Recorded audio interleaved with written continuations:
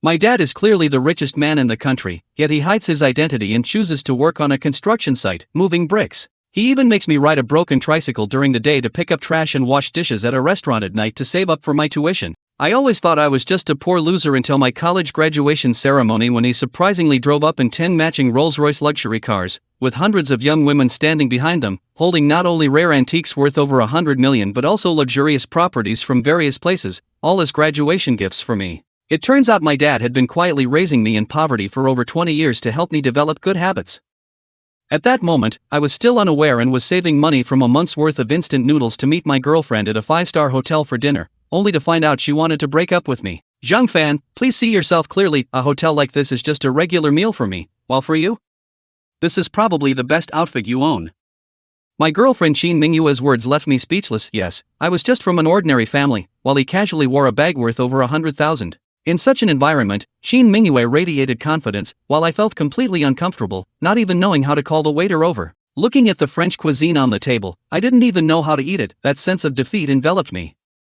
Let's go, Mingyue, it's getting late. A handsome young man walked over to our table, gently sympathizing with Linyu. He was impeccably dressed, and the Porsche key in his hand was particularly glaring to me. The man gentlemanly helped Shin Mingyue up, not even glancing at me once. Compared to his well-fitted suit, my clothes, which cost less than 200 yuan in total, seemed utterly ridiculous. A slight smile appeared on Shin Mingyue's delicate face. Zhang Fan, we're done. Shin Mingyue linked arms with the man and walked out of the restaurant. The striking Porsche roared to life, and several curious waiters had already noticed what was happening. After Shin Mingyue left, a female waiter approached and quietly asked, "Sir, should I clear these away?" Shin Mingyue's words still echoed in my mind. The most hurtful thing wasn't the harsh words but the disdain. The waitress, seeing I didn't respond, glanced at my cheap casual wear and sneered, "Sir, I need to take these away." As she spoke, she reached for the plates in front of me. I suddenly lifted my head, staring at the waitress, my eyes bloodshot, and hoarsely shouted, "Did I ask you to take them?" The waitress was startled by my sudden outburst and instinctively took a step back. I continued to press, "Did I ask you to take them?" This was the service attitude of a star-rated hotel. My shout drew the attention of those around us, most of whom looked at the waitress. The waitress immediately felt embarrassed, looking at my poor appearance, and retorted, "Why are you yelling at me? Did someone dump you? You were silent just now, and now you're acting tough. No wonder someone dumped you." In a fit of rage, I flipped the table in front of me. The waitress coldly laughed. "Go ahead, I want to see if you can afford to pay for this. Don't you know this isn't a place for you to act out?" Security came over, watching me closely. "Don't let him run away." An hour later, I sat in the hotel lobby, looking dejected. The waitress was nearby, mocking me as she looked at the table of dishes I had just used, the decorations on the table worth nearly 10,000 yuan. She was curious to see what my father would do when he arrived. 2 middle-aged men walked into the hotel. One was my father, and the other was our neighbor. At that moment, my father, old Zhao Zhang, had a furrowed brow, and his steps seemed particularly heavy, as if he was suppressing a surge of anger. I immediately walked over and lowered my head. I knew that 10,000 yuan was not a small amount. My father had even called Uncle Zhao over, which probably meant that our family couldn't afford this money. After all, our situation had never been very good. I thought I would be met with a scolding, especially seeing my father's current demeanor, but Zhang Fu only said one word to me. I was slightly taken aback as Zhang Fu slowly exhaled a puff of smoke. "If you're unhappy today, go ahead and smash things. I'll take care of everything." With that, Zhang Fu directly picked up a chair beside him and forcefully threw it at a floor-to-ceiling window. Crack! The crisp sound rang out as the hotel's window shattered into pieces. The female server's expression changed. This guy was showing off, and the old man he called over was just as unreasonable. "Who allowed you to act wild?" The female server immediately yelled at him, and I quickly rushed to stop my father. "Dad, I know I was wrong," Zhang Fu shouted to the side. "Old Zhao, smash." Old Zhao had a fierce look on his face, looking like someone not to be trifled with. He casually picked up a chair and started smashing everything around him. All the valuable decorations and ornaments were overturned and shattered. Watching the luxurious hotel lobby turn into a mess, I stood by, completely stunned. "Are you all crazy? You all like to cause trouble, huh? Acting wild in a newly opened hotel. Let's see how you get out of here today. You'll lose everything you own to pay for this." The female server shouted loudly, but Zhang Fu waved his hand dismissively. "Little girl, no matter how much we pay, it's to the hotel. What does it have to do with you? What are you shouting about? Go find your boss to talk to our boss. You think you're worthy?" The female server pointed at Zhang Fu. "You're all a bunch of unreasonable people. None of you will get away with this." A nearly 2 million yuan Mercedes-Benz G-Class hurriedly stopped at the hotel entrance. The car door opened, and a middle-aged man stepped out. The female server's face lit up with joy. The boss had arrived. The hotel owner looked gloomy and walked quickly. He approached Zhang Fu, his face as dark as could be. Zhang Fu looked at the hotel owner with a light laugh. It seems your management skills are quite average. I know my son's character. If I let him smash things, he'd probably have to ride on his head. The hotel owner nearly buckled at the knees and knelt before Zhang Fu, full of respect. I'm sorry, big boss, big boss. The hotel owner's words left both the female server and me stunned, including the security guards, while only old Zhao remained expressionless, still standing behind Zhang Fu with a stern face. This person is the big boss. The female server's face instantly turned pale. This was called out by the boss himself. It couldn't be wrong. I'm smashing things in my own family's hotel and still calling the police? Zhang Fu looked up at the female server. I ask you, is it okay for me to smash my own things? Is it okay? The female server was so scared that she couldn't say a word, and the phone in her hand fell to the ground with a thud. My father's words left my brain in a state of shutdown. This newly opened hotel was the largest silver jewelry hotel. I usually just envied it from afar when passing by. If it weren't for Qin Mingyue inviting me, I might never have come to such a hotel, and now it turned out to be my family's. I knew my father wasn't someone who liked to joke, and seeing the hotel owner's reaction didn't seem like a joke either. I was actually a rich second generation. This feeling made my head spin. Alright, you little brat, you were too naive before, so there were some things I didn't tell you and your mother. Let's go, some things should be told to you now. My father stood up and walked toward the 4-person elevator in the hotel lobby. Old Zhao, wait here for me to meet the big boss. The hotel owner finally let out a breath, stood up, and walked over to the female server, angrily telling her to pack her things and get lost. I'll personally check the surveillance. If I find you violating hotel service regulations, just wait to pay. The female server's face was filled with panic, regretting it deeply. Who would have thought that the one just dumped by someone else was actually the son of a big hotel owner?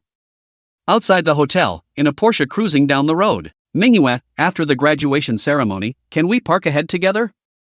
I'm a bit tired, said Qin Mingyue, gently rubbing her forehead as she spoke softly. Zhou Kai, seeing that Qin Mingyue insisted, could only comply. Qin Mingyue got out of the car. It was nearing dusk, and the clouds in the sky were a brilliant red. She turned back to look in the direction of the newly opened hotel, and Zhang Fan's image involuntarily surfaced in her mind. Her boyfriend's pale face and silence made Qin Mingyue feel as if her heart was being tightly gripped. If given a choice, he really didn't want to hurt Zhang Fan, but being in such a family meant many things were beyond his control. His family would never allow him to be with an ordinary person, no matter how much he liked Zhang Fan. I'm sorry, Qin Mingyue murmured, her delicate face devoid of color. On the day of the graduation ceremony, it was probably the last time we would meet. The office on the top floor of the Xinhai Hotel was luxuriously decorated, and I felt a bit cramped sitting there. A few minutes later, an elderly man who looked to be in his 60s walked into the office and looked at my father and me. Old master, young master, it's old Chen. I'll leave this brat's matter to you. There are quite a few auctions coming up. It's good for him to attend and understand the status of our Zhang family in the silver market. Old Chen slightly bowed, understanding. Zhang Fu, my father glanced at me. This brat, we can't explain our Zhang family's business in just a few words, so you might as well follow old Chen and learn while playing. Here's a card for you. Take it and use it. I glanced at it and instinctively asked, how much is on it? Why do you want to know that? Anyway, with your current ability, you definitely can't spend it all, just use it. I also learned a bit about that girl from the Qin family. They have a small company in the silver market, nothing worth mentioning. But their Qin family is from the Yin family side. How about I buy the Yin family's assets and let that girl from the Qin family be your secretary? Then you can bully her however you want. I'm also a Qin. I knew very little about Mingyue's family. He never mentioned it while we were dating, but I wasn't stupid. I could tell from daily life that Qin Mingyue's family was definitely a true wealthy family, and my father even said he could directly buy the Qin family's assets. I couldn't help but feel a surge of excitement but quickly said, Dad, let me handle my relationship with him. Zhang Fu nodded, then you can manage the silver business. It's just right since you've graduated, your mother and I have been busy for so many years. It's time for us to travel and take a break. At that moment, my phone suddenly rang. It was a call from my dorm brothers. Zhang Fan, where are you? We're gathering before graduation. Tonight, our boss chose the Elephant Bar, where the expenses can easily reach thousands. We have to give the boss a good time. Hurry to the bar entrance, we're waiting for you. The voice on the phone was lively, and before I could respond, the call was hung up. Zhang Fu smiled knowingly. Alright, go have a good time with your brothers. Here's a task for you, spend $1 million first. I was speechless. Was my dad trying to make me a spendthrift?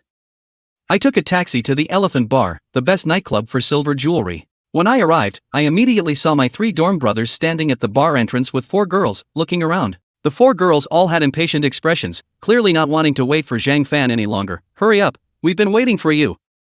The 3rd dorm brother ran over to me as soon as he saw me, while the 4 girls only acknowledged me symbolically. Although I looked decent, in my cheap clothes, under the bright lights and vibrant atmosphere, even the most handsome face seemed worthless. In the nightclub, the dorm leader Chi Shui had stubbornly brought out 1500 today, planning to spend it well, but who would have thought that 1500 was only enough for a low-efficiency night out? After buying 12 bottles of beer, he was out of money, sitting in the most inconspicuous corner, where there was no light. When 4 girls came over, their expressions turned sour. 8 people drinking 12 bottles of beer, how ridiculous. What's the most important thing about going to a nightclub? Its face, of course. Isn't this just soda? Even a poor guy like him tries to play in a nightclub, yet he can't even bear to drink these few bottles. Zheng Fan, this poor guy, was also dumped by Qin Mingyue and came to drown his sorrows in alcohol. A mocking voice rang out, and a young man was seen swinging his body to the dynamic music in the nightclub. His name was Wang Zhe, also a student at Silver University, a rich second generation. By his junior year, he was already driving a BMW 3 Series. Wherever he went, he attracted the attention of girls, living a life of ease and pleasure. Upon hearing Wang Zhe's words, Chi Shui and the others couldn't help but look at me. They had just learned about my breakup with Qin Mingyue, who was an absolute goddess at Yin University. The line of suitors for Mingyue stretched from the south campus to the north campus, yet no one expected that in the end, Qin Mingyue would choose Zheng Fan, making me the enemy of almost all the boys in the school, drawing a lot of jealousy. Does my business have anything to do with you? I glanced at Wang Zhe. What did I say? Does it have anything to do with you? Wang Zhe completely dismissed me, and after speaking, he ignored me, turning his attention to the 4 girls Chi Shui had called over. Ladies, why don't you come to my table for a drink later? Wang Zhe said, pointing to his seat near the center of the bar, where 2 bottles of expensive foreign liquor worth 5,000 or 6,000 were displayed, all very impressive. The 4 girls' eyes lit up at the sight, but they still said, "We're not going, we're just sitting for a bit and then leaving." Wang Zhe's interruption instantly killed the mood for Chi Shui and the others. If they hadn't spent over 1,000 today, they would have planned to leave. The 4 girls said they were going to the restroom, but after waiting for a full half hour, none of them returned. Chi Shui glanced around the crowded bar, a hint of anxiety showing on his face. Where are they? Could something have happened? Something happened in the dorm. The third guy scoffed and then pointed. Look over there. Following the direction of the third guy's finger, Chi Shui saw Lulu and the other 3 girls had somehow made their way to Wang Zhe's table. They were having a great time drinking. Chi Shui, seeing this, slammed his hand on the table, stood up, and walked towards Lulu and the others. Lulu, what do you mean? You said you wanted to come to the elephant to play and asked me to bring you, but now you're drinking with someone else. What do you mean by that? Lulu looked at Chi Shui with disdain. You brought me here but only ordered 12 bottles of beer, which is still embarrassing. Laughter erupted from the crowd. I told you, poor guys shouldn't try to pick up girls. This elephant is not a place for you to play. I nodded in agreement. It really wasn't how it worked, I shouted. Waiter. A waiter immediately came over. Hello, sir, what do you need? Open the table in the very center for me. I pointed to the middle of the bar. Upon hearing this, Chi Shui and the others immediately stopped. Zheng Fan, are you crazy? The minimum consumption for that table is 15,000. Don't be foolish. Wang Zhe laughed out loud at this. Don't pay attention to him. He can't afford it, just ignore this idiot. I pulled out the card from my pocket and slammed it on the table. Bring out as many bottles of the 9,800 Black Label as you have. The best looking ones. Bring me as many as you can. The waiter, upon hearing this, first reacted with disbelief. 9,800 for 1 bottle of Black Label? How much would that cost if we brought out all of them? But when the waiter saw the card I pulled out, he was incredibly tempted. If this were real, he didn't even know how much his commission for the night would be. Soon, the manager of the nightclub came over. Seeing the waiter speaking about the esteemed guest who wanted all the bottles of Ace of Spades, he was very polite. Bro, we still have exactly 88 bottles of Ace of Spades left, and the total price comes to $1 million. With a wave of my hand, I said, you decide how to serve me. As the manager's POS machine emitted a soft beep, indicating a successful card swipe, both he and the waiter were filled with ecstatic joy. $1 million. Their commission would be 100,000. Meanwhile, Chi Shui, Wang Zhe, and Lulu had completely lost interest. Is this for real? Zheng Fan, this poor guy, just spent $1 million at the bar, while the other customers, who spent only a few thousand to nearly 10,000, looked at me with envy. I could feel various gazes directed at me, feelings I had never experienced before. Qin Mingyue, oh Qin Mingyue, you really taught me a lesson. Suddenly, I opened my eyes wide and looked at the 88 bottles of Ace of Spades in front of me. A normal person would store these bottles before leaving, to take them out the next time they came. That would make me the center of attention again, but clearly, I was not, and I didn't even know if these bottles could be stored. Open all of them for me, I said. The waiter was a bit nervous. There was no way to finish all this wine. If we couldn't finish it, just pour it on the ground today. The waiter realized what it truly meant to be a wealthy person. Wang Zhe, who had been so smug before, now had no trace of arrogance on his face. He politely walked up to me and said, Brother Zhang, my little brother didn't understand anything before. I hope you can forgive me. Wang Zhenao called me brother. This night was filled with intoxication and absurdity. I leaned back on the sofa, my eyes half closed, and the image of Qin Mingyue from dinner earlier flashed through my mind, making my heart ache. When I woke up, I felt an immense headache. I had been too excited yesterday and drank too much, so I couldn't remember anything afterward. I vaguely recalled old Chen taking me back to his hotel from the bar entrance. I rubbed my temples and looked around the luxurious room. I took out my phone and found the class group chat exploding with messages, one after another. Haven't you heard? Lu Bai has started his own company. He was recruiting at our school on graduation day. So impressive, starting a company right after graduation. You should know Lu Bai's father is quite something. By the way, have you heard of Zhou Kai from Zhou's Corporation?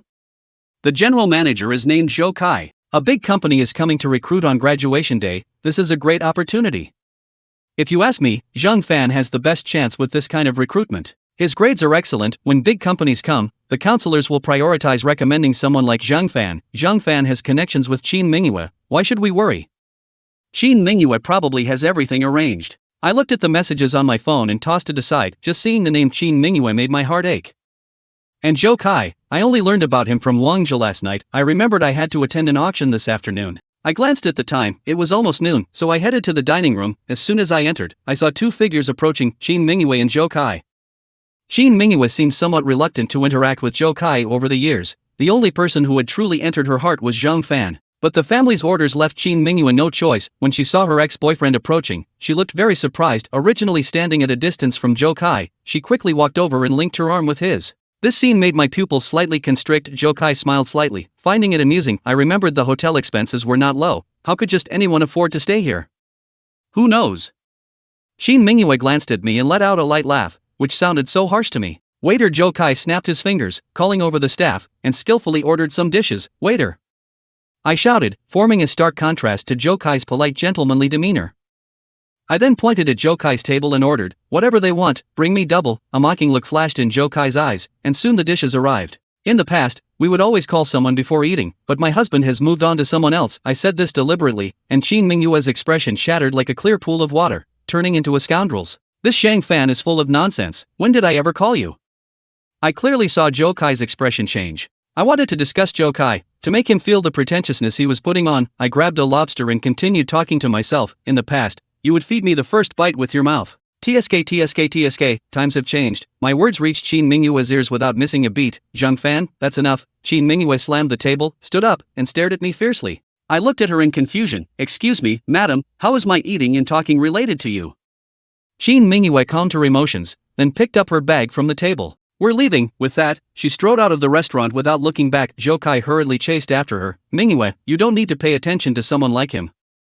But as I watched Qin Mingyue's departing figure, the smug smile on my face vanished, and the delicious food on the table felt like chewing wax. I'm not eating anymore, I said irritably as I stood up. Qin Mingyue sat in the hotel lobby, calming her emotions. What angered her wasn't what I said. She didn't care how Zhou Kai would think. What upset her was how Zhang Fan had suddenly changed. The previous him was studious, gentle, and steady, but now I look like a good-for-nothing. She didn't want to see this version of Zhang Fan. Qin Mingyue turned to see Zhou Kai chasing after her, but her gaze didn't linger on him for more than a second.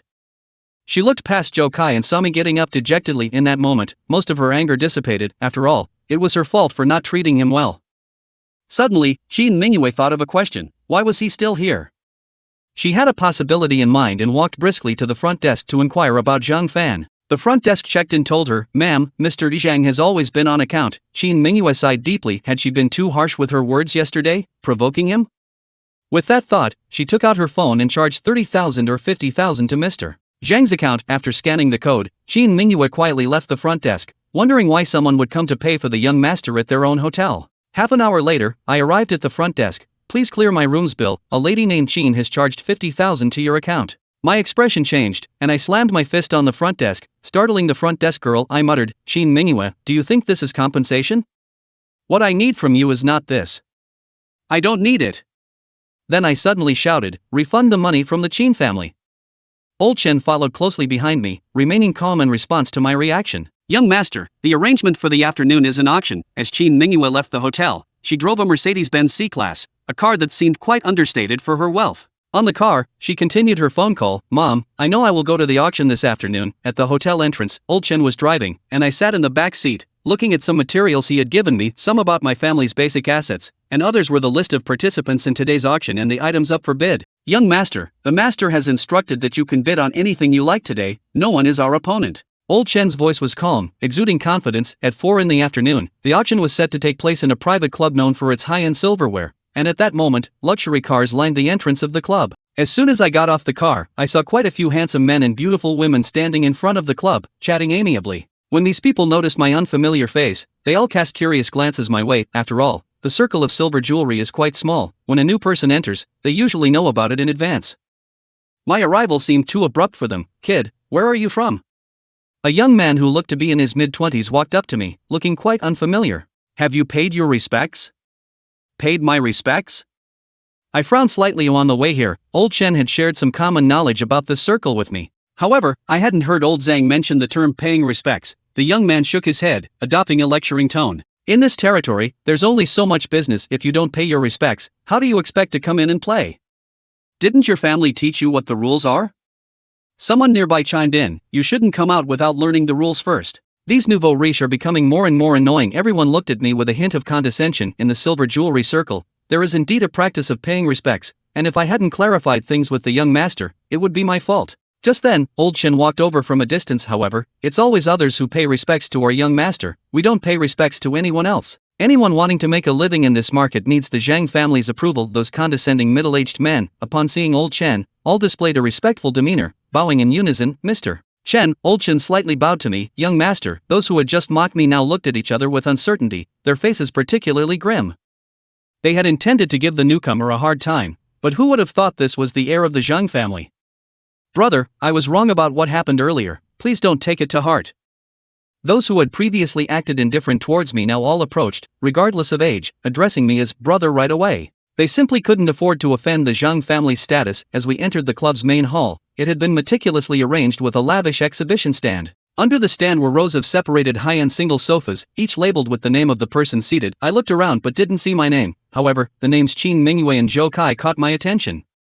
Young master, we're over there. Chen pointed to the second floor, where there was a semi-transparent private room. The huge floor-to-ceiling windows allowed a clear view from inside the private room, but kept us hidden from the outside. Soon, the auction began, with a professional host creating an atmosphere on stage, and beautiful hostesses presenting the items, waiting for bids from the audience. I sat there watching the entire time, not bidding once. Old Chen couldn't help but remind me, young master, although no one here can compete with us, you should at least make a gesture and bid on a couple of items for fun. At that moment, the next auction item appeared, 2 stamps, which were limited editions and highly sought after by stamp collectors. Qin Mingyue, who had been quietly observing without bidding, raised her bidding paddle. 100,000. Mingyue, are you interested in stamps?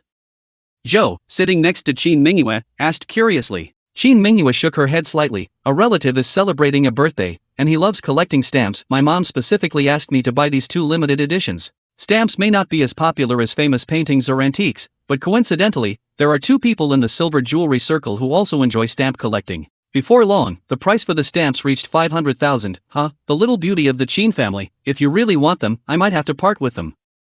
A middle-aged man who had been bidding against Qin Mingyue laughed heartily. Qin Mingyue nodded slightly. Thank you for your generosity. The host, seeing that the bidding had concluded, announced, 500,000, first call, 500,000, second call, 1 million. In the VIP room on the top floor of the club, Old Chen's voice suddenly echoed in Qin Mingyue's mind. If it were something she liked, Qin Mingyue would definitely choose to give it up, but this time it was for an elder's birthday celebration. Taking a deep breath, she raised the bidding paddle in her hand. Before Qin Mingyue could speak the price, Old Chen's voice rang out first, 2 million. Qin Mingyue bit her lip lightly, 2 million for 2 stamps, which clearly exceeded their actual value by a large margin. Seeing Qin Mingyue like this, Zhou Kai immediately volunteered. Mingyue, don't worry, I'll definitely help you get these stamps. No one can stop me. After Zhou Kai patted his chest to assure Qin Mingyue, he stood up and addressed the brother upstairs. I am Zhou Kai from the Zhou family and in province. This is something cherished by an elder. If possible, I hope you can part with it. After Zhou Kai finished speaking, he waved his bidding paddle. 3 million, 3 million. First time, 3 million. Second time, just as the host was about to call out 3 million for the third time, Old Chen, who had been calm for a long time, spoke up. No matter what he bids, I'll add 1 million. Old Chen's words immediately caused an uproar. The Zhang family certainly spoke with great financial power. In the private room on the second floor of the club, Old Chen stood beside me. Young master, although we are the richest here, it's still better not to bully others too much. I looked out the window and suddenly asked, Old Chen, how is the Zhou family's business? Old Shen answered without much thought. The Zhou family's main business in province is some channels. Their hats are doing quite well, ranking decently in province. I extended one hand, tapping 4 fingers back and forth on the table in front of me. I need all the information about the Zhou family, including their partners. Old Shen looked at me, his heart tightening regarding my Zhang family. Although I had always been raised in a modest way, my growth had always been under the attention of the Zhang family. My university mentor was an elite specifically invited by the Zhang family for targeted training during my studies, and I had always studied diligently. Therefore, Old Shen absolutely believed in my abilities, which is why the Zhang family entrusted me with managing all the silver businesses just before my graduation. At that moment, Old Shen saw a strong sense of aggression in my eyes. Young master, are you planning to take action against the Zhou family? I took a deep breath, a smile appearing on my face. Friends, we business people value having more friends and more paths. This stamp is something cherished by an elder. I must get it. Zhou Kai's words showed his determination, and then he raised the bidding paddle to 5 million. After calling out his bid, Zhou Kai sat there silently, looking confident. This time, the upstairs box fell silent again. It seemed the Zhou family was a bit more aggressive. After both families expressed their determination, the Zhang family conceded. The host then picked up the wooden hammer in his hand. 5 million, first time, 5 million, second time. Didn't you hear what I just said? Old Shen's voice rang out again, mixed with a lot of authority. No matter how much he bids, we'll add 1 million. The Zhang family spoke with dominance once more, and Zhou Kai's face turned extremely ugly. He thought, is this Zhang Jiazhen really out of his mind? Is a stamp worth this much? And hasn't the Zhang family heard of the Zhou family? The host on stage, seeing the situation, decisively hammered down. This stamp is won by the Zhang family. I had never looked at that stamp even once. My gaze had always been fixed on Qin Mingyue, murmuring to myself, when can I make you let go of your pride? Her calm demeanor when we broke up yesterday was deeply etched in my mind, impossible to erase. The 2 stamps that fetched a sky-high price were handed to Old Shen. As I left the club through the VIP passage, I thought, Brother Zhang really has a big hand. 6 million for 2 stamps. It seems Brother Zhang is not as approachable as he appears. A beautiful woman slowly walked towards me, a faint smile on her face as she extended her small hand. Zhang Gij, I'm Li Nuo, Li Chaoyang's daughter. I began to search my mind for the name Li Chaoyang, a real estate developer who had some standing in silver jewelry as well. I also reached out my hand, and just as we shook hands, I saw Qin Mingyue and Zhou Kai walking side by side towards me.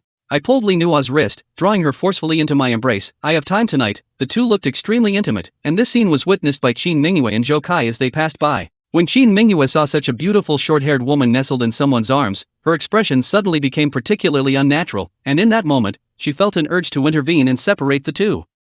Zhou Kai let out a cold laugh, noting that while this guy had a way with women, a man should still have some ambition. Otherwise, what was the difference between someone who only relied on others and social trash? After Qin Mingyue and Zhou Kai got into their car, Li Nuo, who had been leaning against me, stood up and flashed me a charming smile. Alright, Gij, they're gone now. You don't need to keep pretending with me. I've helped you a lot, so remember not to ask me out for dinner, okay?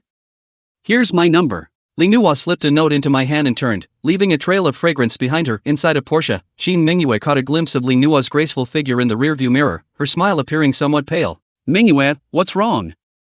Zhou Kai reached out to take Qin Mingyue's hand, but she dodged away. Qin Mingyue brushed her bangs aside and shook her head. I'm fine, just feeling a bit unwell. Can you pull over up ahead?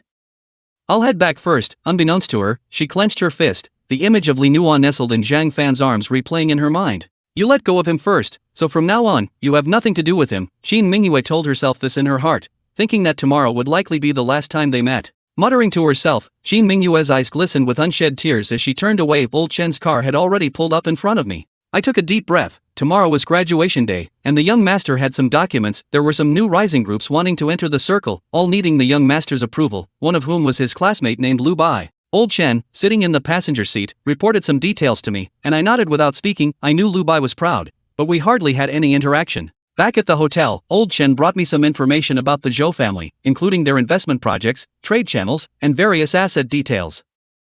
Late at night, a plan to deal with the Zhou family was thoroughly laid out on my computer. I hope your strength matches your pride. You still want to enter the business circle. Interesting. The next morning, I headed to school, and Zhang Fan was there. Our talented scholar had received 4 years of scholarships, and upon graduation, many companies would be vying for him. If you ask me, Qin Mingyue probably already has her ideal partner lined up. Everyone had heard a bit about Qin Mingyue's family situation, and as soon as those words were spoken, many eyes turned towards her. Faced with so many gazes, Qin Mingyue smiled gently. Zhang Fan and I have broken up. Haha, that's a good thing. A loud laugh erupted. I told you, what right does a loser like Zhang Fan have to be with Mingyue? Everyone looked at the speaker, who was Lu Bai, standing at one 8 meters tall, quite handsome, Zhang Fan. You should have looked in the mirror and seen what you're worth. What makes you think you deserve Qin Mingyue? Lu Bai walked up to me with a mocking expression. I glanced at Lu Bai from head to toe. If I'm not good enough for you, then who are you to say I'm not? I retorted. Is it really necessary for a sycophant to come out this early to talk? What the hell are you saying? A shout of anger immediately rang out, and a lackey of Lu Bai's rushed over, pushing me without hesitation, clearly ready to fight at the slightest provocation. The classmates in the class hurried to mediate, but it was evident that he had no intention of backing down. Fine, what's the point of arguing with someone like this? Just a poor loser, Lu Bai shrugged. Come on, the recruitment is starting. If you're slow, you'll miss it. This graduation job fair was particularly bustling, with many well-known companies there to recruit, and the graduates energetically introducing their experiences. Lu Bai, also a graduate, was not among those submitting resumes. Instead, he sat at a recruitment booth, shaded by a sun umbrella, sipping a cold drink, chatting and laughing with representatives from other companies, looking extremely carefree. My gaze met Lu Bai's, and coincidentally, he looked over at me too. Lu Bai smiled. Zhang Fan, want to come for an interview at my company?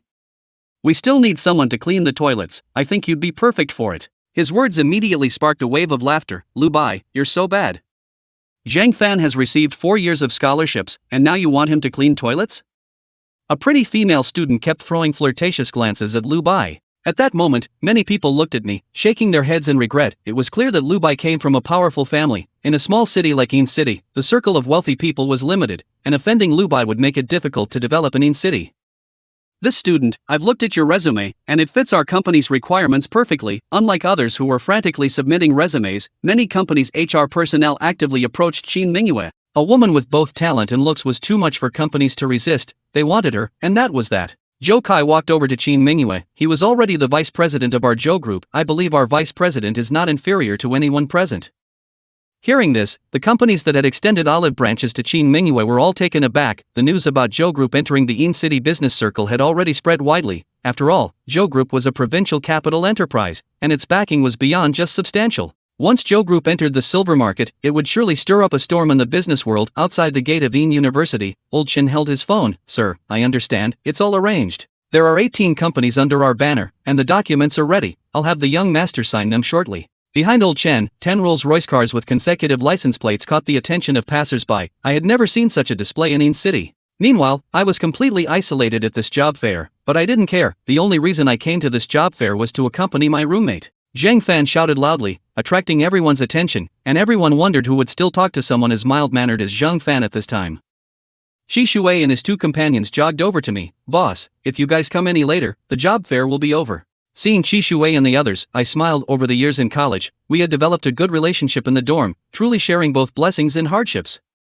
Shi Shui was panting and said, "It's all your fault for being so strict that day. I feel like I'm still hungover today. My head is all foggy since I woke up." Shi Shui smiled awkwardly, while Lan Jian showed a shy expression, clearly having developed well with Lulu. Stop teasing the boss, hurry up and submit your resumes. I urged from the side, and only then did Shi Shui and the others realize what today was about, quickly clutching their resumes and heading towards the relevant booths. Lu Bai, I'm from the dorm where you looked at my resume before. The third one approached Lu Bai with his resume. They had just arrived and were unaware of the earlier conflict between Lu Bai and me. Lu Bai glanced at the resume handed over by the third one, then sneered and tossed it directly into the nearby trash can, muttering garbage. This action left the third brother stunned. What do you mean, Lu Bai? We had an agreement. Who do you think you are?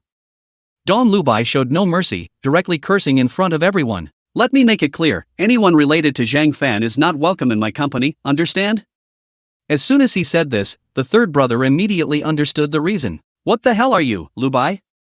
I don't even care. On the other side, Shi Shui and the second brother in the dormitory were holding resumes. They had previously submitted their resumes to the Zhou group and had some contact. Just as they were about to sign the agreement, Zhou Kai appeared. He glanced at Shi Shui and the other brother, then waved at the HR, telling them to get lost. We at Zhou group don't need anyone related to Zhang Fan. After this was said, Shi Shui and the other brothers' expressions changed instantly. They never expected that Zhang Fan had a grudge with Zhou group as well. The Lu Bai family held a significant position in silver jewelry, while Zhou Group was undoubtedly a powerful player. When they spoke, most local enterprises had to give them some face. So after the two finished speaking, the other companies tossed the resumes of the three who had just received soft drinks into the trash can. Clearly, they did not intend to offend a prestigious entity like Zhou Group over such trivial matters. The small maneuvers of the major enterprises were naturally observed, and Shi Shui and the others clenched their fists tightly outside the school gate in anger. Under old Chen's guidance, 10 consecutive Rolls-Royces lined up in a row. Behind these 10 Rolls-Royces were a fleet of brand new supercars, all pristine, even the license plates. These were all graduation gifts that Zhang Fu was going to give me. Behind these supercars stood no less than 100 young people, each holding a tray covered with silk embroidered with gold thread. On the trays were not only precious collectibles but also property deeds from various places, each enough for an ordinary person to strive for a lifetime. At this moment, old Chen held the phone, saying that everything was ready. The school had also notified the principal, and soon the convoy would be arranged to enter. The news had not leaked. The young master still knew nothing, and everything was going well. Zhang Fu praised on the phone. That little girl from the Qin family actually looks down on me. It's really funny. By the way, how's the investigation on Xiaoran's roommates going? Their backgrounds are fine. When Xiaofan was in school, his roommates helped him a lot. We are not ungrateful people. Wait, arrange some positions for them too. Let them gain some experience, Zhang Fu instructed. I won't be returning to the country for a while. Xiaofan is still young, so take good care of him. Old Chen respectfully replied, then picked up a walkie-talkie and instructed, prepare to enter the school, keep the speed uniform, and get the helicopter ready. The grand scene outside the campus attracted countless onlookers, all waiting to see my joke. Who is Lu Bai? His father has at least tens of millions in assets and is directly investing 5 million as a down payment for his son's company. If Zhou Kai, the CEO of Zhou Group and Silver Jewelry, is targeted by these two, then what hope is there for anyone still in the silver jewelry business?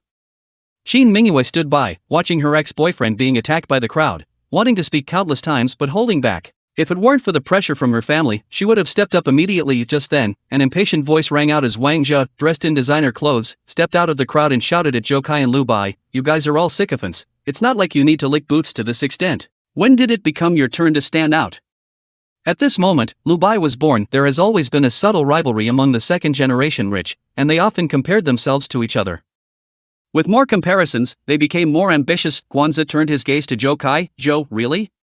Do you truly think your father has great power? Have you never considered that Zhang Fan is someone you can't afford to offend?" The entire recruitment scene erupted in a burst of laughter. Was Zhang Fan really someone the noble Wang Dishao couldn't provoke? What if someone suddenly rushed in and said right in front of me, "Master, the 3-year term has ended"? Zhou Kai glanced at Qin Mingyue beside him and said, "Mingyue, it seems your judgment was really poor before. The view here is about right. Let's leave for now." Zhou Kai pointed towards the campus parking lot, where a brand new Ferrari stood out uniquely. This was Zhou Kai's car, and wow, it was just too cool. The praise was overwhelming. Thinking of Zhou Kai filled him with pride. Zhou Kai's gaze instinctively swept towards the parking lot, but during that moment, a row of 10 brand new matching Rolls-Royces caught his eye. This startled Zhou Kai. The cheapest of the 10 Rolls-Royce Phantoms cost over 7 million, and with various options, each one was worth tens of millions. 10 cars meant $1 billion. In a small place like Inshur, which family had such financial power? The 10 Rolls-Royces, moving in unison, slowly drove towards the recruitment event. The visual impact of this scene was immense. No one bothered to mock him anymore, as everyone took out their phones, frantically capturing the moment. Oh my god, look at the helicopters! How many are there? Below each helicopter hung a banner, each one reading, "Congratulations, young master, on completing your studies and graduating." Zhou Kai took a deep breath. Although the Zhou family could put on a show like this, they wouldn't go to such lengths for just one family graduate. Even for the designated heir of the Zhou family, it wouldn't take a second. The doors of the 10 Rolls-Royces opened simultaneously, and from each car stepped out a driver, all dressed in black suits, wearing pristine white gloves and sunglasses, standing straight beside the cars. This scene left everyone in awe. An elderly man, looking quite distinguished, stepped out from the formation. It was Old Chen. Under the gaze of everyone, Old Chen slowly walked up to me. Amidst the shocked stares, Old Chen bowed in a rather gentlemanly manner and congratulated the young master on his university graduation. His voice was not loud, but it clearly reached everyone's ears. As soon as Old Chen finished speaking, the drivers beside each car and the 100 or so young women in kipayos holding trays all bowed as well, their angles perfectly synchronized, congratulating the young master on his graduation. A uniform voice rang out, carrying an indescribable penetrating power. At the recruitment event, everyone was stunned. Even Wang Zhou and Qi Shuwei, who had seen Zhang Chen's wealth, were stunned.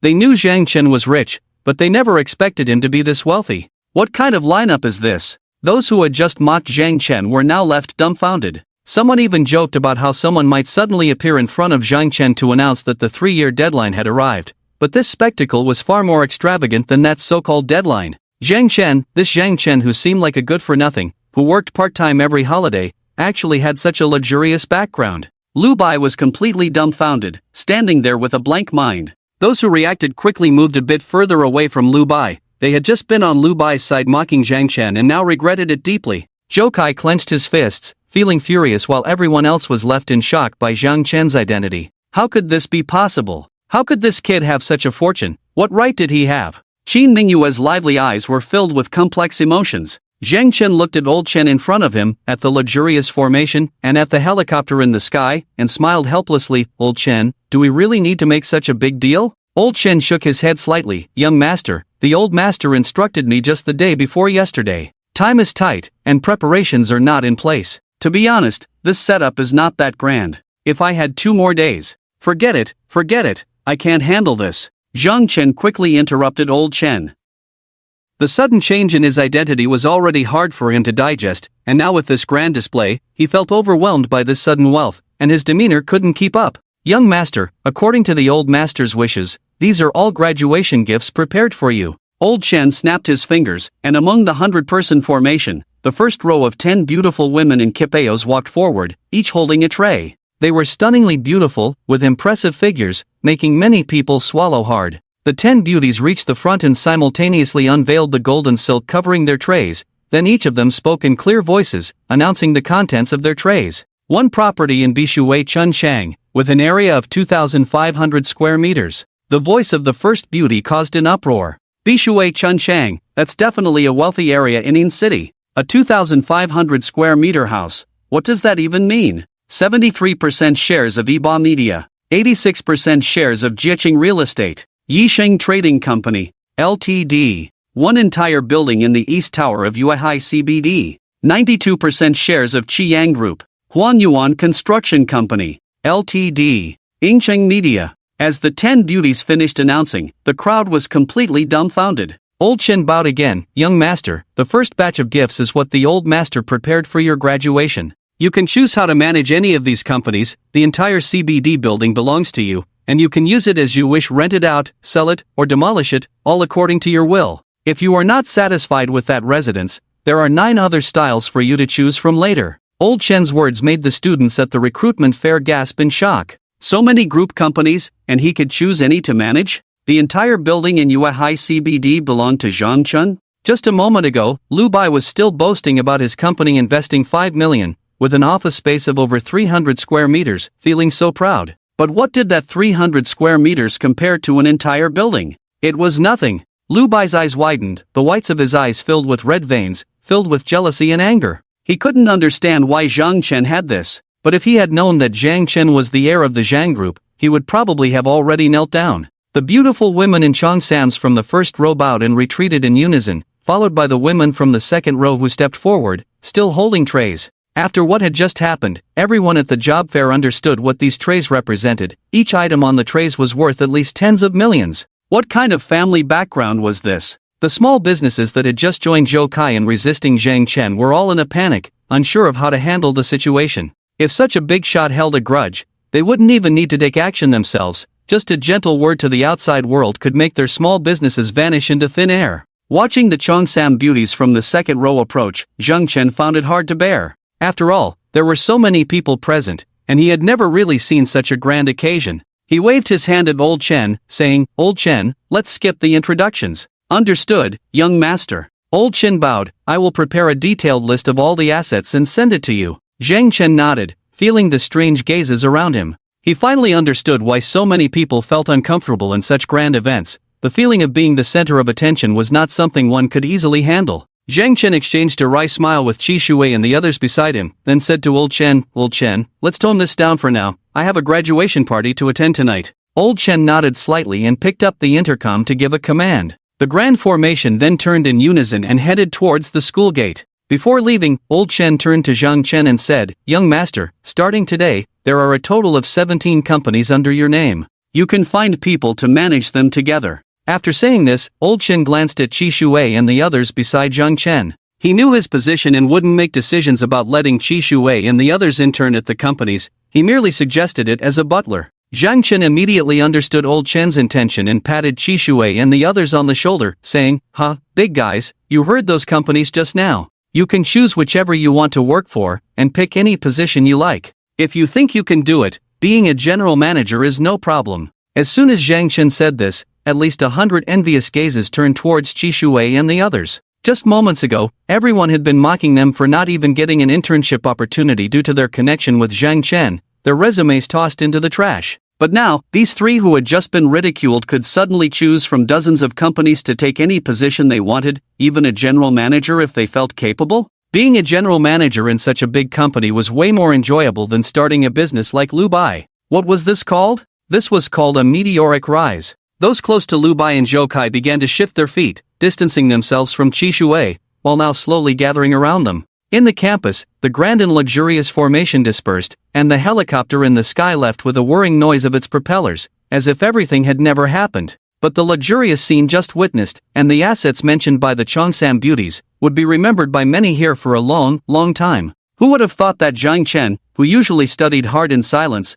and even took summer jobs during holidays, had such a family background? Look at Zhang Chen, his family is so wealthy, yet he still knows the value of hard work. And then look at you, Lu Bai, who gets cocky with just a little money, wanting to step on Zhang Chen? Take a look in the mirror and see what you really are. Qi Shuwei and the others clearly had never experienced being the center of attention like this, and for a moment, they all looked at Zhang Chen. Let's get out of here, Zhang Chen said without hesitation, then strode towards the school gate. As he ran, he turned to look in the direction of Qin Mingyue, who had been watching him all along. The moment their eyes met, a smile unconsciously crept onto Zhang Chen's lips. Qin Mingyue, you left me because you thought I was poor, but look at me now, am I still poor? After running out of the school and confirming that no one was chasing them, Zhang Chen and the others finally stopped. Those classmates were about to swarm around them, and the female classmates looked as if they could eat Zhang Chen alive. Qi Shuwei clearly saw a voluptuous female classmate unbuttoning 2 buttons of her shirt, boldly revealing herself to Zhang Chen. If they hadn't run just now, they really wouldn't have been able to escape. Zhang Chen, I know you have money, but this is too exaggerated. Qi Shuwei recalled the scene from just now, still a bit dazed. Zhang Chen smiled wryly, I think it's a bit exaggerated too. Old 4, your story will be talked about in this school for at least the next 10 years. The third roommate gave Zhang Chen a thumbs up. Qin Mingyue watched Zhang Chen until he disappeared, her gaze still blankly fixed in that direction, feeling both happy and lost. She was happy for Zhang Chen's sudden change in status, yet disappointed in herself for not holding on to love. Ignoring Zhou Kai beside her, she walked out of the school while pulling out her phone to make a call. Xiaoling, I graduated, come drink with me at the Elephant Bar. Zhou Kai watched Qin Mingyue's reaction, his face darkening. However, he vaguely heard her mention drinking, and his eyes dimmed as he pulled out his phone. Keep an eye on Qin Mingyue for me, see where she goes to drink later. Also, have someone check the license plates from INE 00000 to INE 99999. At 10 o'clock that night, after finishing up graduation matters, Zhang Chen was about to head home when he received a call from an unfamiliar number. He answered, and a sweet voice came through, Zhang Gij, you're so heartless. I pretended to be your girlfriend yesterday, and now people are holding a grudge against me. You said you would treat me to a meal, but not even a call, it's really hurtful. Just the title Zhang Gij immediately made Zhang Chen think of someone, and Li Nua's stunning and sexy image naturally flashed in his mind. To be honest, he found it a bit overwhelming dealing with this bold rich girl. When had he ever interacted with such a vixen in his upbringing? Zhang Chen scratched the back of his head, feeling a bit embarrassed as he replied, sorry, I was busy with graduation today. How about I treat you to a meal tomorrow? I shouldn't have to bring it up myself. No, tomorrow is too late. I pretended to be your girlfriend yesterday, and you have to come pretend to be my boyfriend now. I don't want to watch them show off their love. It's at my family's Elephant Bar, and since you spent $1 million last time, I'll have the manager give you a membership card. The Elephant Bar is owned by your family? Zhang Chen was taken aback. Yeah, and it's entrusted to me to manage. Thanks for the $1 million you spent last time, Zhang Chen Gij. Li Nua giggled and hung up. Zhang Chen could only smile wryly as he took a taxi to the Elephant Bar. Meanwhile, downstairs at the Elephant Bar, Qin Mingyue parked her car. At the entrance, a stylish blonde beauty waved excitedly upon seeing her. Mingyue. When Qin Mingyue saw this woman, a rare knowing smile appeared on her face. Xiaoling, you're going to drive me crazy. Oh, can't you hurry? I've asked you to drink so many times, and you keep blocking me with school. Come on, there will definitely be a lot of handsome guys tonight. Xiaoling strode up, linking her arm with Qin Mingyue's as they walked into the Elephant Bar, chattering away and occasionally bursting into laughter, looking particularly happy. Half an hour later, Zhang Chen also arrived at the bar's entrance. Having never been to this bar before, he had already come twice in a short time, and this time he felt less awkward than before. Zhang Chen walked to the entrance, provided the booth information, and someone led him inside the bar. Dynamic music played, and people swayed to the rhythm. Zhang Chen, led by the waiter, met Li Nuo. The booth where Li Nuo sat was slightly off-center from the main area. Today, Li Nuo was dressed exceptionally attractively. A short skirt perfectly showcased her long, fair legs, while a simple black camisole revealed her flat stomach with a hint of defined abs, making her figure hard to look away from. Despite her sensuality, her short hair added a touch of heroism, and a light makeup enhanced her delicate features, giving her a playful charm. When Zhang Chen saw Li Nuo, he was genuinely taken aback. In Li Nuo's booth, there were several men and women seated. "You're here!" Li Nuo exclaimed upon seeing Zhang Chen, her face instantly lighting up with a smile as she flew into his arms, creating an intimate atmosphere. Zhang Chen noticed that two men were casting unfriendly glances his way. "Hey, Li Nuo, not bad, pretty handsome. When did you sneak off to eat alone?" Two sensually dressed women were sizing Zhang Chen up, and although they spoke positively, there was a hint of disdain in their eyes. After all, Zhang Chen's clothes looked rather cheap. "This is my friend, Zhang Chen," Li Nuo said playfully, linking her arm with his while introducing him to the others at the table. Zhang Chen observed that there were 3 men and 3 women at the table, with the rest being couples, leaving only Li Nuo and the man who seemed displeased with him. He had a good idea of the situation at tonight's gathering. Now that Li Nuo had called him over, it was clear he was being targeted. Remembering the waiter's attitude towards Li Nuo earlier, Zhang Chen guessed that she hadn't mentioned that the elephant bar was her family's place to the others present, so he decided to play along. "Bro, you're late. How about a few penalty drinks?" The man who looked displeased with Zhang Chen spoke up. He appeared to be in his mid-20s and was sitting right in the center of the booth, clearly the one footing the bill for the gathering. Zhang Chen acted generously, raising 3 glasses and downing them. "Come on, bro, let's play." The other 2 men immediately stood up, eager to drink with Zhang Chen, clearly wanting to get him drunk to give the man in the center a chance. Zhang Chen made a helpless expression at Li Nuo, who quickly chimed in, "If we're playing, let's all play together. Why just take my boyfriend?" "No way, Nuo, let the men play, we'll play among ourselves." The 2 women pulled Li Nuo over to the man in the center. "Come on, let's drink." Outside the elephant bar, Jokai answered a call with a gloomy expression, directly asking, "How's the investigation going?" "Mr. Zhou, we found out that the license plates from INE 00000 to INE 99999 all belong to a rental car company. I also inquired, and the 2,500 square meter penthouse in Bishui Chengchi is not for sale at all. The owners of Iba Media and Yisheng Trading are prominent figures in IN City, and I found out that the board structure of these 2 companies hasn't changed." Listening to the voice on the phone, Jokai's gloom gradually lifted, replaced by a smile. "I knew it. Everything is fake. Like to put on a show, huh? Zhang Chen, you really know how to play the game, inviting so many people and renting so many luxury cars. You're not forcing your parents to sell their house just to pay the rent, are you? Ha ha ha." Jokai happily hung up the phone, sneering in disdain and anger. This Zhang Chen really knows how to act, trying to save face in front of Mingyue, huh? I'll make sure to tell Mingyue all about what you've done. Jokai walked into the elephant bar, where his informant told him that Qin Mingyue was inside. At the booth, Zhang Chen had already consumed quite a bit of alcohol. Li Nuo was also being pulled by the 2 women, sitting next to the man in the center. As a lewd hand approached closer, Li Nuo quickly stood up, brushing her bangs aside. "I need to use the restroom." After finding an excuse, Li Nuo hurriedly left. The man sitting in the middle stared intently at Li Nuo's retreating figure. Under the flickering lights, her alluring silhouette was particularly tempting. The man licked his lips. This Li Nuo, so full of herself. What is she so proud of? One of the women scoffed. "Carrying a designer bag every day, who knows if it's real or fake? Every time we ask what her family does, she never tells us." With that attitude, she probably just wants to inflate her own value. "Inflating value doesn't matter," the man in the middle said dismissively. "What's scary is when something is priceless. Anything that can be settled with money isn't a big deal." As he spoke, he rolled up his sleeve, revealing a green Submariner watch that had already skyrocketed to 110,000. This display immediately made the 2 women's eyes light up. They knew this man was wealthy, but they hadn't expected him to be this rich. It was truly a bargain for that little vixen Li Nuo. The 2 women had known Li Nuo for 2 or 3 years and had a decent relationship, but they were unaware of her family background. This time, hearing from their boyfriend that a friend was coming to visit and wanted them to introduce a girl, they thought of Li Nuo as a potential match. They initially thought this man was just a bit pretentious, especially since he ordered over 10,000 worth of drinks at the bar,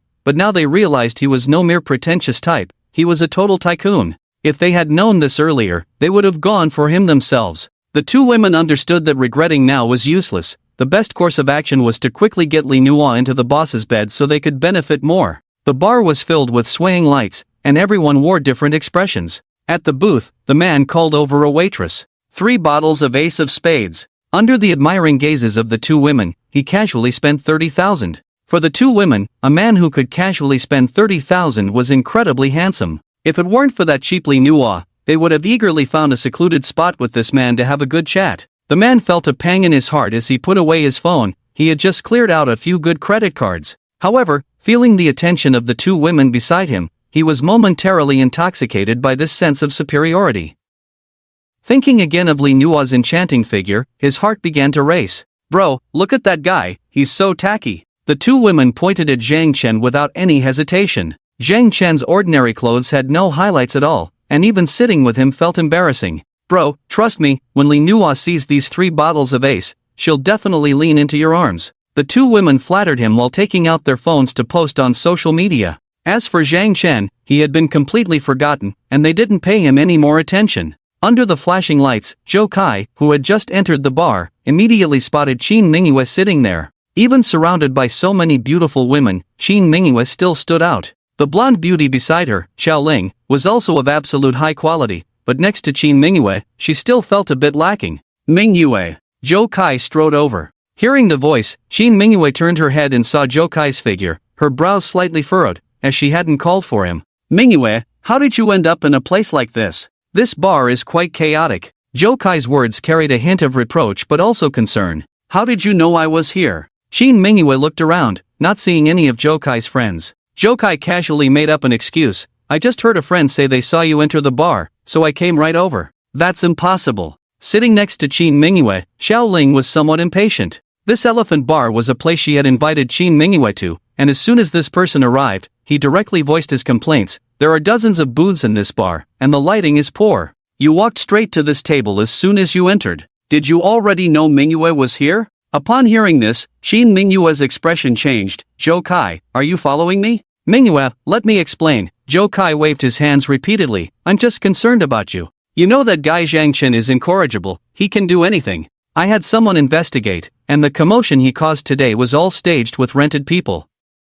I heard that to gather money for the act, he even mortgaged his house. Qin Mingyue looked at Zhou Kai's expression and shook her head indifferently. I've already broken up with him. Whether it's true or not, what does it matter? After Qin Mingyue spoke, she couldn't help but think of Zhang Chen's face. She never expected that her words that day would have such a significant impact on him. Mortgaging the house and hiring people for a show, what would he do in the future? Zhou Kai looked puzzled. Mingyue, I just can't understand how you ever liked someone like him. Zhou Kai, my past should have nothing to do with you, Qin Mingyue said, showing some displeasure. Right, it has nothing to do with me, my fault, okay? This meal today is on me. Zhou Kai quickly waved his hand, calling over the waiter, bring me 10 bottles of Ace of Spades. Zhang Chen sat at his seat, feeling a bit dizzy. He didn't drink often and couldn't withstand being pressured to drink like this. The 2 men saw that Zhang Chen had drunk quite a bit and felt a sense of pride. Li Nuo was pulled over to the man by 2 women. Li Nuo, look, 3 bottles of Ace of Spades. These 3 bottles cost 30,000. This is just too impressive. When have we ever played like this? The 2 women kept brainwashing Li Nuo. Look at your boyfriend, the total value of his clothes might not even be worth this bottle of wine. You have such good assets, why do you have to demean yourself by staying with a poor guy? Just then, the DJ's voice rang out in the bar. From B8, General Zhou Kai, opening 10 bottles of Ace of Spades, wishing General Zhou Kai a prosperous year and 100 years of harmony with Miss Qin Mingyue. The DJ's words were clearly prompted by Zhou Kai. 10 shining bottles of Ace of Spades were raised above heads, making a round in the bar, and amidst everyone's envious gazes, they arrived at the table where Zhou Kai was sitting. Zhou Kai wore a proud expression, while Qin Mingyue and Xiao Ling both looked very displeased. Neither of them was short on money, they had come to the bar just to relax with a couple of drinks. But with Zhou Kai's arrival, he had created such a big scene. Especially that line wishing General Zhou and Miss Qin 100 years of harmony was even harder for Qin Mingyue to accept. The 2 women at Li Nuo's table, who had originally been focused on the man beside them, suddenly shifted their attention to Zhou Kai. Buying 3 bottles of Ace of Spades and buying 10 bottles were completely different concepts. Zhang Chen's gaze was also drawn to the DJ's voice, and when he saw Qin Mingyue sitting with Zhou Kai, his expression immediately darkened. Rejecting the 2 men's attempts to get him to drink, Zhang Chen took a deep breath. picked up his coat from the side, and prepared to leave. "Kid, what do you mean? Are you being ungrateful? You won't drink the wine we offer? What, do you think 2,000 a bottle is too cheap?" The two men showed their dissatisfaction. "Damn it, we're offering you this wine because we respect you, and you're still acting ungratefully?" Originally, the bar had quieted down because the DJ was speaking, but with the shout from these two men, many people turned to look, including Joe Kai's table. "Oh, isn't that Zhang Chen? What's going on? Did you mortgage your house to show off during the day and then come to the bar to show off at night?" Joe Kai couldn't help but laugh. That line about mortgaging a house to show off made many people look on with curiosity. Who would be so foolish as to mortgage their house just to show off? The two women sitting next to Lee Nua burst out laughing. "Lee Nua, your boyfriend is truly something else." Lee Nua looked at Joe Kai as if he were an idiot. She knew about the Zhou family's plans to move into Silver City, so was Joe Kai really trying to provoke and slander the young master of the Zhang family so openly? Zhang Chen glanced at Joe Kai but said nothing, putting on his coat as he walked toward the bar's entrance. Just as Zhang Chen took a couple of steps, someone stopped him. "Mr. Zhen. Hello, I've finally met you. I'm the general manager of this bar." The man standing in front of Zhang Chen was middle-aged, bowing respectfully while his eyes subtly glanced at Lee Nua in the booth. Seeing that Lee Nua had no intention of approaching, the manager continued to smile at Zhang Chen. "Mr. Zhang, my surname is Su. Previously, you spent $1 million in our establishment, and the manager didn't explain it clearly to you. We directly upgraded you to a membership card and also gifted you an additional $1 million. We've been unable to find you until today, so I hurried to bring you the card." Manager Su's voice wasn't loud, but it clearly reached the ears of those nearby in the booth. "Spending $1 million? The two women next to Lee Nua were dumbfounded. They were already wide-eyed when the person treating them spent 30 to 40,000, feeling quite proud to be at that table. They had just seen Joe Kai order 10,000 worth of drinks and were practically ready to throw themselves at him. But now, this poor kid Lee Nua brought in had spent $1 million? My God, $1 million. How rich must someone be to spend $1 million at a bar? The most crucial part was that it was a one-time expenditure of $1 million. This was no ordinary rich second generation. The two who had been pouring drinks for Zhang Chen and cursing him were now frozen in place, unable to speak, wishing they could bury their heads in their laps after recalling what they had just said. The man who had ordered 3 bottles of champagne gaped, looking at Zhang Chen and then at Lee Nua, suddenly feeling like a clown, filled with regret. What was he trying to prove? He had maxed out his credit card and ordered 3 bottles of drinks. In front of someone who spent $1 million in one go, those 3 bottles meant nothing.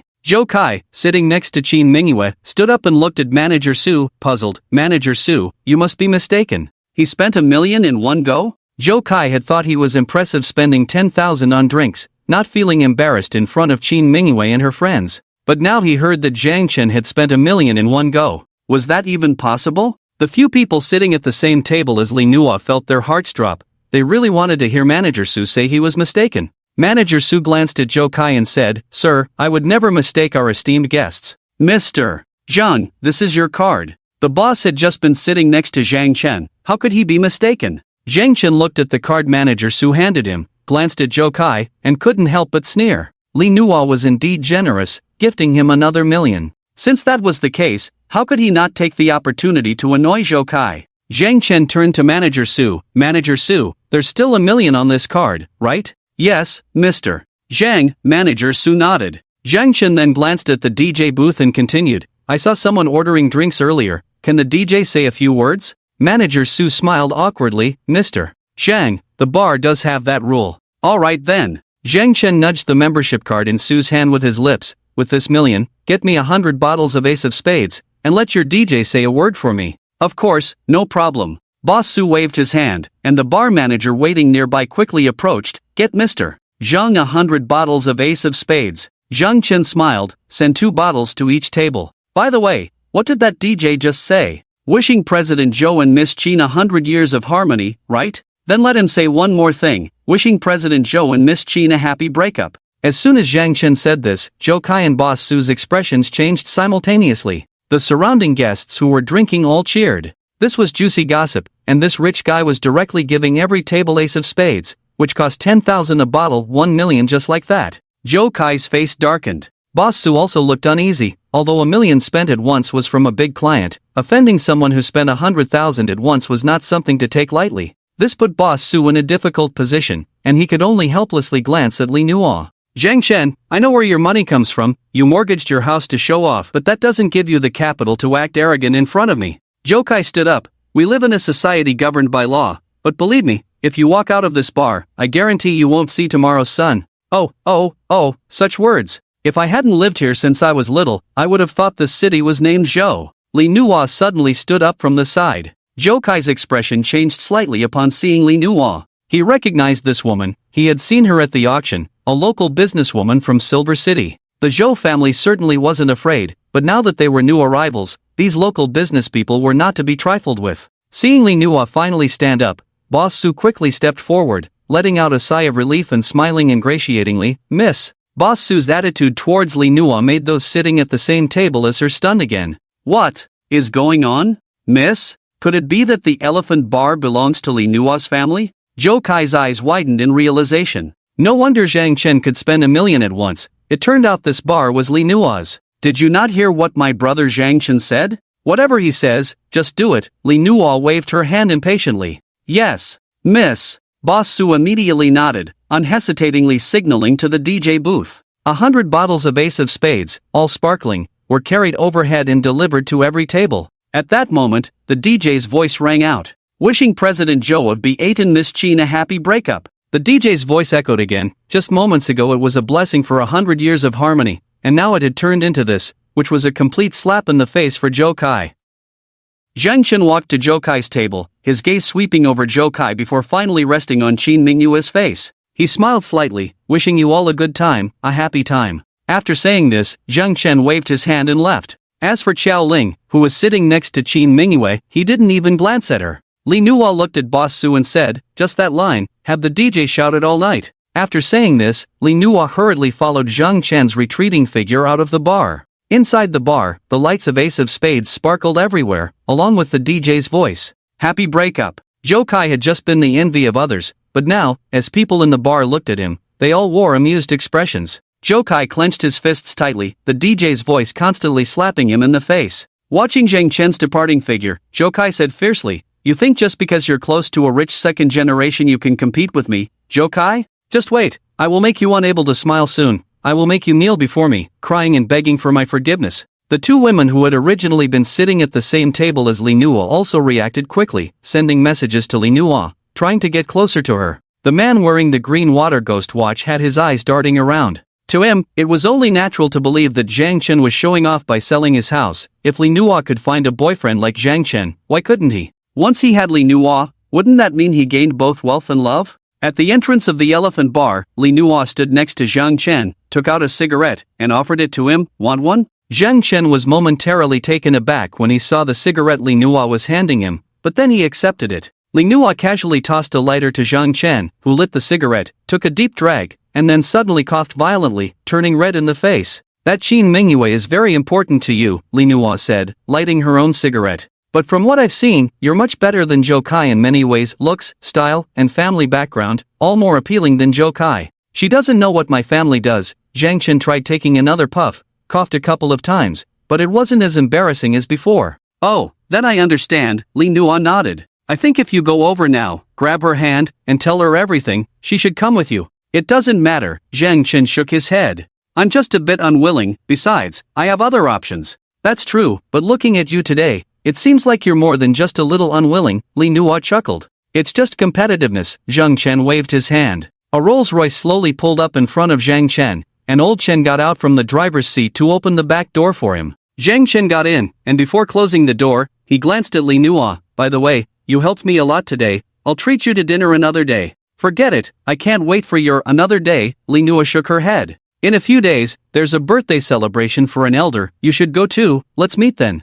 Alright, Zhang Chen waved his hand, closed the door, and leaned back in the seat. The vehicle slowly started moving. Zhang Chen took a deep breath and turned to look at the entrance of the elephant bar. Was it really just a bit of unwillingness? Was it really nothing? Zhang Chen was trying to convince himself that Qin Mingyue was just a woman who loved money. Otherwise, why would she choose to leave because of his family background? The words Qin Mingyue had said that night still echoed in Zhang Chen's mind. Inside the elephant bar, Qin Mingyue picked up her bag, called out to Qiao Ling, and stood up to leave. Mingyue, where are you going? Zhou Kai quickly got up and blocked Qin Mingyue's path. Going home. Qin Mingyue was clearly angry and didn't even look at Zhou Kai. Mingyue, I can throw money right now to make the DJ stop. That Zhang Chen is just. It has nothing to do with this, Qin Mingyue interrupted Zhou Kai directly, grabbing Xiaoling's wrist and walking towards the bar's entrance. Zhou Kai watched Qin Mingyue leave without a hint of reluctance, his eyes filled with more rage. Shang, I will make you pay. Qin Mingyue went downstairs and immediately saw Li Nuo standing by the roadside.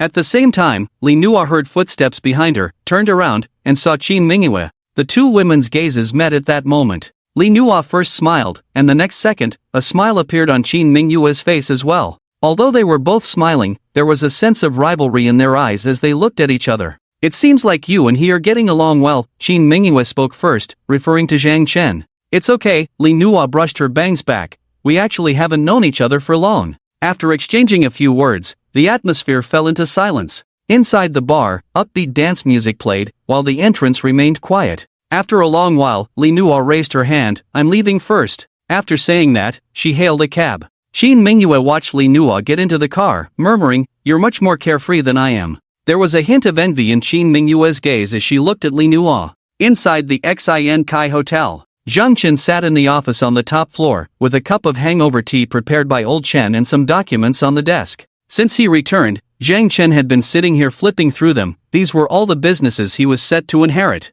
Looking at the rows of data, it was hard to imagine that so many well-known companies actually belonged to his family. Young master, it's late. You should rest, Old Chen said as he refilled Zhang Chen's teacup with hot water. Zhang Chen rubbed his head, just a little longer. Suddenly dealing with all this, I can't let it turn into a mess.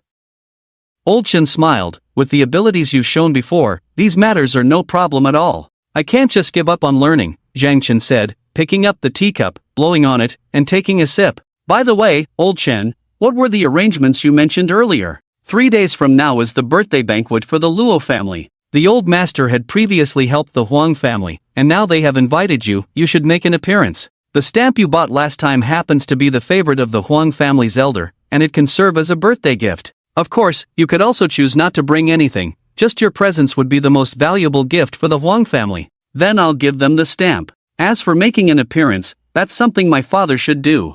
I'm just a young kid, I don't have that kind of face, Zhang Chen chuckled. Old Chen nodded, then I'll have someone prepare it. By the way, young master, there are a few new companies that want to join, this requires your approval. Let me know when you have time, and I can have them come over. Zhang Chen glanced at the clock on the wall, then let's do it tomorrow.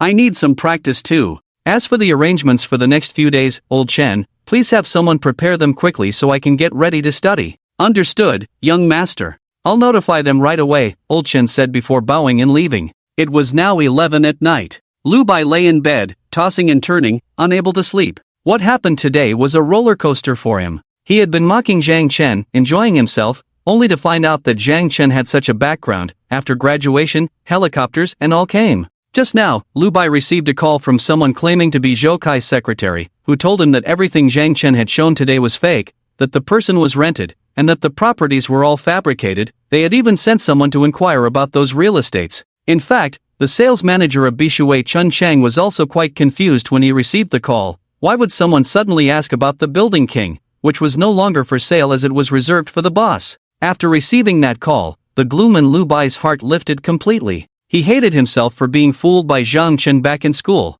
If he had another chance, he would definitely confront him and slap his face hard. As for Zhang Chen, Lu Bai could only regret it. He was now waiting for a piece of news. He had just established a new company in Yin City, and there was a circle among these companies. If the leader of that circle did not agree, no one could enter, nor could they expect any development. Lu Bai was waiting for the other party to have time to meet with him. That would be perfect. Despite being arrogant in school, Lu Bai dared not complain about this matter because he knew very well that the leader of that circle could ruin his chances in Yin City with just one word. Not only him, but even his father would have to pack up and leave. While Lu Bai was thinking about meeting that big shot in bed, his phone suddenly received a message. When he saw the sender, his heart raced. Opening the message, it was from an elder he had entrusted, and the content made Lu Bai ecstatic. That big shot agreed to meet Lu Bai tomorrow. Although Lu Bai understood that many people wanted to enter the circle this time, and the big shot would let everyone come together to meet tomorrow, he felt that no matter what, being able to see this big shot was an immense honor.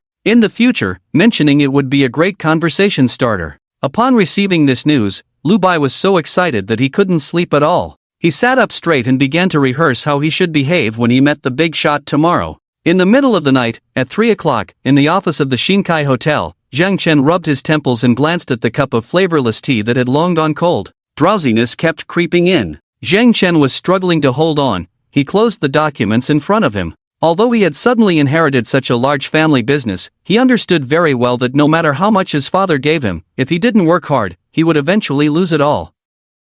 Some people could lose billions, let alone himself. The sudden wealth made Zhang Chen work even harder. He spent the entire night taking notes and jotting down ideas. During this process, some thoughts regarding the Zhou family began to take shape in Zhang Chen's mind, but they still needed time to be refined. Looking at the time, Zhang Chen simply covered himself with a blanket and fell asleep. At 8 in the morning, to the sound of the alarm, Zhang Chen rubbed his sleepy eyes and went to the hotel's buffet restaurant to grab some breakfast. At the same time, Lu Bai, dressed in a suit and filled with excitement, arrived at the buffet restaurant of the Shinkai Hotel. He hadn't slept all night and had come early to prepare for the buffet, just waiting to meet the big shot. Last night, he had also heard his elder uncle say that the meeting place today was at the Shinkai Hotel. As soon as Lu Bai took some food and sat down, he spotted Zhang Chen not far away, and his mood soured instantly, losing much of his earlier excitement. After graduating yesterday, at the job fair, Lu Bai had thought it would be his personal showcase, as there were hardly any classmates capable of starting a company right after graduation.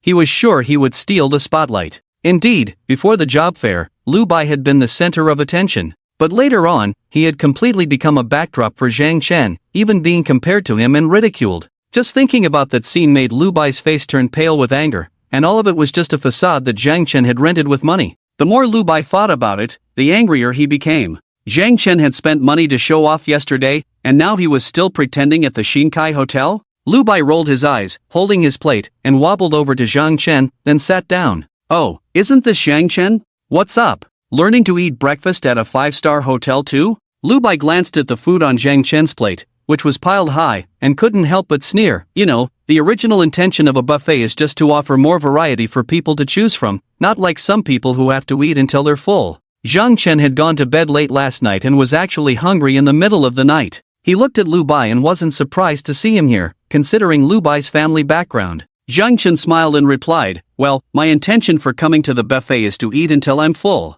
I can't help it, I lived too poorly before, and now that conditions are better, I still can't shake this habit. Lu Bai looked at Zhang Chen's demeanor and sneered inwardly. Still pretending here? Does he think I don't know anything? Lu Bai deliberately feigned a look of realization and said, oh, I almost forgot, young Master Zhang's current identity is that of a super rich person. So, with young Master Zhang's financial power, why didn't you take over the best hotel in the city? Zhang Chen picked up a piece of beef and, while chewing, replied, the Shinkai Hotel is actually our family's. Lu Bai rolled his eyes secretly and cursed inwardly, pretentious jerk, continuing to play along, oh my, Zhang Chen, you're too low-key, aren't you? The Xinkai Hotel is your family's, so since we're old classmates, can you let me have this breakfast on the house? The breakfast price at Xinkai Hotel was 138 per person. For Lu Bai, this was nothing, but he knew that for someone like Zhang Chen, 138 would be enough to make him wince. After being disgusted by Zhang Chen yesterday, Lu Bai was eager to return the favor today. Zhang Chen thought for a moment and then shook his head, no free meal. Lu Bai knew Zhang Chen couldn't keep up the act anymore, but he continued, come on, young Master Zhang, the hotel is your family's. What's the big deal about treating me to breakfast? For you, isn't that just a drop in the bucket? Zhang Chen swallowed his food and explained, I looked at the hotel's financial report yesterday. In terms of finances, giving a free meal is quite troublesome. Since we're classmates, I don't mind treating you to breakfast, I can transfer the money to you, and you can pay normally. At this moment, Lu Bai was overjoyed. I told you you were fat, and you really took a deep breath? You even looked at the hotel's financial report and really think of yourself as the young master of Xinkai Hotel? If you want to show off, then I'll let you, and you even use money as an excuse to brush me off. Do you really think I, Lu Bai, would be too shy to ask? Sorry, but today I'm going to take it. Let's see how long you can keep this up, Zhang Chen. Lu Bai put on a smiling face, oh, thank you so much, Zhang Chen. I was rude before, sorry about that. It's really embarrassing to let you treat me to breakfast. How do I transfer the money? Is it through WeChat? As he spoke, Lu Bai took out his phone. Zhang Chen nodded, sure. Zhang Chen reached into his pocket, but suddenly frowned, realizing it was empty. He smiled apologetically at Lu Bai. Sorry, I forgot my phone. How about this, you pay first, and when I finish eating and go back, I'll transfer the money to you. Zhang Chen, are you serious? Lu Bai's expression suddenly changed from a smile to sarcasm. You really think you can keep this up? Enjoying this pretentious feeling, are you? Lu Bai threw his knife and fork onto the table, making a clattering sound. So, how did you enjoy my compliments just now, my young master Zhang? Zhang Chen looked at Lu Bai's suddenly changed expression, puzzled. You really think you're a young master? Xin Kai Hotel is your family's? If Xin Kai Hotel is yours, then the whole Silver City would have my surname, Lu. You put on quite a show yesterday. I heard from Zhou Kai that you even mortgaged your house? Not bad, spending quite a bit just to show off. Lu Bai crossed his arms, a look of mockery on his face. Listening to Lu Bai, Zhang Chen's confusion deepened. I mortgaged my house? Zhou Kai told you that? Enough with the act. I thought you had some backbone, but now I see you're just disgustingly hypocritical. No wonder Qin Mingyue dumped you. You know your own family background, yet you mortgage your house to show off. Lu Bai looked at Zhang Chen with disdain. Zhang Chen, so what if you showed off yesterday? What's next? Aren't you still envious of me? Let me tell you, the life I have now is something you'll never have in your lifetime. But since we're classmates, I can still give you a chance. As long as you sincerely apologize to me, I might consider letting you work at my company as a cleaner. Oh, and don't think that showing off in front of me will do anything. On the contrary, I really dislike people around me being richer than me, especially useless people like you, Zhang Chen. So the more you show off, the more I can't stand you, got it? After Lu Bai finished speaking, he picked up his plate and left with a smug expression. Zhang Chen glanced at Lu Bai's back, shook his head, and chose not to engage further. A good-for-nothing who has received a scholarship for 4 years? How could Qin Mingyue be interested in such a person? Perhaps he really dislikes those around him who are wealthier. That might be true. For Zhang Chen now, he wasn't very keen on competing with someone like Lu Bai. If he had that time, it would be better spent learning more about management and investment. At 10 in the morning, Zhang Chen woke himself up with a cup of strong tea, changed into formal attire, and headed to the reception room. Today, some people in Silver City wanted to enter this small circle. To join this circle, one must have a certain level of strength, but more importantly, the Zhang family's approval is needed. If the Zhang family is not satisfied, no matter how great one's strength is, they cannot integrate into the circle of Silver City. This is what is known as paying homage to the mountain. Anyone who wants to step into the business circle of Silver City must pay their respects to this mountain. In the largest reception room of the Xin Kai Hotel, there was a long table that could accommodate 20 people. Lu Bai sat in the least conspicuous position beside the long table, his nervous body trembling. The person he was about to meet was the most significant figure in Silver City, which made Lu Bai post several updates on social media and even think about what he would brag about at tonight's gathering with friends. Just perform a little better later, don't embarrass yourself here, said a middle-aged man sitting next to Lu Bai, who was Lu Bai's uncle and had some standing in Silver City. Lu Bai was able to come this time entirely thanks to his uncle's influence. I understand, Uncle Lu, Lu Bai replied humbly. There were a total of 13 people in the reception room, and each of these 13 individuals, in their respective small circles, were undoubtedly successful people.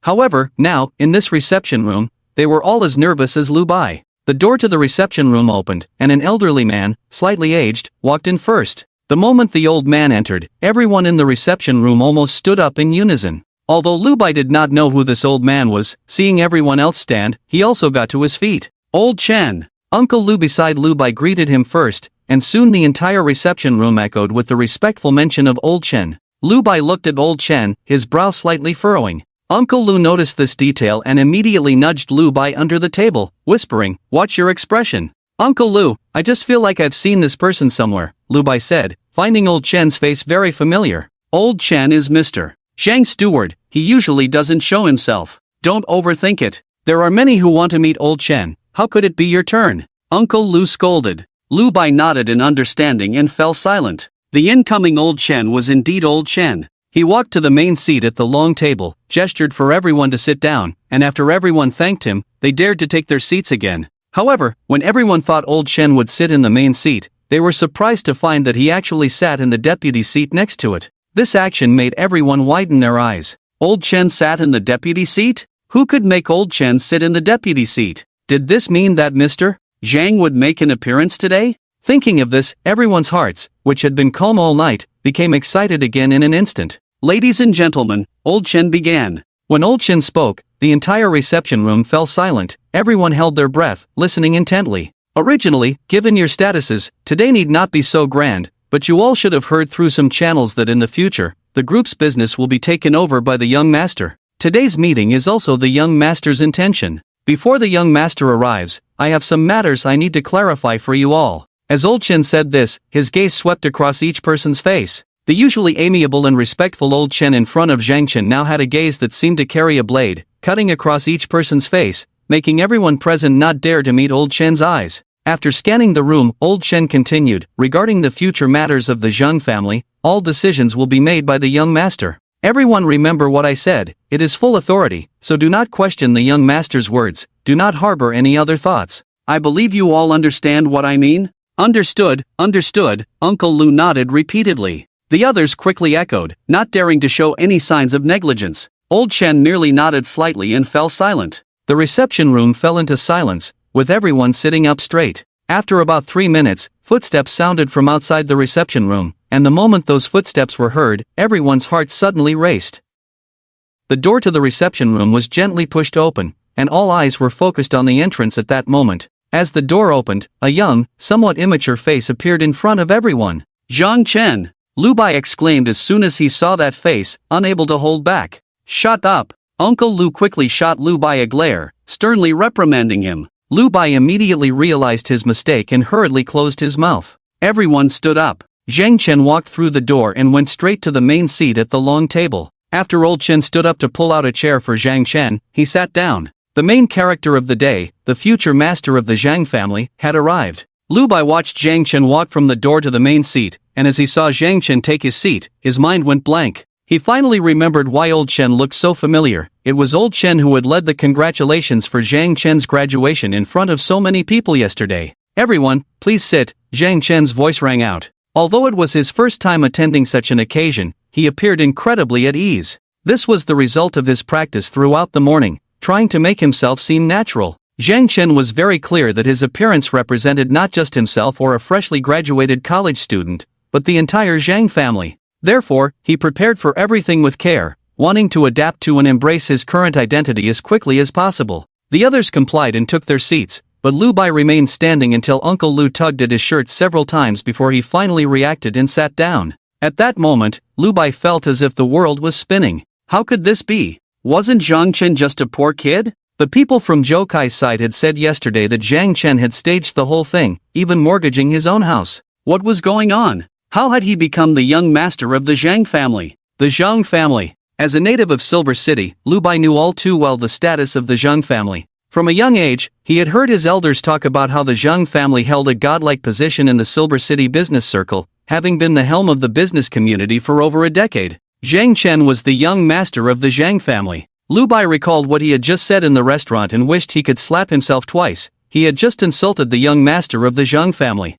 A person who could determine his life and death. A figure he could only look up to for his entire life. Lu Bai's face turned as pale as paper, his expression ashen. Zhang Chen also noticed Lu Bai, but his gaze did not linger on him for even a second. Everyone, it's nice to meet you. Let me introduce myself. My name is Zhang Chen. I may be in contact with many of you in the future. I also understand the purpose of your visit today, and I don't like to waste time on formalities, Zhang Chen began. His voice and pace were calm and unhurried. Although he looked youthful, there was nothing immature about his speech. This was the result of his practice that morning. Old Chen, sitting next to Zhang Chen, couldn't help but nod. The young master's performance exceeded his expectations. Everyone, I believe you have all made sufficient preparations. Now, you can present your proposals to me. After Zhang Chen finished speaking, 13 young women in professional attire walked into the reception room. They collected the documents handed over by those present and then neatly arranged them in front of Zhang Chen. Zhang Chen did not speak again. He lowered his head to look at the proposals prepared by each company. Sometimes a smile would play at the corners of his mouth, while at other times his brows would furrow tightly. Every expression of his tugged at the hearts of the 13 people present. Zhang Chen flipped through the documents at a pace that was neither fast nor slow. An hour and a half later, he had finished reading all the documents from the 13 companies. During this process, no one dared to make a sound, not even to breathe heavily. Everyone present was tense, but if anyone was suffering the most, it was Lu Bai, who had just mocked them during breakfast, now facing the person who could determine his fate. Beads of sweat, like soybeans, continuously dripped down Lu Bai's forehead. Zhang Chen closed the last document, pondered for a moment, and said, Restructuring Project, Huaxin Trading, Lianin Heavy Industry. Zhang Chen listed the names of 9 companies in succession, and the expressions of everyone present changed. Everyone was tense, some were mentioned, while others were not, and there was certainly a difference in this. Zhang Chen glanced towards the door of the reception room. Those I just mentioned can leave. Leave. The heads of the 9 companies whose names were called all turned ashen, as if they had lost all their strength, slumping in their chairs, while the remaining 4 were all beaming with joy. Old Chen scanned the room. Everyone, please leave. A few people stood up, their expressions far worse than those who had failed an important exam. Lu Bai was slumped there. Among the company names Zhang Chen had just mentioned, his was one of them. Lu Bai was now under immense psychological stress, realizing that his former classmate, someone he had always looked down upon, had suddenly become someone he would have to look up to for the rest of his life. This shock was unbearable for Lu Bai. Zhang Chen. As everyone else left in dejection, Lu Bai suddenly stood up and shouted Zhang Chen's name. This action made those around him look at him as if he were crazy. Old Chen frowned. Uncle Lu, standing next to Lu Bai, rushed forward and slapped Lu Bai across the face, producing a crisp sound. What are you doing? Uncle Lu grabbed Lu Bai by the collar and pulled him towards the door. This showed that Uncle Lu had a very good relationship with Lu Bai's family. If it were a general relationship, just based on Lu Bai's shout, he would have distanced himself.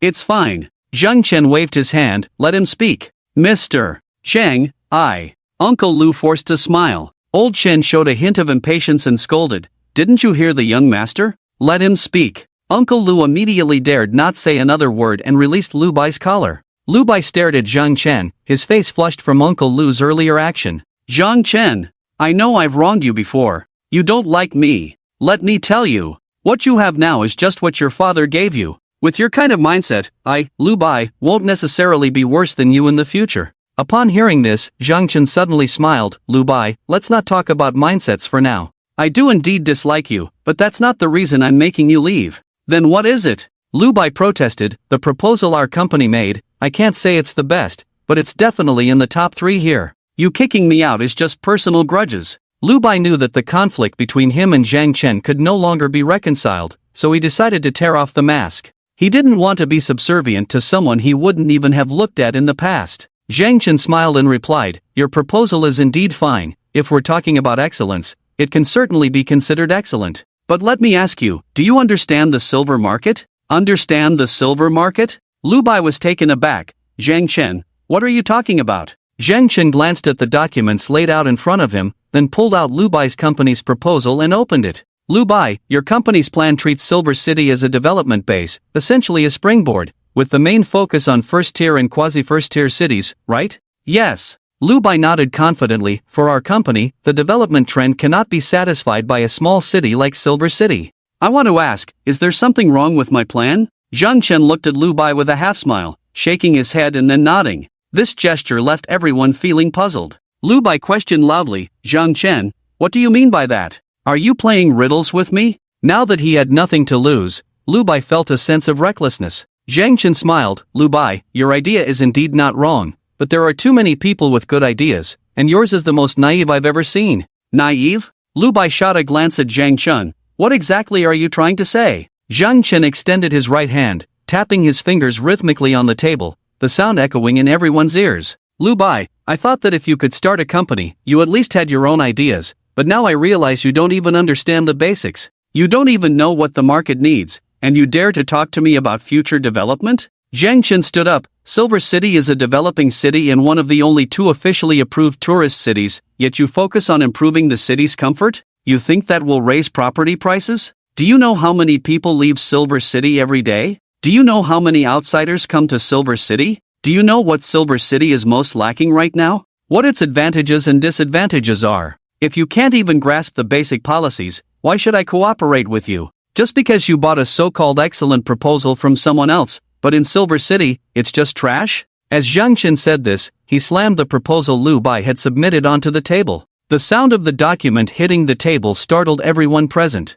Lu Bai's body trembled slightly. He realized he knew nothing about the questions Zhang Chen had raised, not even the so-called tourist city information. Zhang Chen looked at Lu Bai's dazed expression and smiled. Lu Bai, learn to walk before you learn to run. And the rest of the companies are the same. Don't come out with things you think are good. What you consider good and excellent, frankly speaking, is trash in the current market. Old Chen, don't let this kind of proposal cross my path again. After finishing, Zhang Chen flicked his sleeve and strode toward the reception area, with Old Chen immediately following behind. As Zhang Chen reached the door, Lu Bai instinctively took a few steps back to make way for him. The business leaders in the reception area dared not lift their heads, shocked by Zhang Chen's outburst. They hadn't expected someone who looked so youthful could exude such an imposing presence. Just moments ago, they even felt as if they were facing a corporate giant. After Zhang Chen left the reception area, once he was 10 meters outside the door, the tense expression on his face suddenly relaxed. Facing such a scene for the first time, Zhang Chen had maintained a highly concentrated state since he entered. He didn't want others to see a naive heir of the Zhang family. Thanks to his efforts, the people in the reception area were indeed subdued. Everyone saw Zhang Chen as a young, decisive, and thoughtful individual. No one knew that behind him, he was already drenched in sweat. Being a rich second generation, spending money is easy, but to truly match the sudden wealth and resources given by his parents, he had to put in more effort than others. Zhang Chen returned to his office and slumped into his chair. Old Chen walked in with a smile and closed the office door behind him. Today's young master is quite impressive. Zhang Chen forced a smile. Old Chen, don't make fun of me. For the Zhang family, today is just a small affair, right? Old Chen nodded. In terms of status, these are just small players in the silver market business circle, but in a way, whether dealing with them or those of higher status, it's the same. There can't be any mistakes. After all, there are too many people watching the young master in his current position. Zhang Chen took a deep breath. My old man suddenly handed all this over to me. He really thinks highly of me. Old Chen, do you have anything to say about the point I just raised? Old Chen slightly bowed. I won't question anything the young master proposes, I will just follow through. Zhang Chen glanced at the clock hanging on the office wall. Alright, the break time is almost over. We have other arrangements this afternoon, let's get going. Old Chen looked at Zhang Chen's figure, his eyes filled with deep satisfaction. Over the course of 2 days, Zhang Chen was busy with various business affairs of the Zhang family. Each matter, which previously had no connection to him, Zhang Chen treated with care. Every night before 3 o'clock, he wouldn't close his eyes. For him, each day felt too short, and tomorrow would bring new experiences, leaving little time for learning and preparation. Every day, Old Chen followed Zhang Chen, watching the young master's progress. One morning, Old Chen placed an invitation letter on Zhang Chen's desk. Young master, this is an invitation from the Huang family in Luoha. Today is Old Master Huang's birthday banquet, and the Huang family sincerely invites you to Luoha. Their convoy is ready to serve you at any time. After delivering the message, Old Chen fell silent, deciding it was up to Zhang Chen to decide. Zhang Chen had heard about Old Master Huang's birthday from Old Chen before and had already made a decision. He nodded and said, no need to trouble them. Old Chen, find someone to drive me there. I have a lunch meeting with the cultural tourism side. Understood. Old Chen bowed and stepped back. 10 minutes later, a Maybach stopped in front of the Shinkai Hotel. When Zhang Chen came downstairs, the driver, dressed in a black suit and white gloves, had already opened the car door, waiting for him. Luoha is nearly an hour's drive from the silver market. The Huang family's status in Luoha is comparable to the Zhang families in the silver market, but since the silver market and Luoha both belong to Ning province, and the silver market is the capital city of Ning province, the Zhang family's status is naturally above that of the Huang family.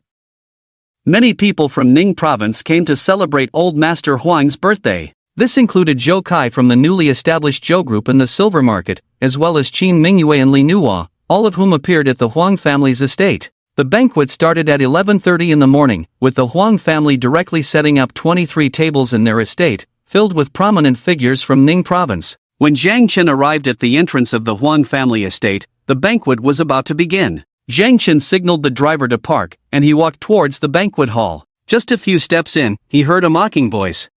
If you ask me, Li Nuo really has no self-awareness. It's one thing to bring this gold digger along usually, but to bring him to Old Master Huang's birthday today? Zhang Chen didn't need to look to know who it was. Zhou Kai. Zhang Chen turned to face the speaker.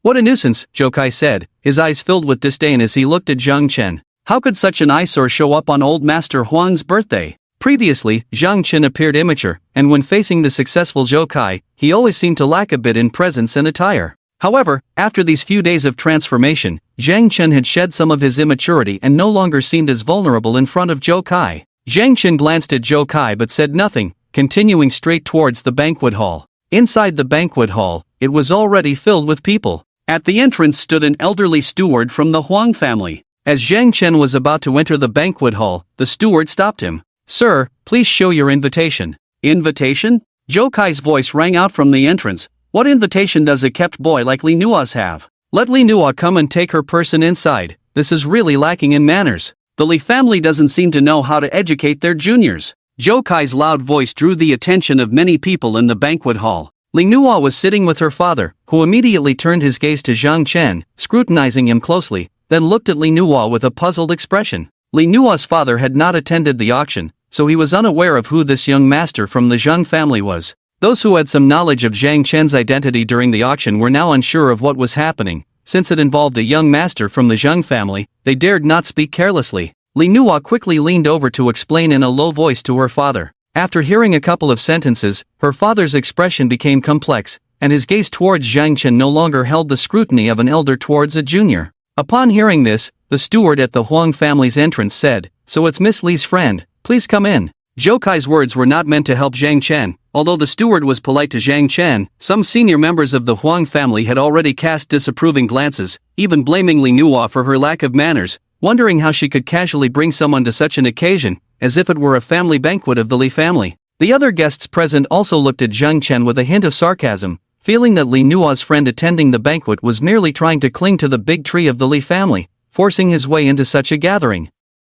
After entering the room, Zhang Chen glanced around. There were 23 tables, all fully seated, and he noticed that no place had been reserved for the Zhang family. Zhang Chen remained silent and walked towards Li Nua's table, as he was only slightly familiar with her. What Zhang Chen did not know was that the Huang family had sent an invitation to the Zhang family with the hope that they might attend, but they did not truly believe anyone from the Zhang family would come to celebrate Old Master Huang's birthday.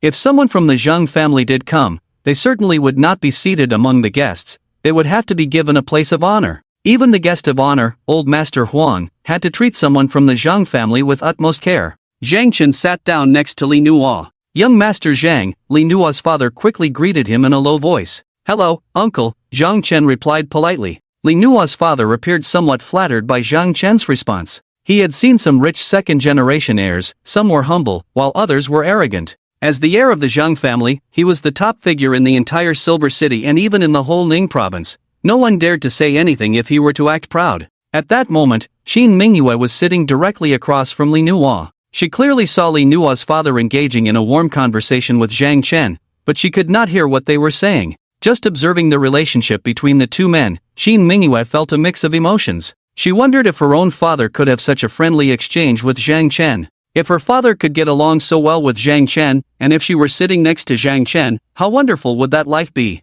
Qin Mingyue's gaze never left Zhang Chen's direction, and she began to envy Li Nua for having the freedom to choose. Her envy and fantasies were interrupted by a voice. "I, Zhou Kai, a junior of the Zhou family from An province, wish Old Master Huang longevity as vast as the East Sea and as enduring as the South Mountain. Now, I wish for a lifetime of joy, believing in a life of 200 years. Zhou Kai stepped to the center of the banquet hall, cupping his fists in salute. The Zhou family presents a crane call and a screen of evergreen jade pines. Many elders present looked at Zhou Kai with satisfaction. The person sent by the Zhou family to Ning province was full of spirit and vitality. After Zhou Kai finished delivering the congratulatory gifts, his gaze swept over to Zhang Chen's table, and he spoke up. "Li Nua, you should call a friend over. It's time for your friend to stand up and say a few words to congratulate the old master on his birthday, right?" The Huang family's old master was already 80 years old, sitting at the main table with a gentle smile. Upon hearing Zhou Kai's words, the guests turned their attention to Zhang Chen. Those who could attend were all prominent figures, and at this age, their fortunes were all earned through hard work.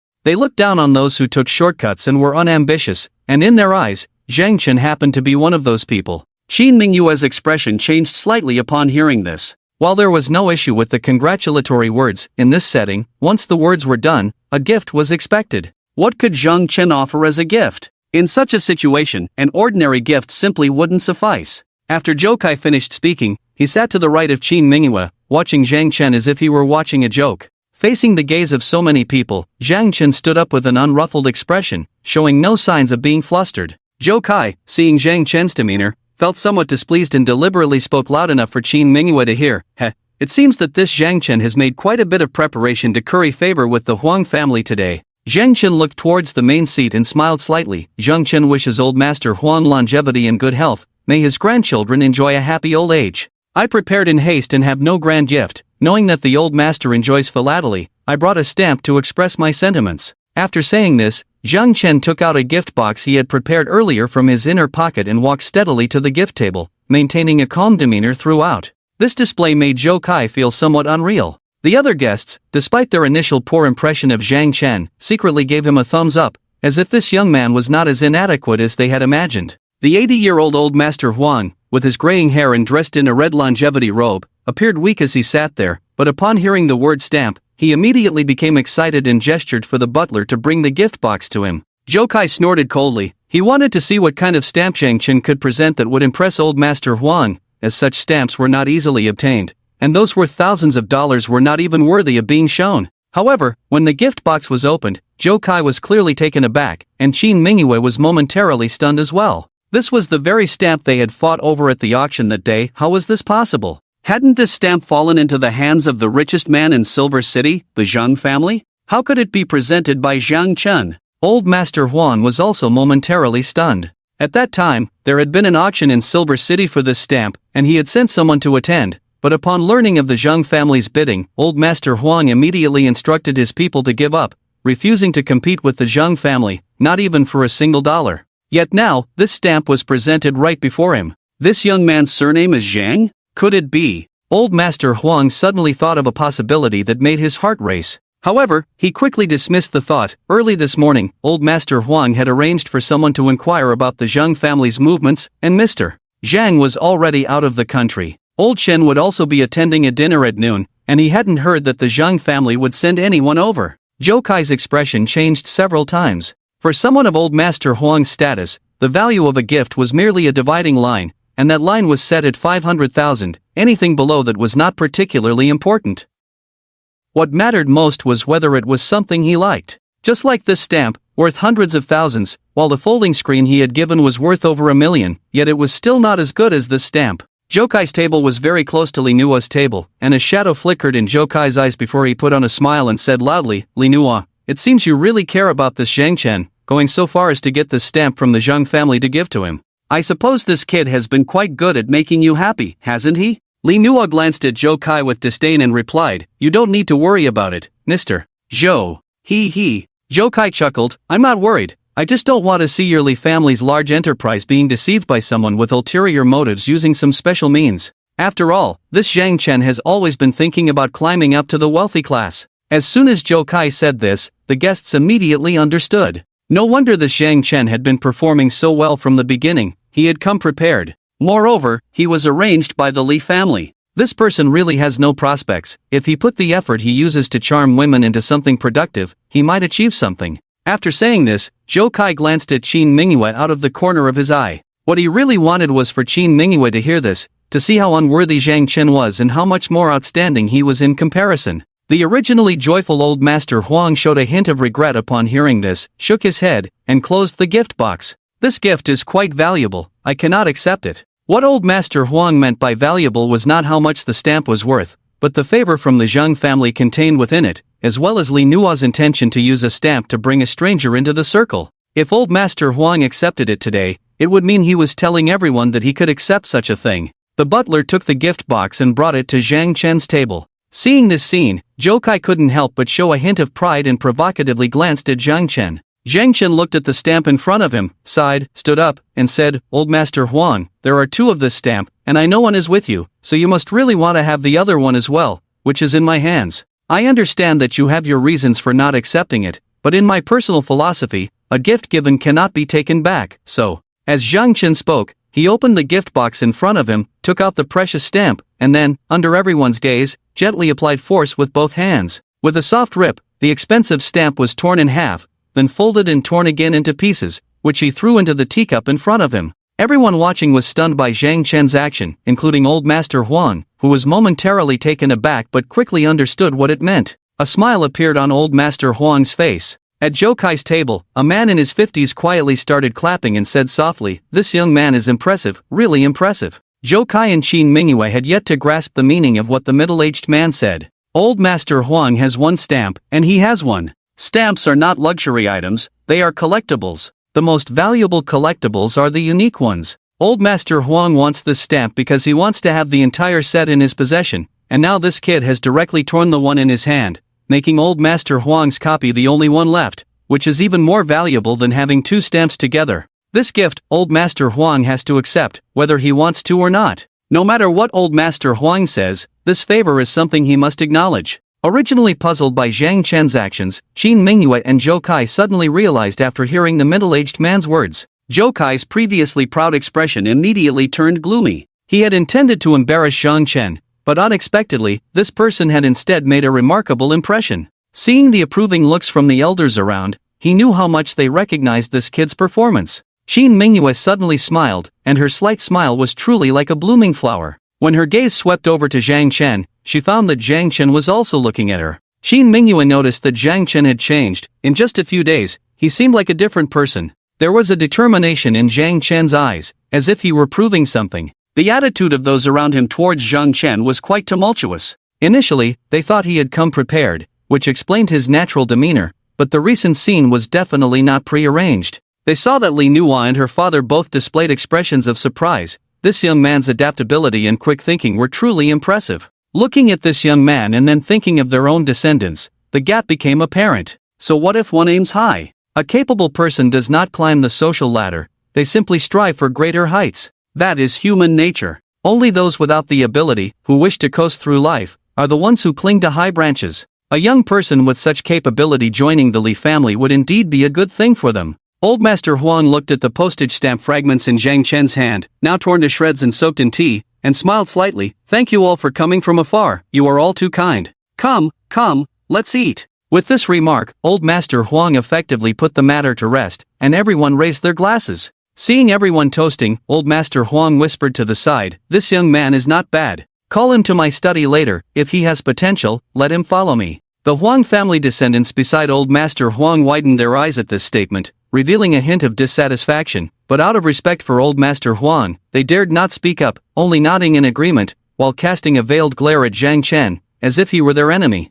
During this meal, Zhou Kai felt particularly stifled, while at Zhang Chen's table, many people came over to engage him in conversation. Some even toasted Li Nua's father, praising his good judgment. Li Nua's father glanced at Zhang Chen and, seeing that Zhang Chen did not take the initiative to explain, said little more, accepting all the toasts with a beaming face. Qin Mingyue watched the scene at that table, her bright eyes filled with envy. She did not envy others, only Li Nua, for having family support and being with Zhang Chen. After the lunch banquet, Zhang Chen walked around the Huang family estate to get some fresh air. "You are Zhang Chen, right?" A cold voice sounded from behind him. Zhang Chen turned to see a middle-aged man, whom he recognized as someone who had sat beside Old Master Huang during the banquet. This man was a direct descendant of the Huang family, and many had gone over to toast him, indicating he held a significant position. Zhang Chen nodded.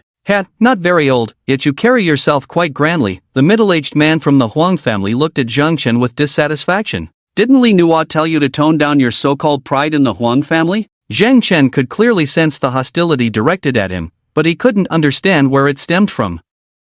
Seeing Zhang Chen remain silent, the middle-aged man from the Huang family snorted coldly. "Let's go, the old master wants to see you." Upon hearing that Old Master Huang wanted to meet him, Zhang Chen nodded. He had done some inquiries about Old Master Huang recently. He was undoubtedly a legendary figure who, decades ago, built the Huang family's empire single-handedly. Zhang Chen felt a surge of excitement just hearing about Old Master Huang's iron-fisted methods in his youth, and he was eager to seek advice from this elder. Following the middle-aged man from the Huang family, they walked to the door of Old Master Huang's study. At the entrance stood two young men, who looked displeased upon seeing Zhang Chen, as if he were their greatest enemy. Zhang Chen recognized them as descendants of the Huang family, but he couldn't fathom why they harbored such animosity towards him. "Go in," the middle-aged man from the Huang family said with an unhappy expression. Zhang Chen stood at the door, took a deep breath, and then gently knocked. "Come in," Old Master Huang's voice called out. Zhang Chen pushed the door open and walked in, then closed the door behind him. The moment the door shut, the two young men at the entrance immediately began to complain to the middle-aged man. "Uncle, why does Grandpa want to meet with an outsider? Does Grandpa really want to cultivate a successor from outside? This absolutely cannot happen. Uncle, you have to talk to Grandpa, he's getting old and confused. Our Huang family cannot allow an outsider to come in." Hearing the complaints from the younger generation, the middle-aged man furrowed his brows and scolded, "Enough. The old man is not someone you can judge. Have you been living too comfortably and lost your sense of propriety? The two young men immediately realized they had misspoken and quickly lowered their heads, but they still looked at the middle-aged man with reluctance. The middle-aged man stared at the closed door and snorted coldly, "Rest assured, the Huang family's assets will always belong to the Huang family. A useless person who relies on a woman to gain power has no right to meddle in our Huang family's affairs." Upon hearing this, the two young men showed expressions of delight. Inside, Old Master Huang sat alone at his desk, studying a piece of calligraphy. "Old Master Huang, you called for me," Zhang Chen said as he entered, glancing at Old Master Huang. Old Master Huang did not look up but spoke with his head down. "What do you think of this piece of writing?"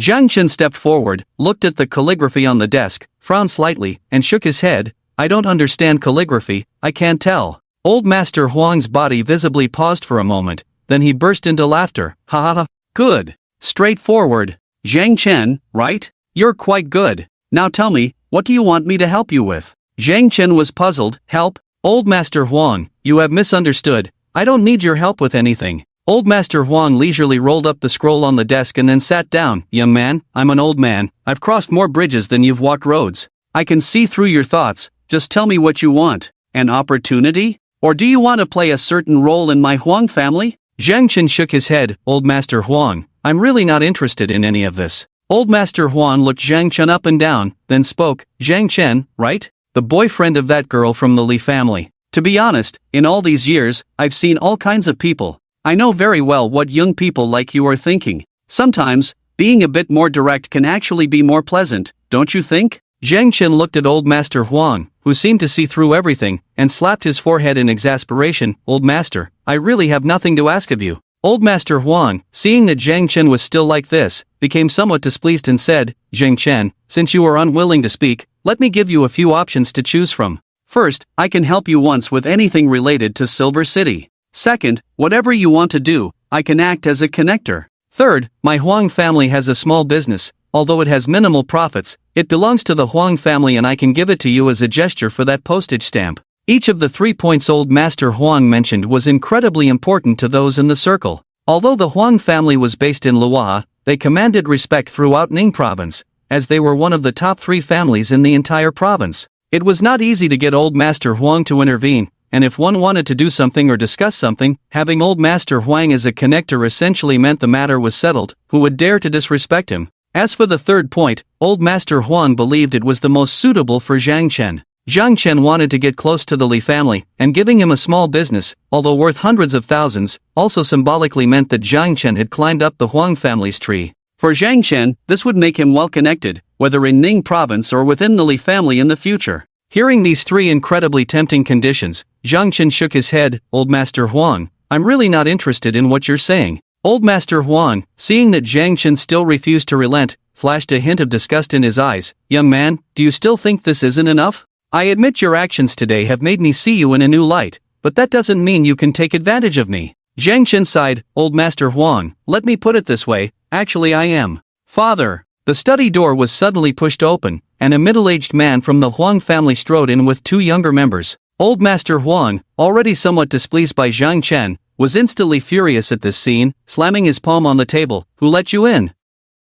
"Father, please don't be angry." The middle-aged man from the Huang family quickly signaled to the 2 younger ones. Seeing this, the 2 younger ones immediately stepped forward. The 3 of them had already discussed their strategy outside. "Grandpa, please calm down, Uncle is doing this for your own good, he doesn't want you to be deceived." One of the younger ones quickly offered tea to Old Master Huang. The other younger one shot a glance at Zhang Chen. "Yes, Grandpa, there are so many eyes on our family right now, there are bound to be some with ulterior motives." Old Master Huang looked at his 2 grandsons and then at his eldest son, suppressing the anger in his heart. "You better find a suitable reason." Old Master Huang took the tea. The younger one who offered the tea was instantly delighted at this scene. The middle-aged man from the Huang family continued. "Father, I just had someone inquire at the Li family, and they haven't had any contact with the Zhang family recently. I also learned about the auction that day. The stamps were taken by the head of the Zhang family, but he is no longer in the country." Where did the Li family get the stamps? Although Old Master Huang was old, he had been in the business world for many years and was still sharp. Just from those 2 sentences, he could grasp the underlying meaning. Old Master Huang furrowed his brows, the wrinkles on his forehead all scrunched together. The middle-aged man seized the opportunity. Father, that torn stamp has been soaked in water and is completely ruined, making it hard to tell its authenticity. Now, who would dare to ask the head of the Zhang family whether the stamps were given to the Li family? At this moment, the younger one who had offered tea quickly spoke up. Grandpa, my friend just told me that the Li family had been negotiating 2 projects with Lo but hadn't reached an agreement. However, just now, both projects were signed. The younger one who had glanced at Zhang Chen also hurriedly added, Grandpa, if we're talking about benefits, the Li family is the one who stands to gain the most from this. With the 3 of them pressing their case, old Master Huang's suspicion grew. When he turned his gaze back to Zhang Chen, his eyes were already filled with hostility. Old Master Huang set down his teacup, took a deep breath, and shook his head. Grandpa, this person looks a bit familiar to me. I just remembered, he seems to be a minor internet celebrity, acting in those short dramas, and his acting is quite good, the younger one who served tea whispered in Old Master Huang's ear. Upon hearing this, Old Master Huang dismissed the last trace of doubt in his mind, turned away, and closed his eyes, making it clear that he would no longer concern himself with the matter. Seeing Old Master Huang's attitude, joy appeared in the eyes of the 3 from the Huang family. The middle-aged man glared at Zhang Chen and shouted, Speak. What is your relationship with the Li family? What is the purpose of all this? The 3 from the Huang family had indeed inquired about the relationship between the Li family and the Zhang family, and it was true that the Li family had not had any contact with the Zhang family. As for the 2 projects that the Li family suddenly secured, they were indeed related to what had happened earlier that day, but the claim that Zhang Chen was a minor internet celebrity was completely fabricated, 7 parts true and 3 parts false, which managed to intimidate Old Master Huang. Now, the 3 of them intended to completely push Zhang Chen out. Zhang Chen shrugged, I'm just a friend of Li Nua, I came today purely to celebrate the birthday. You little brat, tell me the truth. The younger relative serving tea shouted as he glared at Zhang Chen. Facing the questioning from the middle-aged Huang family member and the younger relative, Zhang Chen ignored them. He glanced at Old Master Huang and said, Old Master Huang, whether you believe it or not, I came today just to celebrate your birthday. As for the internet celebrity, enough, get lost. Another younger relative waved his hand, interrupting Zhang Chen, I don't have time to listen to your nonsense. Kid, don't let me see you in Luoha again. They wanted to drive Zhang Chen away today, hoping that Old Master Huang wouldn't take a liking to him in the future, and that the Huang family's business wouldn't be touched by others. Zhang Chen looked at Old Master Huang's indifferent expression and shook his head in disappointment. I originally heard about your achievements, Old Master Huang. I thought that although you are older, you would still be a hero. What a pity, sigh. With a face full of regret, Zhang Chen turned to leave. Just as he took 2 steps, the study door was pushed open again without a knock. Old Master Huang, already feeling irritable, was about to scold someone, but when he saw the visitor, he suddenly sat up straight from his chair, completely unlike the frail figure everyone had seen today, needing a cane to move. Old Chen. Old Master Huang looked at the newcomer, his face filled with excitement. He never expected that today, the steward of the Zhang family, Old Chen, would actually come. Although the birthday banquet was over, it was already a great honor for the Zhang family to send someone, especially someone like Old Chen, who was known as the steward of the Zhang family. The middle-aged Huang family member and the 2 younger relatives immediately stood up straight, their expressions turning respectful. Old Chen, who had just entered, looked at Old Master Huang and laughed. Ha, old brother Huang, long time no see, you still look so healthy. Old Chen, you flatter me. Please, take a seat, please. Old Master Huang trembled as he spoke, then scolded his eldest son, what are you standing there for? Hurry up and pour tea. The middle-aged Huang family member quickly nodded. Old Chen smiled and waved his hand, no need for tea, old brother Huang. I just came by to pick up the young master. Old Chen's words left the 4 members of the Huang family stunned. The young master? The young master of the Zhang family? The young master of the Zhang family came today? Why hadn't they heard about it? While the Huang family members were in shock, Old Chen walked up to Zhang Chen and slightly bowed. Young master, the previous driver had something at home, so I let him go back. I kept you waiting. The scene before them made the 4 members of the Huang family widen their eyes. Old Chen called Zhang Chen young master. Zhang Chen was the young master of the Zhang family. This scene left the Huang family members' minds blank. However, Old Master Huang, having navigated the business world for many years, quickly regained his composure and looked at Zhang Chen. At the same time, Zhang Chen also looked at Old Master Huang and smiled. Old Master, I said, I really just came to celebrate your birthday today. Since the banquet is over, I will take my leave. I will visit again when I have the chance. After Zhang Chen finished speaking, he walked straight towards the door. Old brother Huang, let's catch up next time. The young master has just taken over the family business and has a lot to do, so I won't disturb you any longer."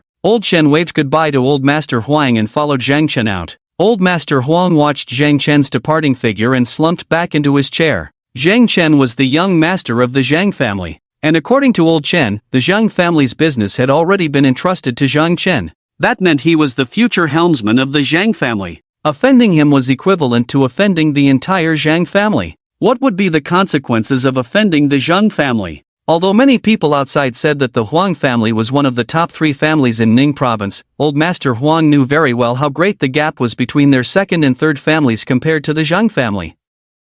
As long as the Zhang family is unhappy, they can make the last 2 family heads completely fade from people's sight at any time. Now that they have offended the future helmsman of the Zhang family, it's over. It's really over. The more Old Master Huang thought about it, the colder his heart felt. Ironically, he had thought that Zhang Chen was coveting something from their family. It was laughable that he had believed the words of these 3 younger generations, treating Zhang Chen as a fraud. Thinking about the attitude of these 3 younger ones towards Zhang Chen just now, Old Master Huang's heart tightened even more. If this young master of the Zhang family couldn't swallow this anger and told Old Master Chen about what had just happened, the Huang family would be finished. Old Master Huang slammed the table suddenly. With a loud bang, all 3 of them shuddered. The 3, with their heads down, dared only to slightly lift their eyelids. They didn't need to look to imagine how furious the old man was at that moment. Little internet celebrity? Actor? Impressive, you all can say anything now. Old Master Huang gasped in anger. When the family faces difficulties,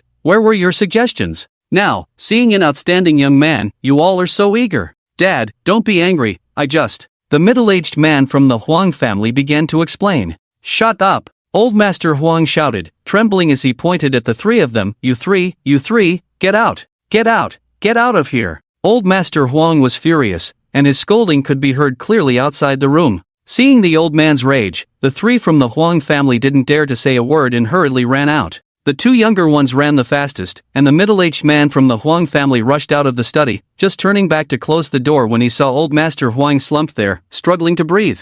Dad! The middle-aged man from the Huang family shouted and rushed back inside. 10 minutes later, an ambulance with its siren blaring rushed into the Huang family estate. The guests had not yet left, and the arrival of the ambulance immediately attracted a lot of attention. They saw Old Master Huang lying on a stretcher, being lifted into the ambulance, while only a few from the Huang family stayed to attend to the guests. The rest all drove off, following the ambulance. On the day of Old Master Huang's 80th birthday, he was taken away in an ambulance? During the banquet, he had seemed healthy, chatting and laughing, even having a few drinks. How could he suddenly end up like this? What's going on? Zhou Kai looked at the entrance of the estate. He had come this time with a request. The Zhou family wanted to settle in Silver City and needed support. Although the Huang family was in Luoha, their status could still speak in Silver City. As for the Zhang family, Zhou Kai had not considered them for now. He had just had a conflict with them at the last auction, and with his personality, he wouldn't lower himself to ask for help. Originally, he had business to discuss, but seeing Old Master Huang being taken away by the ambulance made Zhou Kai somewhat displeased.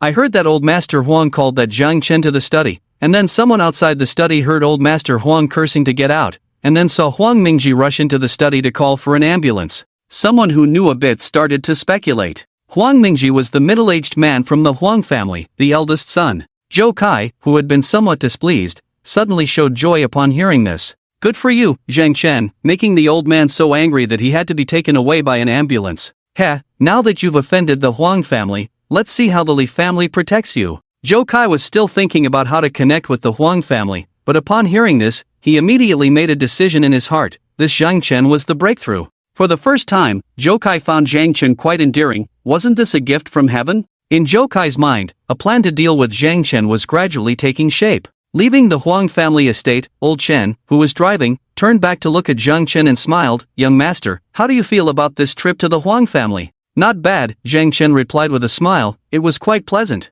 He didn't mention anything about the unpleasantness that had just occurred. Zhou Kai, who was returning to Yin City from the Luo River, glanced at Qin Mingyue sitting in the passenger seat and advised, Mingyue, I suggest you find a way to completely sever ties with that Zhang Chen as soon as possible. Zhang Chen made Old Master Huang so angry that he ended up in the hospital. The Huang family doesn't have time to deal with him right now, but once Old Master Huang is fine, they will definitely go after Zhang Chen. By then, the Li family will also get into trouble, and if the Huang family shifts their anger onto you, that would be bad. Qin Mingyue looked out the window, impatiently saying, "You don't need to worry about my affairs." "Mingyue, how can you say that?" Zhou Kai reached out his right hand to pull Qin Mingyue closer. "I'm your boyfriend, how can I not care?" Qin Mingyue subtly dodged Zhou Kai's hand and looked out the car window. "My parents just want me to spend more time with you. We are not in a boyfriend-girlfriend relationship yet." After saying this, Qin Mingyue ignored Zhou Kai, her eyes filled with worry.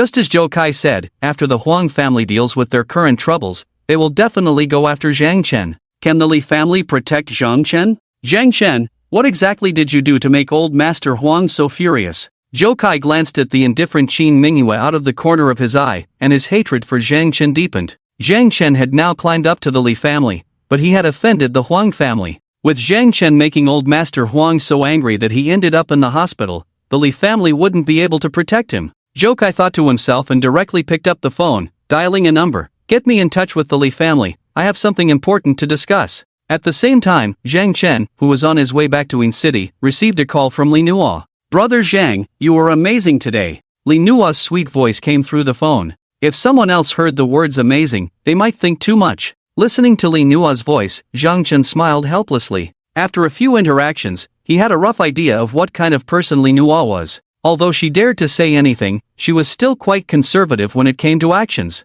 "What's up?" He. Li Nuo giggled, "So many people today treated you as my future husband. My family is also eager to meet you, my future son-in-law." Zhang Chen reached up to scratch his ear. "If you don't say anything, I'm hanging up. Look at you, this heartless man. Can sweet talk only be said at night? You turn your back on me during the day." "Humph." Li Nuo pouted, "Let's get to the point. Your Zhang family has always had some trade dealings with our Li family, but there have been some issues recently related to the Zhou family in Yin City. Do you want to know more? Okay, I'll come to your company to find you." Zhang Chen replied and hung up the phone. The driver, old Chen, didn't ask any questions and directly changed lanes towards the Li group. An hour later, Zhang Chen was sitting in Li Nuo's office. Now, Li Nuo had changed into a formal business outfit, looking completely different from the usual. She confidently instructed her secretary to make tea for Zhang Chen and old Chen. "You two chat, young master, I have some matters to attend to, so I'll leave first. The other driver has already been arranged." Old Chen smiled as he stood up. "Old Chen, wait, let me take Zhang Chen back. There's no need to trouble anyone else." Li Nuo appeared very polite in front of old Chen. "That's fine, thank you, Miss Li." After old Chen slightly bowed, he left the office. Once the office was left with just Li Nuo and Zhang Chen, her little devilish personality immediately emerged. One moment she was dignified and graceful, and the next, she became incredibly alluring. The tight black pencil skirt accentuated her curves, and as she leaned slightly forward, her playful demeanor made Zhang Chen feel as if he saw something, yet also as if he saw nothing at all. Li Nuo leaned in front of Zhang Chen, a playful smile dancing on her exquisite features. "Brother Zhang, there's no one else here, why are you being so reserved?" It had to be admitted that Li Nuo was a stunning beauty. She could be dignified or seductive. Zhang Chen touched his nose and turned his head to the side. "Let's talk about work instead. What happened with the trade you mentioned?" As soon as trade was brought up, Li Nuo instantly returned to her serious demeanor, sitting back in her seat, her legs crossed and outlined by black stockings,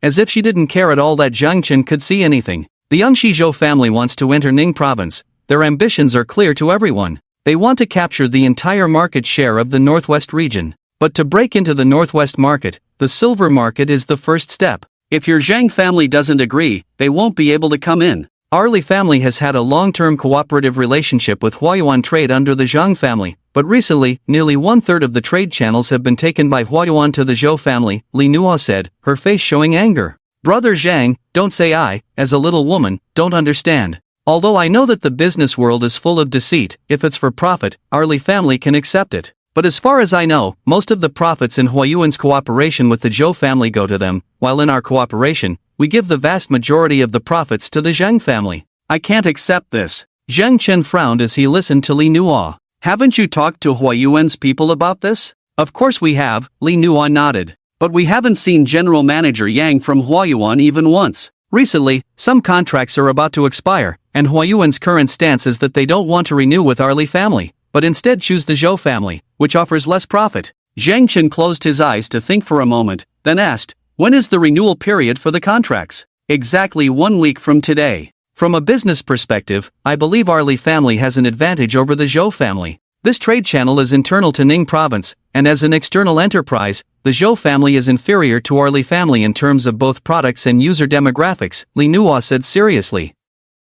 So I believe continuing our cooperation would be a win-win situation. At this point, a smile suddenly appeared on Li Nuo's face. She stood up from her chair, turned to face Zhang Chen, and wrapped her fair, delicate arm around his neck. Her red lips brushed against Zhang Chen's ear as she whispered, "Brother Zhang, from a personal perspective, I think you wouldn't want your own company to benefit Zhou Kai, would you?" The tickling sensation by his ear spread throughout Zhang Chen's body, and he shifted slightly. "I'll give you an answer within a week regarding this matter. Then I'll thank Brother Zhang on behalf of the Li family," Li Nuo said with a playful laugh. "Come on, Brother Zhang, let's go out for a nice dinner tonight, my treat." Zhang Chen smiled wryly. "Forget it, it's only this early, why go eat? Don't you know that a romantic dinner takes a long time to prepare? Come on, can't we just consider it a work discussion?" Li Nuo grabbed Zhang Chen's arm and shook it vigorously, acting all cute. "Alright, what if your secretary sees us? Let's go, let's go." Unable to resist Li Nuo, Zhang Chen walked out of the office with her.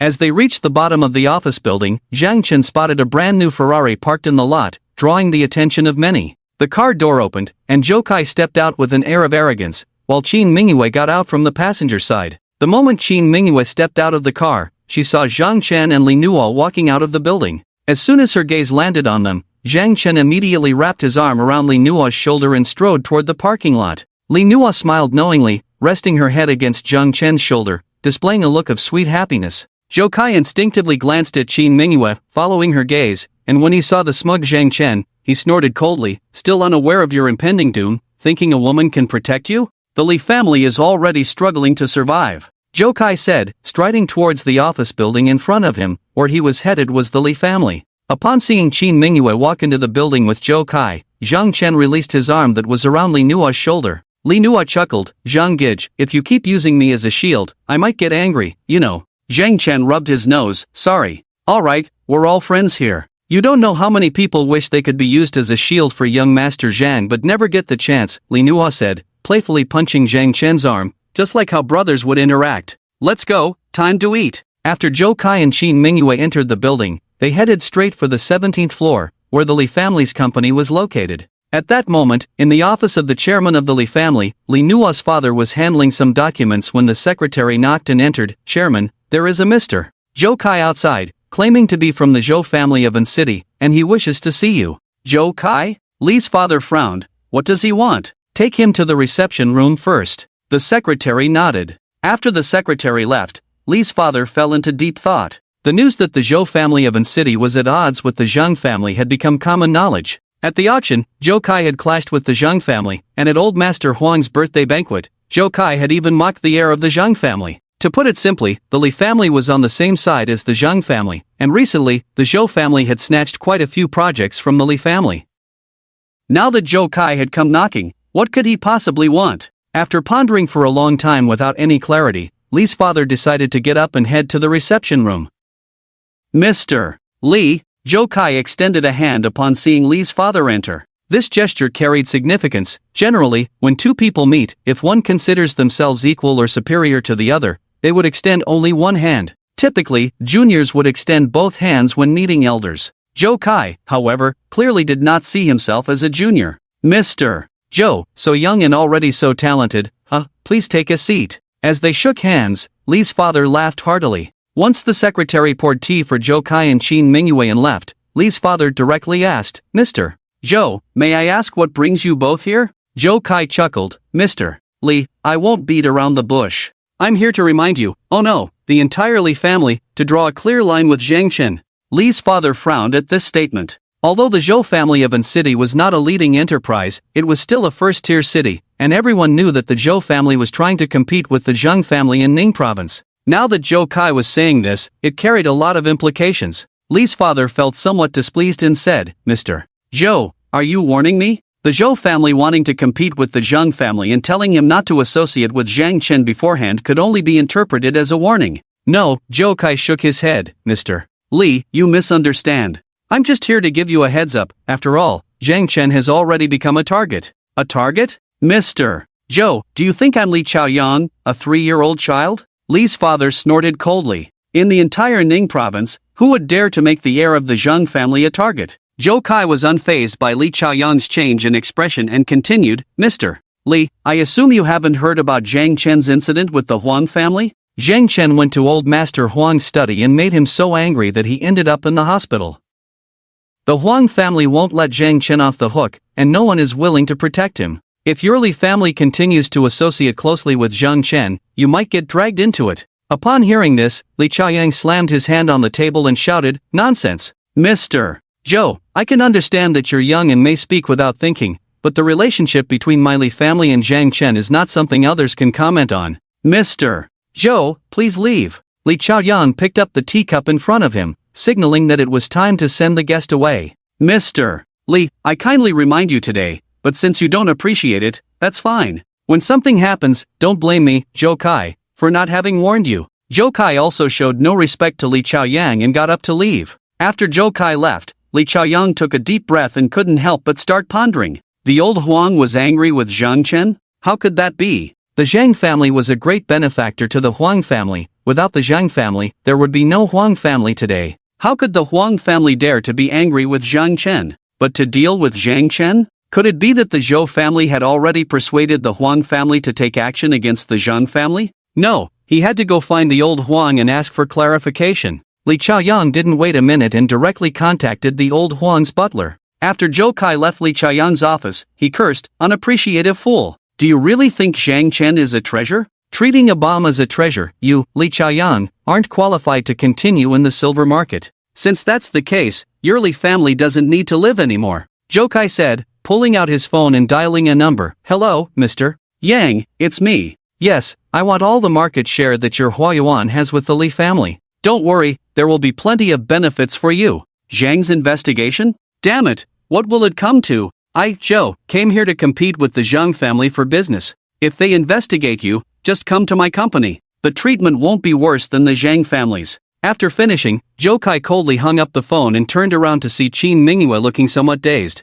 Mingyue, what are you thinking about? Nothing. Nothing. Qin Mingyue seemed startled and quickly shook her head. Zhou Kai's face darkened, thinking about Zhang Chen, right? I just can't understand why you want to think about that kind of useless person who relies on women to rise. Qin Mingyue, don't forget, it was your parents who took the initiative to find my family, not me, Zhou Kai, who was pestering you. Zhou Kai, in a bad mood, directly vented his anger on Qin Mingyue. Qin Mingyue's emotions were very calm. Zhou Kai, I actually hope you would directly refuse my parents. After saying this, Qin Mingyue strode away, her bright eyes shimmering with tears. Parents! If only my parents could be like Li Nua's father, not asking about anything and supporting their daughter to be with someone she truly likes, then perhaps, I and Zhang Chen would be very happy now. Even if we had nothing, we could struggle together, work hard together, and have a warm little home. Zhou Kai watched Qin Mingyue's departing figure, clenching his fists tightly. Qin Mingyue, one day, I will make you realize how foolish it is to offend me, Zhou Kai. At 8 o'clock in the evening, at the Fa Shang Western Restaurant, a place with a small facade but filled with luxury cars worth over 500,000 at the entrance, this was the destination Li Nua brought Zhang Chen to. Although the facade was small, it was vast inside. There was no hall, only private rooms, each with dedicated waitstaff and sommeliers. Here, you could have someone play soothing light music or enjoy romantic violin pieces, and even the ancient zither filled with antique charm could be enjoyed. Each private room had a different atmosphere. Zhang Chen looked at the array of dishes on the table and couldn't help but exclaim, I didn't know there was such a place in the silver market. Rich people really know how to enjoy life. Li Nua picked up a napkin to wipe her mouth. Come on, my young master Zhang, this Fa Shang Western Restaurant is actually your Zhang family's property. Zhang Chen scratched his head awkwardly, is that so? He really wasn't very clear about what properties his family owned. Let's go, after we finish eating, I'll take you to do something even more fun. Li Nua's face was filled with excitement. More fun? Zhang Chen looked curious. Of course, it's your young master Zhang's family's casino. What do you think this France is? Li Nua said, full of admiration, I'm really curious how your uncle got this legitimate casino license. I heard your Zhang family made their fortune from this. Is my dad still running a casino? Zhang Chen recalled how his father usually looked at home. He really didn't seem like someone who could run a casino. But with such a large family business, it wasn't hard to hide something like a casino. On the upper floors of France, there was indeed a casino, but it was private, and ordinary people wouldn't be allowed in to play. After verifying the Li family's identity, Lino brought Zhang Chen to the top floor. The top floor was a luxurious hall, dazzling with gold and splendor. Inside, alluring figures moved about, fine wine and delicacies were available in unlimited quantities, and all kinds of games were present, just like in the movies. Come on, let's play blackjack. Lino exchanged 20,000 in chips and generously gave Zhang Chen half, sitting down at the blackjack table. This simple game of adding up cards was very popular among beginners like Lino. Just as Lino settled Zhang Chen into his seat, a voice came from beside them. No, is that really you? Excited, Lino's face fell the moment he heard the voice. He turned to look at the speaker, a young man in his early 20s. Huang Chang, can you stop being such a ghost? Do you think we're that close? The young man named Huang Chang didn't pay any attention to what Lino said but instead focused on Zhang Chen, his gaze filled with hostility. Who is this? Duh, of course, he's my boyfriend, Lino said, wrapping an arm around Zhang Chen's shoulder and whispering in his ear. I've helped you so many times, it's your turn to help me now. This is the third-generation heir of the Huang family, a pure second-generation rich kid. I'm about to be driven crazy by him. Feeling Huang Chang's angry gaze, Zhang Chen couldn't help but feel speechless. Being used as a shield by someone wasn't exactly pleasant. Boyfriend? Huang Chang glared at Zhang Chen and shouted, Kid, I advise you to be smart and stay away from Lino. Huang Chang, why are you shouting? Who do you think you are? Lino was immediately displeased. Huang Chang, what's going on? I could hear your voice from far away. Zhou Kai's figure appeared from behind, and upon seeing Zhang Chen, he burst into laughter. Oh, isn't this the famous Zhang Chen? How come I keep running into you everywhere? What, are you here to gamble like everyone else? Too bad, gambling relies on family wealth and confidence, and coincidentally, you have neither. Zhang Chen shot Zhou Kai a glance but remained silent. He already had a strategy in mind regarding the Zhou family's company entering Silver City, but it wasn't fully developed yet. In Zhang Chen's eyes, Zhou Kai would eventually be kicked out of Ning province. Huang Cheng curiously looked at Zhou Kai. Brother Zhou, do you know this guy? Zhou Kai sneered, just a clown. Huang bro, shall we talk somewhere else? Sure. Huang Cheng nodded and followed Zhou Kai to a private booth nearby. Inside the booth, Zhou Kai noticed that Huang Cheng was fixated on the half-transparent glass, watching Zhang Chen and Lino at the blackjack table. Whenever Lino made any slightly intimate move, Huang Cheng would unconsciously clench his fists. Huang bro, are you unhappy with that Zhang Chen? Zhou Kai offered a cigarette. Very unhappy. Huang Cheng took the cigarette, lit it, and took a deep drag, seemingly venting his frustrations. Who is this guy? Where did he come from? Ha ha ha. Zhou Kai laughed out loud. What background? Just a poor kid who graduated from Silver University, thinking he's a rich man now that he's climbed onto the Li family's branch. Poor kid? Huang Cheng was both confused and angry. Why did Lino choose a poor kid instead of him? That's right, but Huang bro, you don't need to act so angry. This Zhang Chen is actually your lucky star. Zhou Kai patted Huang Cheng's shoulder. Brother Zhou, I don't understand what you mean. Huang Cheng frowned. You spend every day in the moonlight, and there are many things you still don't know, right? Zhou Kai took a bottle of red wine from the side cabinet. This afternoon, your old man is celebrating his birthday, and Zhang Chen has made him so angry that he ended up in the hospital. You can't stand Zhang Chen, and your family can't stand him even more. Don't you want to gain recognition and importance in your family? Zhang Chen is a gift from heaven delivered right to you. Really? Huang Cheng's face lit up with joy. This news has already spread today. Zhou Kai brought over a tall glass and poured wine for Huang Cheng. Brother Huang, when you get home, I have plenty of business we can do together. Think about it, among your Huang family's younger generation, who has gone out to do business. And if you cooperate with me, Zhou, your family won't look down on this partnership, right? Of course not. Brother Zhou, if our family knew I could cooperate with you, they would be overjoyed. Huang Cheng imagined himself returning to the family, achieving a partnership with the Zhou family, and being valued, his face filled with excitement. Then let's toast to that. Zhou Kai raised 2 glasses and gently clinked them, producing a light ding. To a pleasant cooperation. Ha ha ha, thank you, Brother Zhou, thank you. Let's go, today I treat. Huang Cheng excitedly downed his drink in one gulp, enthusiastically putting his arm around Zhou Kai's shoulder as they left in style. As they exited the private room, several of Huang Cheng's younger brothers were waiting at the door. Huang Cheng waved his hand and sneered, the guy next to Li Nua, don't let him leave comfortably tonight. Huang Cheng's younger brothers immediately understood, they had done this kind of thing too many times and were already skilled at it. Several of them fixed their eyes on Zhang Chen. Since this was Zhang's territory, they didn't dare to act, but once they were outside, they would have no reservations. Before leaving, Zhou Kai gave Zhang Chen a meaningful glance and then sent a message to Qin Mingyue. Mingyue, at the entrance of the Fa Shang Western restaurant, your ex-boyfriend has attracted the attention of someone because he provoked Lee Nua's man. If you get there early, you should still be able to see him before he gets beaten up. After sending the message, Zhou Kai revealed a smug smile, already envisioning Zhang Chen's embarrassing state tonight. At 10 o'clock in the evening, Li Nua, still somewhat reluctant, was pulled out of the casino by Zhang Chen. Zhang Chen had many matters to handle. Just as they stepped out of the Fa Shang Western restaurant, more than a dozen figures appeared in front of Zhang Chen, blocking his and Li Nua's path. "Kid, it's dark now, and it's not safe to go home alone. Let us see you off?" The leading young man looked at Zhang Chen with a cold smile. Li Nua glanced at the leading young man and coldly shouted, "I recognize you, you're Huang Cheng's little brother, right?" "What do you mean by this?" "Hey, big sister, don't be anxious. This isn't aimed at you, it's aimed at this kid." The leading young man turned to Zhang Chen. "Kid, if you're not a coward, then don't hide behind a woman. Come with us." "Let him go with you? You call Huang Cheng here and let me see if he's gone mad." Li Nua angrily pushed the leading young man away. The leading young man ignored Zhang Chen and stepped forward to grab Zhang Chen by the collar, trying to drag him away. As Zhang Chen was being pulled, he made several hand gestures with his right hand. In the shadows, someone put on white gloves. "Let go of me," a sharp voice suddenly rang out. Qin Mingyue strode over, followed by 4 strong men. Seeing this scene, Zhang Chen quickly made another hand gesture. The person in the shadows took off the gloves and dialed a number. Zhang Chen, being the heir of the Zhang family, could never be alone wherever he went.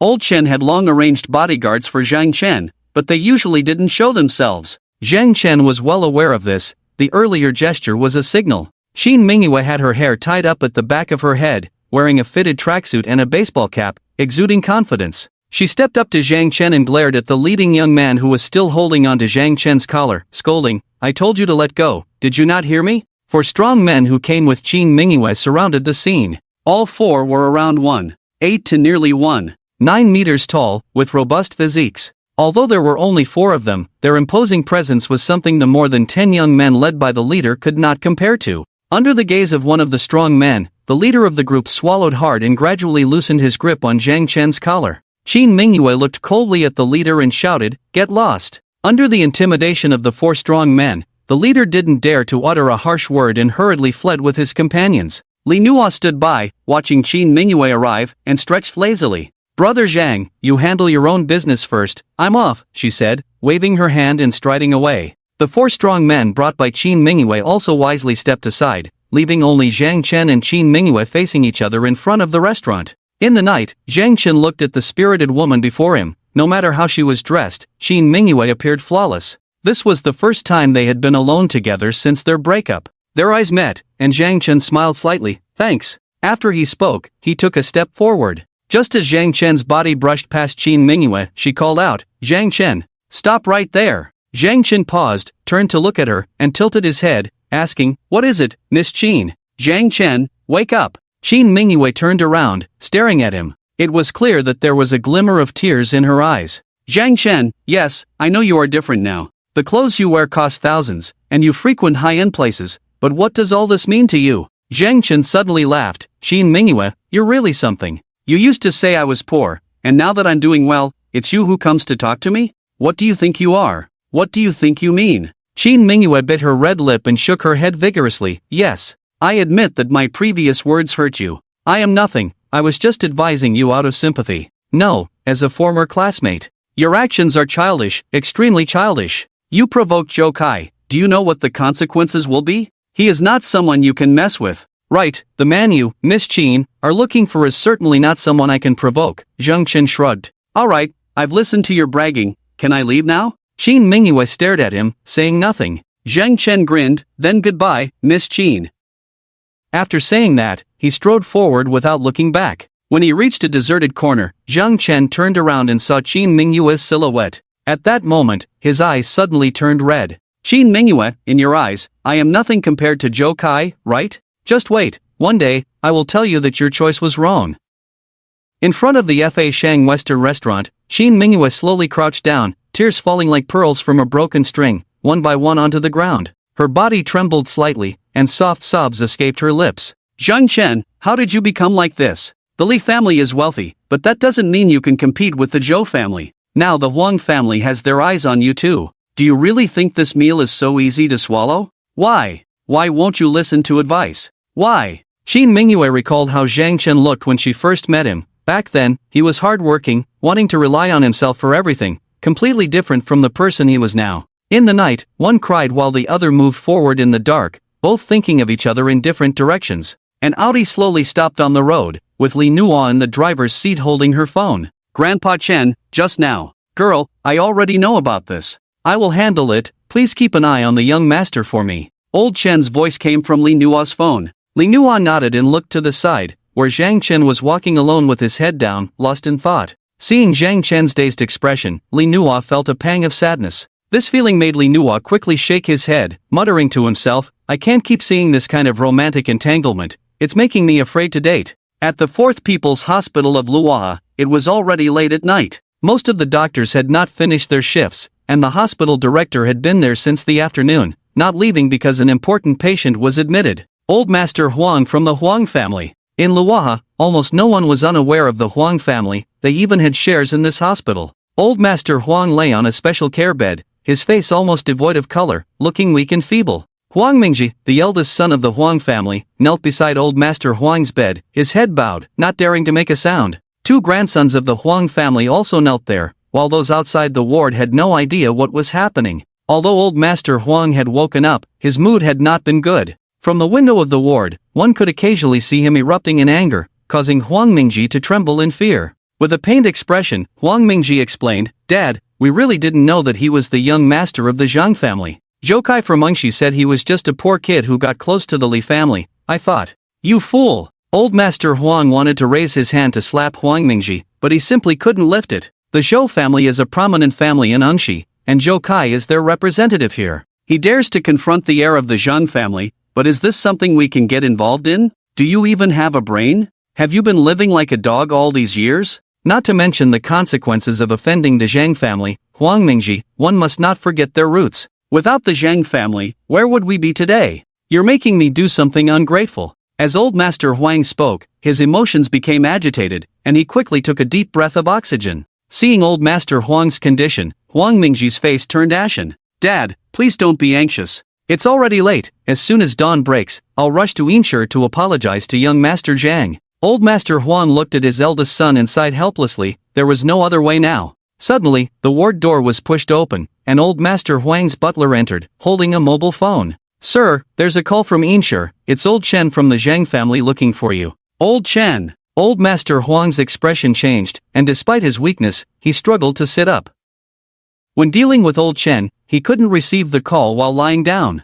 Huang Mingji and the others immediately straightened up. The butler from the Zhang family was calling, and they hoped he wouldn't pursue the matter. Huang Mingji and the others were extremely anxious. As the phone was brought to his ear, Old Master Huang immediately put on a smile. Old Chen, calling so late. Huang Mingji knelt there, unable to hear what was said on the other end, but he could only see Old Master Huang's smile fade second by second, turning calm, then angry, and it was evident that Old Master Huang's breathing became rapid. A minute later, Old Master Huang spoke, Old Chen, rest assured, I will definitely give you an explanation for this matter. After hanging up the phone, Huang Mingji noticed that Old Master Huang's gaze was particularly sharp, filled with an indescribable anger. He hadn't seen such a look in Old Master Huang for a long time. It only appeared when something truly terrible happened. Wretched beast! Wretched beast! Old Master Huang trembled as he raised his hand. Quick! Have someone call Huang Cheng over here. Immediately! Huang Mingji hurriedly dialed the phone. At the Mailu bar in Yinshi, Huang Cheng and Zhou Kai were sitting together, drinking, when suddenly Huang Cheng's phone rang. It's a call from home. Huang Cheng looked at the caller and felt a surge of joy. Zhou Ge, wait a moment, I'll take this call. After saying that, Huang Cheng walked out of the private room. A few minutes later, he returned, excitement written all over his face as he looked at Zhou Kai. Zhou Ge, you were right. My family wants me to go back now. They said they need to talk to me. Thank you so much. Just buddies, no need for thanks. Zhou Kai waved his hand dismissively. Let's go then. Since you have to go back, we won't play anymore. I want to visit the old man tomorrow too. Of course, Zhou Gu. Once we get to Luoha, let me show you some hospitality. Huang Cheng was unusually excited. He couldn't wait to go home and receive compliments. In contrast to Huang Cheng's excitement, Zhou Kai was thinking about Zhang Chen's embarrassing display tonight. He wondered how much Qin Mingyue would despise seeing that person crying and begging for mercy after being beaten. At Luoha, at midnight, in front of the 4th People's Hospital, $1 million Alfred stopped. At the hospital entrance stood more than a dozen young men, all of whom were Huang Chang's subordinates in Luoha. There was a celebration tonight, and Huang Chang had called all his little brothers to come and celebrate together. Before the car had even come to a complete stop, the door swung open, and Huang Chang jumped out with a beaming face. "Brother Huang, you go ahead. I'll wait for you here." Zhou Kai waved at Huang Chang from the car. "Show good, thank you. I'll arrange something for you later," Huang Chang said excitedly as he ran into the hospital, heading straight for the special care unit. As soon as Huang Chang arrived at the special care unit, he saw many members of the Huang family standing there. He noticed that the way they looked at him was uncomfortable, filled with anger. Huang Chang wasn't surprised by this, he had thought about it on the way here. After helping his grandfather, he had gained favor, and these people would definitely look down on him. After all, among the third generation of the Huang family, none had stood out. Amidst the angry and resentful gazes, Huang Chang held his head high, striding toward the special care ward like a triumphant hero. Huang Ziyuan stood at the door of the ward and approached Huang Chang with a blank expression. "Huang Chang, the old man is waiting for you inside."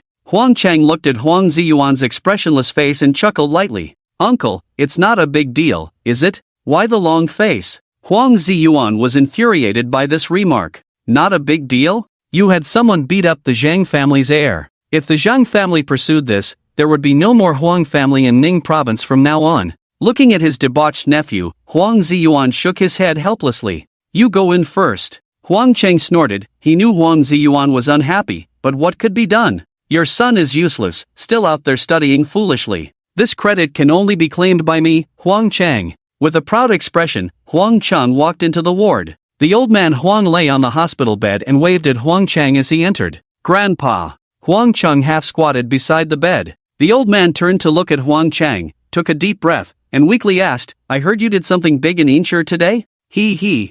Huang Chang scratched the back of his head. "Grandpa, it's not a big deal." "If that's not a big deal, then what is?" The old man looked Huang Chang up and down. "You are truly a good descendant of the Huang family, a good descendant." The old man struggled to sit up. Huang Chang hurried over to help, but as he reached out, the old man swatted his hand away. "Grandpa, what are you doing?" Huang Chang was puzzled. "Grandpa?" The old man shook his head. "No, Huang Chang, I don't deserve to be your grandfather. I feel that you are the one who should be my grandfather. You are the grandfather of the entire Huang family." The old man suddenly became agitated. Huang Chang was completely confused. "Grandpa, what do you mean by that?" "Huang Chang, you have some nerve." At that moment, Huang Ziyuan walked in from the doorway, shouting loudly, "As a direct descendant of the Huang family for 3 generations, it's one thing to be uneducated, but today, you actually had the audacity to hit someone. Tell me, what has the Huang family ever done to wrong you?" "Huang Chang, you're nothing but a white-eyed wolf. The Huang family raised you, and you can do something like this." The members of the Huang family all gathered at the door of the hospital room, shouting and scolding. "Enough! Everyone quiet down. The old master can't handle the noise." The butler of the old master furrowed his brow and shouted. As soon as the butler spoke, the direct descendants of the Huang family fell silent. Although he was just a butler, everyone knew that this butler was a brother who fought alongside the old master to build their fortune,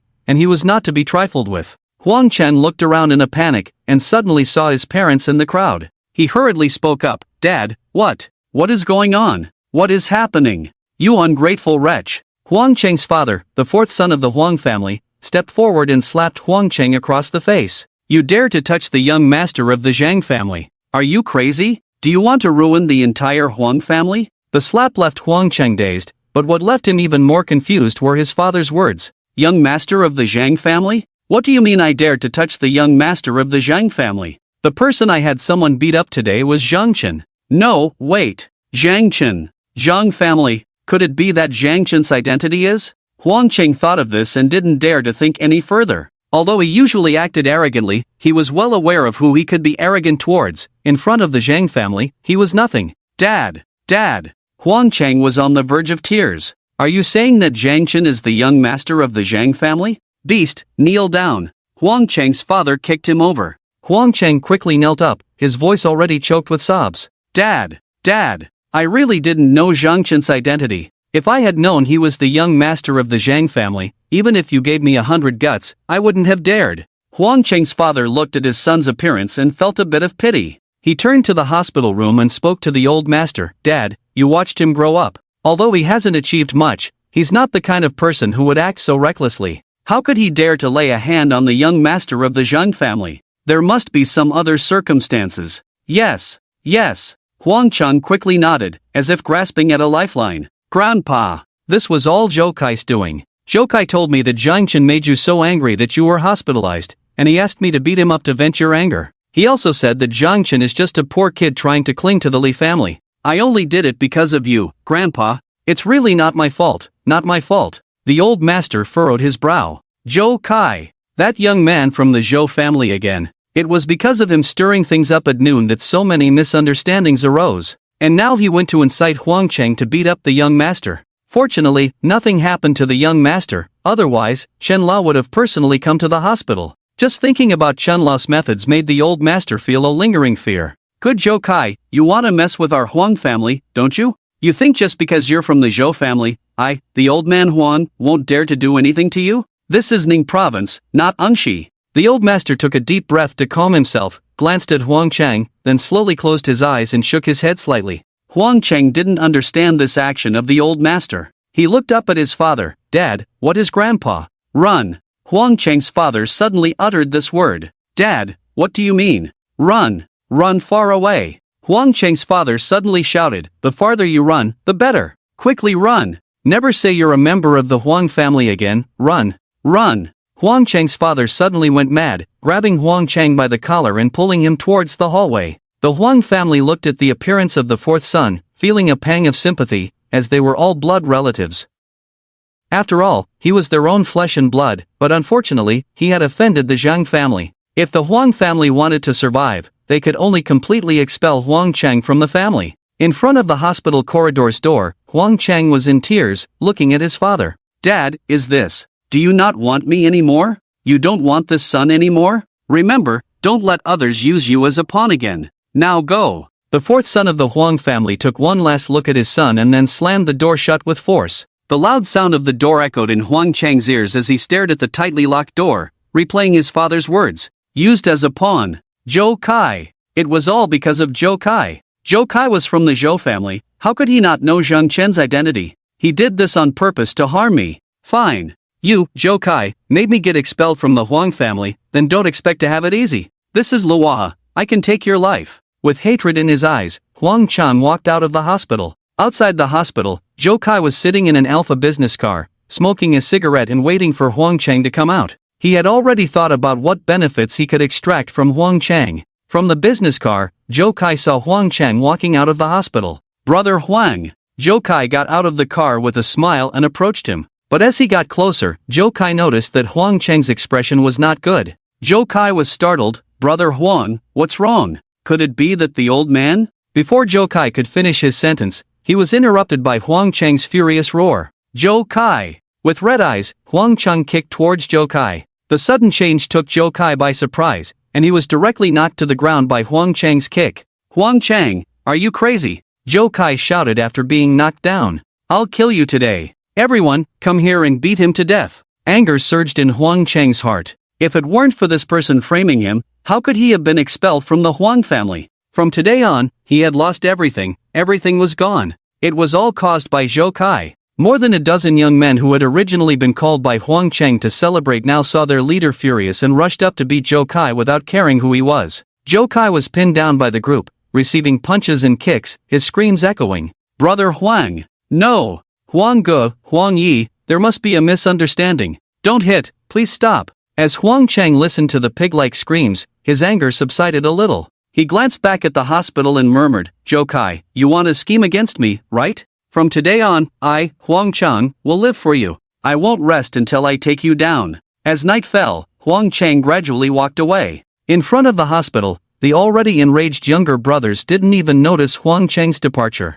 When they finally realized that the person they were beating was almost dead, they stopped. Boss, if we keep this up, someone will really die. Where's the boss? I don't know. Let's go. In just over 10 seconds, the group disappeared without a trace. Zhou Kai lay on the ground, covered in blood, feeling excruciating pain all over his body. His clothes were completely torn, and his phone was utterly broken. It was late at night, and the surroundings were silent. That Alpha car was also Huang Cheng's, long gone. Zhou Kai struggled to stand up, feeling as if he couldn't even keep his balance. It felt like two of his fingers were broken, and even a light touch sent sharp pain through him, making Zhou Kai unable to suppress a scream. Looking around, there wasn't a single car in sight. He was completely helpless in Luoha. Huang Chang, you better wait for me, I will take your life sooner or later. Zhou Kai glanced at his broken phone and staggered towards the hospital. At midnight, Zhou Kai awkwardly knocked on the emergency room door, where Zhang Chen sat at his desk, deep in thought. Tonight, Xin Mingyue's words pierced Zhang Chen's heart like a steel needle. Not as good as Zhou Kai. Xin Mingyue, what makes you think I'm not as good as Zhou Kai? Zhang Chen directly picked up the phone and dialed a number. Li Nuo. Oh, Zhang Gij is taking the initiative to call me. Li Nuo's charming voice came through the phone. They say the way to heal a broken heart is to quickly start a new relationship. Is Zhang Gij calling late at night to heal his heart with me? Zhang Chen couldn't help but be speechless. Li Nuo was truly unpredictable. He cleared his throat twice. Let's talk seriously. About the trade between Huayuan and your family, can you arrange a position for me? I want to understand it better. Li Nuo, quick-witted, immediately understood what he meant and nodded. No problem, just come to our company tomorrow and report to the HR department. Zhang Chen agreed and hung up the phone. The next morning, Zhang Chen went to Bauta Trade, which was Li's company. With Li Nuo's introduction, Zhang Chen was directly assigned to the business department as the deputy manager, directly interfacing with Huayuan Trade. What puzzled Zhang Chen was that when he arrived at his workplace, he found the office completely empty. What's wrong, Zhang Gij? Surprised? A sweet voice sounded behind Zhang Chen. Li Nuo, wearing a white shirt and a tight-fitting short skirt, with her beautiful legs in black stockings and high heels, was incredibly alluring. Although Zhang Chen had seen this side of Li Nuo once before, he was still taken aback by her beauty. Zhang Chen nodded. Is everyone already out on business this early? A bit of a connection, but it's not about running business. They've all left. Li Nuo smiled. This department only has 2 people now. I'm the manager, and you're the deputy manager. Since the business with Huayuan has decreased, people have either transferred or left. After all, those who go out to run business aren't doing it just for the base salary, so everyone in the department has left. Zhang Chen took a deep breath. Who are you interfacing with? It's General Manager Yang from Huayuan, the current head of Huayuan. I've made an appointment with him. You can come along to take a look. By the way, Zhang Xiaoye, you haven't been to your family's largest trading company, have you? Zhang Chen smiled awkwardly. Aside from the Xin Kai Hotel, he hadn't been to any others,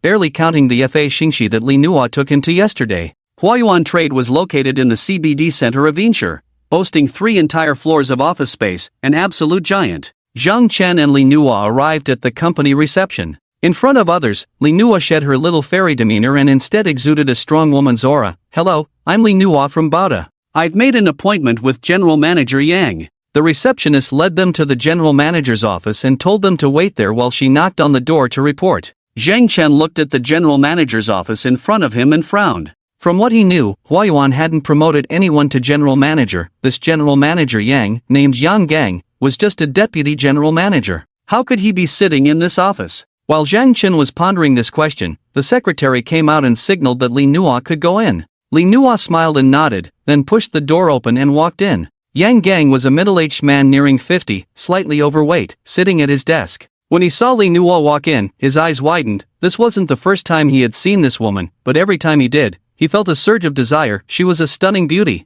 Manager Li, come, sit. Yang Gang stood up, warmly welcoming her. Hello, General Manager Yang, this is the deputy manager of our business department. You can just call him Xiao Zhang. Li Nuo turned around and welcomed Zhang Chen in. When Yang Gang saw that a man had come with Li Nuo, he felt a bit displeased. His agreement to meet Li Nuo was merely an opportunity to do something while it was just the 2 of them. But with a third person present, especially a man, the meeting was completely unnecessary. Yang Gang coldly sat back in his office chair and picked up his teacup. Mr. Li, please have a seat, he said, not glancing at Zhang Chen again, his eyes fixed on Li Nuo's long legs. After thanking him, Li Nuo sat on the sofa with Zhang Chen. Mr. Li, it seems you're not very busy today, Yang Gang inquired. For us at Bauta, the most important thing should be our cooperation with Huayuan, Li Nuo replied with a smile. Mr. Li, if you really want to discuss cooperation, you should show your sincerity, Yang Gang said, his gaze still lingering on Li Nuo's long legs. Mr. Yang, we at Bauta have already minimized our interests, and as far as I know, the profit distribution between the Zhou family and Huayuan should be 50-50, Li Nuo answered with a smile, having noticed Yang Gang's aggressive demeanor. Yang Gang sneered, Mr. Li, how you divide with Huayuan is your business. What I want to know is what I can get. As he spoke, He stood up and walked in front of Li Nuo, sizing up her delicate figure from top to bottom. Zhou Kai gives me 10 points, what can you give me? Given your situation at Bauta, if you can't come up with 10 points, you should offer something else. Li Nuo could easily understand the implication in Yang Gang's words, clenching her delicate fist. Mr. Yang, you. Enough, Yang Gang interrupted her. Mr. Li, that's all for now. If you've made up your mind, come back to find me, but remember, come alone next time.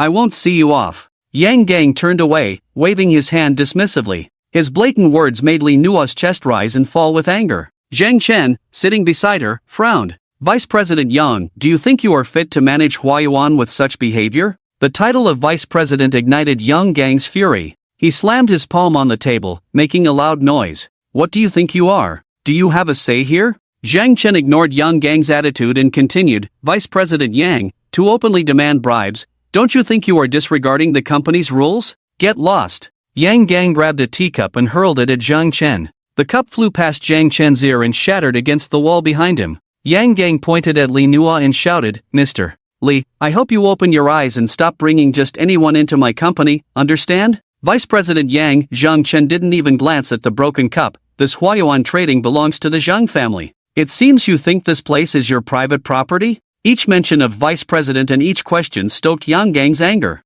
What the hell are you? Yang Gang pointed at Zhang Chen's nose. Tell me, who do you think you are to speak here? Zhang Chen pointed at the office desk behind Yang Gang. Vice President Yang, your phone is ringing. As soon as Zhang Chen finished speaking, Yang Gang's phone in his pocket began to ring. Instinctively, Yang Gang glanced at the desk phone, and upon seeing the caller ID, he immediately put on a respectful expression. Director Wei. Director Wei was the HR director of the Zhang Group, holding a very high position. I sent you an email. The big boss is coming to the company for an inspection today. Go check it out. The big boss. Upon hearing this, Yang Gang showed no hesitation, completely disregarding Zhang Chen, and stood there hurriedly opening his email. Inside was a photo of a person along with background information. Yang Gang, as a senior executive, was aware of the change in ownership at the Zhang family, but he had never met the big boss. When Yang Gang saw the email sent by Director Wei, he froze in place. Bent over and standing there, Yang Gang shifted his gaze from the computer screen in front of him to the young man sitting on the guest sofa,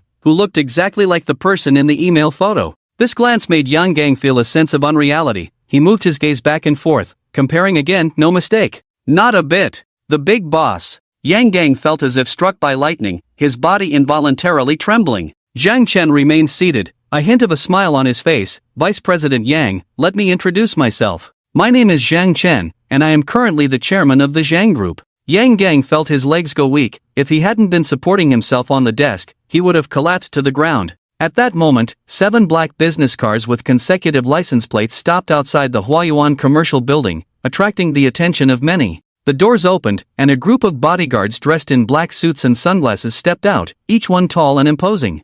Following them, more than 10 financial elites from the Zhang Group, dressed in business uniforms and carrying laptops, got out of the cars, each with a stern expression. Finally, Old Chen stepped out of the car, looked up at the towering building in front of him, and walked in first, with everyone else following closely behind. At the front desk of Huayuan Commercial, Old Chen stood there, displaying an authority completely different from his usual demeanor. The receptionist didn't even dare to meet his eyes. Old Chen handed a business card to the receptionist, placing it on the desk. I am Chen Ping from the Zhang Group. When the receptionist saw the name on the card, she was taken aback. Director Chen. It's Vice President. Old Chen smiled slightly, then turned around, his expression instantly turning severe as he shouted, audit the accounts. With Old Chen's shout, a large group of people entered from outside Huayuan, all dressed in suits and sunglasses, tall and imposing. Once inside, they rushed into every office in Huayuan, pulling out their credentials and directly taking control of every computer without allowing anyone to touch them. Then, a group of professionals in uniforms entered. They were all financial elites from the Zhang Group,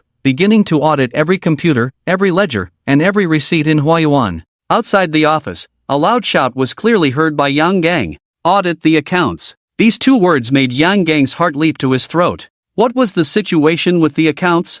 They couldn't stand up to scrutiny at all. Yang Gang's face turned pale, cold sweat covering his forehead. Vice President Yang, this office doesn't belong to you, does it? Zhang Chen stood up. At the same time, the office door was opened by someone, and Old Chen, accompanied by 2 others, stood at the door. Old Chen. Yang Gang's heart sank completely. He knew all too well who this old Chen was. With the audit underway, today was over. Vice President Chen, there are many discrepancies in the accounts, all flowing to a media company called Ming Yang, whose legal representative is Vice President Yang's brother-in-law, the auditing financial officer announced, and Yang Gang heard it clearly. Yang Gang's face turned ashen as he looked at Zhang Chen, no longer the arrogance he had just displayed. Chairman Zhang, what are you? Do you even have the right to speak here? Zhang Chen interrupted Yang Gang, repeating what he had just said. Old Chen, take him away, make it thorough. Old Chen nodded, and the two men behind him immediately rushed forward, restraining Yang Gang. Misappropriating public funds and taking kickbacks, this was more than Yang Gang could bear. The auditors came quickly and left just as fast. In the office, the secretary timidly entered to clean up, not daring to look at Zhang Chen, the big boss, even once. After the secretary left, only Zhang Chen and Li Nuo remained in the office. Li Nuo noticed that Zhang Chen's expression was clearly not good, and he knew why, so he spoke up to advise. The Zhang Group is too large. With many subsidiary companies, no company can guarantee that there are no issues at all. Zhang Chen nodded. He knew that there was still much to be done. Huayuan was not an accident but a phenomenon. This phenomenon could not be completely eradicated, but it was essential to prevent any major mistakes. Yang Gang's choice to collaborate with the Zhou family was tantamount to handing over Zhang's market share to another group. This was not something that could be compensated by embezzling a little money. Just as he was thinking, Li Nuo's phone suddenly rang. She answered with a hello, but whatever was said on the other end immediately darkened her expression. A minute later, Li Nuo hung up and looked at Zhang Chen. Tonight, Zhou Kai is hosting a banquet for the heads of major enterprises in the name of the Zhou family and has invited me, but he didn't invite your Zhang family. He's going to propose cooperation with each family, and he probably wants to use our Li family as an example. After all, if it weren't for our connection with you, our Li family's market share would have all turned into Zhou's. If that happens, we would also be eliminated from the silver market. Zhou Kai is trying to kill the chicken to scare the monkey. Zhou Kai, ha! Zhang Chen thought for a moment. I'll go with you. He. Li Nuo's big eyes immediately curved into crescents, her fair and slender jade arms wrapping around Zhang Chen's neck. I knew you wouldn't let me go alone to be a joke. Li Nuo's figure swayed in front of Zhang Chen, a flash of white, paired with those beautiful black silk legs. It was simply overwhelming. Zhang Chen cleared his throat and quickly stood up. He knew he was no match for Li Nuo when it came to being flirtatious. In the silver market CBD, the Zhou family had rented an entire 11-story building. They had just settled in the silver market and were already making such a grand move, which showed how strong the Zhou family's financial power was. This news had long reached the ears of major enterprises in the silver market. At this moment, in the office of the general manager of the Zhou family, there were 2 men and 1 woman sitting, one of whom was Qin Mingyue, while the other 2 were from the Qin family. Qin Mingyue's brother, Qin Mingyi, excitedly spoke up. Sister, Mom has agreed to your marriage with brother-in-law. Once you're discharged from the hospital, she'll come to arrange your engagement. Mingyue, your mother's health isn't good. After she heard Zhou Kai called to say he wanted to marry you, she was happy all night, and her complexion has improved a lot. The speaker was Qin Mingyue's uncle, Qin Lin. Qin Mingyue's expression turned extremely ugly. She had no idea that her uncle and brother were coming with such news. As for Zhou Kai calling her mother, she was completely unaware. This morning, she suddenly received a call saying her brother and uncle had arrived, and they immediately started discussing these matters. Engaged to Zhou Kai.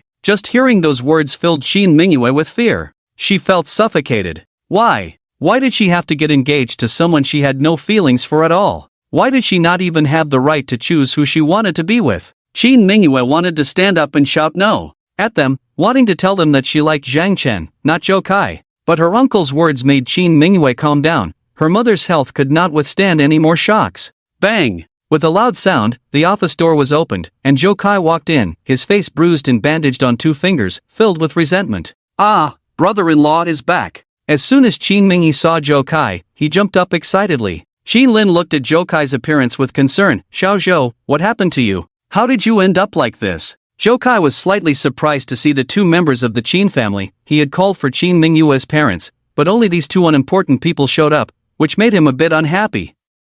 Coupled with what had happened last night, Zhou Kai felt irritated. It's nothing. Zhou Kai directly sat down in his office chair, showing no courtesy to the elder, Qin Lin. Qin Lin didn't mind and quickly urged Qin Mingyue, Mingyue, why are you still sitting here? Your husband is like this and you still won't go and show some concern. Exactly, sister. Qin Mingyi also spoke up. The women I find, as soon as I frown a little, they immediately come over to curry favor. Go over and give your brother-in-law a shoulder rub. Shin Mingyue didn't even look at Joe Kai. After that night when the mask was torn off, she found Joe Kai increasingly disgusting. Joe Kai, hearing the words of Qin Lin and Qin Mingyue, showed a satisfied expression. These two from the Qin family were somewhat sensible. Mingyue, what are you still sitting there for? Qin Lin scolded. Are you not even listening to me anymore? Fine, I'll call your mother right now and have her come talk to you personally. As soon as her mother was mentioned, Qin Mingyue immediately stood up, glanced at the disheveled Joe Kai, and slowly walked over. Just as Qin Mingyue was about to reach Joe Kai, he suddenly smiled, stood up, and hugged Qin Mingyue and Qin Lin. Brother, uncle, you came all the way from An City without resting, right? Come on, let's go eat first. Joe Kai said, wrapping his arms around their necks and walking out, leaving Qin Mingyue standing there. Qin Mingyue watched Joe Kai's back. She knew he was humiliating her, but her mother's situation made it impossible for her to just walk away without a care. The current situation of the Qin family meant that the Zhou family was a huge support. Without relying on the Zhou family, the Qin family would be finished. Qin Mingyue took out her phone and dialed a number. Xiaoling, come have a drink with me. 9 o'clock in the evening. In front of the Shinkai Hotel, luxury cars were everywhere. Today, the Zhou family was hosting the heads of major enterprises in Yinshi, but they did not invite the Zheng family or the Huang family. The Zheng family was a local power, while the Zhou family was an outsider. The two sides would inevitably be at odds, and the rest could only serve as a backdrop. Li Nuo drove Zhang Chen to the parking lot of the Shinkai Hotel. Looking at the cars parked everywhere, Zhang Chen glanced at Li Nuo's perfect profile and asked, "What do you major enterprises think of the Zheng family and the Zhou family? Be honest." Li Nuo smiled gently. Brother Zhang, then I'll speak frankly. Your Zhang family is too big, everyone is envious but helpless. Now that the Zhou family has suddenly intervened, of course, everyone thinks the more chaotic the situation, the better. Chaos leads to development. Zhang Chen chuckled lightly, glancing at the brightly lit banquet hall. So, does that mean everyone is now on the Zhou family's side? Li Nuo parked the car and shook his head. Who everyone supports is still uncertain. We can only say that everyone is watching. Your Zhang family is powerful, and the Zhou family has huge financial backing as well, but brother Zhang, do you know why so many people are here today? Zhang Chen was puzzled. Li Nuo explained, last time, when you clashed with the Zhou family at the auction, you gained an advantage, which made some people aware of the Zheng family's determination to confront the Zhou family. However, the Zhou family's attitude remained vague. But this time, the Zhou family suddenly organized this gathering to show their determination. Next, what everyone will be watching is which side has more confidence and strength. The Zhou family took the initiative, so everyone values the Zhou family more and came here. Li Nuo's words were like a wake-up call, instantly enlightening Zhang Chen. He opened the car door, got out, and walked towards the independent luxury banquet hall. As Zhang Chen approached the banquet hall, his expression grew more resolute. Although he was still inexperienced in business dealings, he understood clearly that some things he had to do. In front of the banquet hall, there were guards. One had to hold an invitation to enter. Zhang Chen followed Li Nuo without any hindrance. This was a buffet-style banquet, something Zhang Chen had only seen on television. He had never experienced anything like it before and felt completely out of place amidst everything at the banquet. As the host of the banquet, Joe Kai sat on the most luxurious sofa, loudly conversing with several entrepreneurs from Silver City. Laughter erupted from time to time, as he lit a cigarette and exchanged a few jokes. Everything felt so natural. Today, Joe Kai was indeed the master of the occasion. Ha ha ha, Mingyue, look, this is the power of big enterprises. When Joe Kai calls for a gathering, which company in Silver City would dare not come? Qin Lin stood beside Qin Mingyue, watching Joe Kai in the center, conversing with others, growing more and more satisfied. Qin Mingyue scanned the surroundings, his eyes lighting up when he spotted a beautiful girl, immediately thinking about how to get her contact information. Wow, she's a gem! Qin Mingyue suddenly exclaimed. Tonight, Lino wore a black dress, her short hair looking particularly charming, and the lacework on the dress perfectly showcased her femininity. Qin Mingyue followed her brother's gaze and felt even more uncomfortable when she saw Zhang Chen walking beside Lino. If it weren't for her family, she could also walk alongside him, just like Lino did. Damn, this woman is too exquisite, I must have her. Qin Mingyue rubbed his palms together, known in An City as a notorious playboy. Lino, with Zhang Chen, moved to a corner, explaining the relationships between various companies to him, while Zhang Chen listened attentively, memorizing everything. In the center of the banquet hall, Joe Kai continued to laugh and chat loudly when a figure suddenly approached. Brother-in-law, brother-in-law. Qin Mingyue had a sly look on his face. What's up?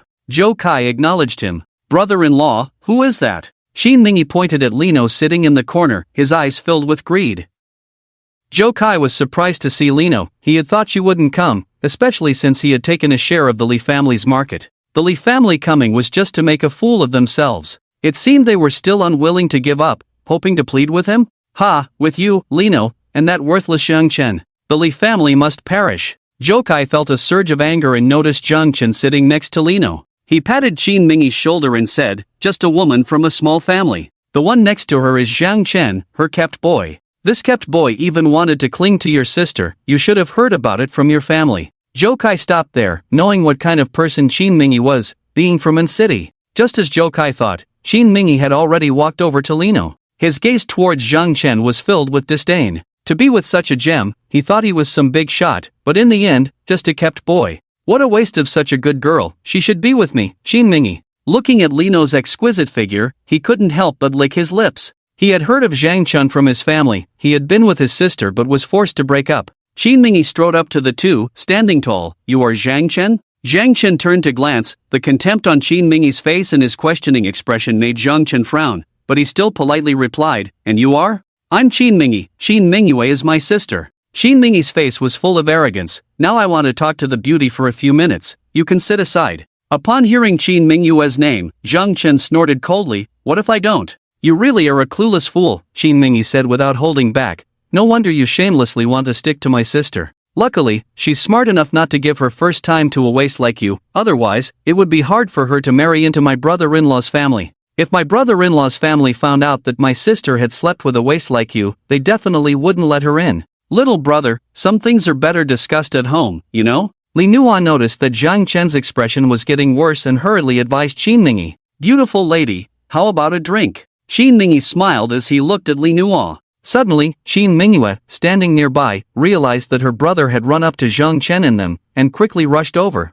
The family knew a bit about her situation with Zhang Chen, and she was afraid that Qin Mingyi would say something to him. For Qin Mingyue, she knew she had already let Zhang Chen down enough. Get lost. Zhang Chen withdrew his gaze from Qin Mingyi and spat out a word. Qin Mingyi was momentarily stunned. He never expected that this pretty boy would dare to insult him. After a second of reaction, he immediately began to curse back. You get lost, you. Qin Mingyi's loud curse stood out in the somewhat quiet banquet hall, instantly attracting countless gazes. Slap. As the crowd turned to look, they happened to see Zhang Chen slap Qin Mingyi across the face. This slap made Qin Mingyi swallow back the words he was about to say, and many people widened their eyes, realizing that Qin Mingyi had come with Zhou Kai. This person had the audacity to hit someone brought by Zhou Kai. Qin Mingyue gasped in alarm and hurried her steps. Zhou Kai, witnessing this scene, smiled. In a corner of the banquet hall, Qin Mingyi covered his cheek, looking at Zhang Chen in disbelief. He couldn't believe that this pretty boy dared to touch him.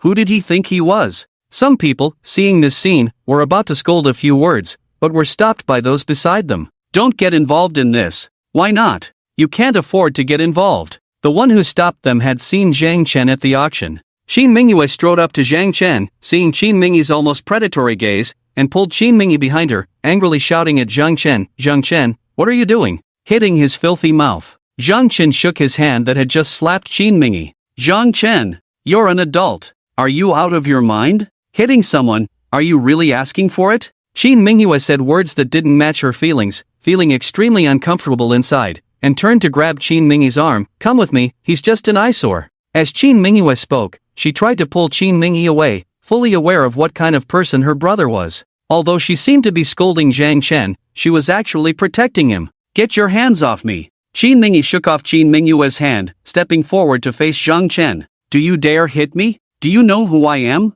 Do you know who I am? If you say one more filthy word, do you believe I'll tear your filthy mouth apart? Zhang Chen stepped forward as well. Zhang Chen, that's enough. Qin Mingyue screamed, turning to scold Qin Mingyi. Are you looking to embarrass us even more? Come with me. He. Zhou Kai's laughter rang out as he slowly walked over. Seeing Zhou Kai approach, many onlookers made way for him. Those who didn't know Zhang Chen's identity thought he was in for a rough time, and Li Nuo, who had brought Zhang Chen, would also be implicated. Those who knew Zhang Chen's identity understood that a war between two major families was about to begin. Zhou Kai slowly walked up to Zhang Chen, glancing at him. I say, some people really have no ability but a big temper, thinking they can enjoy the shade under a big tree, not knowing that this big tree is about to fall. After saying this, Zhou Kai looked at Li Nuo and smiled. I'm really sorry, but taking away your Li family's market share, How long do you think your family can last without it? A year? Or half a year? Do you think the Zhang family can protect you? Let me tell you, don't even think about the Zhang family continuing in Silver City in front of us.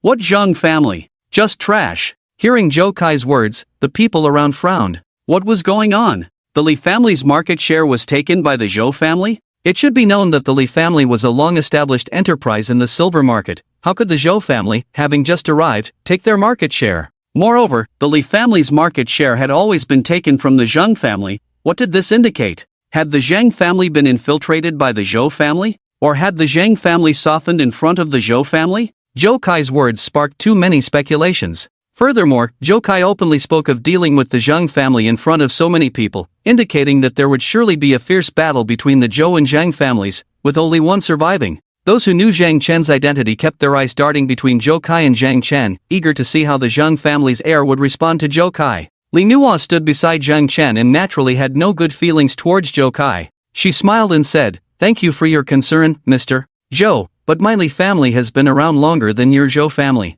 "You little girl, watch your mouth," Xinlin scolded. "When is it your place to discuss the Zhou family's matters?" With so many people present, Zhou Kai did not continue the verbal sparring with Li Nuo, as it would not reflect well on him. He turned his gaze to Zhang Chen and sneered, "Zhang Chen, are you planning to hide behind a woman forever? The person who hit me, speak up, what do you plan to do about this?" As Zhou Kai spoke, Qin Mingyue and Qin Lin stood on either side of him, glaring at Zhang Chen, ready to strike at any moment. Qin Mingyue tried to pull Qin Mingyue back but to no avail. Qin Mingyue continued to curse, "You little brat, weren't you just arrogant? Try being arrogant again." Slap. Another crisp sound echoed as Zhang Chen slapped Qin Mingyue across the face. Zhou Kai's expression changed drastically. This action showed he didn't take himself seriously at all. "Zhang Chen." Qin Mingyue gritted his teeth. "Do you want to die? If you talk back, you deserve to be hit." Zhang Chen casually grabbed a towel from the coffee table and wiped his hands. "I deserve to be hit? You say I deserve to be hit?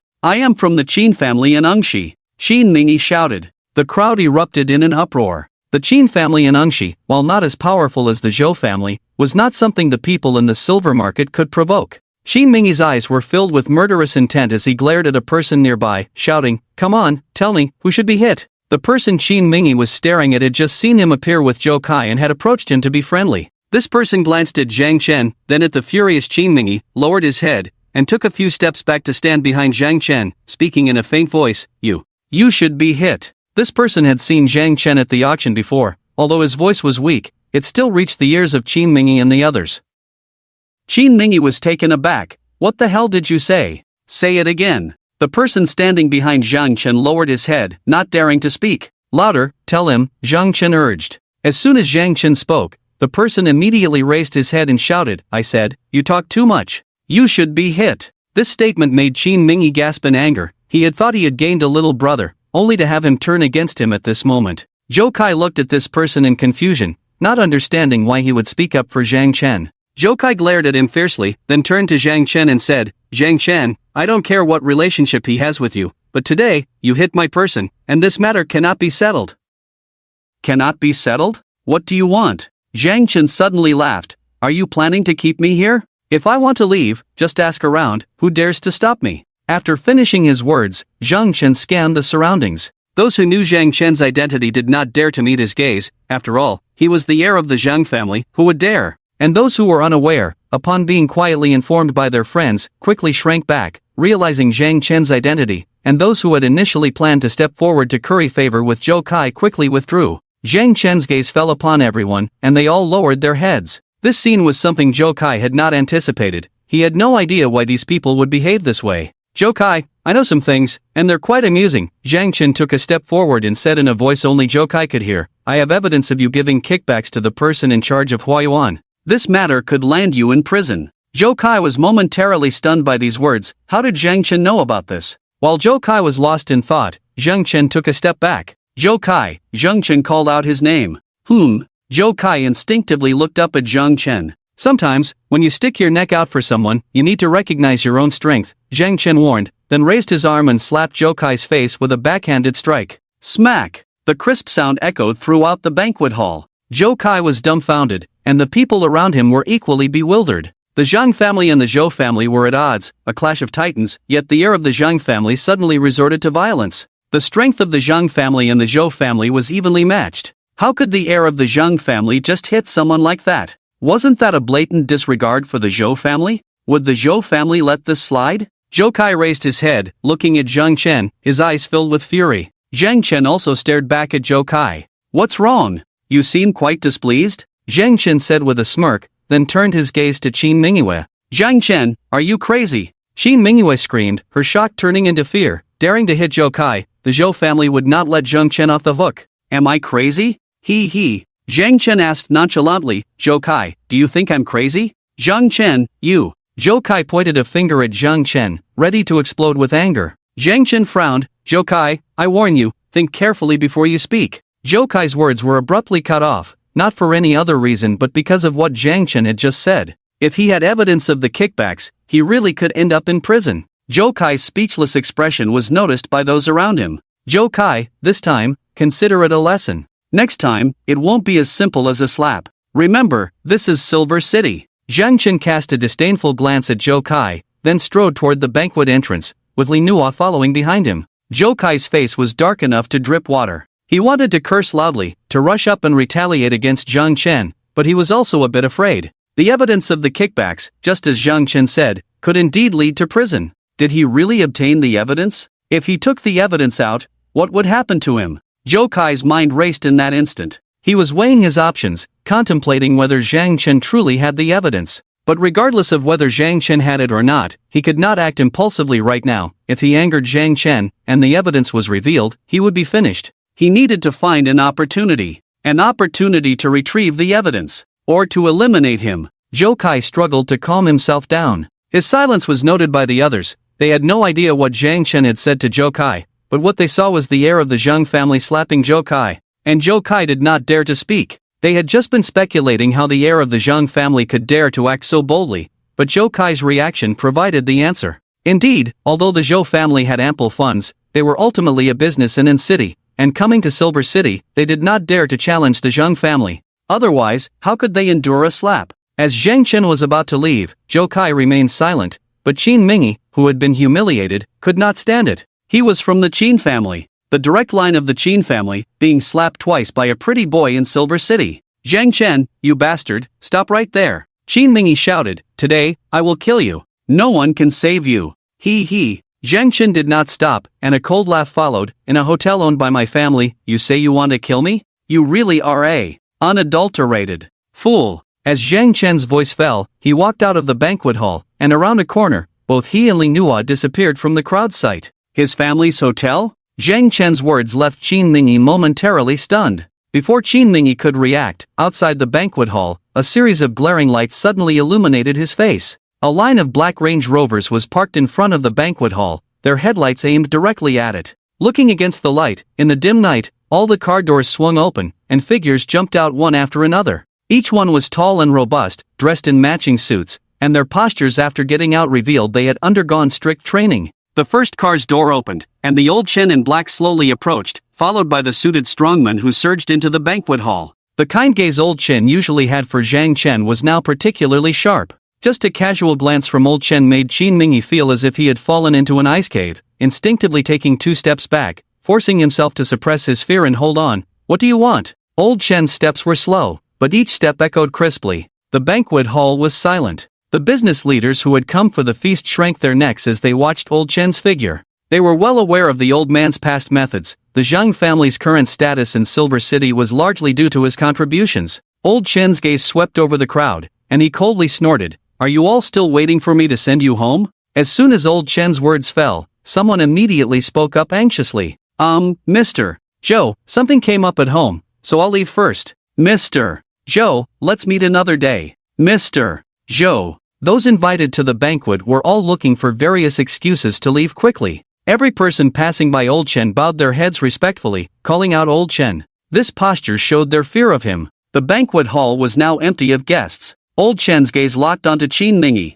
Qin Mingyue couldn't help but shiver. He felt that what was looking at him was not a person, but a lurking beast ready to strike him down at any moment. My Zhang family was established in Silver City 31 years ago. From a clothing processing factory to this scale today. Over the past 31 years, countless opponents have emerged, from madmen burying people in sand and gravel factories to those with immense backgrounds, yet my Zhang family has still trampled everything and moved forward. And now, you are on our Zhang family's territory, loudly declaring that you want to kill the heir of the Zhang family. What do you think you are? Old Chen stepped forward. Xin Mingyi took a step back. Do you think anyone can run wild here? Old Chen stepped forward again, and Xin Mingyi could not bear the immense pressure from the old man, losing his balance as he retreated. Do you think your so-called family can protect you? With the final step, Old Chen's aura directly crushed Xin Mingyi. Back against the wall, Xin Mingyi had nowhere to retreat, his legs trembling uncontrollably, fingers and lips numb, his heart feeling like it was about to leap out of his throat. Just as Xin Mingyi was about to lose control, Old Chen's pressure suddenly eased. He glanced at Qin Mingyue and calmly said, Miss Qin, you are friends with my young master. I will let your brother off this time, but as his sister, you must learn how to educate him. After Old Chen finished speaking, he turned and left with his men. In the blink of an eye, only Zhou Kai and the others remained in the banquet hall. Qin Mingyi could no longer hold on, collapsing against the wall, his pants dampened, and his back completely soaked with cold sweat. In such a short time, this explosive news flooded their minds. Zhang Chen is the heir of the Zhang family. Zhou Kai clenched his fists. He had always thought that Zhang Chen was just a useless person clinging to the Li family. How could he suddenly become the heir of the Zhang family? How could this happen? The resentment in Zhou Kai's heart grew stronger. A person he had always looked down upon, someone he could easily crush, suddenly possessed everything, driving Zhou Kai almost to madness. This feeling left him breathless and stifled. Unlike Zhou Kai, Qin Mingyue felt ecstatic the moment she learned this news. Zhang Chen was not a poor boy. Zhang Chen was a member of the Zhang family. Mom and Dad, didn't you want a match in social status? Isn't this a perfect match now? I need to find Zhang Chen. I need to clarify things with him. Qin Mingyue instinctively took 2 steps toward the entrance of the banquet hall, but after the initial joy, she quickly questioned herself, can Zhang Chen accept me? He is already with Li Nuo. He has someone new he likes, why should I disturb him? Thinking of this, Qin Mingyue suddenly halted her steps. Outside the Xunkai Hotel, an Audi was parked in the shadows, the engine off, with Zhang Chen and Li Nuo inside. Li Nuo looked at the luxury cars leaving the entrance of the Xunkai Hotel, her smile wide and particularly joyful. Brother Zhang, you are amazing. After today's commotion, those who were about to side with the Zhou family have all left. Zhang Chen smiled but said nothing. His palms were still nervously sweaty. The plan to confront Zhou Kai had been decided before he arrived. Qin Mingyi's appearance was unexpected. However, for the effect Zhang Chen wanted, this was undoubtedly a good thing. With Yang Gang's issue of taking kickbacks, Zhang Chen was also sure of his slap to Zhou Kai. Zhou Kai wouldn't dare to say anything. Even if Zhou Kai dared to jump up and fight for his life, Zhang Chen had already prepared Old Chen for that. No matter what, Zhou Kai had to be given a warning. Now everyone in Yin City knew that a fierce battle was about to unfold between the Zhang and Zhou families. Today, in front of so many people, Zhou Kai called the Zhang family trash and said they were doomed. If nothing was done, others would lose confidence in the Zhang family. Business is not something one family can accomplish alone. Without cooperation from multiple parties, the Zhang family could indeed be pushed out by the rising Zhou family. Zhang Chen took a deep breath. Things had come to this point, and if they were to fight, they would fight to the end. Wherever the Zhou family was, the Zhang family would be involved. If they were to do it, they would do it to the extreme, leaving no opportunity for the Zhou family. Suddenly, Zhang Chen's phone rang. He glanced at it. It was a call from an unfamiliar number. Confused, he answered, "Hello, this is Zhang Chen." "Hello, I am Xiao Ling, a friend of Qin Mingyue. I would like to talk to you about Mingyue. Do you have time?" A clear voice came from the other end of the line. Zhang Chen thought for 2 seconds and nodded. "Okay, you choose the place, and I'll come." "Fazeng West Bar, the food there is good. I'll send you the box number," Xiao Ling said before hanging up. Zhang Chen checked the time and put away his phone. Li Nuo heard everything clearly on the phone. When she heard it was about Qin Mingyue, her heart skipped a beat, and seeing Zhang Chen agree after just a moment of thought, she felt a twinge of disappointment in her heart. What was going on? Li Nuo asked herself. "Li Nuo, I have something to do, so I'm leaving," Zhang Chen said as he opened the car door, not waiting for Li Nuo to respond before getting out. As Li Nuo watched Zhang Chen quickly run off to hail a taxi, she felt a strange sensation in her heart, but she couldn't quite articulate it. 5 minutes after Zhang Chen left in a taxi, Li Nuo saw Qin Mingyue's car drive out from the entrance of the Xinkai Hotel. Inside the car, there was only Qin Mingyue. By some strange twist of fate, Li Nuo honked the horn and pulled up next to Qin Mingyue's car, rolling down the window. "Miss Qin, can we chat?" Qin Mingyue looked at Li Nuo's delicate face and nodded gently. At 10 o'clock in the evening, in a private booth at the Fa Shang Western restaurant, Zhang Chen looked at the beautiful blonde woman sitting across from him. This is our first meeting. Mingyue must have mentioned me to you before, right? Xiaoling smiled and greeted Zhang Chen. She mentioned you, saying you were her best friend, Zhang Chen replied with a smile and a nod. Yes, she also said that when you two get married, she wants me to be the bridesmaid, Xiaoling said casually, tossing Zhang Chen a cigarette before lighting one for herself. It's getting late, so I'll be straightforward. Zhang Chen glanced at the cigarette in front of him and nodded, okay. Xiaoling's smile suddenly faded. Can you do something more manly? What? Zhang Chen was taken aback. Let me put it this way, Mingyue comes from a wealthy family, which you should know. The pressure from her family is immense, leaving her no choice but to break up with you. This afternoon, in this booth, she was in my arms, telling me how much she misses you. And you? After breaking up with Mingyue, you immediately found another woman, Li Nuo, right? And you're spending someone else's money. Is that what a man should do? Stop. Zhang Chen quickly interrupted Xiaoling. I know interrupting someone is rude, but I want to ask, when did I spend Li Nuo's money? Besides, Li Nuo and I are just ordinary friends. At the same time, in the lounge of the Xin Kai Hotel, Li Nuo and Qin Mingyue, both stunning women, sat in a booth exuding a classic atmosphere. Li Nuo smiled slightly. Miss Qin, what I actually want to ask is about you and Zhang Chen.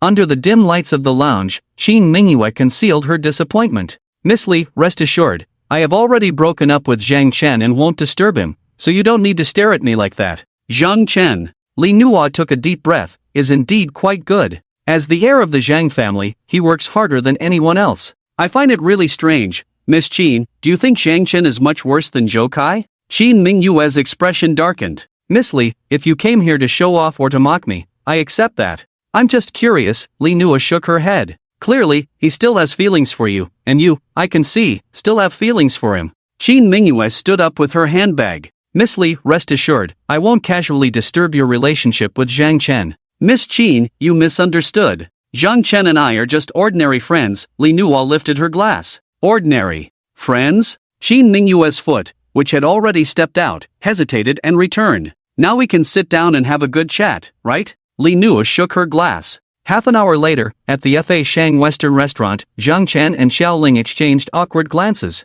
So Mingyue has always thought I was a kept man by Li Nuo, spending the Li family's money? So actually your family is well off, but you didn't know before? After a brief moment of eye contact, Zhang Chen and Xiaoling leaned back in their chairs almost in unison. What a misunderstanding. Xiaoling smiled. Let me clarify, Mingyue broke up with you due to pressure from her family, and she was also forced to get close to Zhou Kai. I came to talk to you to encourage you to do something meaningful, so Mingyue could fight for a chance to be with you. Now it seems there's no need for that worry, you can clear up the misunderstanding with Mingyue. Zhang Chen's heart began to race. It turned out Mingyue hadn't meant to treat him this way before. Great. Really great. Since we've already talked it through, let's do it this way. Tomorrow, I'll arrange a gathering and invite you and Mingyue to come out. You two can sort this out. There's no need for both of you to play that romantic drama of loving each other but not being able to be together, right? Xiaoling happily lit a cigarette. Okay. Zhang Chen nodded vigorously. At the Xin Kai Hotel, in the dimly lit lounge, soft music played in the background.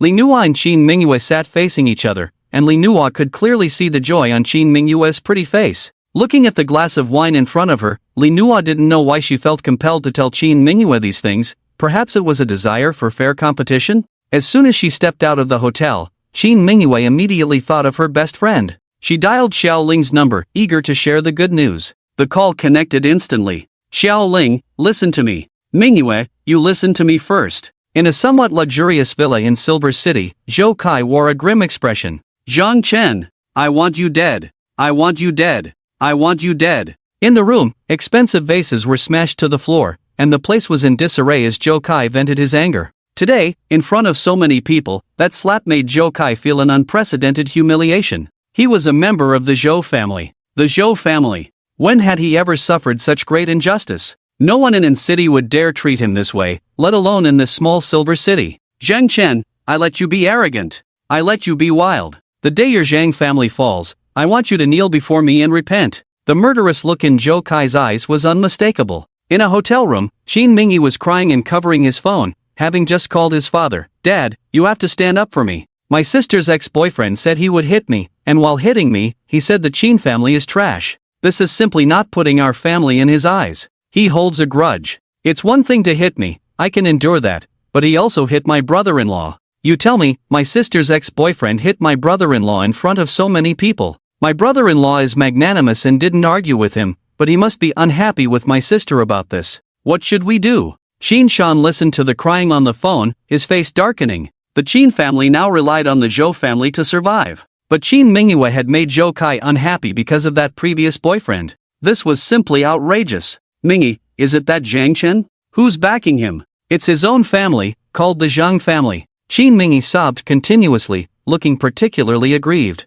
The Zhang family? The leading enterprise in Silver City? No wonder he's so bold. But what can a Zhang family compare to the Zhou family? They aren't even worthy to carry the Zhou family's shoes. Alright, I understand the situation. I'll handle it. Dad, you have to stand up for me. Luckily, you were wise and didn't let my sister be with that person. He doesn't put our Qin family in his eyes at all. While hitting me, he even said he was hitting the Qin family. If Qin Mingyue's parents were here, what did he say? Qin Shan's brows furrowed tightly on the other end of the line. He said if Qin Mingyue's parents were here, they would all be finished today. Little beast. Qin Shan exploded in fury. You, a mere Zhang family, how dare you? That night, some were joyful, some were worried, and some were furious. At midnight, Zhang Chen and Qin Mingyue lay in different beds, looking up at the starry sky, and for some reason, the night sky seemed particularly beautiful tonight. Li Nua tossed and turned, constantly checking her phone, not knowing why she felt this way tonight, her heart feeling empty, her mind racing with thoughts.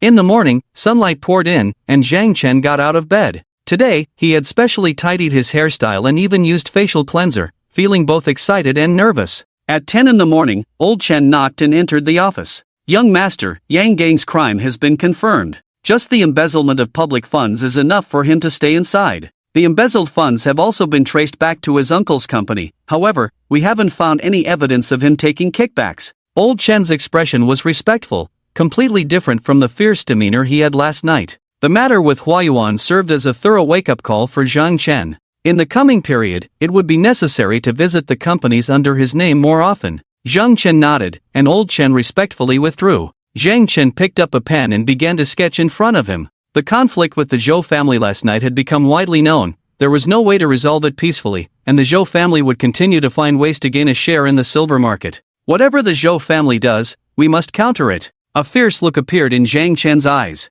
Now was the time for both sides to compete with hard power. Whoever was weaker would tip the scales of victory toward the other side. At noon, Zhang Chen received a message from Xiaoling. At 6 in the afternoon, at the Fa Shang Western Restaurant, meet with Qin Mingyue. The moment he saw this message, Zhang Chen suppressed his inner excitement and replied with a simple okay. At that moment, Qin Mingyue was sitting next to Xiaoling, and after Xiaoling sent the message, Qin Mingyue's palms were sweating from nervousness. Do you think he won't want to see me? Li Nua is also quite good and likes him. Xiaoling, is he on his lunch break now? Xiaoling listened to the incessant chatter beside her and reached out to tap Qin Mingyue's forehead. Alright, enough already. You're making me annoyed just listening to you. Just then, Xiaoling's phone rang, and Qin Mingyue, more anxious than Xiaoling, grabbed the phone. When she saw Zhang Chen's reply, she jumped up in excitement. Xiaoling, quick, help me pick an outfit. Which one do you think looks good? This one? This one? This one? Qin Mingyue pulled Xiaoling to her wardrobe and dumped all her clothes out.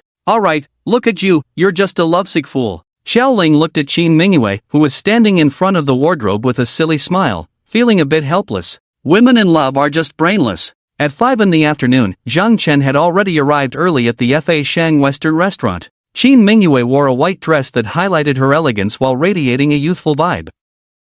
Her delicate features were lightly made up, and her perfect figure attracted many admiring glances. Standing at the bottom of the Fa Shang building, Qin Mingyue appeared particularly nervous. She had been standing there for 20 minutes, yet her palms were still sweaty, unsure of what to say as their first words. Alright, why are you so nervous? Zhang Chen told me he's already here, let's go. Xiaoling grabbed Qin Mingyue's arm and walked inside. What Qin Mingyue and Xiaoling didn't notice was a car parked in the lot in front of the Fa Shang, driven by Qin Mingy, with Zhou Kai sitting in the back. Qin Mingy, are you sure that guy named Zhang is inside? Zhou Kai's face was ashen. Brother-in-law, I'm sure. Qin Mingy nodded. I was originally keeping an eye on that Zhang guy to teach him a lesson, but then I ran into my sister. Zhou Kai snorted coldly and dialed Qin Shan's number. Uncle Qin, this is Zhou Kai. Please tell auntie that our Zhou family and your Qin family should just let it go. Qin Mingyue has secretly come over to find her ex-boyfriend. At 5:40 in the afternoon, Qin Mingyue's nervousness finally eased a bit.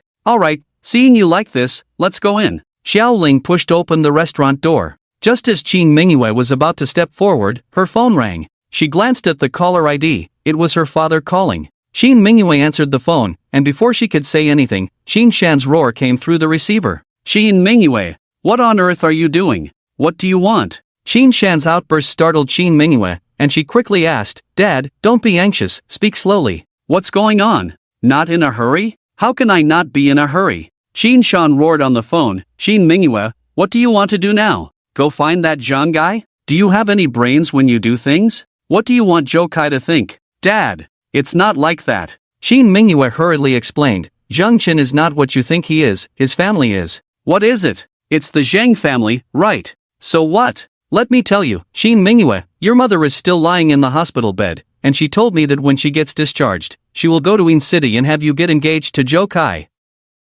I didn't even dare to tell her you were looking for that Zhang guy. Do you want to give her a heart attack? Is that what you want? Qin Shan's emotions were particularly agitated, and every word made Qin Mingyue's eardrums ache. Tears glistened in Qin Mingyue's eyes as she shook her head. Dad, I don't want to be with Zhou Kai. Qin Mingyue, let me tell you, the Zhou family held an emergency meeting last night and made a decision this morning. The market share in Yin City must be secured. It is the most important indicator for the Zhou family in recent years. That Zhang family is nothing in front of the Zhou family. Don't tell me anything else, our Qin family is now completely tied to the Zhou family. We rise and fall together. I won't tell your mother about this, you think it over yourself. In a while, your mother and I will go to Yin City and arrange for you to get engaged to Zhou Kai, just like that. If you want to give your mother a heart attack, just keep being willful. After finishing, Qin Shan hung up the phone without giving Qin Mingyue a chance to explain. Once the call ended, tears streamed down Qin Mingyue's face uncontrollably. Xiao Ling, Qin Mingyue took a step back, looking at the open restaurant door. I think it's better to forget it. Why forget it? The surrounding environment was a bit noisy, and Xiao Ling hadn't heard what Qin Shan said on the phone. Qin Mingyue shook her head, her face marked with tear stains. She didn't explain further to Xiao Ling, turning away as she wanted to escape. She was afraid to see Zhang Chen. Just as Qin Mingyue turned around, a hand grabbed her arm. Mingyue, where are you going? Zhou Kai's face held a hint of a cold smile. Running away when you see your fiancé? Come on, let's go eat together. Zhou Kai said, forcibly pulling Qin Mingyue toward the restaurant. Zhou Kai, let go of me. Qin Mingyue shouted, trying to break free. Qin Mingyue, you are my future wife. If you act like this, I'll have to call my mother-in-law. I heard she's not in good health. Zhou Kai said, reaching for his phone. This statement made Qin Mingyue's struggling body calm down. She stared at Zhou Kai, gritting her teeth. Zhou Kai, you bastard. I'm the bastard? Ha, Qin Mingyue, the real bastard is you. Come on, let's go upstairs. Zhou Kai dragged Qin Mingyue, forcing her to go upstairs. Xiao Ling saw this scene and hurriedly stepped forward. Sister Xiao Ling, my sister is about to get engaged to my brother-in-law. You should just stay out of it. Qin Mingyue directly blocked Xiao Ling's path. Xiao Ling felt anxious but was helpless. As Qin Mingyue said, this was their private matter. In the private room, Zhang Chen glanced at the time. It was already 6 in the afternoon, and he felt increasingly nervous. He stood up to open the door of the private room to take a look, and at that moment, his gaze met Qin Mingyue's. Zhang Chen had dressed up specially today, fixing his hairstyle. With excitement in his heart, he appeared at the door of the private room, only to see Zhou Kai pulling Qin Mingyue's arm, walking toward him. Zhou Kai wore a smug smile. This scene instantly left Zhang Chen's mind blank. Ha, this fool really came. Zhou Kai laughed loudly on purpose, making sure Zhang Chen could hear. The excitement in Zhang Chen's heart vanished, leaving only anger. Zhang Chen's gaze toward Qin Mingyue was filled with questioning. Feeling Zhang Chen's gaze, Qin Mingyue could only lower her head to avoid it. Bright Moon, where do you think we should choose for our engagement in a few days? I think Shang's Xin Kai Hotel is pretty good. We can book the whole hotel and put up our engagement photos everywhere, how about that? Zhou Kai grabbed Qin Mingyue's arm and continued walking upstairs. As they passed by Zhang Chen, Zhou Kai shot him a provocative glance. Qin Mingyue kept her head down, too afraid to look up, tears already streaming down her cheeks. Zhang Chen clenched his fists and stepped down the stairs. Zhang Chen, listen to me. Xiao Ling reached out to pull Zhang Chen back, but he shook her off. In that moment, Xiao Ling didn't know how to explain to Zhang Chen. She had specifically asked him out. Last night, Zhang Chen's excitement and happiness were palpable to her. She understood Qin Mingyue's place in Zhang Chen's heart.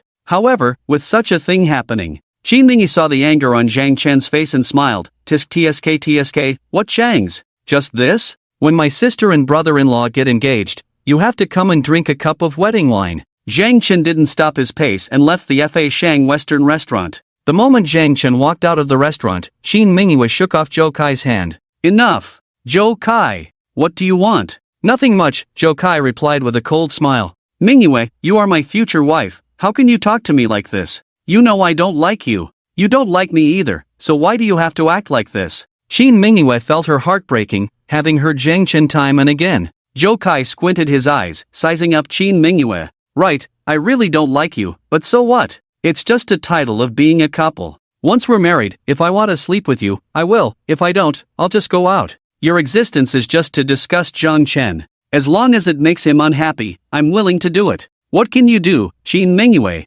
After saying this, Zhou Kai laughed and walked into the restaurant's private room. Qin Mingyi, come, I've arranged for some girls tonight. Thank you, brother-in-law. Qin Mingyi quickly put on a flattering smile, and as he passed by Qin Mingyue, he warned her fiercely, Qin Mingyue, let me tell you, don't offend brother-in-law. Right now, our Qin family relies on Zhous to survive. If you dare to make brother-in-law unhappy, I won't spare you. In the restaurant's corridor, Qin Mingyue's sobs echoed. At 9 o'clock in the evening, in the Xin Kai hotel office, Zhang Chen looked at the documents on the table, his brow slightly furrowed. Young master, why don't you eat something first? Old Chen walked in with a tray, which held 2 dishes and a soup. Just put it there, Zhang Chen said without looking up. Old Chen felt a bit sad seeing Zhang Chen's demeanor. The events that had happened at Fa Shang Western restaurant that afternoon had already reached his ears. Young master, actually there are some things. Alright, Old Chen, Zhang Chen interrupted, knowing what he was about to say. Personal life is personal life, work is work. I keep them very clear. Look into the land issue for tomorrow, Zhous wants to take it. Zhang Chen leaned back in his chair, rubbing his temples. Old Chen set the tray aside and glanced at the documents. The government is currently strongly supporting tourism and cultural policies. If Zhous acquires the 200 acres of land, the government will help them develop the tourism industry there. Zhang Chen closed his eyes and took a deep breath. What is the government's auction price? The government has set the price at 800,000 per acre, but the transaction price should be around 2 million. Old Chen, experienced and shrewd, answered Zhang Chen without hesitation. How much liquid cash do we have available? About 7 billion. 7 billion, huh? Zhang Chen suddenly opened his eyes, his expression resolute. No matter what, we must acquire that land. How is our cash flow situation? Able to maintain normal operations. Hearing this, Zhang Chen nodded in satisfaction. Now, the Zhang family and the Zhou family were competing fiercely, and all the small and large enterprises in Silver City were watching. If one side had an advantage, they would stand with them. The so-called market share was operated through multiple channels. Initially, whether at the auction or that night's banquet, the Zhang family had the upper hand, but everyone knew this was just a minor skirmish. The real confrontation would be decided by money. The Zhou family wanted to bid on the land, under the guise of tourism development. If the Zhou family secured this land, it would mean gaining official policies to establish a foothold in Silver City. With the Zhou family's background in the local official policies, they could directly suppress the Zhang family. Therefore, Zhang Chen absolutely could not let Zhou Kai win this bid. The business world is like a battlefield. If you lose everything. The next morning, major companies in Silver City gathered at the auction site, where the official host introduced the advantages of the land from the auction stage. Zhou Kai sat in the front row, his face filled with a confident smile. Brother-in-law, do you think that Zhang will come today? Qin Mingyi, sitting next to Zhou Kai, kept looking around but couldn't see Zhang Chen's figure. Whether he comes or not, he's doomed.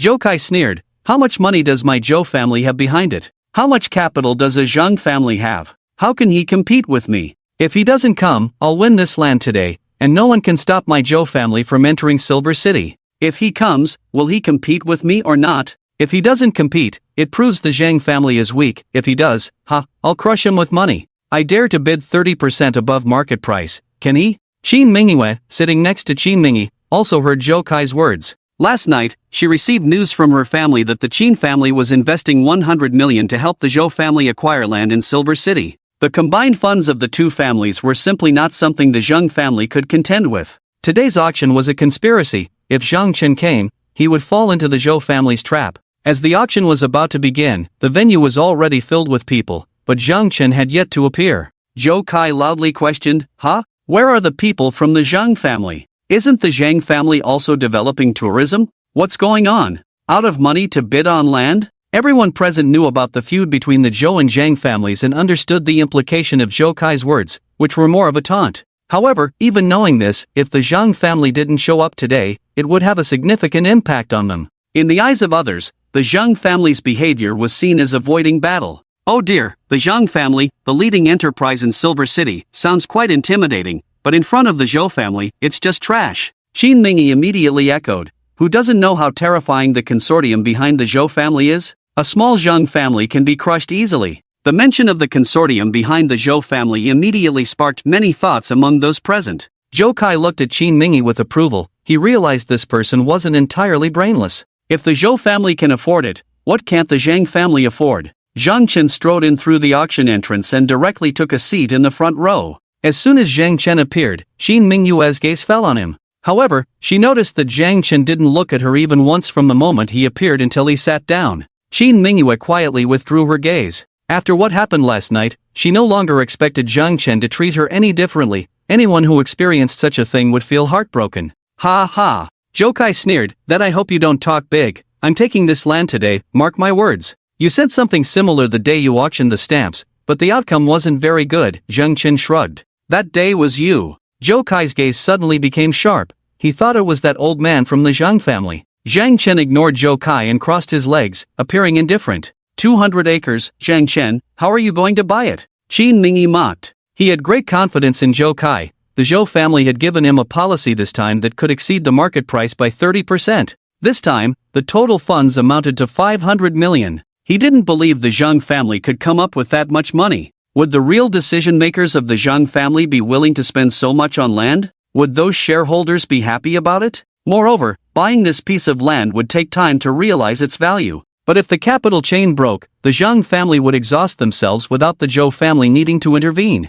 Ladies and gentlemen, you all know the basic information about this piece of land, so please make your bids, the host concluded. Zhou Kai just raised his hand, ready to call out a price. Before he could speak, Zhang Chen's voice rang out. 500 million. He opened with a bid of 500 million. This price caused an uproar in the room. The market estimate for this land was only 400 million. And this was before the auction even started. A price of 500 million had already been thrown out. Looking at the relaxed demeanor of the Zhang family's heir, it was clear he felt no pressure at all. Zhou Kai, who was about to call out a price, was momentarily stunned by this figure. People noticed Zhou Kai's dazed expression. 500 million? Zhang Chen, are you out of your mind? Qin Mingyue couldn't help but curse. He had thought the Zhou family would definitely win this land. He considered 450 million a high price from the Zhang family, but he never expected Zhang Chen to open with 500 million. I have money, and I'm willing to spend it, what's wrong with that? Zhang Chen lit a cigarette for himself and then raised his hand again, 520 million.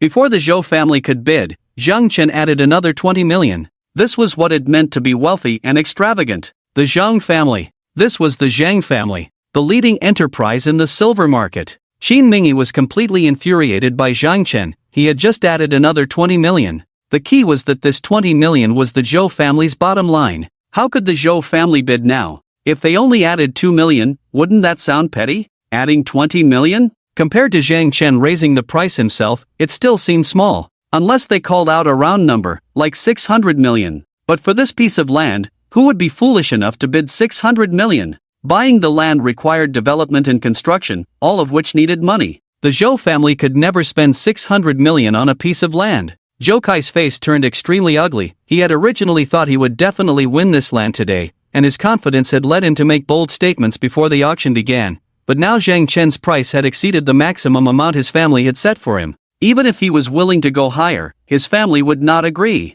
Qin Mingyue glared at Zhang Chen in anger. Zhang Chen, who told you to smoke? This is an auction. Unable to challenge Zhang Chen on price, Qin Mingyue seized on the fact that Zhang Chen was smoking to attack him. Zhang Chen wore a mocking smile. I told you you're a fool, and you really are a fool. This auction house is my family's. It's a private venue not open to the public. What's wrong with me smoking here? Let me ask you, in my own place, is it wrong for me to smoke? Can I smoke? Can I? Qin Mingyue was left speechless by Zhang Chen's barrage of questions and couldn't respond at all. Zhang Chen snapped his fingers. Waiter, an ashtray. Soon, a staff member brought an ashtray to Zhang Chen, and this scene struck Qin Mingyi hard. Zhang Chen extinguished his cigarette in the ashtray, glanced at Zhou Kai, and smiled. President Zhou, why aren't you bidding? Did you come here just for our auction house's lunch buffet? Zhou Kai's face was grim. He was really tempted to stand up and shout a higher bid, but he didn't have the ability or that much money. So boring. Zhang Chen stretched lazily, at another 10 million.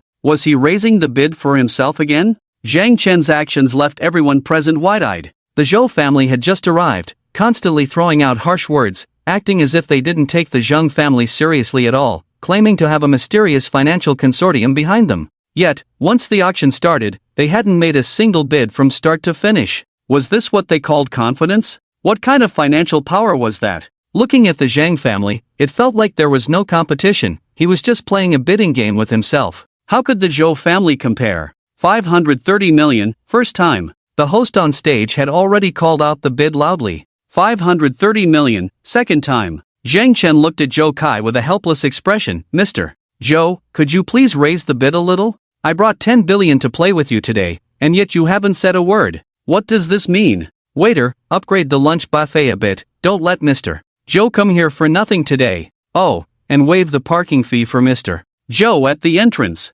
Zhang Chen's words rang clearly in everyone's ears, and some couldn't help but laugh out loud. 530 million, third time. Congratulations, Mr. Zhan. The host struck the wooden hammer down with force. Cut. Zhang Chen's face showed no joy, instead, it was filled with regret. This is boring. I thought there would be something to play with today. Zhou Kai, bring more money next time. As he spoke, Zhang Chen swayed and walked toward the auction house's entrance, making it seem like spending 530 million was just a game. Zhou Kai sat there, his face ashen, his clenched fists trembling uncontrollably. Compared to Zhang Chen's nonchalance, the difference was stark. In this confrontation, the Zhang family had won again. As the crowd at the auction gradually dispersed, Zhou Kai remained seated, motionless. Inside, he was raging. Zhang Chen, how dare he? What right did he have? 530 million for this piece of land. Just because he was a small Zhang family. What confidence did he have to do this? Zhou Kai's face was so dark it seemed ready to drip water. At noon, in the Zhou family office, Zhou Kai, Qin Mingyi, and Qin Lin were all sitting there.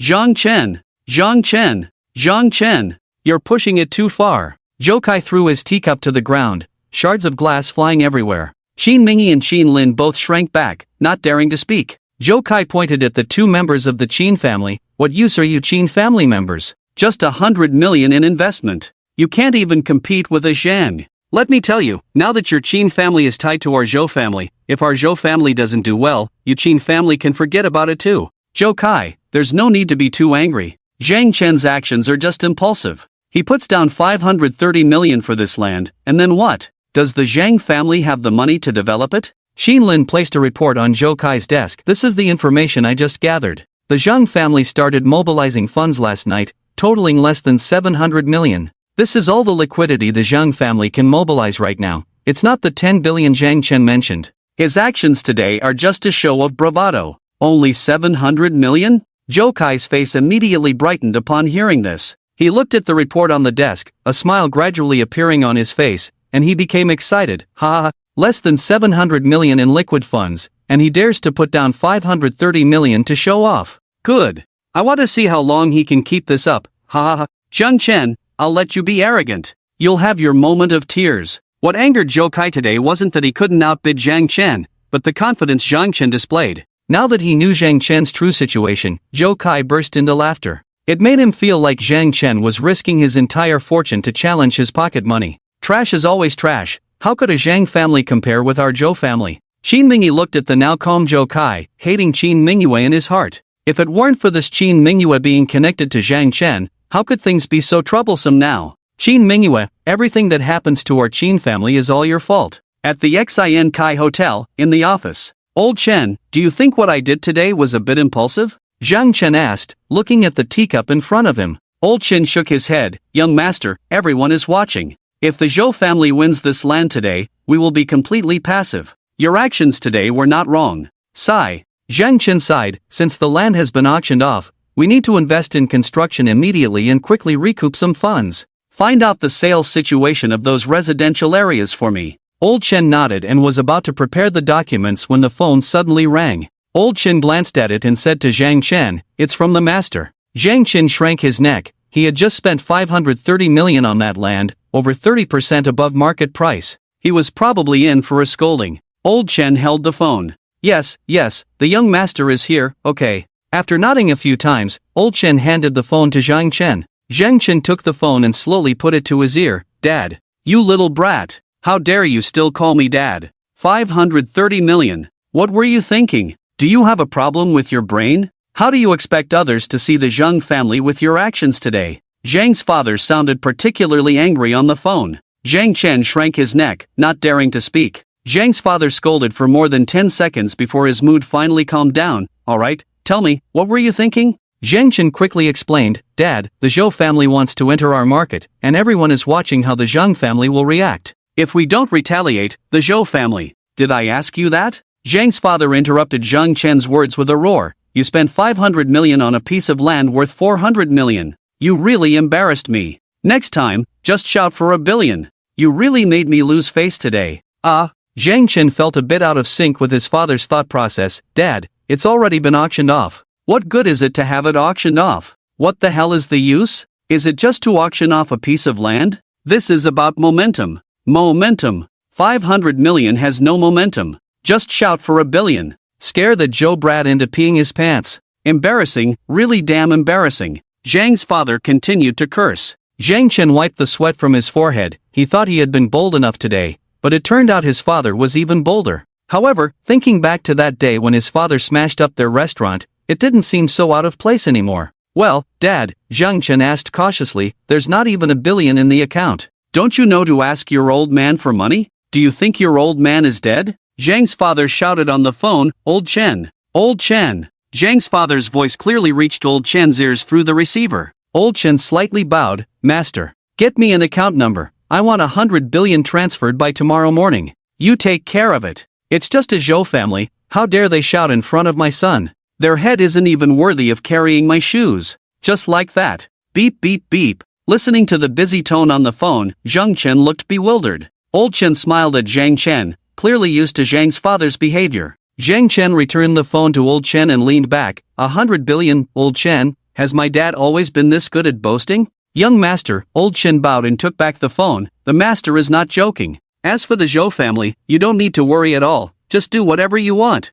Forget it, let's not talk about that. Zhang Chen waved his hand. Let's first look at the situation with those properties. Old Chen quickly pulled up the property data for Zhang Chen. Zhang Chen looked at it, frowning. Bishui Spring City is a high-end residential area under the Zhang family, with housing prices starting from 16,000. The greenery in the community has reached 80%, which is rare for residential areas in the northwest, especially with a standard water system environment. This place is designed to offer a luxurious living environment, and compared to the current housing prices in Inshur, 16,000 is not considered high. However, sales have not been optimistic. It has been half a month without selling a single unit. The community planning is fine, the pricing is fine, the target consumer group is fine, so the problem lies with the team, Zhang Chen said, slowly tapping his fingers on the table. Tomorrow morning, accompany me to the sales office. The next day at 9 in the morning, Lao Chen drove Zhang Chen to Bishui Spring City. Here, Zhang Chen still had a 2,500 square meter mansion that he had not taken possession of.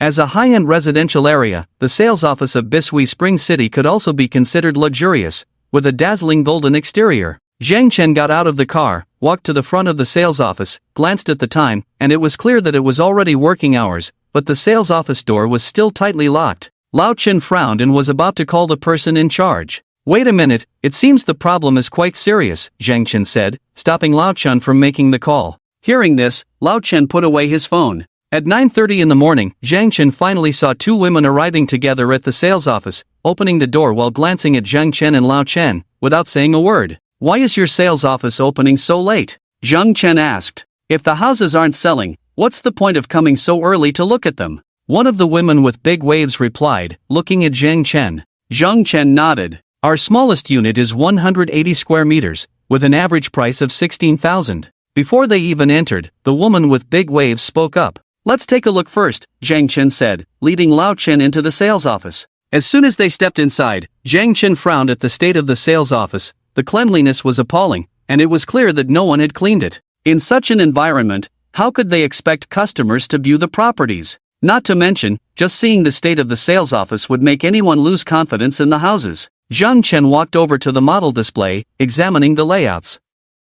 The woman with big waves followed behind him, yawning continuously, holding her phone and constantly sending messages, the sound of the keys beep beep beep ringing incessantly. Can you please turn off the sound? Zhang Chen finally snapped, unable to hold back. The woman with big waves shot him an annoyed glare, then turned and walked over to a nearby sofa, leisurely sitting down. Zhang Chen frowned at her and scolded, "Is this how you treat customers? Come over here." The woman with big waves ignored him, continuing to sit there playing with her phone. Seeing the salesperson's attitude, Zhang Chen was very clear about where the problem lay. "Lao Chen, call the person in charge here, immediately," Zhang Chen ordered. Lao Chen nodded and made a call. By 10 o'clock, more people had gathered in the sales office, but there were no customers, only staff. It must be said that as a high-end residential area, all the salespeople here were beautiful, and the only 2 male staff members were also very handsome, with excellent appearances, but their work attitudes had Zhang Chen's brows tightly knitted. The poor hygiene in the lobby seemed to go unnoticed by everyone. Each person just sat idly, playing with their phones, and some even opened their computers to play games.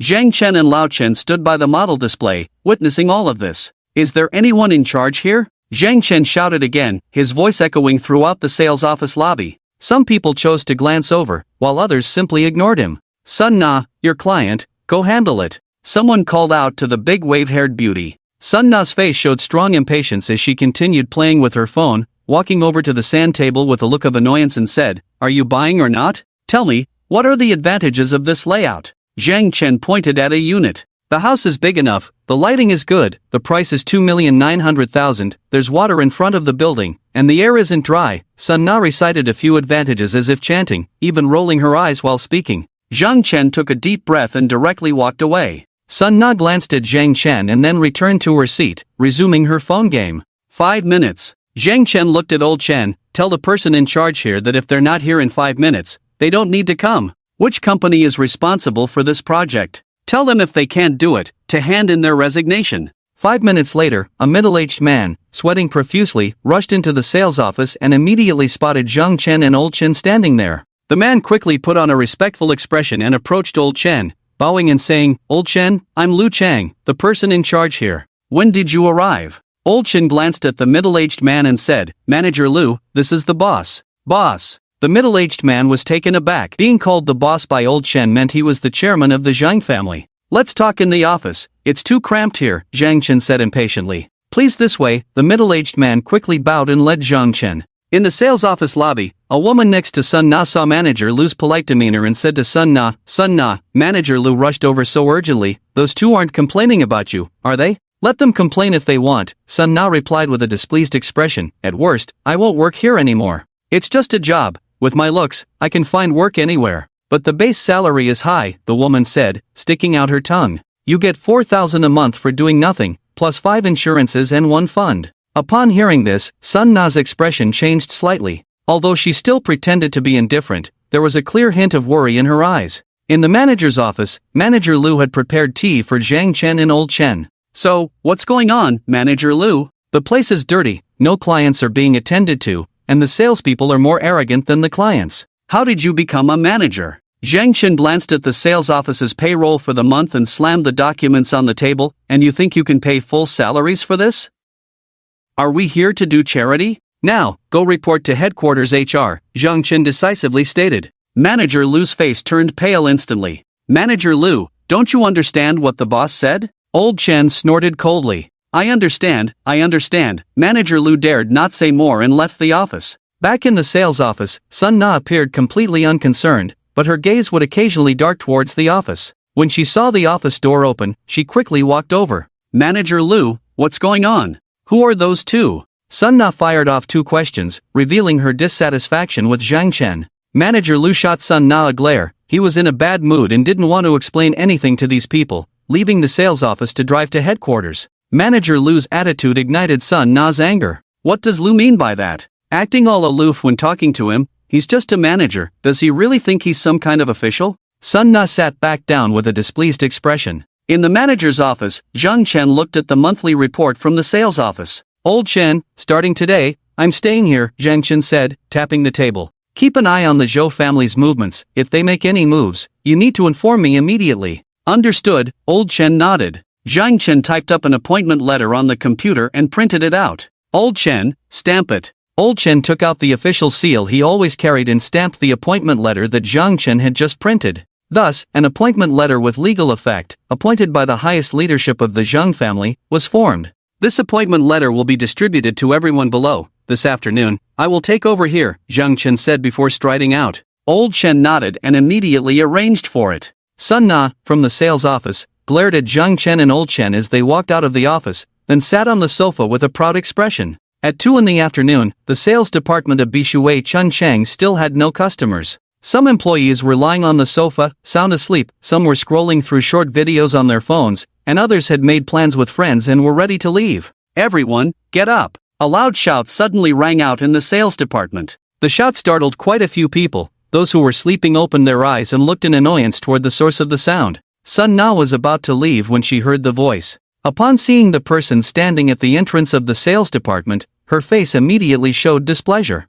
What are you shouting about? Don't you know we can't make loud noises here? Zhang Chen glanced at Sun Na, then swept his gaze over everyone in the sales department, slamming the appointment letter on the table. From now on, I am the manager here. I will manage this place, so everyone come over and stand straight. As soon as Zhang Chen said the word manager, people began to take him seriously. Sun Na stood still for 2 seconds before walking over. Zhang Chen looked at the drowsy faces in front of him, standing there swaying, and he struggled to contain his anger. Let me introduce myself. My surname is Zhang, and my name is Zhang Chen. From now on, I will manage the sales department. Do you understand? Now, go wash your faces and clean up the place. Clean what? We're busy this afternoon, Sun Na said with an unwilling expression. Can't we hire a cleaner? We're selling houses, not cleaning. Exactly, what's so great about this? Several dissatisfied voices chimed in. Zhang Chen looked at the faces of these employees and nodded. If you're unhappy, you can leave now. You.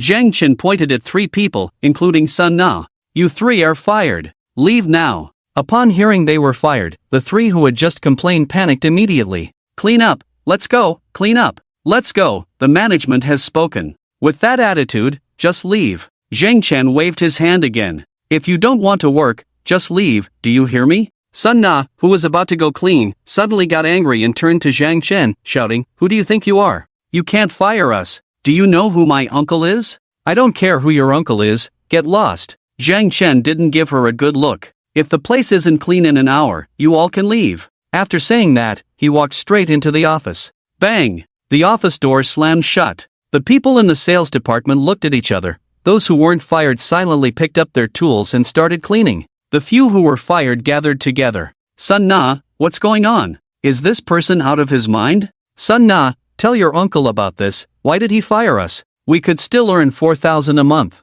Sun Na felt humiliated being scolded in front of so many people and nodded. Fine, I'll go talk to my uncle right now. What's this little manager trying to act like? In the sales department manager's office, Zhang Chen frowned as he looked at the reviews for Bishui Chunchang on the sales app, all of which were negative, and all the negative reviews pointed to issues with the sales department. The attitude of the sales team is crazier than the customers. When I went to the sales office, I thought they were going to hit me. This was a comment from a netizen. Zhang Chen contacted the app's backend and obtained the phone numbers of these clients, dialing one after another. Hello, Mr. Wu, this is Xiao Zhang from the Bihui Spring City sales office. I sincerely apologize for what happened before. All the people in your sales office are idiots. Before Zhang Chen could finish his sentence, the other party hung up. Listening to the busy tone on the phone, Zhang Chen forced a smile. It seemed that the sales office had really angered the clients. Taking a deep breath, he dialed the next number. For an hour, Zhang Chen kept calling clients to apologize. Ding ding ding. In the office, the landline rang sharply. Zhang Chen picked up the phone. This is the general office of Han Yuan Real Estate. I am general manager in Dayu. This afternoon at 2 o'clock, you fired 5 employees from the company? A questioning voice came from the other end. Yes, Zhang Chen replied. Their work attitude was lax, causing a huge negative impact on the reputation of the property. Before Zhang Chen could finish, he was interrupted by a roar from the phone. Who gave you the authority to fire them? Diyu shouted angrily. What right do you have to fire employees? Did you report this to me before making such a decision?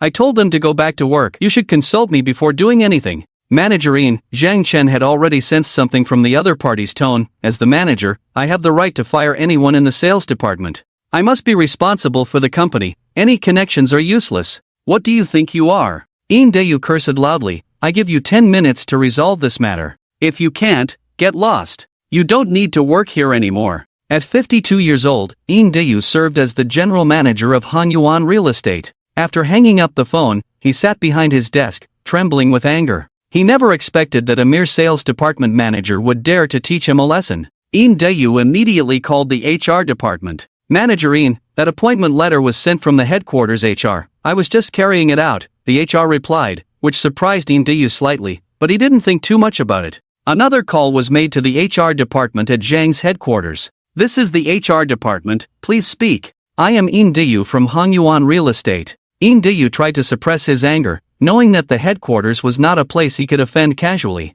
I would like to ask, who issued the appointment of the Bihue Spring City sales manager? Hello, Manager Ian, please hold on, I will transfer you, the HR voice said. Holding the phone, Ian Dayu listened to the transfer sound, already determined that whoever introduced this sales manager must be fired. Anyone who dared to confront him was lawless. Hello, this is the president's office, who is this? Old Chen's voice came through the receiver. The president's office. Ian Dayu's legs almost went weak. Even over the phone, his expression was exceptionally respectful. Chen. Old Chen? It's me. Old Chen's voice seemed devoid of any emotion. Who is this? I am Ian Dayu from Hanyuan Real Estate. Ian Dayu wiped the sweat from his forehead. Anyone who had been in the business world of Yinju for a while had heard of this elder's achievements. Manager Ian, what is the matter? Old Chen asked succinctly. Gathering his courage, Ian Dayu said, Chen. Old Chen, I called because of the matter regarding the sales manager of Bihue Spring City. The sales department's matters are now handled by the boss.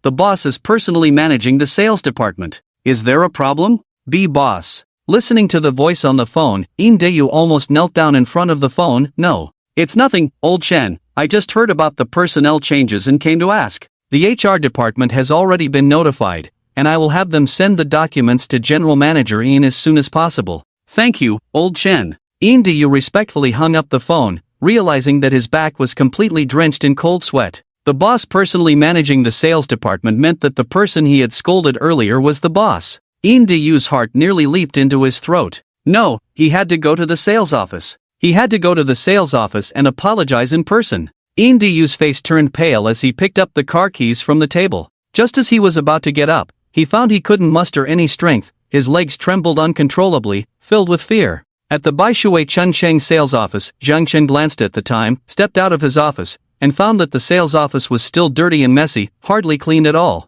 The floor was covered with grimy marks, and the trash can was overflowing. Sun Na and the 5 others who had already been fired were sitting on the sofa, looking like victors. Seeing this scene made Zhang Chen furious. What are you all doing? I told you to clean up, and this is how you clean? What are you shouting about? Sun Na stood up. There's no one here. Who are you cleaning for? Can you even manage as a manager? If you can't, then get lost. You're just an eyesore here. Zhang Chen took a deep breath. He had just reviewed some personnel documents and said, You're Sun Na, right? You've been fired. Please leave the sales office now. Fired me? Who do you think you are? Sun Na crossed her arms, completely disregarding Zhang Chen. Did my uncle just call you? Your uncle? Zhang Chen showed a look of surprise. He had just been wondering who Ian Dayu's connection was, and it turned out to be this woman. Yes. Sun Na was particularly pleased with Zhang Chen's surprised expression. General Manager Ian is my uncle. He sent me here. Are you crazy to fire me? I'll say it again, if you can do this sales manager job, then do it.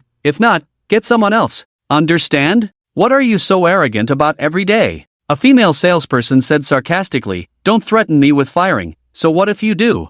I'm not worried about food or drink. My parents support me. What right do you have to act tough? You haven't even grown up yet, and you're trying to act like a big shot. With Sun Na backing them up, each of them felt emboldened. Ian Dayu, General Manager Ian. Zhang Chen nodded. Okay, I understand. Zhang Chen had already made up his mind. This Ian Dayu could not be kept. This kind of atmosphere must be stopped. A typical example must be made. Zhang Chen's actions and tone made Sun Na think he was backing down. She pointed her finger at Zhang Chen's nose. Got it? Is this your attitude? Don't you know how to apologize? Being reprimanded in front of so many people made Sun Na feel extremely embarrassed. Zhang Chen looked at Sun Na. unable to comprehend where this woman's arrogance came from, just because she was related to Indayu? Even if she was a relative, arrogance should be backed by ability, treating pride as personality and laziness as a lifestyle. What right did such a person have to be arrogant? Did you not hear what I said? Zhang Chen's silence made Sun Na even more brazen.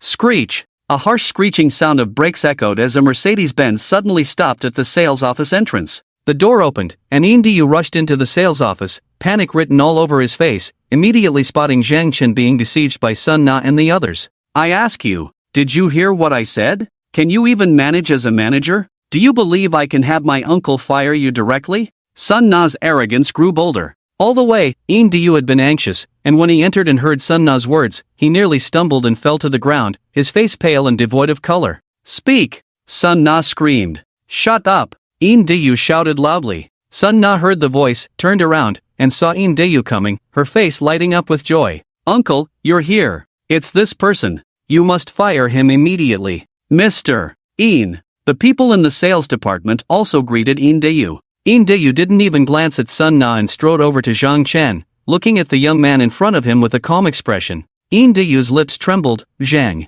Director Zhang. Hello, Mr. In. Zhang Chen smiled slightly. Your family members are all very outstanding. Director Zhang. Without any hesitation, Indayu knelt directly in front of Zhang Chen in front of so many people. This action left Sun Na and the others completely dumbfounded. The two words Director Zhang that Indayu shouted shocked everyone. The only person who could make Mr. In act this way must be someone from the headquarters, and not just anyone, but the big boss. This person in front of them was the big boss? Impossible. Wasn't he just a newly appointed manager? But if he was a manager, why would Mr. In act like this? How could Mr. In call him Director Zhang? No, Director Zhang. Last name Zhang. Zhang family. In that instant, Sun Na and the others thought of many things, and a terrifying possibility formed in their minds. Zhang Chen turned around and took out a pen and a piece of paper from the sales department's front desk. Indayu, general manager of Hanyuan Real Estate, harboring relatives, damaging the company's image, harming the company's interests. From now on, leave the Zhang Group. Zhang Chen said while writing. Indayu's face turned pale. Director Zhang, I was wrong, Director Zhang. I won't dare again. This is my first time, Director Zhang. I didn't know she could go this far. Director Zhang. Indayu knelt there, pleading loudly, a 52-year-old man, his voice already tinged with tears. Being expelled from the Zhang family meant that his hard-fought first half of life was completely ruined from this moment on. Indayu's appearance left Sun Na and the others utterly stunned, and those salespeople who had followed Sun Na began to step back, distancing themselves from her. All of you, Zhang Chen glanced around, from now on, you are all fired. Of course, the negative impact you have caused to our Zhang family's image, our legal department will hold you legally responsible, and none of you will escape. After Zhang Chen finished speaking, he slammed the paper and pen on the table. Bang! The loud sound startled everyone, making them shrink their necks. Director Zhang, I'm sorry, we know we were wrong. A cute girl in her early 20s looked at Zhang Chen with a delicate expression. I gave you all a chance. Zhang Chen didn't even look at the speaker. I know that your parents all have jobs, and your families support you when you run out of money, but that is not an excuse for you to slack off here. I don't care what your family is like, I don't care who is in your family. Adults must bear the consequences of their actions, and none of you can escape. Now, get out immediately. Zhang Chen shouted loudly, showing no mercy. Although Zhang Chen was only just out of college, the aura he displayed at that moment overwhelmed everyone present. Two beautiful women shrank their necks and quietly left the sales department. As someone took the lead, more and more people from the sales department left, and in the end, only Indayu, who was kneeling there, and Sun Na, who was pale and stunned, remained.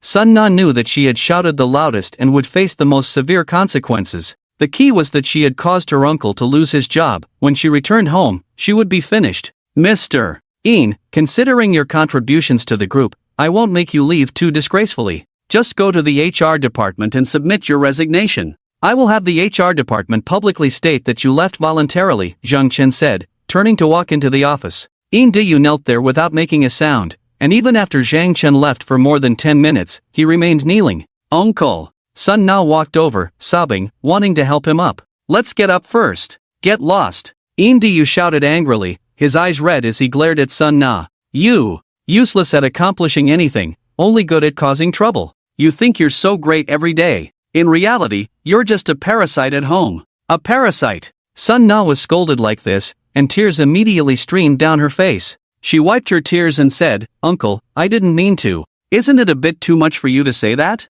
You're not my mom or dad, so why do you have the right?"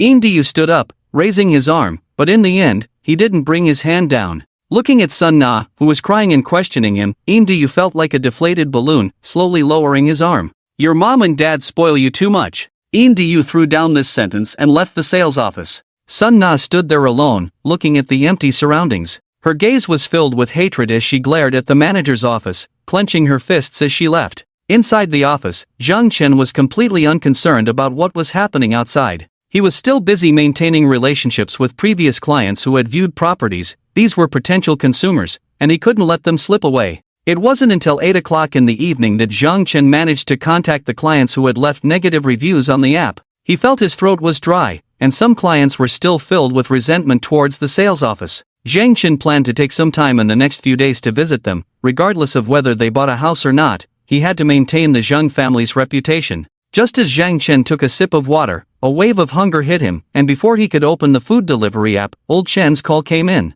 "Young master, there's movement from the Zhou family. The Yanxi province is connected to us, and they've obtained a specially approved piece of land at the connection point. They also plan to develop it for tourism, and all the necessary approvals have been granted. They can start construction tomorrow. They intend to compete with us." Zhang Chen couldn't afford to rest and instructed old Chen to immediately take several heads of the Zhang family's tourism project to the Xinkai Hotel. They discussed the matter of the newly acquired land until 3 in the morning. "Young master, have something to eat." Old Chen placed a tray in front of Zhang Chen. "Wait a bit." Zhang Chen, just finishing the discussion, felt exhausted. "Have a bite." Old Chen stood there with the tray, insisting. Zhang Chen looked at old Chen's expression and smiled helplessly, moving the documents off the table. Old Chen also smiled, placing the tray in front of Zhang Chen. Only after Zhang Chen took the first bite did he bow and step back. The next day at 8:30 in the morning, Zhang Chen arrived at the sales office of Bishui Chunchang. The first thing he saw upon entering was the terrible hygiene. With such a large sales office, he couldn't manage it alone, so he called for cleaning staff. However, before they arrived, Zhang Chen took a cloth and began to wipe down surfaces skillfully. Since childhood, Zhang Chen had belonged to the category of working and studying, and he was quite efficient at it. By 10 in the morning, with the help of the cleaning staff, the sales office was finally clean. Zhang Chen, still holding the cloth, hadn't had a chance to rest when 3 people walked in through the door. "Is anyone here? We want to look at houses." A somewhat arrogant voice rang out. Zhang Chen recognized the voice and turned to see his university classmate, Wang Wan, who was accompanied by her parents. Wang Wan also spotted Zhang Chen, and when she saw him hurriedly put down the cloth, a smile crept onto her lips. "On graduation day, you put on a good show. Really thought you were some big family, young master. If it weren't for Lu Bai exposing your true self later, you would have fooled me." "Now you're working in a sales office?" Wang Wan thought to herself, then looked at Zhang Chen with a proud expression. "Wang Wan, hello." Zhang Chen put down the cloth and rushed over. He knew very well that he was now in charge of the sales office, and even though Wang Wan was a classmate, he couldn't neglect etiquette. After all, the customer is king. "Zhang Chen, this place is nice." Wang Wan's words carried multiple meanings. "Are you selling houses here?" "Yes." Zhang Chen nodded. "All right, introduce me. I'm getting married and plan to buy a place here in full cash." Wang Wan crossed her arms. 16,000 per square meter. The cheapest must be close to 3 million, right? "Yes." Zhang Chen nodded with a smile. "Wang Wan, uncle and aunt, please have a seat. I'll get you some water." "Mom and dad, did you see? This is Zhang Chen, the child from someone else's family you mentioned before. Look at what he's doing now. A real estate salesman, selling houses for a lifetime, and he can't even afford to buy one here." Wang Wan looked at Zhang Chen's departing figure, feeling proud. Her father nodded, while her mother said, "Our Wang Wan is quite promising, but have you talked to Xiao Zhang about looking at such an expensive house? Does he agree?" "Why wouldn't he agree?" Wang Wan asked, puzzled. "I look so good, and I graduated with a bachelor's degree. What's wrong with him marrying me and buying a house?" I have a friend who found a rich second generation, traveling everywhere, living so freely." As she spoke, Zhang Chen had already finished pouring the water and jogged over with a few brochures. "Wang Wan, uncle and aunt, here are the available layouts we have. Which one do you like? I can take you to see the model room." "Zhang Chen, not bad, your service attitude is great." Wang Wan patted Zhang Chen on the shoulder, a look of approval on her face. It felt particularly enjoyable to have the top student from her class bowing and scraping in front of her. Let's go, take me to see the house. Wang Wan's parents looked at the nearly 3 million house, feeling their hands tremble. It was just too expensive. Zhang Chen, let's go, take me to see the house. If I'm satisfied, I'll book it today. Wang Wan stood up, waving her hand confidently. Zhang Chen nodded, okay, all our houses are uniformly decorated, you can move in as soon as you buy. The air quality indicators are all within safe limits. Zhang Chen enthusiastically led Wang Wan and her parents to see the house. The community environment was absolutely top-notch, with a spacious 180 square meter flat, decorated by the industry's top designers. Aside from the high price, there were no flaws to be found. Wang Wan looked at the luxurious decor and could already imagine the envious looks from her friends when they came over. This is it, Wang Wan decided on the spot. Zhang Chen, I've paid the deposit, I'll come tomorrow to pay in full. After handing over a 10,000 yuan deposit, Wang Wan left with a sense of pride. Looking at Zhang Chen's eager demeanor, she had already planned to invite her classmates over to see what the once glamorous young Master Zhang was doing now. Just after leaving the sales office, she sent a message in a group with only a few classmates. I went to see a house today, it felt good, so I decided to buy it. After sending this message, she also shared the address in the group. When they saw it was at Bishui Chun Chang, the group exploded. Wang Wan, you're too lucky. The cheapest house there costs at least 3 million. A mansion. Wang Wan, you have to let us visit your home when the time comes. Wang Wan looked at the messages in the group, feeling even prouder, and quickly replied, I'll pay in full tomorrow, and can move in directly. How about this, everyone come over for dinner tomorrow afternoon, and guess who I saw?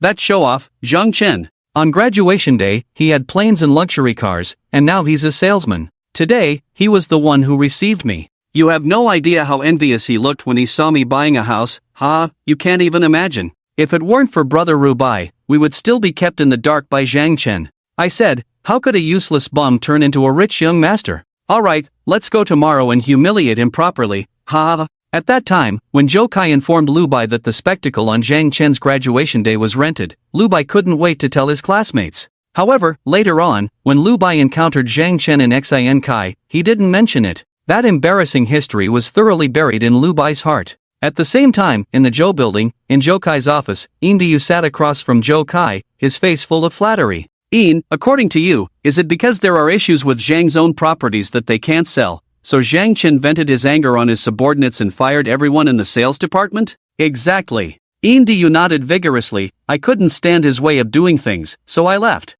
This Zhang Chen is really amusing. Is he in such a hurry to sell houses to recoup funds? Ying, you are also a senior at Zhang's, having worked there for so many years, you should know Zhang's well. Zhou Kai placed a contract on the desk, I can offer you the treatment you want, even better than what Zhang's offers, but I also need to get some information. Do you understand what I mean, Yin? Understood. Understood. I've been at Zhang's for many years, and I know the ins and outs very well. Good. Zhou Kai laughed heartily, then let's wish ourselves a pleasant cooperation. At noon, Zhang Chen made follow-up calls all morning. His sincere attitude touched quite a few clients, who promised to come see the houses in the afternoon. This result made Zhang Chen very satisfied. As noon break approached, Zhang Chen thought for a moment and decided to go check out that villa in the community. It was a graduation gift from Zhang Chen, but since graduation day, he had been living in Xin Kai Hotel. He had no real need for that villa and had never visited it, but recently, since he had to keep an eye on the sales department,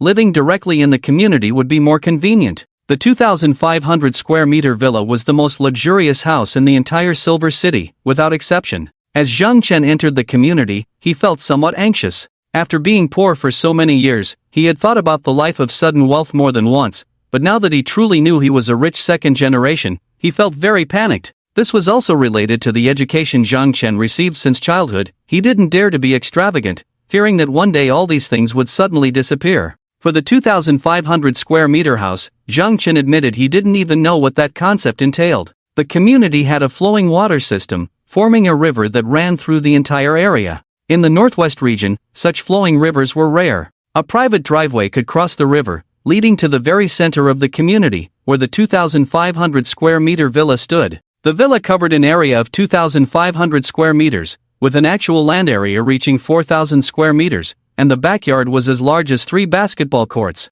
Next to this flowing river, there was a private dock and yacht. Sitting on the yacht, one could sail through the entire river, and the water quality had been specially treated to reach drinkable standards. As Zhang Chen approached the villa, he couldn't believe this would be his house. This could no longer be described as a villa, it was clearly a palace. Even the entrance was much larger than the typical community gate. Even standing outside the enclosed courtyard walls, Zhang Chen could feel the luxury inside. Walking to the courtyard wall, through facial recognition, Zhang Chen successfully entered the courtyard. The moment the courtyard door opened, Zhang Chen felt a sense of unreality. Such a large house, he had never even dreamed of owning. Taking a deep breath, Zhang Chen walked in. The entire courtyard was decorated extravagantly, with pavilions, greenery, and a garage. Entering the house, the high-end furniture was from brands Zhang Chen couldn't even name. With a total height of 7 stories, each floor showcased vast space, with an elegant and modern decoration style. The outer layer of a panoramic corridor was entirely made of glass, allowing views of the entire community. An infinity pool, a rooftop garden, and a helipad, with the bathroom alone being over 100 square meters. The master bedroom was even larger than an ordinary residential house. Zhang Chen looked at all of this. Wow! Much cooler than Iron Man's house. In the movie, Iron Man's house is only half the size of Zhang Chen's place. Sitting on the soft sofa in the living room, Zhang Chen still had some doubts about its authenticity. Although he had once splurged $1 million at a bar and just a couple of days ago directly spent $530 million, none of that had the impact of this luxurious mansion. Even though this was the northwest region without an ocean, looking at the clear flowing river, Zhang Chen couldn't help but sigh, facing the sea, spring blossoms. This must be the ultimate enjoyment. Zhang Chen had to admit that poverty had limited his imagination. By 2 in the afternoon, Zhang Chen left the house, his head still spinning. At the Shinkai Hotel, Wang Wan had arranged to have dinner with her boyfriend Zheng Chu. The service at this 5-star hotel made Wang Wan particularly enjoy the feeling. All she had to do was wave her hand or call for a waiter, and someone would respectfully come over. That kind of attitude made Wang Wan intoxicated. "Honey, I found the house I like." Wang Wan sat across from Zheng Chu, looking at the man with a delicate expression, her fingertips constantly gliding over the back of his hand. The tickling sensation on his hand made Zheng Chu wish he could pull this woman into a room upstairs right now. He had been around the bar scene for many years and had seen countless women, but he had never met anyone so flirtatious. "Found it? Good. If you like it, just book it." Zheng Chu stuffed a piece of steak into his mouth and said casually, "Honey, I've already paid the deposit, but it exceeded the budget just a little bit." Wang Wan said, slightly bending over. She knew how to hook a man. Even though he had already been intimate with her, Zheng Chu's eyes were a bit dazed. "It's fine, a little more is okay. Which house did you like?" "Thank you, honey, it's in Bishui Chunchang." Bishui Chunchang. Zheng Chu's mood became excited upon hearing this. "Didn't I tell you to look for an apartment? Why are you looking at Bishui Chunchang?" "Honey, I just like it." Wang Wan pouted. "But the cheapest house there costs 3 million, my dad won't give me that much money." Zheng Chu shook his head. 4 to 500,000 for an apartment is already the limit. "Honey." Wang Wan began to act cute. "Honey, can you talk to dad? That will be our future wedding house, right? With your status, you can't possibly buy a bad wedding house." "No way." Zheng Chu shook his head. "I can at most help you with the down payment, you have to pay the rest yourself. I can help you with the bank procedures and get your parents to guarantee it so you can get a loan." When Wang Wan heard loan, she was not pleased. She had already claimed in the group that she was buying it in full, and she had also said the same to Zhang Chen. Wouldn't taking a loan be embarrassing? Wang Wan moved her seat next to Zheng Chu, one hand reaching to his thigh, constantly throwing flirtatious glances. "Honey, you know my parents haven't paid off their mortgage yet, how could they guarantee me? How about this, you buy the house in full, and I'll pay you back every month. What do you think?" Wang Wan was using all her charms. In the bustling restaurant, Zheng Chu thought for a moment and nodded. "Okay, but we agree on how much you pay back each month." "No problem, honey, I love you." Wang Wan immediately became excited. "Loving me has to be shown." Zheng Chu stroked Wang Wan's hair. "Okay, honey, there are rooms upstairs." Wang Wan's eyes sparkled with seduction. Zheng Chu looked at Wang Wan and cursed inwardly, calling her foolish. Originally, buying an apartment would have cost him some money, but now it was like buying for himself. Once he got tired of her, he could just kick her out.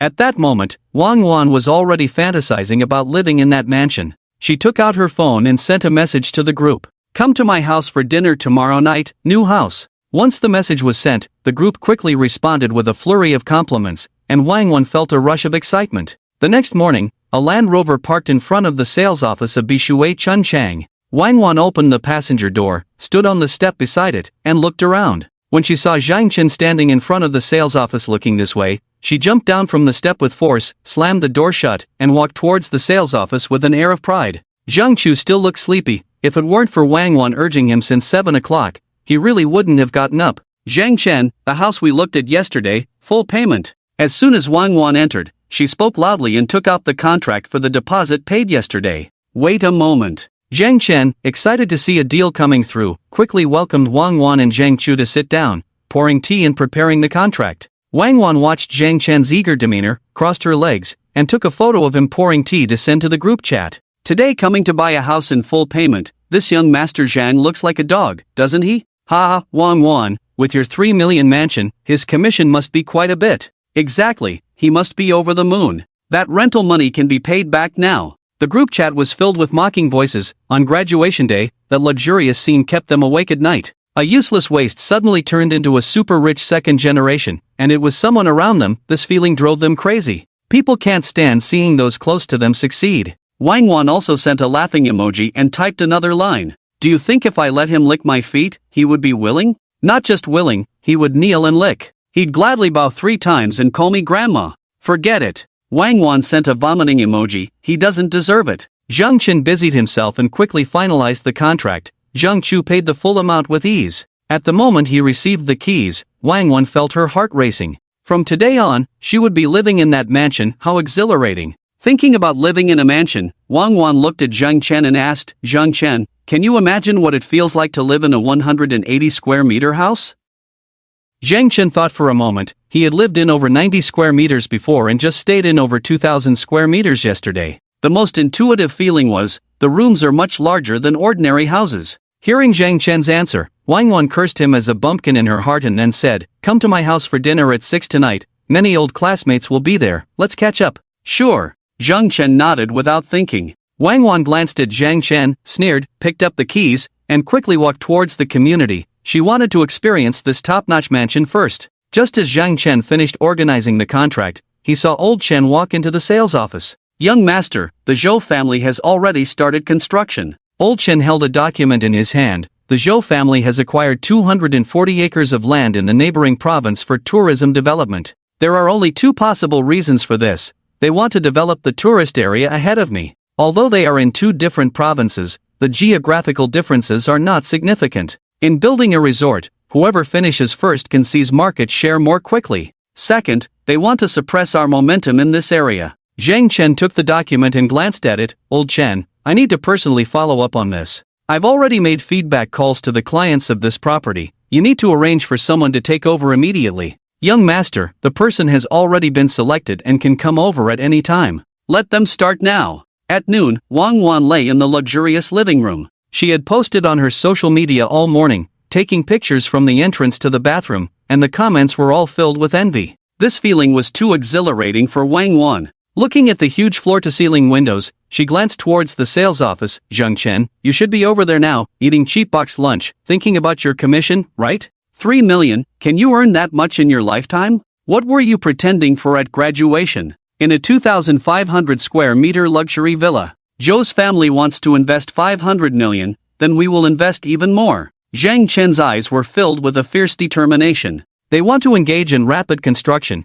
aiming to strike us at the fastest speed and seize the market. Once they occupy the market, they can easily penetrate our silver market. This absolutely cannot be allowed to succeed. I understand. Old Chen nodded. Now we have several teams to choose from, all engaged in rapid construction. Young master, there's another piece of news. Speak. Zhang Chen looked at the documents Old Chen brought, scribbling with a pen without lifting his head. Old Chen glanced at Zhang Chen before saying, there's news from Zhou's family that in 3 months, Zhou Kai and Miss Qin will be engaged in the silver market. The invitation has already been sent to everyone, and our Zhang family has also received one. The timing coincides with the completion of Zhou's land for the resort. Zhou Kai is specifically targeting you, young master. The tip of the pen in Zhang Chen's hand suddenly broke, a result of the increased pressure from his grip. Zhang Chen paused for 2 seconds, then continued, but his question was not about the engagement. Are you saying that Zhou's family is allied with the Qin family? Old Chen sighed and nodded.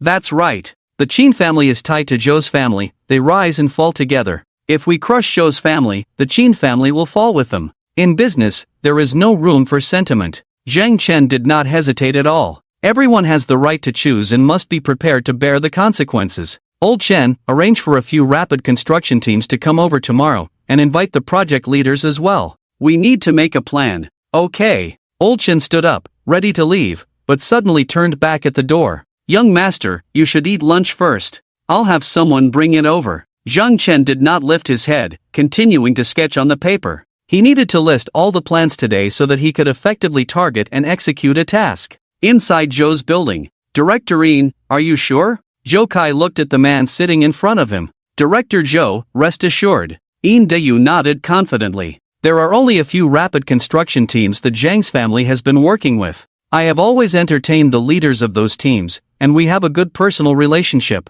I believe they will be willing to make a choice between Zhang's and Zhou's families. After all, everyone knows that Zhou's strength can absolutely crush Zhang's, and from what I know about Zhang's family, they currently have less than 300 million in available funds. Good, very good. Zhou Kai nodded. Then Director Yin, I will leave this matter to you. Once the leaders of these teams arrive in the silver market, please help me arrange a meeting. Understood, Director Zhou. If there's nothing else, I'll take my leave. Yin Deyu left the office with a smile. After Yin Deyu left, a cold smile appeared on Zhou Kai's face. He dialed a phone number. Hello, this is Zhou Kai. The project must be completed within 3 months. I don't care how much it costs, the project must be finished by my engagement day. After hanging up, a murderous look flashed in Zhou Kai's eyes. Zhang Chen, right? I will make you die a miserable death. I will make you kneel before me, begging for mercy. At 6 in the afternoon, in Bishuwei Chunchang. Wow, Wang Wan, your house is so beautiful. Is this a mansion?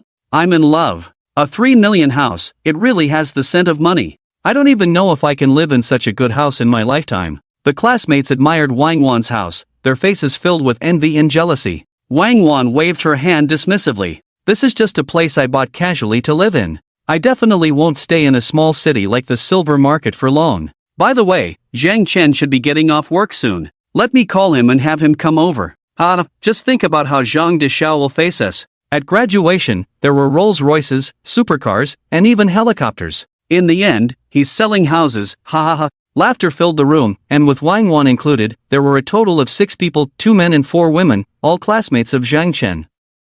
As for Wang Wan's boyfriend, he didn't stay. After receiving the call to attend a gathering at Wang Wan's house, Zhang Chen first completed the project plan before heading over. By the time he arrived at Wang Wan's house, it was already 7 o'clock. Sorry, I'm late, Zhang Chen said as he entered, repeatedly apologizing. Since everyone inside were former classmates, it didn't feel awkward. I say, Zhang Chen, why did it take you so long to get here? What were you busy with? A female classmate teased deliberately. Zhang Chen smiled and replied, just had some projects that weren't going well, so I was busy with those. Projects? His words made the 6 people in the room exchange glances, and then they all burst into laughter together. Projects? Ha ha ha. Zhang Chen, you're too funny. Interesting, really interesting. No wonder you're our young master Zhang. Some even continued to mock Zhang Chen with the term young master. Listening to their laughter, Zhang Chen felt a bit confused about the situation. Alright, let's sit down first, Wang Wan said. She didn't want to give Zhang Chen a way out, she wanted him to settle in before digging deeper. Zhang Chen smiled and sat down on the sofa. Zhang Chen, you made quite a scene on your graduation day. You scared all of us, a male classmate said, his tone dripping with sarcasm. Zhang Chen forced a smile. This was arranged by my dad. I wasn't clear about it either. To be honest, I was surprised too. Oh really? So, Zhang Chen, what does your dad do? A female classmate feigned envy. After making that expression, she glanced at the others, raising her eyebrows as if to ask if she performed well enough. These people had no direct interests with Zhang Chen, their behavior stemmed purely from human nature. The flames of jealousy burned within them, and when they discovered that what they envied was actually a facade, they felt exhilarated, wanting to trample the person they once envied to satisfy their own pleasure. Zhang Chen smiled and explained, the Zhang Group in Silver City, that's my family. There was nothing to hide about this. Wow, the Zhang Group. Such a big company. Then Zhang Chen, how come I heard you were selling houses at the sales office? A female classmate could no longer tolerate Zhang Chen's pretentiousness and began to dig deeper. Oh, that, Zhang Chen waved his hand, the previous employees were too incompetent, so I let them all go and managed it myself for a couple of days, but I've already handed it over to someone else. Is that so? Wang Wan clearly didn't believe Zhang Chen's poor excuse. She walked over gracefully. Zhang Chen, your family is so wealthy, your house must be huge, right? How does it compare to mine? After Wang Wan spoke, she spun around, feeling like a princess living in a castle. The other 5 classmates looked at Zhang Chen as if they were watching a joke. Zhang Chen thought for a moment and then shook his head. He knew Wang Wan had just bought a house and was still excited about it. There's a saying about not disturbing others' happiness, and Zhang Chen felt it was best not to say too much, especially since today was Wang Wan's housewarming celebration. Seeing Zhang Chen shake his head, everyone burst into laughter. I say, young Master Zhang, inheriting such a large fortune, shouldn't you at least have a decent house for yourself? Wang Wan sat on the sofa, her tone dripping with sarcasm. Having a place of your own is what makes it a home. Wang Wan, what is that? Is there a castle in your neighborhood? A classmate suddenly noticed the villa outside the window. Behind the living water river, that villa stood out, its facade resembling a palace, impossible to ignore. And in the northwest region, it was still bright outside at this time. Wang Wan looked at the 2,500 square meter villa, her face filled with envy. That's a place only a super rich person can live in, 2,500 square meters. I can't even imagine the decor inside. This house has 37 rooms. Do you know what that means? 37. Zhang Chen touched his nose and honestly, he didn't even know how many rooms were in the house, but Wang Wan remembered it clearly. Wang Wan took a deep breath. She had lost count of how many times she had looked at the colorful pages about this luxury apartment, dreaming of living there. No, just being able to take a look would be enough. But such a luxurious house isn't something you can just walk into. Just one set of furniture inside could cost hundreds of thousands, and the expensive ones go over $1 million. Listening to Wang Wan, the faces of the 5 classmates were filled with envy. Suddenly, a noisy voice rang out. Let me tell you, that woman is so stupid, ha ha ha. Today her classmates are all here. There are 3 girls, splitting up. Alright, we're almost at the door, so let's keep it down. Outside the door, Zhang Chu's voice could be heard. Seconds later, the door opened, and Zhang Chu walked in with 3 men. Wang Wan, my buddies are here for a party, is that okay? Zhang Chu shouted as soon as he entered. Everyone inside heard what Zhang Chu had said outside, and now seeing him come in, Wang Wan and the others looked a bit awkward. Wang Wan, these 3 guys of mine are definitely high-quality singles, good-looking, all from engineering families, one richer than the other. Zhang Chu patted his chest as he introduced them, which was also their usual way of flirting. Wang Wan quickly stepped forward to greet them. As for the 3 female classmates, they took a couple of steps back, a bit scared. The 2 male classmates looked quite awkward, just standing up to say hello, not daring to say much. They still felt a bit intimidated by these rich second-generation kids. Zhang Chu walked into the living room and saw 3 more men, frowning. Why is that real estate agent here too? Those 2 next to him must be his colleagues, so let them all go, otherwise, we won't have enough space. Wang Wan immediately understood Zhang Chu's meaning. He just wanted the other men to leave and the women to stay. Wang Wan was eating and drinking at Zhang Chu's place, and since this house was also bought by him, how could she dare to say no? She looked at Zhang Chen and the others. It's not convenient today, you 3 should head back first, we'll invite you another day. One male classmate looked at the female classmate standing next to him. How about we leave together? Everyone had heard what Zhang Chu and the others said outside, and these guys knew that staying here might lead to something happening. Okay, let's go together. Then Wang Wan, we'll come back another day. The 3 female classmates also chose to leave. Upon hearing this, Zhang Chu was displeased. What do you mean, ladies? As soon as you see us, you want to leave? Do you think we're going to eat you? Sit down and have a meal together, otherwise, you're not giving me face. Zhang Chu got angry, and Wang Wan shrank her neck, pulling the 3 female classmates. Otherwise, you can stay for a while. Wang Wan, what are you talking about? One male classmate stood up. You heard what was just said, staying here. What's wrong with staying here? A 180 square meter mansion, is there not enough room for you? Wang Wan's anger flared up. She was used to these people's flattery, and now that a different voice appeared, it immediately made her explode. You all come with me. Zhang Chen sighed and glanced at a few classmates. Society is a dye vat that can change freshly graduated students in a short time. Zhang Chen, what the hell are you? Who do you think you are to say that? I don't want to embarrass you, but you're just a damn real estate agent looking for excuses. Wang Wan pointed at Zhang Chen and scolded. Don't you see what you are, trying to act like a hero here? Zhang Chen looked at Wang Wan, who had suddenly torn off the mask, and shook his head helplessly. Classmates are only classmates within the school. Once outside, they might be easier to deal with than a stranger. Zhang Chen ignored Wang Wan and glanced at Zhang Chu, saying, You must be Zhang Laoer's son, right? Zhang Chu was taken aback by the words, then angrily shouted, Who the hell do you think you are to call me that? Zhang Chen glanced at the door, where 3 men stood. One of them looked somewhat familiar, having seen him at the banquet hosted by Zhou Kai. Zhang Chen recalled the names, he had learned them from Li Nua that day. Wang Wen, come here. Upon hearing his name, a young man standing at the door hurried over. The moment he saw Zhang Chen, his expression changed dramatically, first showing surprise, then turning into a fawning smile. Zhang Gu, you're here too. What a coincidence. Wang Wen rubbed his hands together, bowing and nodding as he approached Zhang Chen, his respectful demeanor leaving Zhang Chu and the others stunned. Wang Wen, this is. Zhang Chu realized something was off. Zhang Chu, this is the young master Zhang I mentioned last time, the one who directly slapped Zhou Kai and the Qin family at the Zhou banquet. Wang Wen explained to Zhang Chu and quickly turned to flatter Zhang Chen. Zhang Gu, you have no idea, what you did that day was just too cool. Young Master Zhang. The Zhang family's young master. Zhang Chu felt as if he had been struck by lightning, frozen in place. He knew all too well the Zhang family's reputation. Although he had never had the honor of meeting the young master, the events of the last banquet had already spread like wildfire in their circle. This young master Zhang was a true ruthless character, striking without hesitation against Zhou and Qin family members, showing no mercy. The other 2 who came with Zhang Chu quickly approached to ingratiate themselves. Realizing his mistake, Zhang Chu hurriedly stepped forward, slapping his own face repeatedly.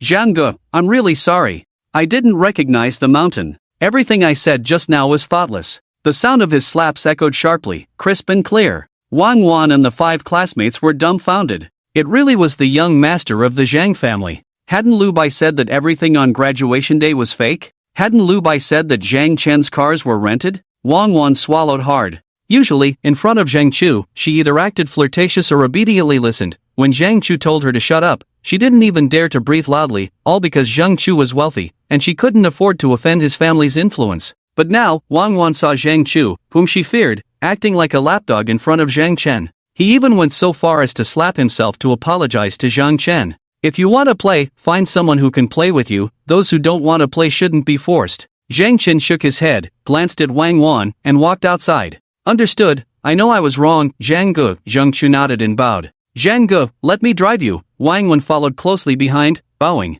Zhang Chu did the same. Seeing this, Wang Wan quickly jogged after them. Zhang Chen, I was a bit harsh earlier. Please don't take it to heart. We're all old classmates, just joking around, huh? Zhang Chen ignored her, walked out, and the other classmates followed him out of the room, taking the elevator down. Zhang Gu, where are you going? How about I drive you? Wang Wen kept flattering him. Being able to get so close to the heir of the Zhang family was a once-in-a-lifetime opportunity for them. Such good fortune was rare. No need to drive, I'm staying here, Zhang Chen said, leaving that sentence behind as he walked toward the private road crossing the river. Under Wang Wan's envious gaze, Zhang Chen opened the luxurious mansion, whose room numbers she could recite by heart, and walked inside. Looking at this mansion and then thinking about the house she lived in, Wang Wan felt particularly upset. The mansion that had once thrilled her now seemed far from appealing, even feeling somewhat distasteful. When Wang Wan learned that there was a mansion, she only fantasized and envied it. But when she saw her college classmates moving in, a mix of emotions surged within her, leaving her feeling indescribably uncomfortable. Turning back, Wang Wan noticed that 5 classmates had also turned away, leaving without a word. You shameless whore. A fierce slap suddenly landed on Wang Wan's face. Before she could react to what had happened, a sharp pain shot through her cheek. You motherfucker, why didn't you say you invited the young master of the Zhang family earlier? You almost got me killed, you worthless dog. Zhang Chu kicked Wang Wan down and then strode away. Wang Wan's eyes brimmed with tears, feeling incredibly wronged, yet she dared not show any dissatisfaction.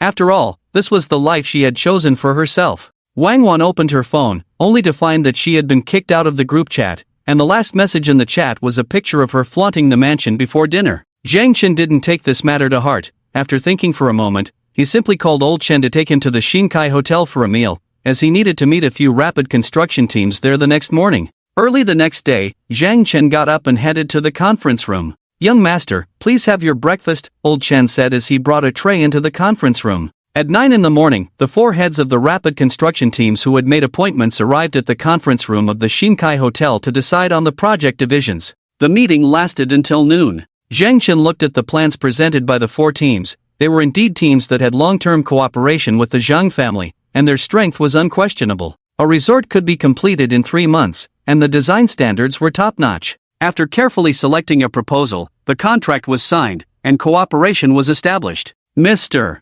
Zhang, Let's wish for a pleasant cooperation, ha. Engineer Luo, please pay more attention to this project. Don't worry, we've been cooperating with the Zhang family for a long time. Engineer Luo was the representative of the team responsible for the Zhang Group's resort. With the deal settled, Zhang Chen felt relieved. Just then, his phone suddenly rang. He picked it up and saw it was a message from Qin Mingyue.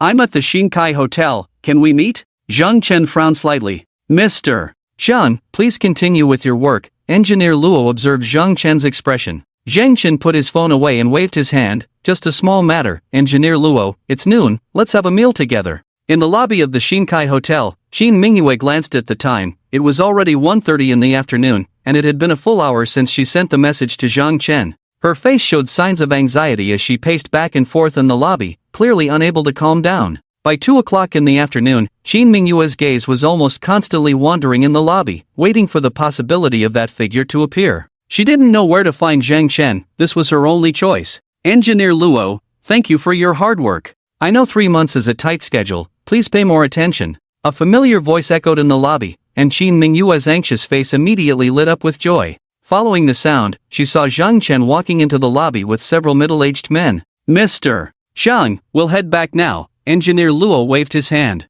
2 project leaders from the Zhang family followed to see them off. Just as Zhang Chen turned around, he saw a stunning figure standing before him. The moment he saw Qin Mingyue, his eyes sparkled with joy, but it lasted only an instant. He shifted his gaze away and walked past her. Zhang Chen, I want to talk to you. Qin Mingyue quickly caught up with him. What's there to talk about? Zhang Chen quickened his pace. Qin Mingyue had to jog to keep up with him, her tone anxious. Zhang Chen, I know you hate me now, and I don't know how to say some things, but can you please not go against the Zhou family? Zhang Chen suddenly stopped. Qin Mingyue almost stumbled and bumped into Zhang Chen. Zhang Chen turned around, looked at Qin Mingyue, and smirked slightly. Are you saying that I should hand over the market share of the silver market to Zhou Kai? Your fiancé, whom you are about to get engaged to? Upon hearing Zhang Chen say the word fiancé, Qin Mingyue felt a bit breathless. She forced herself to maintain a calm expression. Zhang Chen, I didn't come here to argue with you. I just want to say, you can't compete with Zhou Kai, you can't compete with the Zhou family.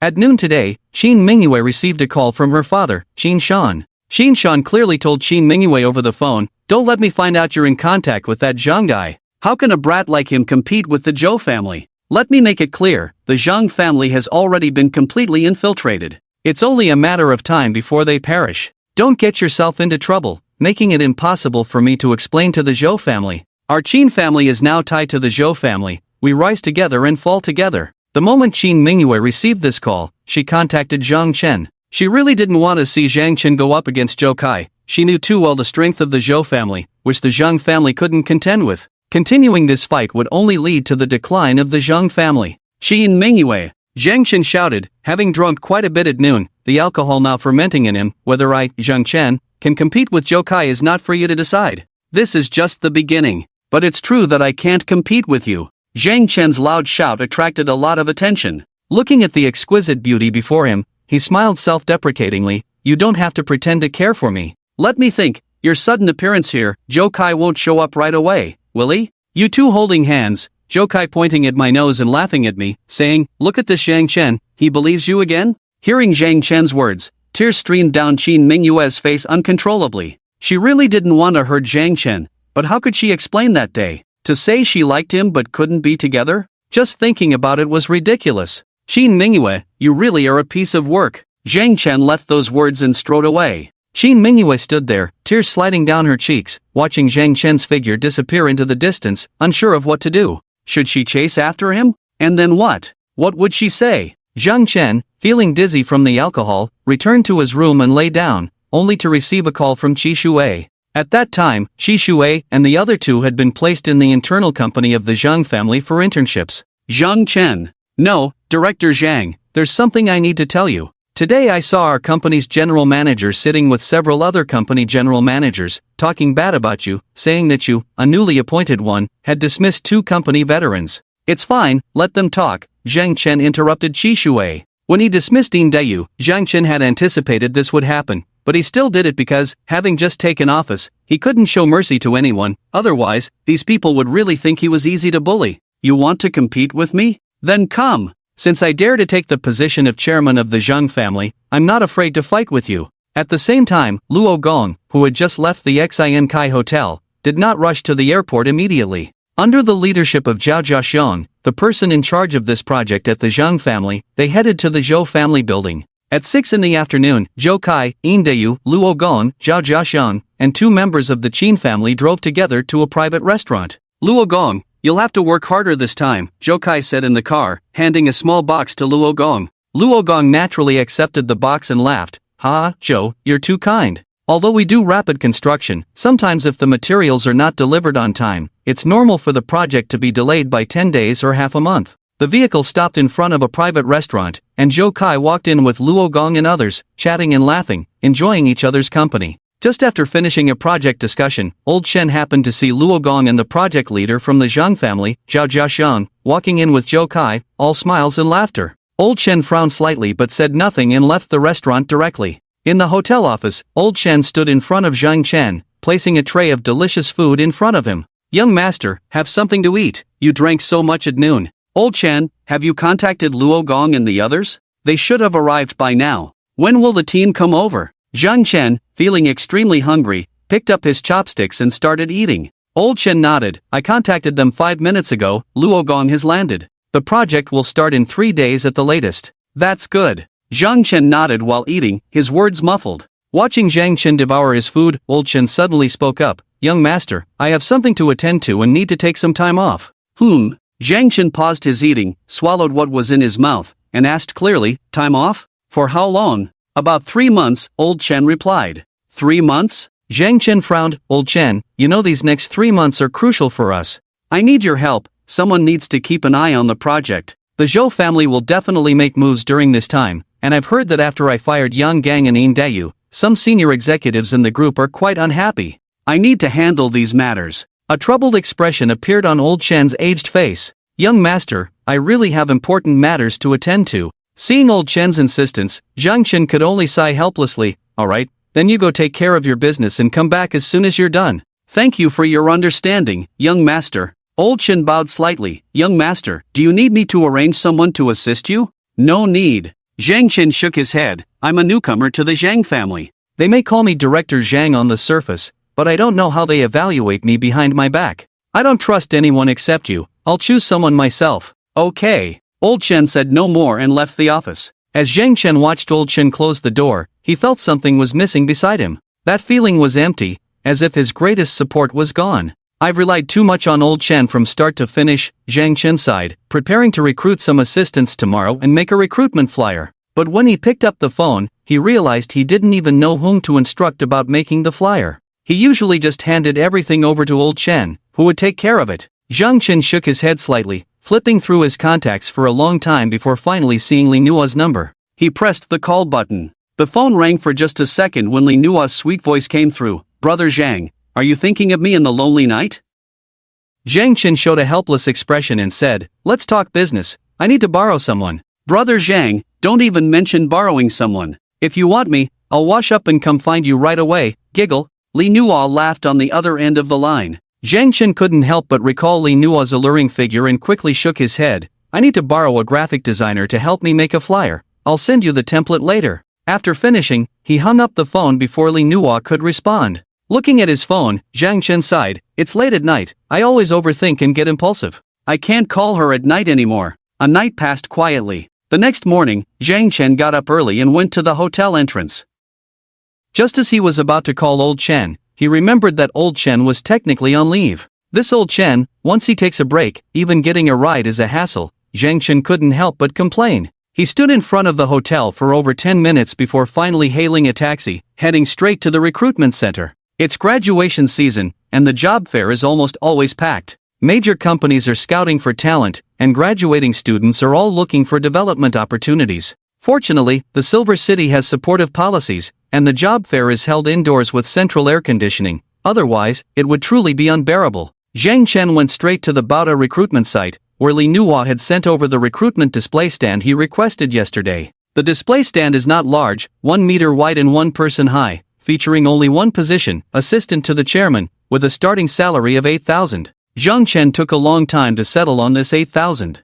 For freshly graduated university students, if the salary is set too low, regardless of their abilities, they all think they can do the job. If the salary is set too high, it's not suitable for new graduates and may even make them lazy. After all, this is a city where the average salary is only 3,000. An 8,000 salary can filter out the less capable and attract truly skilled individuals, while also motivating assistants to strive for higher salary levels. In Zhang Chen's mind, talent is best nurtured from within, it's the most reassuring. After paying a booth fee, Zhang Chen sat in a relatively good position, set up the display stand, and looked at it. It seemed quite decent. Sitting there, Zhang Chen was completely unaware that many people were looking at him as if he were a joke. Assistant to the chairman, monthly salary of 8,000? This scam has long been out of style, right? I remember it was exposed before and disappeared. How come it's back? In previous years, the job market in Silver City would often see some high-paying yet simple jobs that attracted countless people. At that time, there were all sorts of claims about deposits or training fees, and in the end,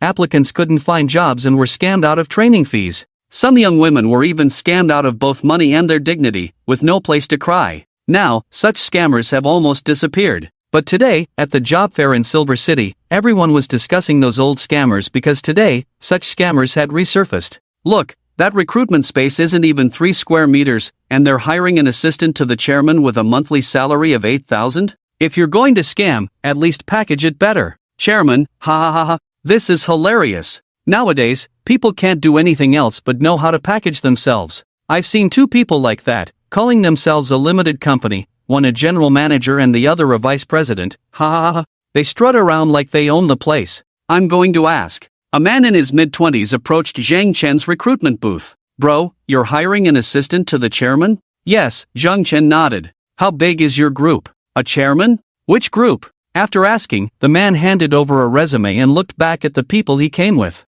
Zhang Chen looked at the resume. It was quite impressive, exactly the kind of talent he was looking for, and he immediately introduced himself. I'm from Zhang Group, valued at several billion. The man showed a shocked expression. Several billion? Wow, your chairman must have high requirements for assistants. I am the chairman, and the requirements aren't too high, but you must be clever, Zhang Chen replied. If you're interested in this position, you can take a test. Your resume is good, I appreciate it. Zhang Chen took out a prepared test paper. He thought this person's resume was excellent. The man quickly took the test paper and began to read it carefully. A few seconds later, his expression suddenly turned mocking, and he ripped the test paper in half, laughing wildly. Ha ha ha, did you hear that? He says he's the chairman. Ha ha ha, this is killing me. After laughing, the man looked at Zhang Chen with disdain. What's the use of your appreciation? The job market is so big, I can go wherever I want. Why would I choose you, someone who can't even afford a booth? Damn, you really know how to show off.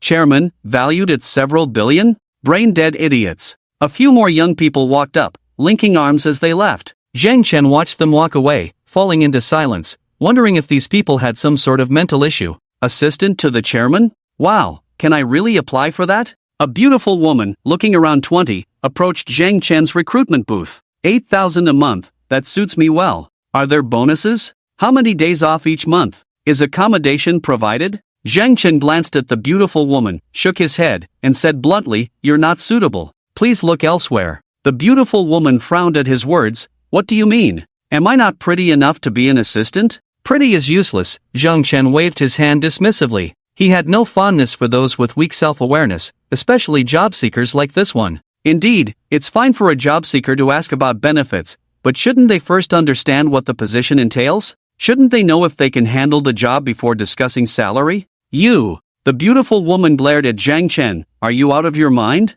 After saying this, she tossed her bag and left. Zhang Chen sat there all morning. Most of the people who came by asked a couple of questions but showed little interest. Although the salary was high, it was precisely this high pay that deterred some opportunists. Moreover, a large portion of people believed the recruitment was fake. As lunchtime approached, 3 women walked over together. The moment these 3 women appeared, they attracted a lot of attention. In terms of looks and figure, they were all of absolutely top quality. Zhang Chen recognized them. They had been at the recruitment market all morning. The 3 women finally arrived at Zhang Chen's booth. For the assistant position, are there any requirements? A blonde woman scrutinized Zhang Chen's display. A bachelor's degree or higher, and you must pass a written test, Zhang Chen replied, pulling out 3 test papers. The papers he presented were of considerable difficulty. The blonde woman glanced at the test and shook her head. Forget it, too much trouble. It's just a job, do I really have to answer questions? Another woman with curly hair casually set the test aside. We don't even know if this is real, this test would take at least half an hour. I'm leaving. The remaining woman with long black hair still held onto the test paper, but after her friends called her a couple of times, she put it down, and the three of them walked away. Zhang Chen sighed and waited a bit longer. Noticing it was almost lunchtime, he decided to go eat first. Hey, can I take the test now? The black-haired woman who had just been pulled away jogged back, still panting. Of course, Zhang Chen shrugged. The woman took out her own pen, then suddenly remembered something and looked up at Zhang Chen. I want to ask, if I might be accepted, would I need to pay any additional fees? Like training fees or something? No fees will be charged, Zhang Chen shook his head. Hearing this, the woman finally relaxed, sitting at the less than 3 square meter recruitment booth, using a simple table to fill out the test. Louis, what are you doing? Come on, let's go eat. The curly-haired woman and the blonde woman returned, seeing Louis sitting there filling out the test, impatiently asking, Are you really going to fill out that test? What's the point? Yeah, even if I fill it out, who knows if I'll be accepted? Why go through all this trouble? And let me tell you, this company is definitely a scam. A group recruiting an assistant to the chairman, and there are only this few positions? Louis, don't be foolish. The two women kept trying to persuade Louis. Zhang Chen watched silently from the side. Those who could be persuaded to leave were not the candidates he was looking for. Despite her friend's advice, Louis insisted on finishing the test, handed it to Zhang Chen, thanked him, and then got up to leave. Louis, what are you thinking? I've heard those assistants are really busy. If you take this job, how are we going to go clubbing and travel together in the future? We can just find any job to get by, and after a while, each of us can find a rich second generation to secure our future. Look at us, we found a front desk job at Zhang's, just an 8-hour shift, standing there without a care, and we still get 4,500 a month. What are you after? As the three women left, Zhang Chen could still hear Louis's two friends expressing their confusion. Zhang Chen shook his head helplessly. Everyone has different choices. Some choose to have fun during their striving years, while others choose to work hard. Such matters can only be seen as personal choices, they can't be forced. However, Zhang Chen was a bit surprised that Zhang still had a recruitment booth here. If he had known, he wouldn't have rented this place and wasted money. Although Zhang Chen wasn't short on cash, he knew very well that this money wasn't earned through his own efforts, and no matter how much, it wasn't worth being proud of. Of course, spending was still necessary, maintaining a proper mindset was key. Having money didn't mean one had to be pretentious about not spending it. Zhang Chen spent a day at the booth, and some people did come by, but most were just trying their luck. So far, the only thing that satisfied Zhang Chen was Louis. Her two friends had tried for a long time to dissuade her but to no avail, and her written test results were quite good. Zhang Chen thought for a moment and sent a text to the phone number Louis had left. Hello, MS. Lou, you have passed the first round of written tests for the position of chairman's assistant. Please come to Shinkai Hotel tomorrow morning at 7 for the second round of assessments. You can contact me upon arrival. After sending the message, Zhang Chen walked out of the recruitment venue. At that moment, Louis was sitting in a milk tea shop with her two female friends. When she saw the text on her phone, she jumped up in excitement. Oh my God! I passed the assessment! Louis exclaimed. What assessment? The blonde beauty looked at Louis's excited expression and curiously asked. Chairman's assistant. Louis showed her phone to her two friends. No way, Louis, you really believe that? Of course. And I have to be there at 7 in the morning. Is there something wrong with my head? Which company starts work at 7 in the morning? Louis, if you ask me, forget about being an assistant. Come work with us at the front desk. We start at 9 and finish at 5. It won't interfere with drinking and clubbing, and it's great. Listening to her friends, Louis quietly put her phone away, her excitement fading significantly. Oh, I know what I'm doing. No more talking, I need to go prepare for tomorrow's second round of assessments. After saying that, Louis picked up her bag and left. Watching Louis walk away, the blonde beauty scoffed. She really thinks she's cut out to be a chairman's assistant. This job isn't that easy. Just wait, she won't last 2 days. Exactly. And they want her to go to a hotel. I bet it's a scam. There's no point in entertaining it. Does she really think good fortune will just fall into her lap? At the recruitment venue, Zhang Chen tidied up the recruitment flyers, preparing to leave. Oh, Zhang Gu, you're here too. A familiar voice rang out. Zhang Chen turned to see Wang Zhe walking over, accompanied by a few young men, the same ones who had torn up Zhang Chen's test paper that morning. Wang Zhe, you're at the recruitment fair too? I haven't seen you all day. Zhang Chen extended his hand. Wang Zhe was pleasantly surprised and quickly walked up, shaking Zhang Chen's hand with both of his, smiling apologetically. I've been busy all day without moving around. I just found some suitable candidates and am getting ready to head back to the company.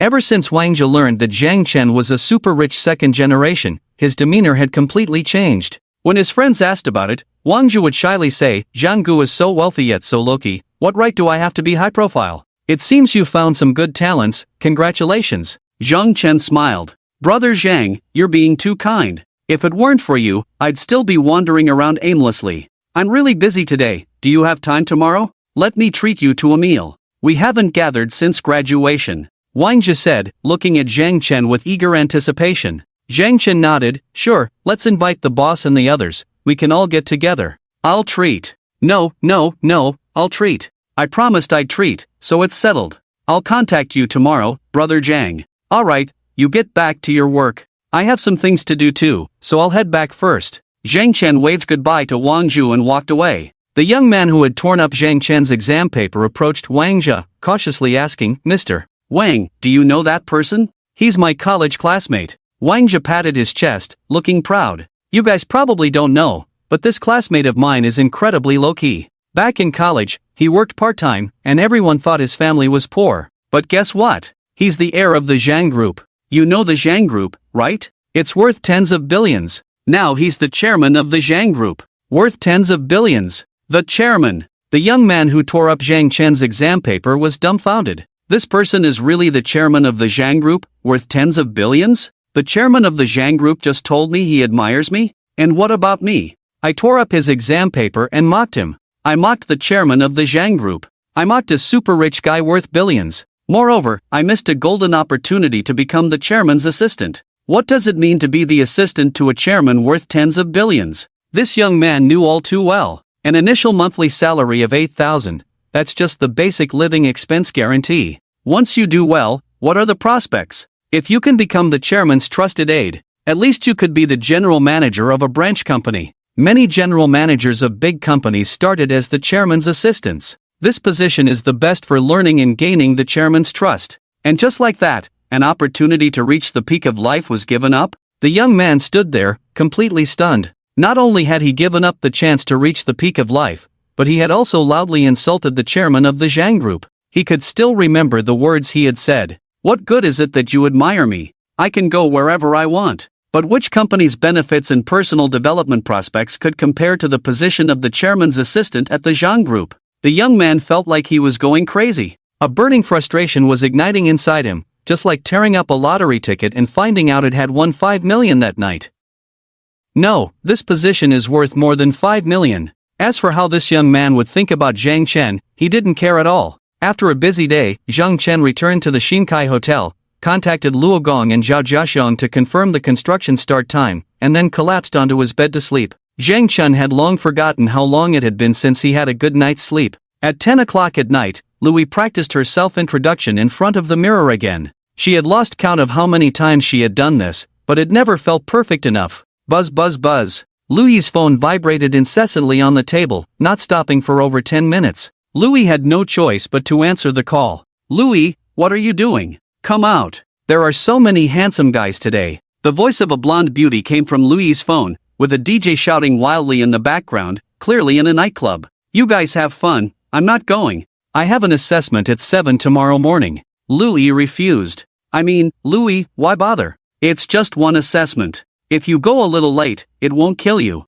If they really value your talent, you can go the day after tomorrow. The blonde beauty didn't care at all. The Zhang Group said we need to report at 9 tomorrow morning, and I'm just having fun here. Yui shook her head while holding the phone. Forget it, you guys have fun, I still need to prepare a bit more. Yui, what if it's a scam company? You got up so early for nothing. So what if it's a scam? Yui's expression was quite relaxed. Anyway, they won't ask me for money. Worst case, I just got played and wasted a trip. But what if it actually works out? Come on, that's definitely fake. You might as well come out and have fun with us. I can introduce you to a couple of rich second-generation guys another day. Being with a second generation is way better than being some assistant. You guys have fun, I'm hanging up now. Yui quickly ended the call and started practicing in front of the mirror. The next day at 6 in the morning, Yui got out of bed when the alarm rang. The small rented room was quite tidy, but as soon as she opened the bedroom door, she saw her two roommates, completely drunk and fast asleep.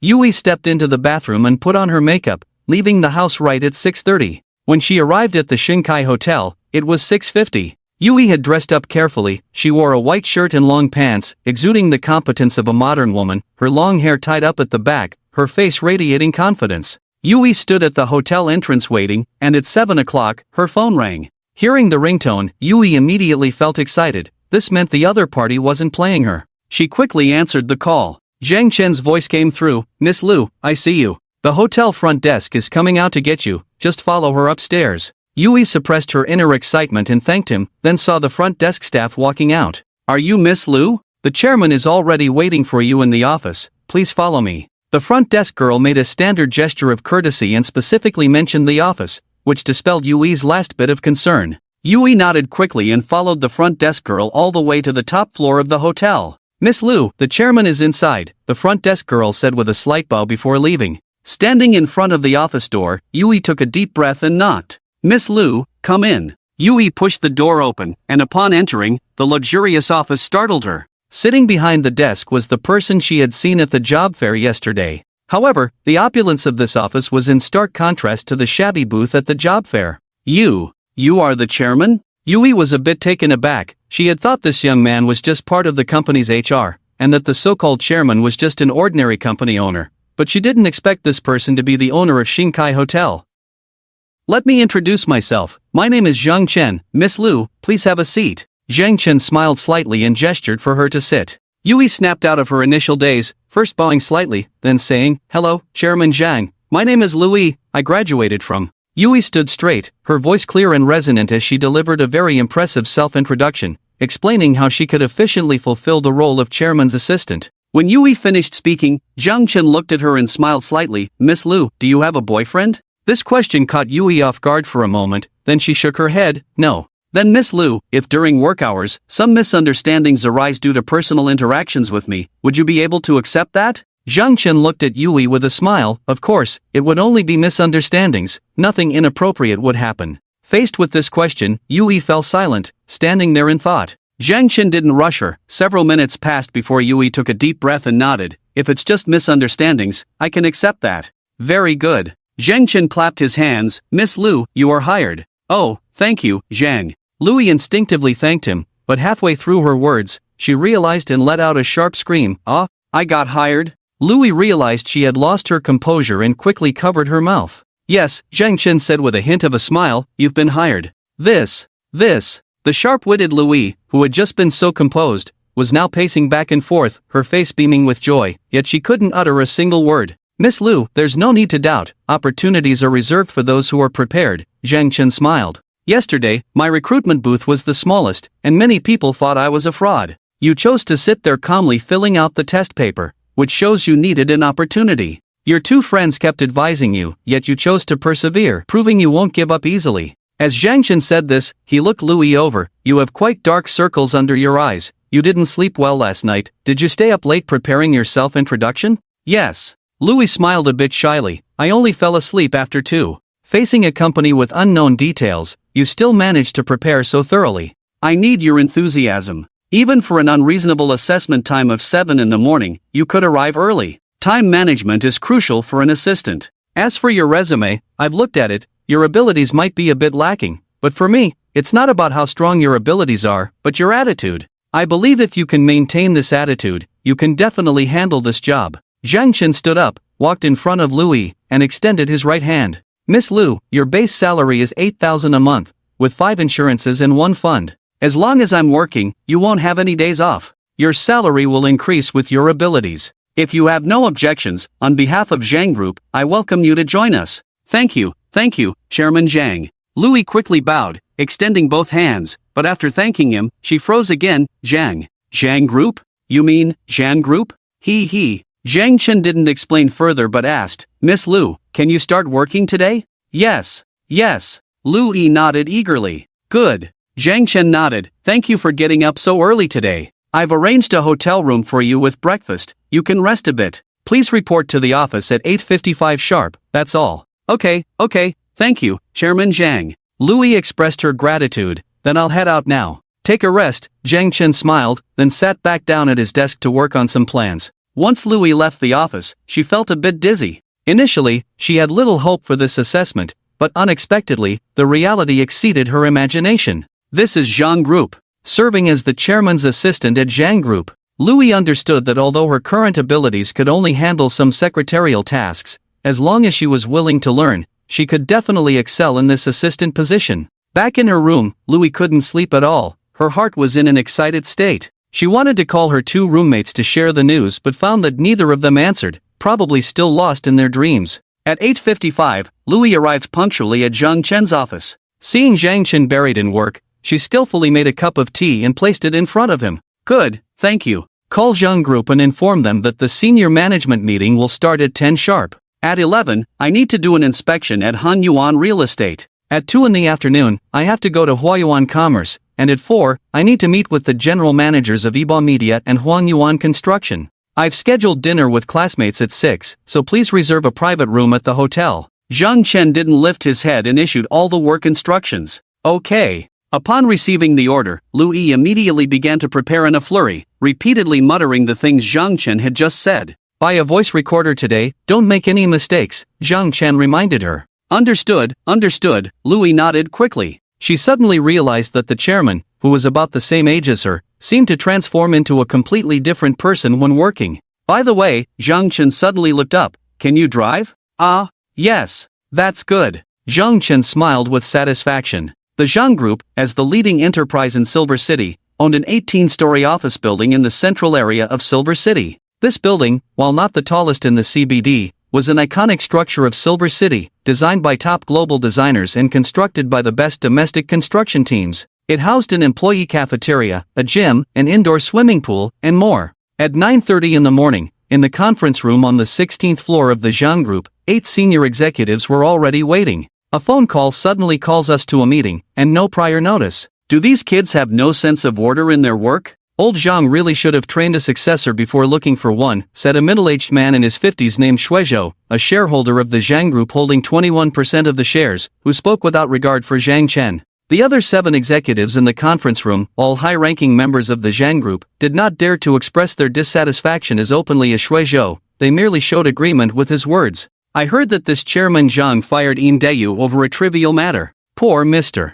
Yin, who dedicated his entire life to the Zhang Group. Just like that, he was dismissed, one of them remarked. Young people have no sense of proportion. Once they hold power, they can't handle it. Isn't that how it goes? Shuizhou scoffed. Let's see what Chairman Zhang has to say later. One executive shook his head. You all wait here, I'm going to have some morning tea. Shuizhou glanced at his Rolex, stood up, and left the conference room. The other 7 executives exchanged glances but remained silent. At 9:40, a taxi stopped in front of the Zhang Group. The door opened, and Zhang Chen and Louis got out, heading straight for the Zhang building. Some senior executives who had received the news were already waiting downstairs, and upon seeing Zhang Chen get out of the taxi, they rushed over. Chairman Zhang, hello, I am the HR manager, Xiao Peng. A man in his 30s jogged up to Zhang Chen. Manager Xiao, this is Louis, my assistant. Please take her to complete her onboarding procedures and have her come to the conference room at 10, Zhang Chen said, walking past Xiao Peng without stopping. Understood, Assistant Lu, please follow me, Xiaopeng quickly said politely to Louis. Although Louis was just a newcomer and held the position of an assistant, Xiaopeng did not dare to offend her. At 9:59, Zhang Chen appeared at the conference room door, pushed it open, and immediately saw the 7 people seated inside. The 7 senior executives of the Zhang Group also stood up simultaneously, looking at Zhang Chen, having already seen the basic information about this heir of the Zhang Group and knowing his appearance. Hello, Chairman Zhang. Chairman Zhang. Zhang Chen nodded, sat down in the main seat of the conference room, and as soon as he sat down, Louis hurried in and stood behind him. After Zhang Chen sat down, he remained silent. The other 7 executives slowly took their seats, also falling silent. When the second hand of the clock in the conference room pointed to 12, Zhang Chen slowly spoke. Let's start the meeting. Which one is Manager Zhao? Chairman Zhang, I am Zhao Zixia, a woman in her 40s replied. Zhang Chen scanned the mostly empty conference room and asked, who else hasn't arrived? Zhao Zixia looked at the empty seats with some difficulty before speaking. Director Shui arrived earlier, but he went down for breakfast. Manager Zhao, Zhang Chen interrupted her directly. Pay attention, I asked who else hasn't arrived. You only need to answer my question. Zhang Chen's expression was calm, but his words carried an undeniable tone. Well, Zhao Jixia took a deep breath. Director Shui, Director Wu, Director Jin, and also Supervisor Wang from the Operations Department, Supervisor Zhao from the Technical Department, Supervisor Meng from the Procurement Department, and the Logistics Department. Zhao Jixia listed more than 10 people who were supposed to be in the conference room. They encountered traffic on the way, so they might be late. Call them. Zhang Chen closed his eyes. When Shui Zhou, Wu Tian, and Jin Xingji arrive, we will start the meeting. As for the others, no matter the reason, each person's salary will be reduced by a quarter. If there are any complaints, go directly to the HR department to submit your resignation. As soon as Zhang Chen said this, several executives in the conference room were taken aback. They knew that those who hadn't come were trying to give this newly appointed young chairman a show of strength. But they didn't expect this young chairman to be so tough, directly cutting salaries. A quarter. Call Shuizhou, Wu Tian, and Jin Xingji. Zhang Chen stood up. You all call them one by one until they come. If they don't come, you will all stay in the conference room today. This is your work for today. As Zhang Chen spoke, he had already walked out of the office, with Louis quickly following behind. The people in the conference room exchanged glances, and after a long wait, someone finally took out their phone to make a call. Louis followed Zhang Chen, her keen mind already sensing the oddities in the relationships within the company. The chairman called for a meeting, yet most people were late. At that moment, in the coffee shop downstairs, Shui Zhou, along with the other 2 absent directors and several executives, were leisurely sitting there, playing cards and chatting. It's 10:15, in another 20 minutes, we should head up. The logistics supervisor glanced at the time. What's the rush? We're not going up this morning. Old Chen has already notified us that he won't be here for the next few months. Do I still need to care about a young kid's face? Shui Zhou stretched lazily. Let's organize a gathering for lunch and have a few drinks together. Just then, the logistics supervisor's expression suddenly changed, and he exclaimed loudly, What's going on? My salary has been cut by a quarter? Me too. I just got a message from HR. Mine has been cut by a quarter too. The executives sitting in the coffee shop exchanged glances. Should we head up first? Let's go. Then, Director Shui will head up first. The group of executives quickly stood up and left the coffee shop. Not far away in the CBD building, Zhang Chen stood in front of the large floor-to-ceiling window in his office, watching the figures running out of the cafe. The office door opened, and Louis walked in. Director Zhang, I've already notified HR. Let's go. Zhang Chen turned around. Get to Hangyuan Real Estate before 11. Director Zhang, should we inform them that the meeting is cancelled? Louis asked quietly. No need, those 3 directors won't be back today. Just let them sit in the conference room, Zhang Chen said as he walked out of the conference room. Today, everyone in the Zhang group knew that the new boss had come. When they saw Zhang Chen, they all respectfully greeted him.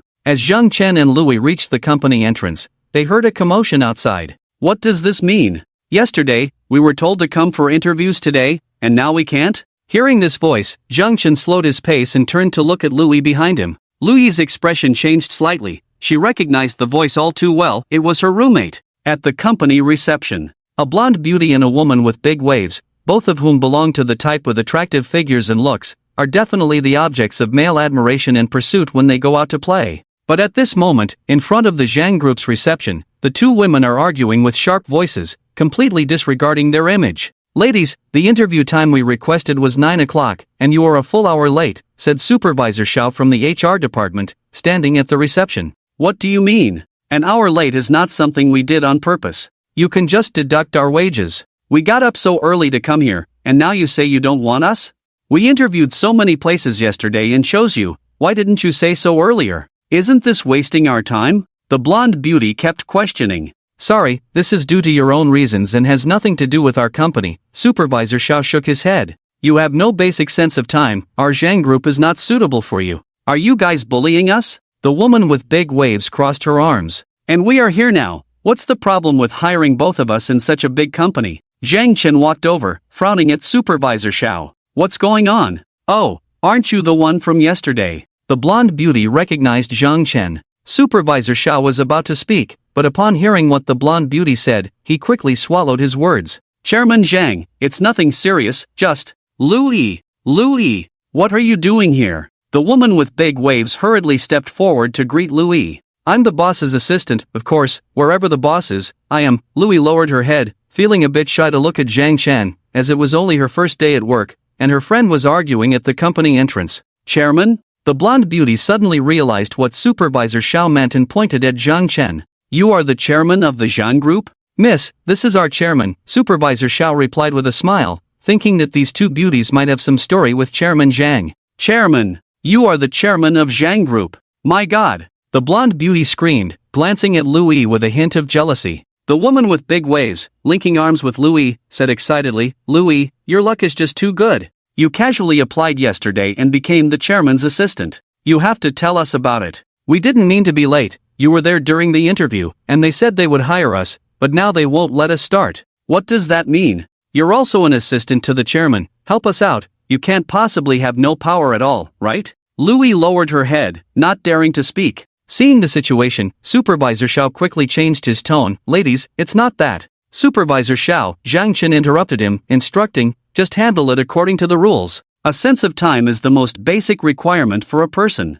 If you don't even have that, our Zhang group doesn't need such people. After finishing, Zhang Chen looked at the woman with big waves. Louis is not just lucky. After Zhang Chen finished speaking, he walked out of the company door. Louis quickly said to her friends, I have things to do, let's talk after work. After saying that, she quickly pulled her arm away and followed him. Wait, Louis, what do you mean? The blonde beauty shouted. Seeing Zhang Chen's attitude, Supervisor Xiao understood and said, Ladies, I sincerely apologize. Our chairman has already spoken, please go back. The woman with big waves yanked the blonde beauty's arm, shot a fierce glare at Supervisor Xiao, and walked toward the company entrance.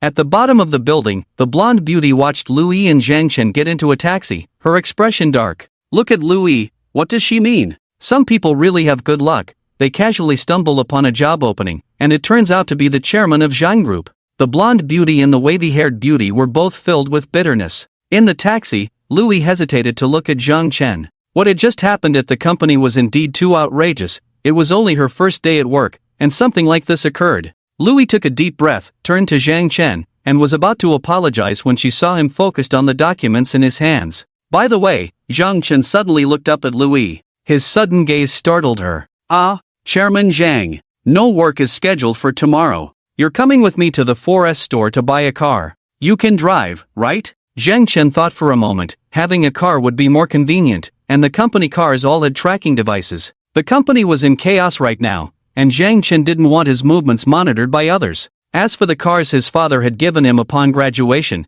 Zhang Chen didn't consider them at all. Those flashy cars were no different from being equipped with GPS. Wherever he went, people would know. Okay. Louis nodded quickly, wondering if Chairman Zhang didn't care about what had just happened. Throughout the day, she had followed Zhang Chen and witnessed how this young boss operated. His efficiency could only be described as swift and decisive. He spoke concisely, and there was no room for idle chatter. All day long, he dealt with work matters, not even taking a moment to scroll through short videos on his phone. Indeed, the wealthy put in much more effort than we imagine, Louis thought to herself. At 6 in the afternoon, in front of the Xin Kai Hotel, Chairman Zhang, the private room has been booked, and General Manager Wang and Manager Qi have been notified. Louis completed her last task of the day. Good. Zhang Chen suddenly turned and smiled. Let's call it a day. Bye. He waved his hand. Louis rubbed her eyes vigorously, doubting whether she had seen or heard correctly. Bye? That tone came from Chairman Zhang? What's wrong? Why do you look like you've seen a monster? Zhang Chen rolled his eyes. This eye-rolling action startled Louis again. Zhang. Chairman Zhang, your persona changes so quickly. In Louis's eyes, this Chairman Zhang was a serious and meticulous person, someone who insisted on doing everything properly. Ha ha ha, work is work, and life is life. Now that we're off work, I'm about the same age as you. Alright, you should head back, it's time for dinner. Remember, as an assistant, your phone should be on 24/7. Bye. Zhang Chen waved and walked into the hotel. Louis returned to her apartment building, feeling dizzy after a whole day of work. Just yesterday, she was worried about her job, and today she had become the assistant to the chairman of the Zhang Corporation. Moreover, the people she interacted with were all big shots she could never have approached before. This transformation felt too unreal. Louis went upstairs, opened the door, and as soon as she entered, she saw two friends sitting on the sofa, staring at her intently. Louis, do you even consider us friends? As soon as Louis stepped in, she was met with the accusations of the blonde beauty and the wavy-haired beauty. What's going on? Louis was a bit confused. You're so lucky, becoming the chairman's assistant, and you don't even think to put in a good word for us. The blonde beauty shot Louis a glance. You're trying to distance yourself from us, aren't you? You rushed out so quickly today that you didn't even bother to say a word to us. The wavy-haired beauty chimed in sarcastically. Louis hurriedly explained, it's not like that. Chairman Zhang had a meeting at 11, and I had to follow him. Follow him to a meeting? Not even a moment to say a word? The blonde beauty pressed on. No, Chairman Zhang values time very much, and you both know there were interviews today. Why did you stay out drinking so late last night? Louis asked them. We were talking about you. What are you saying to me? The wavy-haired beauty's voice suddenly became excited. Louis, we've been in the same dorm since school, lived together after graduation, our relationship isn't bad, right? What do you mean? Can we still be friends? If we can't, just say it directly. Alright, don't get angry. The blonde beauty stood up to mediate. Louis, go tell Director Zhang to hire us both. You don't know, we heard about the benefits at Zhang's today, they're simply amazing. There's even an internal swimming pool and gym. And the restaurant, it's all decorated with a chic vibe. We can even go have coffee at noon. Just this treatment alone, I can't imagine how much better it is than other companies. As the blonde beauty spoke, she became excited. The wavy-haired beauty listened, a smile appearing on her face. No way, Director Zhang definitely won't agree, and it's my first day at work, I'm still in my internship period. Louis stamped her foot. Alright.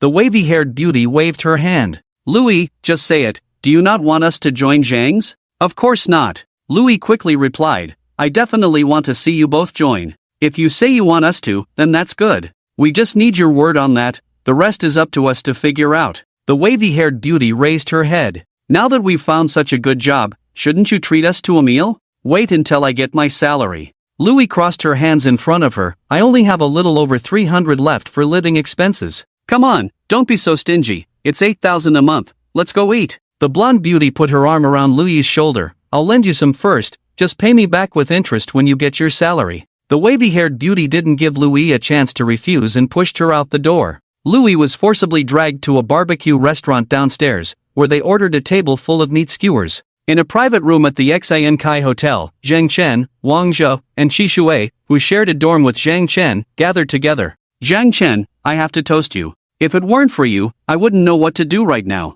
Qi Shuai raised his glass. You all took good care of me before. Zhang Chen raised his glass too, and I know your capabilities. Without me, you wouldn't be doing badly either. I say, Zhang Chen, stop joking. Even after all this time, I still have to say, you hid too deep, ha. The second dorm mate laughed heartily. The third dorm mate also raised his glass. Come on, let's drink. Count me in, brothers. I was immature before, sorry about that. Wang Zhou also stood up to toast. Everyone frequently raised their glasses, laughter and chatter filled the room. During the meal, several times Qi Shuai seemed to want to say something to Zhang Chen but hesitated. Wang Zhou was no longer the naive second generation he used to be, he had become much more savvy in social matters during this time. Oh, my stomach hurts, you guys chat first, I need to go to the bathroom. Wang Zhou covered his stomach and ran out of the private room. Seeing Wang Zhou leave, Qi Shuai sighed, Zhang Chen, what happened today? I heard our company's general manager talking privately about someone wanting to deal with you. Right.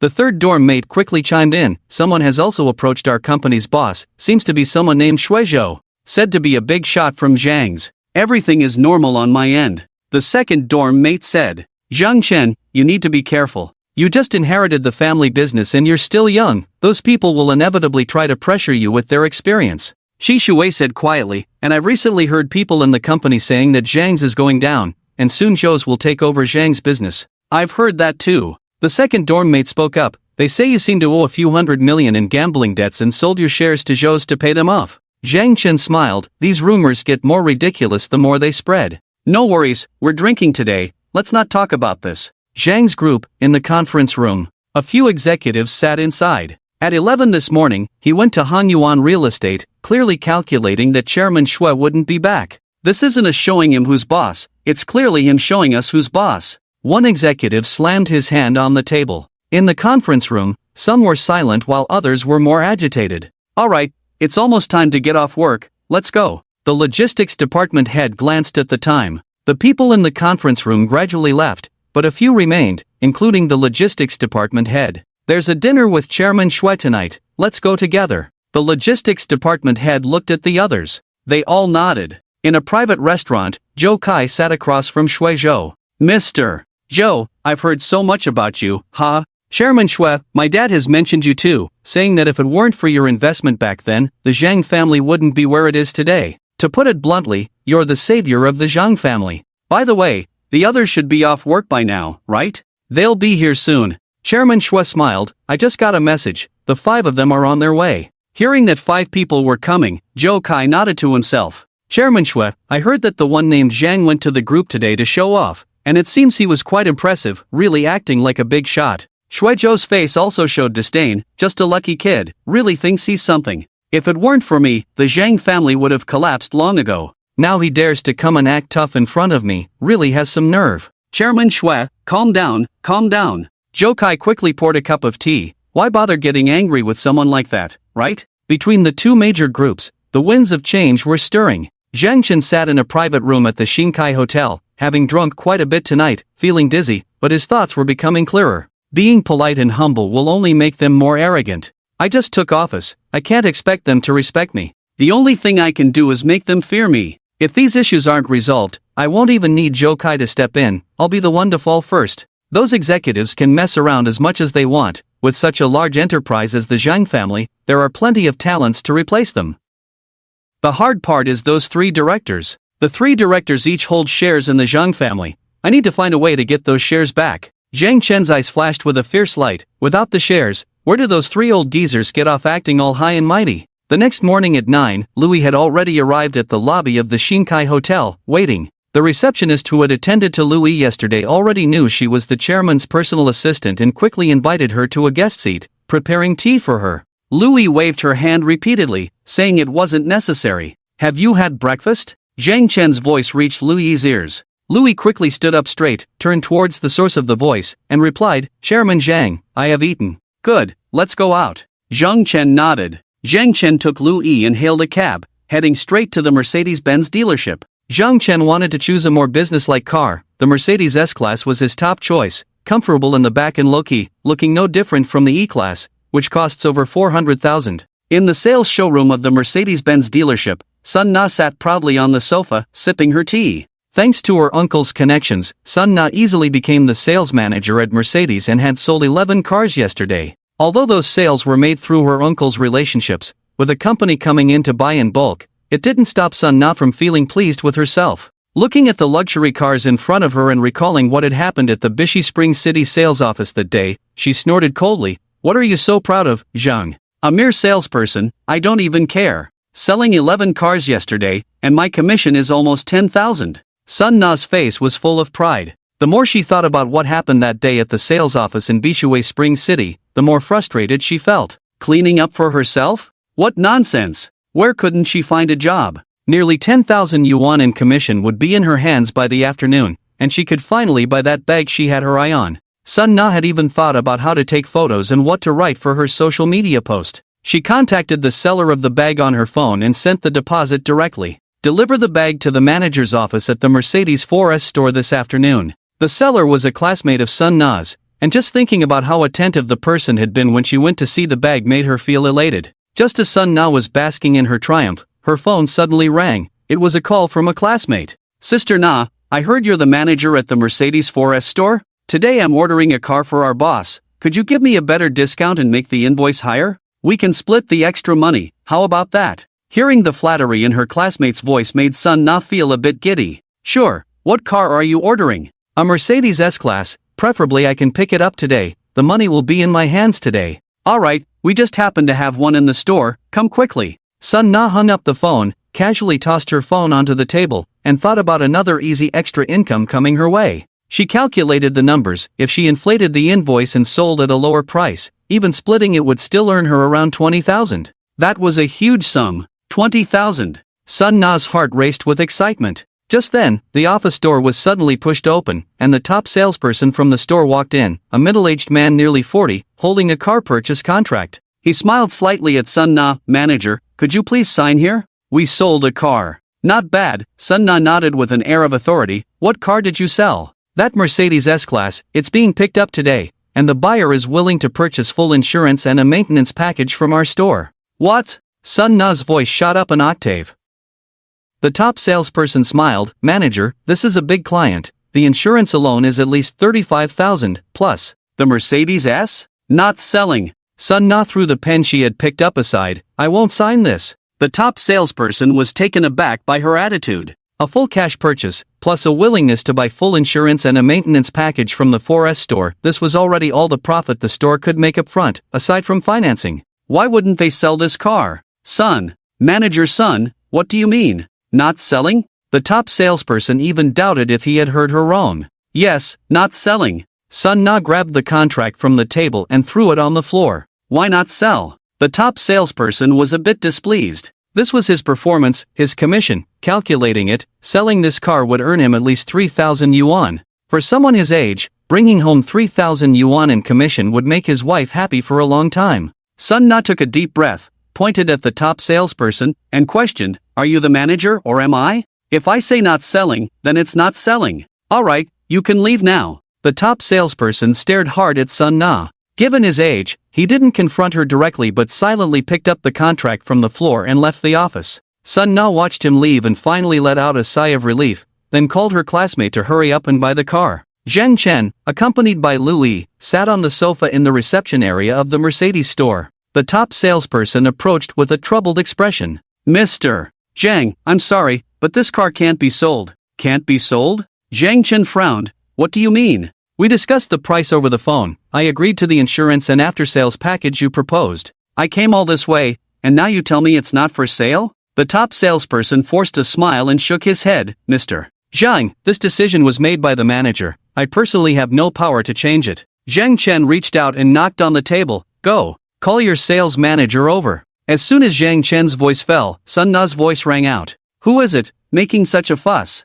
This is a Mercedes dealership, not a place for you to act wild." Sun Na walked out of the manager's office, swaying leisurely towards him. When she saw that the person wanting to buy a car was Zhang Chen, she paused for a moment. Zhang Chen's brows furrowed when he saw Sun Na. "I thought it was someone important, turns out it's Director Zhang. No wonder you're so angry. Do you think this Mercedes dealership is your company? Here to show off your power?" Sun Na walked up to Zhang Chen with an air of arrogance, having already torn off the mask of civility. She didn't care about Zhang Chen's status at all.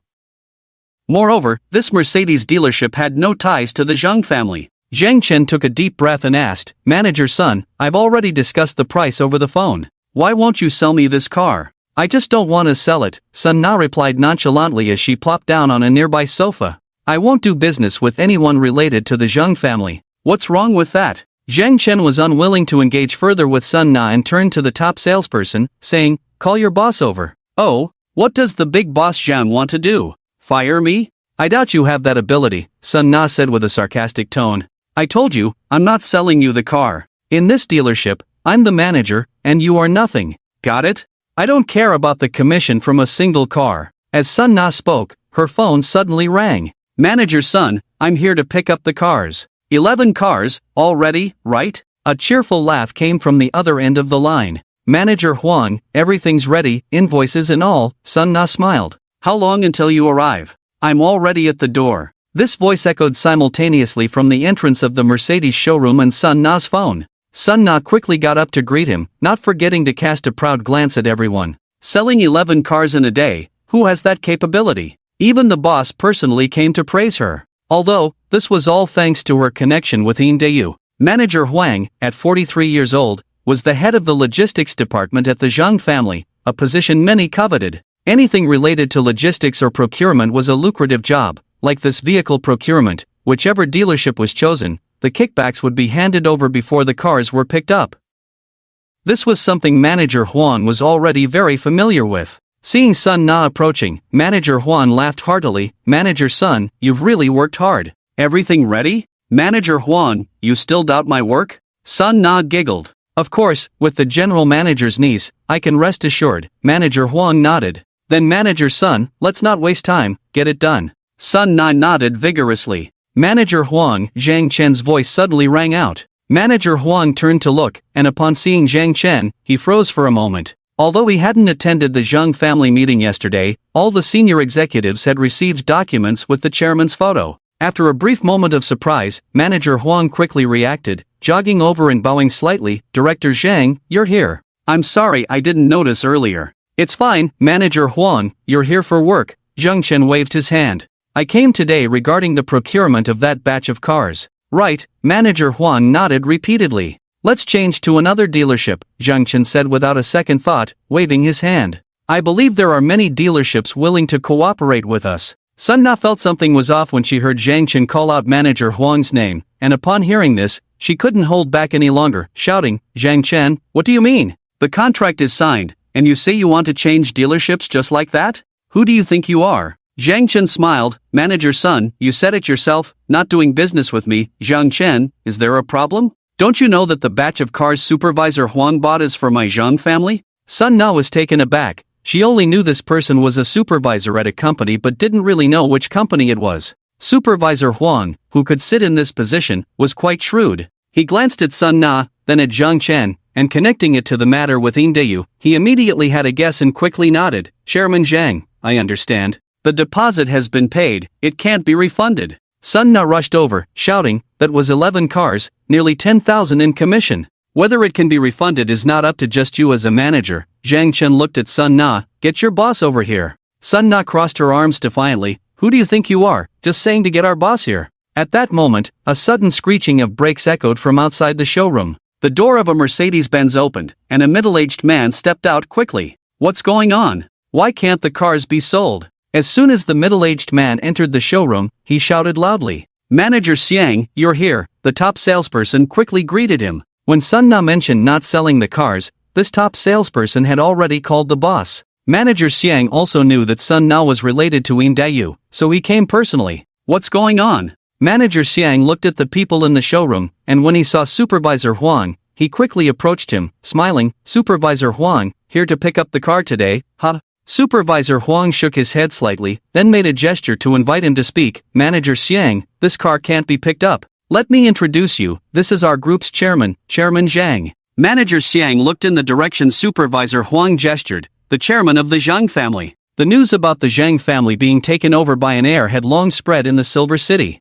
Manager Xiang quickly walked over, extending his hands. Chairman Zhang, hello, my surname is Xiang. Hello, Manager Xiang. Zhang Chen nodded. Your store's manager's son personally stated that she would not do any business with me, so please refund the deposit for those 11 cars. What? Manager Xiang was taken aback. Looking at Sun Na, he loudly questioned, what's going on? Sun Na opened her mouth but didn't know what to say. Manager Xiang, it's this Mr. Zhang who wants to buy that Mercedes S, but Manager Sun won't sell it. The top salesperson quickly leaned in to explain. Not selling? Not doing business with the Zhang family? Who in the entire Silver City wouldn't want to do business with the Zhang family? Who wouldn't want to climb up the tree of the Zhang family? Manager Xiang immediately exploded in anger, shouting at Sun Na, you're just a sales manager. When did you have the power to decide who to do business with? I don't need a sales manager like you in my store, get out. The command to get out left Sun Na's mind blank. The position of Mercedes sales manager was something many envied. On her first day as a sales manager, Sun Na had posted 3 times on social media, telling all her friends. Now, asking Sun Na to leave, how could she possibly be willing? Manager Xiang, let me explain, that Mercedes S has already been reserved by someone over the phone, they're coming to pick it up, and these 11 cars. Sun Na spoke anxiously, looking at Supervisor Huang. Supervisor Huang, these 11 cars were agreed upon by you and my uncle, you can't refund them, and Manager Xiang has already. Shut up! Manager Xiang suddenly shouted, interrupting Sun Na. Supervisor Huang's face also turned extremely ugly. He couldn't understand how Dayu could have such a foolish niece. No brains at all. She was just a complete idiot. Zhang Chen made a gesture to Louis. Tell the finance department to freeze Supervisor Huang's account, audit the accounts, and apply for an investigation into the accounts of Supervisor Huang's direct relatives, and check all the invoices from the logistics department this month one by one. Louis took out her phone without any hesitation and dialed the finance department's number. Given the scale of the Zhang family in the financial market, applying for an account investigation was completely reasonable and legal, and would receive high cooperation. Supervisor Huang immediately panicked. Chairman Zhang, this is all a misunderstanding.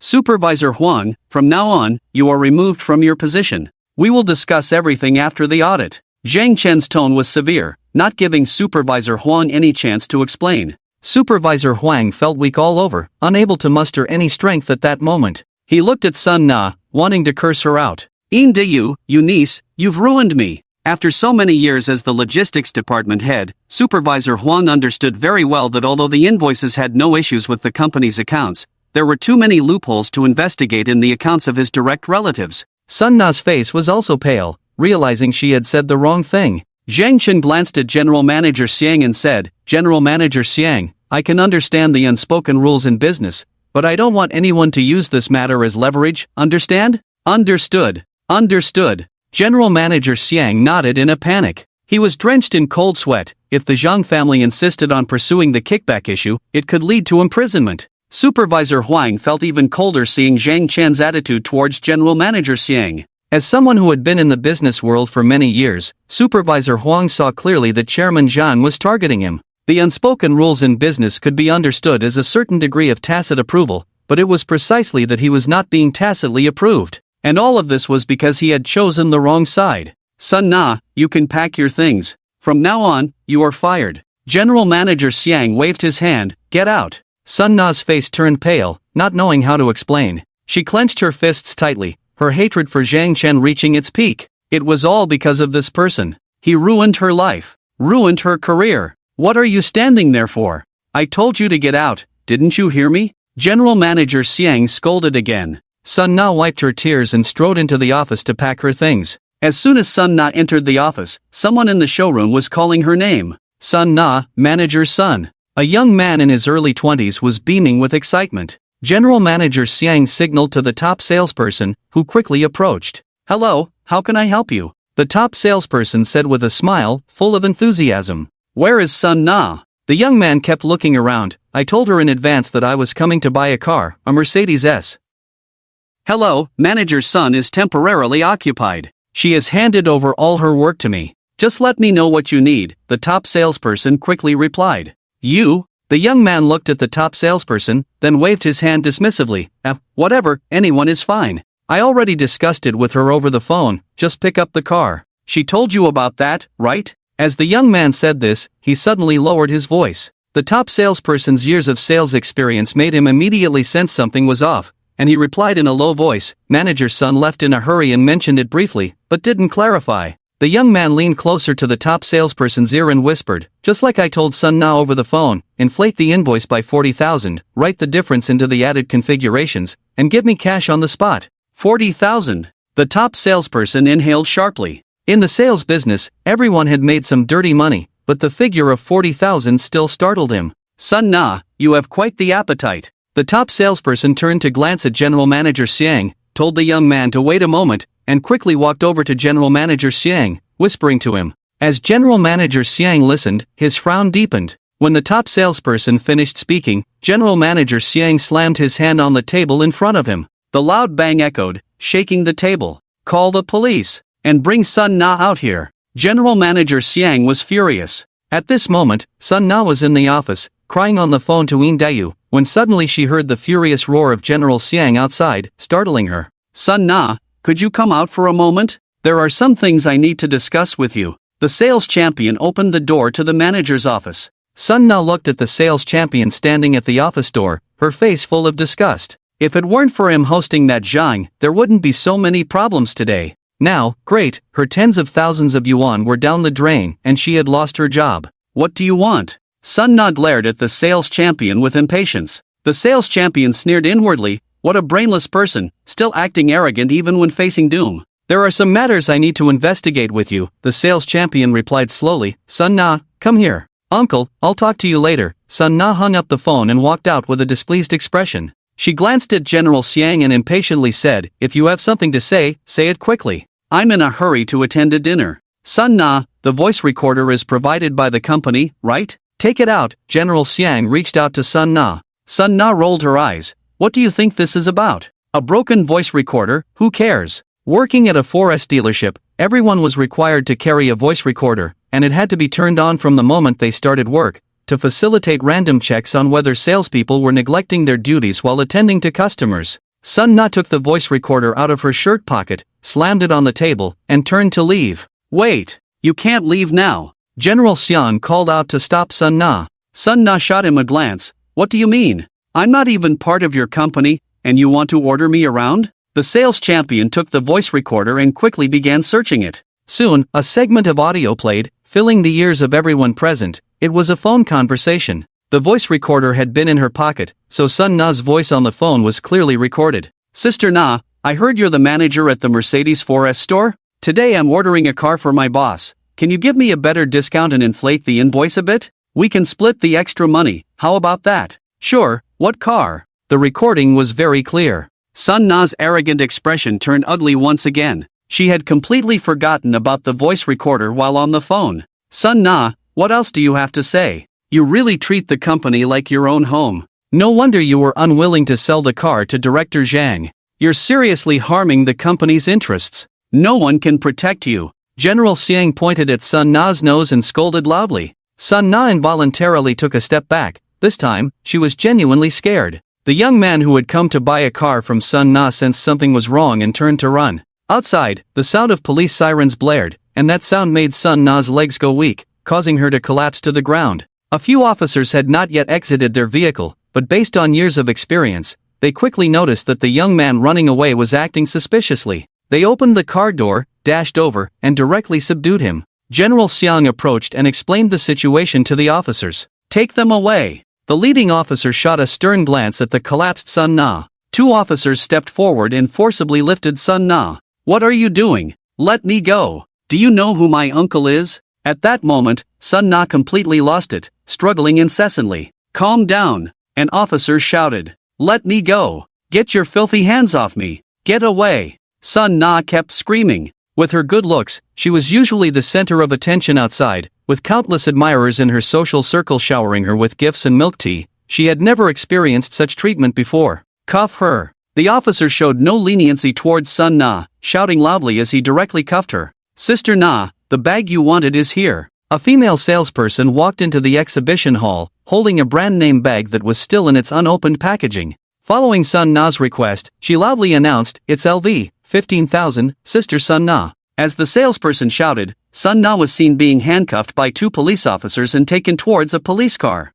Upon seeing this scene, the salesperson quickly shut her mouth, took out her phone, and secretly snapped a photo to send to her class group. Look, who is this? Isn't that Sun Na? What happened? Just yesterday, she was saying she was going to be a manager, making big money, and buying luxury brands. How did she get arrested by the police? I said long ago, this person has impure intentions, always thinking about getting something for nothing. She probably got involved in illegal activities. She's always the most pretentious. Struggling, Sun Na was led to the police car, and General Manager Xiang, as the person in charge, followed the police to take a statement. Before leaving, General Manager Xiang approached Zhang Chen and sincerely said, Mr. Zhang, I sincerely apologize for today's incident. We will provide all vehicles at the most favorable prices for you, and the maintenance package will be complimentary. You go ahead, General Manager Xiang. Zhang Chen nodded, not saying much more. Thank you for your understanding, Mr. Zhang. General Manager Xiang bowed again in gratitude, then turned to the top salesperson, saying, This is up to you, handle everything well. Understood, the top salesperson nodded, then came to Zhang Chen. Mr. Zhang, I apologize for the unpleasant experience, but believe me, this is just an accident. Go prepare the car. Zhang Chen did not dwell on these matters. The top salesperson was quick, and before lunchtime, everything regarding the vehicles was settled. Louise sat in the driver's seat, feeling the luxurious configuration inside the car, her hands trembling. As a recent graduate, $1 million luxury car was something Louis could only dream of but never touch. Yet, unexpectedly, she found herself sitting in the driver's seat now. Unlike Louis's excitement, Supervisor Huang sat in the back seat, silent, waiting for judgment. He had just received countless text messages, all from home, saying that his accounts were being investigated, and many transactions were impossible to explain. The charges would surely stick. Louis, drive. Zhang Chen's voice reached Louis's ears. Louis nodded, nervously starting the vehicle. Due to her anxiety, she pressed the accelerator too hard, causing the car to lurch forward 2 meters before she quickly hit the brakes. This series of actions caused great discomfort for the passengers inside the car. Louis quickly turned to look back, thinking Zhang Chen would be furious, but his expression showed no change. Focus on driving, Zhang Chen said calmly. Those 4 simple words were more effective than any comfort. Louis nodded vigorously and steadied the vehicle. Supervisor Huang, you seem very scared, Zhang Chen remarked, looking out the window. Supervisor Huang's heart raced, tears welling in his eyes. At the age of 43, his voice choked. Mr. Zhang, You'll probably get a long sentence, Zhang Chen continued, directly swallowing the words Supervisor Huang was about to say. Zhang Chen turned to look at Supervisor Huang and said flatly, actually, everyone is out here just to make money. I hope everyone can earn money, but Supervisor Huang, tell me, why should I let someone who opposes me make money? Or do you think you're untouchable because you have those 3 shareholders backing you, and I, Zhang Chen, can't do anything about it? Supervisor Huang's hands trembled uncontrollably, a subconscious reaction to his fear. Mr. Zhang, I was wrong, I really know I was wrong. Zhang Chen took out his phone to check the time, shaking his head. Let's see, the finance department should still be preparing the materials for your kickbacks. Upon hearing this, Supervisor Huang's body shook. He could tell that Mr. Zhang was willing to give him a chance. Zhang Chen paused for 2 seconds, then asked, Manager Huang, what kind of benefits did the Zhou family give you that makes you oppose me like this? Manager Huang looked flustered and waved his hands repeatedly. Chairman Zhang, I really haven't had much contact with Zhou Kai. It was just Director Shuai who took us to have a meal with him. Zhang Chen's expression remained calm, but a storm was brewing inside him. Zhang Chen had merely mentioned it casually to test the waters. He didn't expect that this person had indeed established a connection with the Zhou family, and it was facilitated by a director, and according to Manager Huang, it was they. There were quite a few of them. The Zhou family had already infiltrated the Zhang family internally. Within the Zhang family, it was no longer just a simple issue of these executives not obeying him. If it were before, Zhang Chen might have worried about the ambiguous relationship between the company's directors and rival companies. But now, Zhang Chen didn't care at all. With that 1 billion in liquid assets, Zhang Chen was confident he could completely crush the Zhou family, including everyone who chose the Zhou family. Since you want to choose the Zhou family, go ahead, I will make sure you all go down with them. People must pay the price for their choices. A fierce glint flashed in Zhang Chen's eyes. Manager Huang sat beside him, watching Zhang Chen's silent demeanor, trembling in fear. This was his first encounter with this chairman who had just graduated from college. He couldn't understand why this chairman, barely in his 20s, had such a strong sense of pressure. What Manager Huang didn't know was that every night, Zhang Chen would think about how to improve himself. Not just in ability, but also in presence. He could practice a single gaze in front of the mirror countless times, all to ensure he made no mistakes in front of others, even in demeanor. The Mercedes S-Class drove into the underground parking lot, and no one knew it was the car of the chairman of the Zhang family. Zhang Chen got out of the car without saying a word and walked to the elevator. Manager Huang kept his head down, following behind Zhang Chen. As the elevator approached the 8th floor, Zhang Chen spoke to Manager Huang without turning around. Your daughter is studying abroad, and it costs a lot of money. Focus on your work. As Zhang Chen's voice fell, the elevator door opened, and he walked straight out. Manager Huang's heart, which had been tense, finally relaxed, but he also understood what he had to do next. He was now completely tied to the Zhang family, with no chance of choice. Louis followed behind Zhang Chen, and as Zhang Chen entered the office, a figure suddenly blocked Louis's path. Assistant Lou. Personnel Manager Shou approached Louis with great enthusiasm. Everything has been taken care of, don't worry. Taken care of? Louis couldn't help but feel puzzled, but this confusion quickly disappeared. She thought it was just something Zhang Chen had instructed, and she nodded at Manager Shou. Thank you for your hard work. Not hard at all, not hard at all. Manager Shou waved his hands repeatedly. Assistant Lou, if you need anything, just let me know, it's no problem. Louis nodded, pushed open the office door, and walked in to start making tea. Zhang Chen looked at the computer screen in front of him, which displayed the current stock price of the Zhang family and the distribution of Zhang family shares. The Zhang family held an absolute controlling stake in the company, reaching 63%. Shuizhou held 21%, making him the largest shareholder outside the Zhang family, while Wu Tian held 7%, and Jin Qingji held 4%. The remaining shares were all in the hands of retail investors. Zhang Chen frowned slightly. With 1 billion in funds, he could easily elevate the Zhang family to a new height, but the premise was that he had to find a way to reclaim the shares held by Shuizhou and the others. Zhang Chen knew that if he directly proposed to buy, these people would definitely refuse. He could only make them voluntarily sell their shares. Suddenly, Zhang Chen's phone rang, and upon checking, it was a message from Manager Huang. Director Zhang, at 6 o'clock tonight, Zhou Kai has arranged to meet Shuizhou for dinner at the Hawan Hotel, along with a few other bosses from the Silver City. They said they wanted to discuss some business,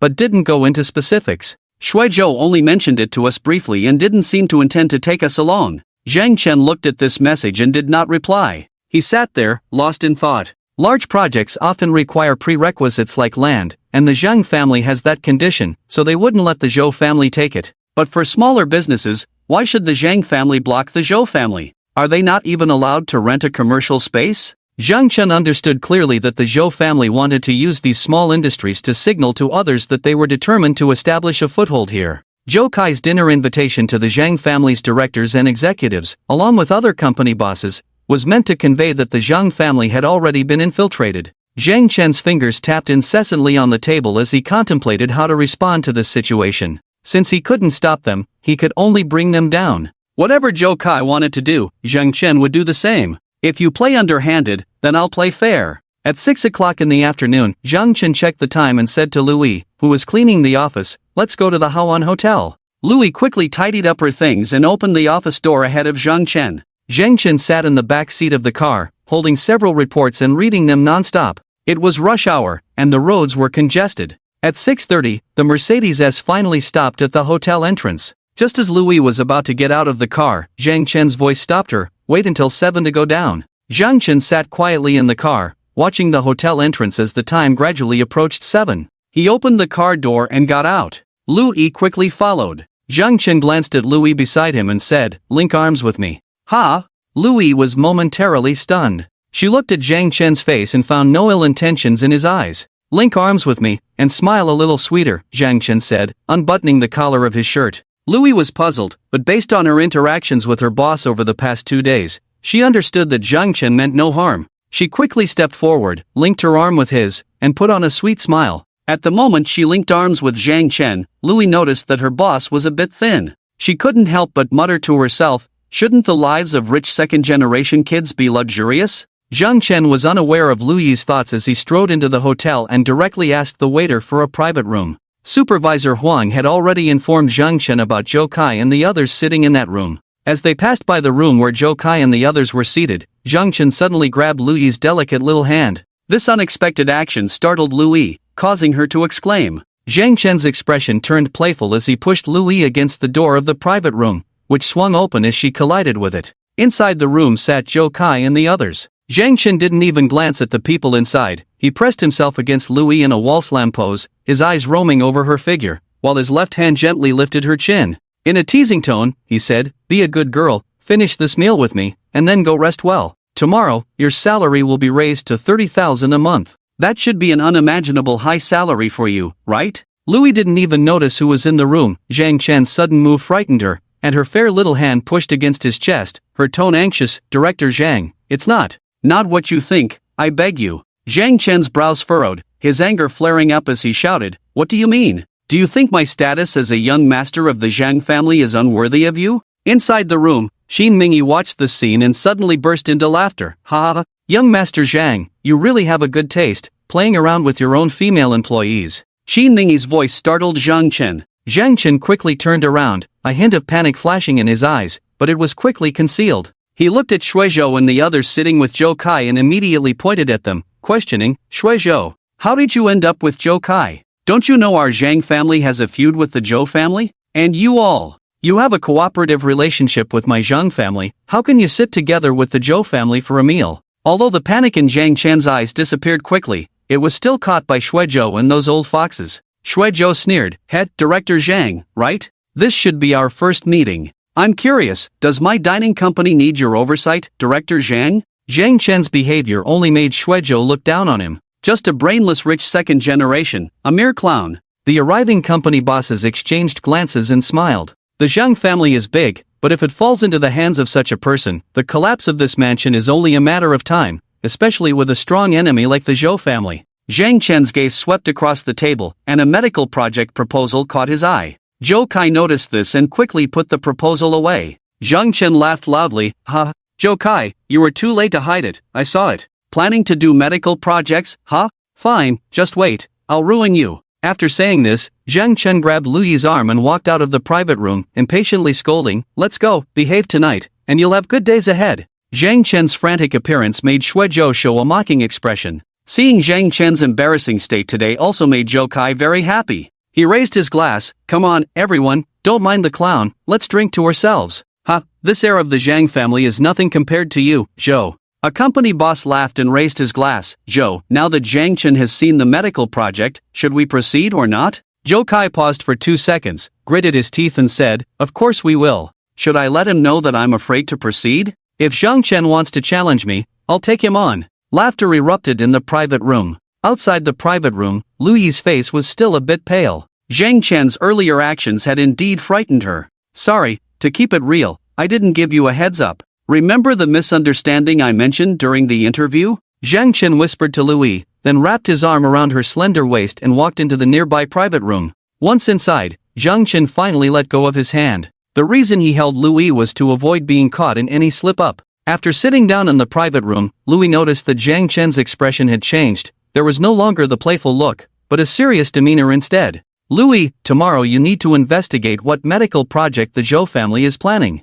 If possible, prepare a detailed report for me. Contact Luo Gong about that side, they should officially start tomorrow. You will coordinate with Zhao Jiaxiang on this matter. The new contract with Baoda has been signed, and no one is responsible on Huayuan's side, so contact the warehouse staff to connect with Manager Li from Baoda." Zhang Chen issued several commands in succession. Lu Yi snapped back from her earlier panic and noted down Zhang Chen's work arrangements. "Director Zhang, they already know you saw the project proposal, so the information from this project investigation might be problematic." Lu Yi expressed her concern. "It won't be," Zhang Chen confidently shook his head. "I deliberately called out the project earlier and said in front of so many people that I would ruin the Zhou family on this project. If Zhou Kai casually changes the project, it would mean he's afraid of me, so he won't change it. A conspiracy turned into an open scheme, so there's nothing to worry about." Lu Yi looked at the man sitting in front of her. He was clearly around the same age as her, yet everything he displayed was on a level she could not fully grasp.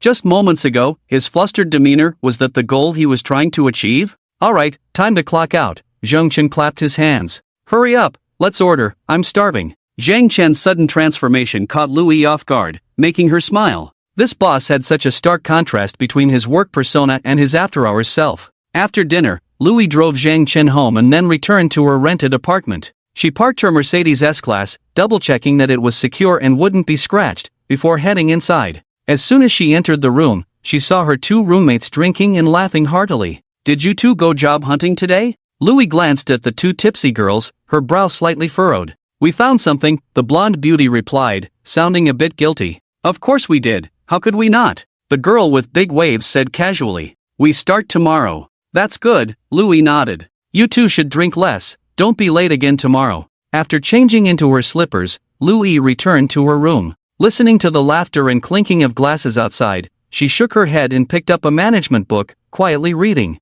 If her boss worked so hard, she thought, if she became lazy, she might not even have the ability to be an assistant. Late into the night, when her roommates had finished drinking and were sound asleep, Lu Yi finally turned off the bedside lamp and put the book away. The night was quiet, with the occasional call of birds in the summer. Zhang Chen sat in his luxurious and spacious study, still with the lights on, making some plans. The next morning, Zhang Chen got up. Lu Yi had other work arrangements and didn't come to pick him up. He glanced at the luxury cars parked in the villa yard, gifts from his father at graduation. After a moment's thought, he took out the keys and drove a Lamborghini worth 9,200,000. The roar of the V12 engine echoed through the neighborhood early in the morning. Wherever Zhang Chen drove this car, people would know immediately. In a city like Silver City, there wasn't another Lamborghini like it. Passers-by would stop to take photos and post them online. Zhang Chen was well aware of this, which was why he chose this car. He headed straight to the southern part of the city, where work had already begun. After confirming some important matters with engineer Luo and the person in charge, Zhao Jiaxiang, he returned to the company. As he walked through the company's entrance, he spotted two receptionists standing at the door. Were those not Lu Yi's friends? Zhang Chen said nothing and went straight back to his office, picking up the landline to call HR supervisor Xiao over. There was a knock on the office door. "Come in." Zhang Chen, without looking up from the documents on his desk, spoke. HR supervisor Xiao pushed the door open and walked to the desk. "Mr. Zhang, you called for me." Zhang Chen put down the documents, looked up at supervisor Xiao, and asked, "What's going on with those two receptionists at the door? Didn't I tell you to let them go?" "Well." Supervisor Zhao's expression turned awkward. It was Assistant Lu's idea. Zhang Chen's brow furrowed even tighter. "Lu Yi? Alright, I understand. Supervisor Xiao, you can go now. Pay those two for today and let them leave." Supervisor Xiao, seeing the change in Zhang Chen's expression, was startled, realizing he had made a mistake. Initially suspecting that the boss had some sort of relationship with the beautiful assistant, it now seemed otherwise. Mr. Zhang, I understand, Supervisor Xiao bowed and left the office. Zhang Chen didn't call Louis to inquire about the matter directly, he continued to focus on the documents on his desk. At 5 in the afternoon, it was time for Zhang's company to close. This 9-to-5 work schedule made many people envious. At the company reception, Louis's two friends were not in a hurry to leave work. Did you make an appointment with the person for the credit card? The blonde beauty kept asking, her expression quite unpleasant. This Louis is really useless. She said we were hired yesterday, and today she fired us. Look at that Xiao guy, what a piece of work, always wearing a sour face. Out there, I wouldn't even glance at him. I made the appointment. I told him for 7 in the evening. By then, everyone in the company will have left, and we can just find a workstation to sit at, instantly transforming into Zhang's white-collar workers. With the identity of Zhang's employees, getting a credit card will be a piece of cake. The wavy-haired beauty tossed her hair, her face brimming with confidence. That's great. The blonde beauty looked excited. Once we get the credit card, I can just quit this lousy job. Do they really think I want to be their receptionist? The wavy-haired beauty suddenly lowered her voice. And I heard that because Zhang's has a great credit rating with the bank, the credit cards issued to Zhang's employees come with super high limits.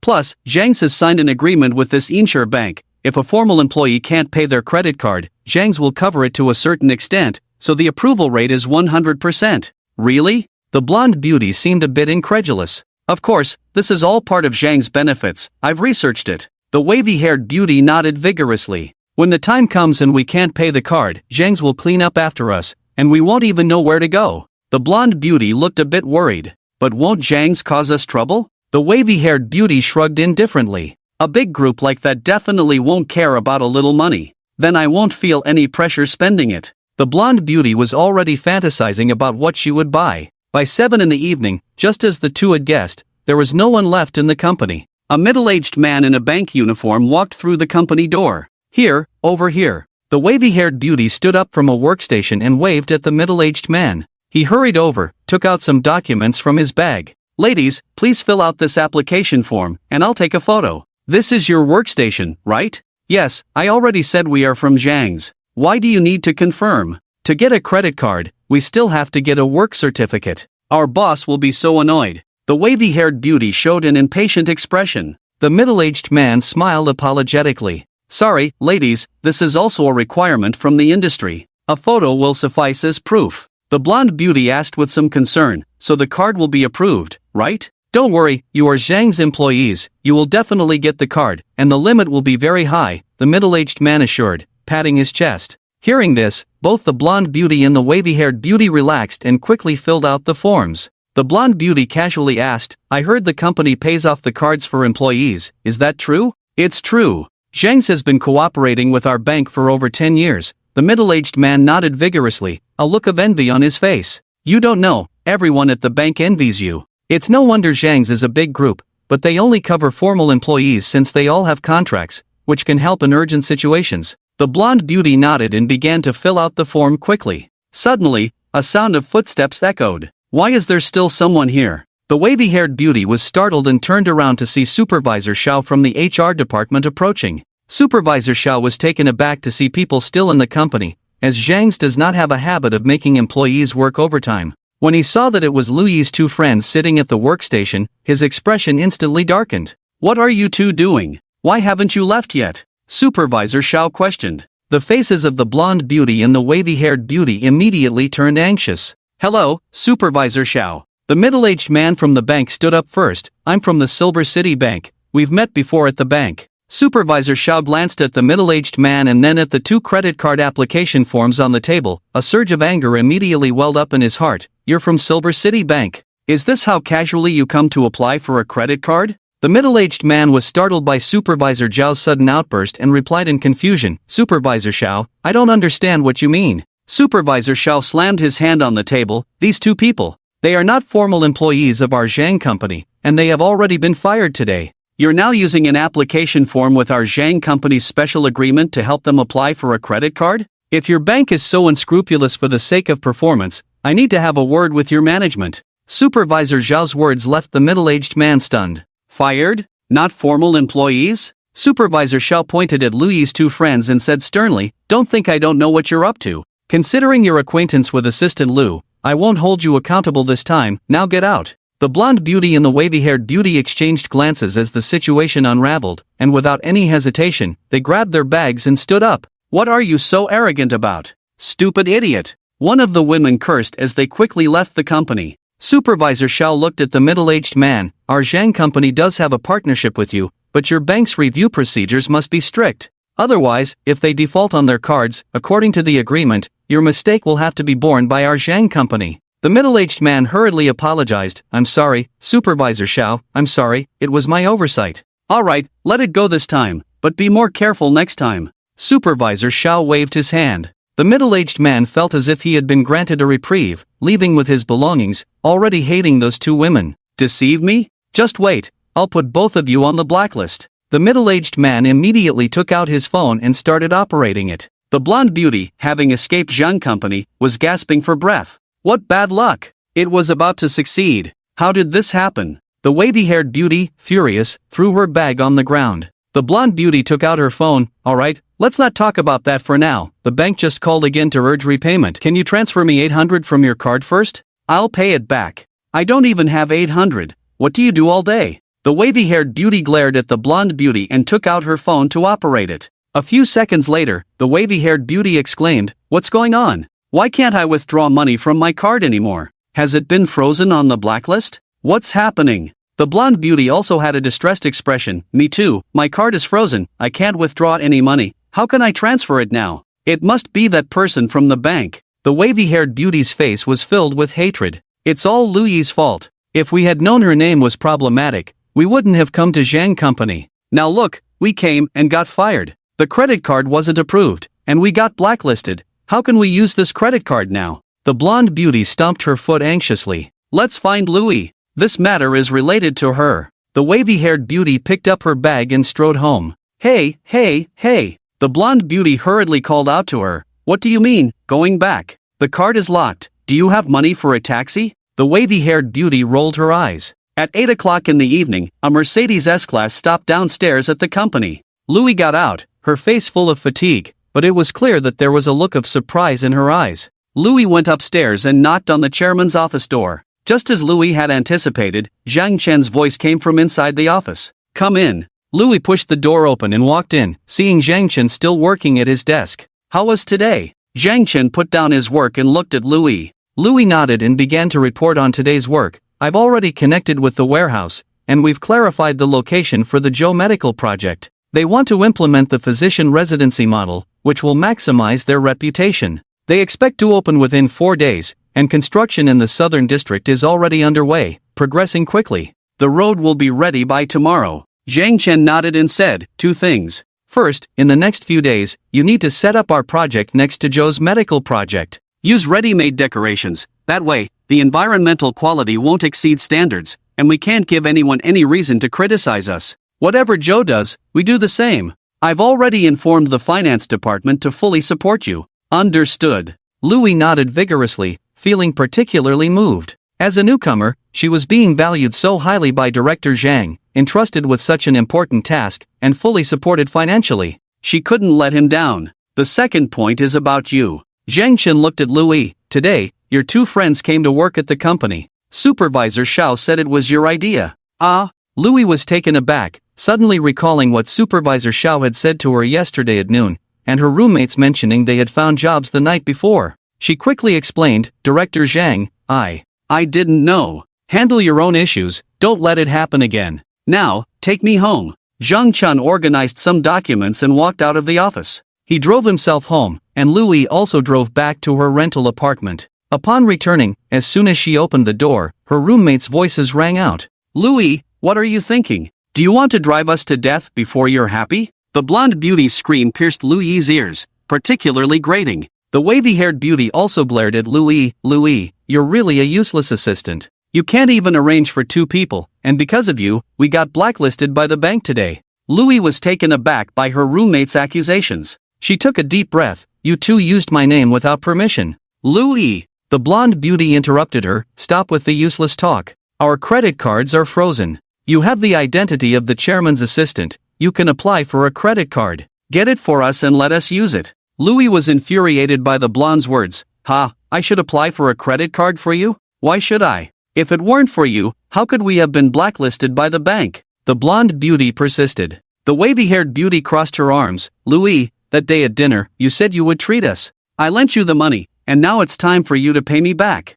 The total was 800. Louis's face flushed with anger as she listened. You two brought back so much food and drink. We didn't even eat that much. You didn't stop us when we were packing. The blonde beauty retorted, just give us the money. Louis looked at her roommate's behavior, took a deep breath. Fine. I'll find a way to get it for you tomorrow. After saying that, she returned to her room and slammed the door. Her roommates exchanged glances, rolling their eyes at the noise. Zhang Chen had entrusted Louis with the entire medical project, including site selection and decoration. If Joe wants to implement the physician residency model, then we will too. Right in front of them, we'll outdo them. Zhang Chen issued a firm order to Louis. Determined to excel in this task, Louis worked exceptionally hard, vowing to do it well. With Joe already underway, Zhang wouldn't fall behind either. With strong financial backing, Louis opened a clinic directly across from the one established by Zhang. The Zuanyuhu Tang. This is the name of the medical clinic opened by the Zhou family, Jishir Hall. This is the name of the medical clinic opened by the Zhang family, Xuanhu Hall. With one clinic offering healing and the other providing care, the two families faced each other and began their competition. For days quickly passed, and due to earlier preparations, the Zhou family officially opened on the fourth day. The location chosen for Xuanhu Hall was at the entrance of the Qinjin community, surrounded by 4 older neighborhoods with a large population. On the opening day, Zhou Kai personally attended, along with Shui Zhou and several company executives, all there to congratulate and cut the ribbon together. Before the opening of Xuanhu Hall, there had already been promotions. Doctors on site, any issues can be resolved directly, no need to go to the hospital for registration. Under the Zhou Group, there is assurance, affordable medicine, no profit. The purchase list is posted at the door, everyone can see the prices, the medicine is only marked up by 10%. Our Zhou family clinic only makes a 10% profit. Various promotional activities had already been distributed before the opening of Xuanhu Hall. On the day of the opening, the front was already crowded with people. Zhou Kai and Shui Zhou smiled as they cut the ribbon. Zhou, I heard that Zhang guy has been coming over here frequently lately, Shui Zhou said with a smile. With his flashy appearance and nearly 10 million Lamborghini, I see him several times a day. I know exactly what he's thinking, he just wants to open a store across from me. So what? Zhou Kai's words were filled with disdain. I offer the lowest prices for consultations, and the medicine only makes a penny profit. What right does he have to compete with me? Plus, with his promotional gifts for buying medicine, opening across from me is just self-humiliation. Zhou Kai was full of confidence and didn't take Zhang Chen seriously at all. Hearing this, Shui Zhou nodded. The Zhou family's clinic was already not making a profit, and Zhang Chen had no chance of competing with Zhou Kai. Look, as time goes by, the reputation of our Xuanhu Hall will only get better, and the Zhou brand will gradually be recognized. Zhou Kai waved to the reporters he had invited with a beaming smile. Meanwhile, across from Xuanhu Hall, the sign for Jishir Hall was already hung up. A 9 million yuan Lamborghini was parked at the entrance of Jishir Hall, which had been renovated. Although the renovation was quick, the air quality fully met standards. Zhang Chen and Louis sat inside Jishir Hall, watching the bustling scene across the street. Chairman Zhang, the Zhou family is purely focused on reputation, not making a penny. With their approach, they won't recover the costs of rent, renovation, and labor, Louis said, her face filled with worry. It's fine, Zhang Chen replied calmly, showing no signs of being affected by the bustling scene across the street. Have you done what I asked you to do? Louis nodded. I've specifically invited some renowned doctors over. They will arrive tonight, and accommodations have been arranged. We can open tomorrow. No rush, Zhang Chen shook his head. Let's wait a few more days. Wait a few more days? Louis was taken aback, puzzled. Chairman Zhang, this news is spreading too fast. It's only been a little over 2 hours since the opening, and I've already seen 3 posts about it in my social circle. If we wait a few more days, their reputation will be fully established, and people will probably be lining up to come. That's exactly what we want, for their reputation to be established. Zhang Chen's eyes revealed a hint of ruthlessness. When they think they've won, that's when we strike them down. Under Zhang Chen's orders,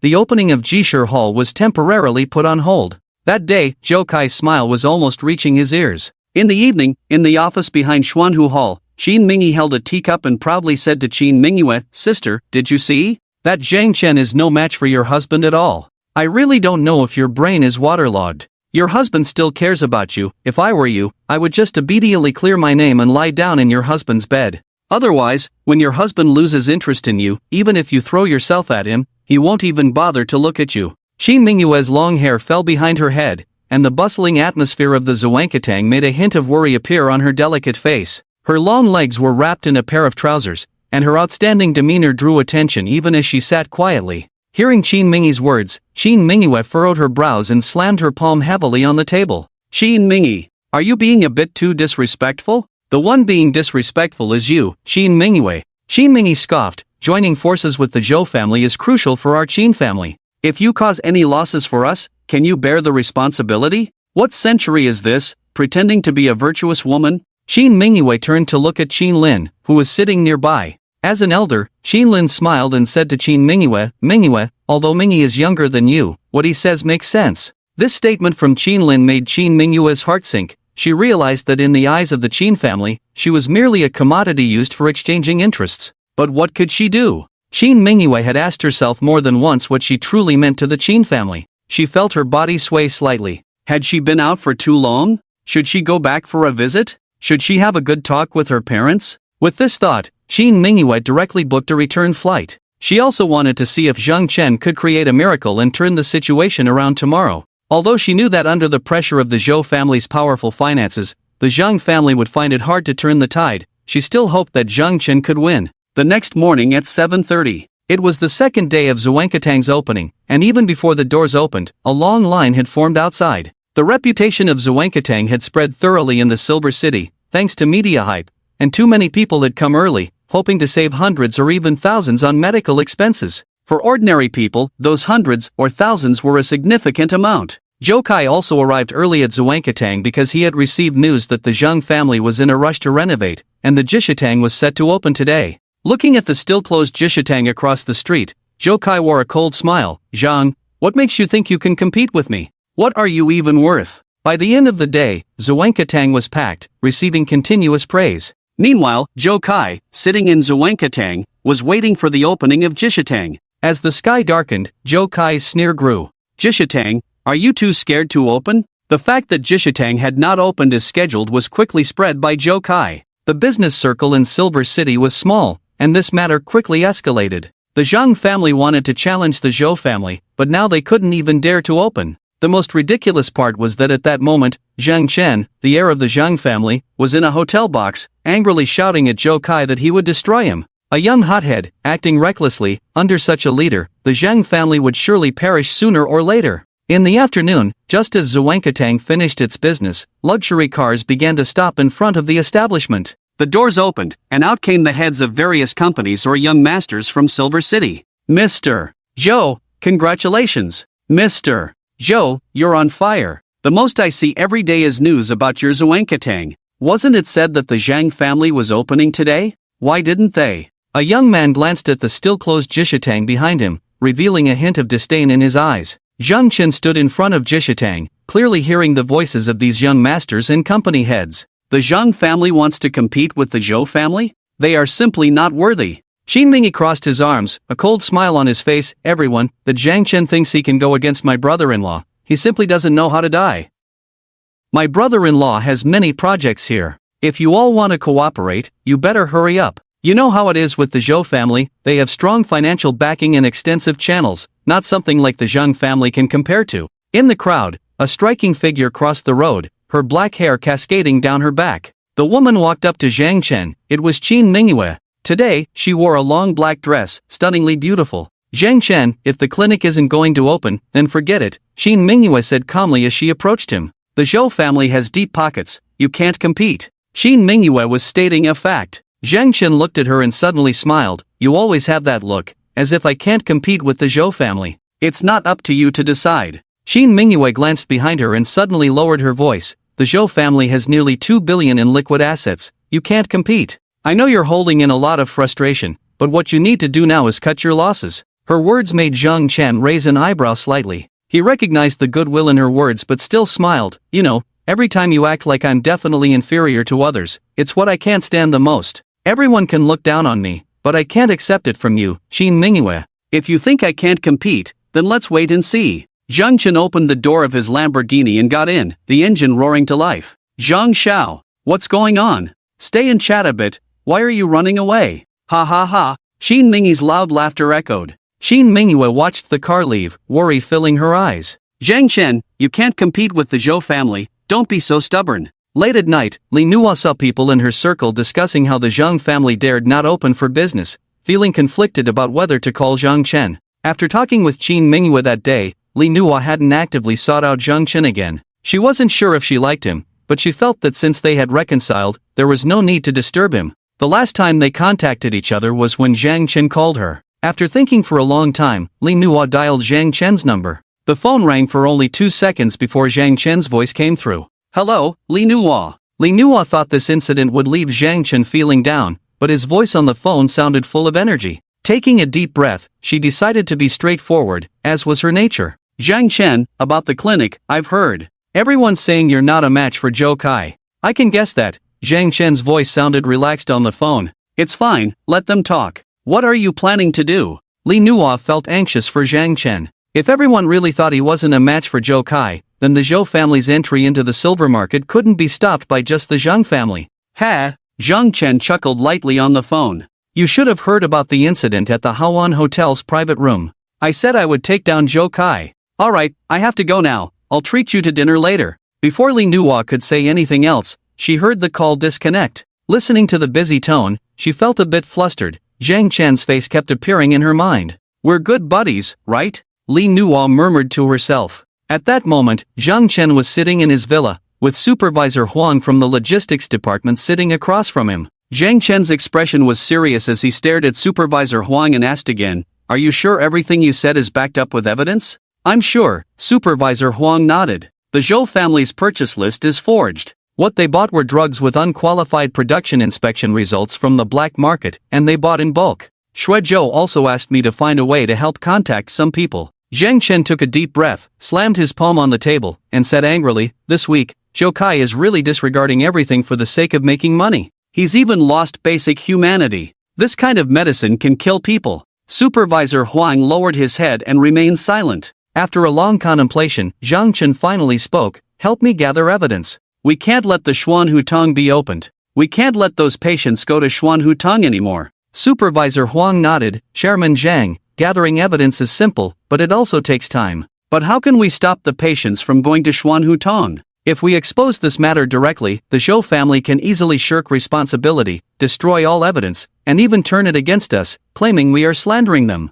I have a way to handle this. Supervisor Huang, you can go back to your work for now. Zhang Chen picked up the teacup on the table. Supervisor Huang nodded and left the villa, taking a small path to avoid being noticed. Zhang Chen rubbed his temples. The life he lived before graduation was the most ordinary and mundane. He knew very well what everyone needed and how great the harm of counterfeit medicine could be. Zhou Kai could really do such a morally bankrupt thing. Zhang Chen took out his phone and directly dialed Lu Yi's number. Notify everyone that the Jishir Tang will open tomorrow. The next morning, Zhang Chen got up very early. He walked to the study. The inkstone on the desk was still wet. He rolled up the banner he had prepared yesterday and then went out. It was the third day since Xuanhutong opened, and before the doors opened, a long line had already formed in front of Xuanhutong. When Zhang Chen drove over and saw the scene, his brows furrowed. He wondered how many people had bought counterfeit medicine from Xuanhutong. Oh, isn't this young Master Zhang? Why do you look so bad? Zhou Kai approached with a fake smile. I heard you were supposed to open yesterday.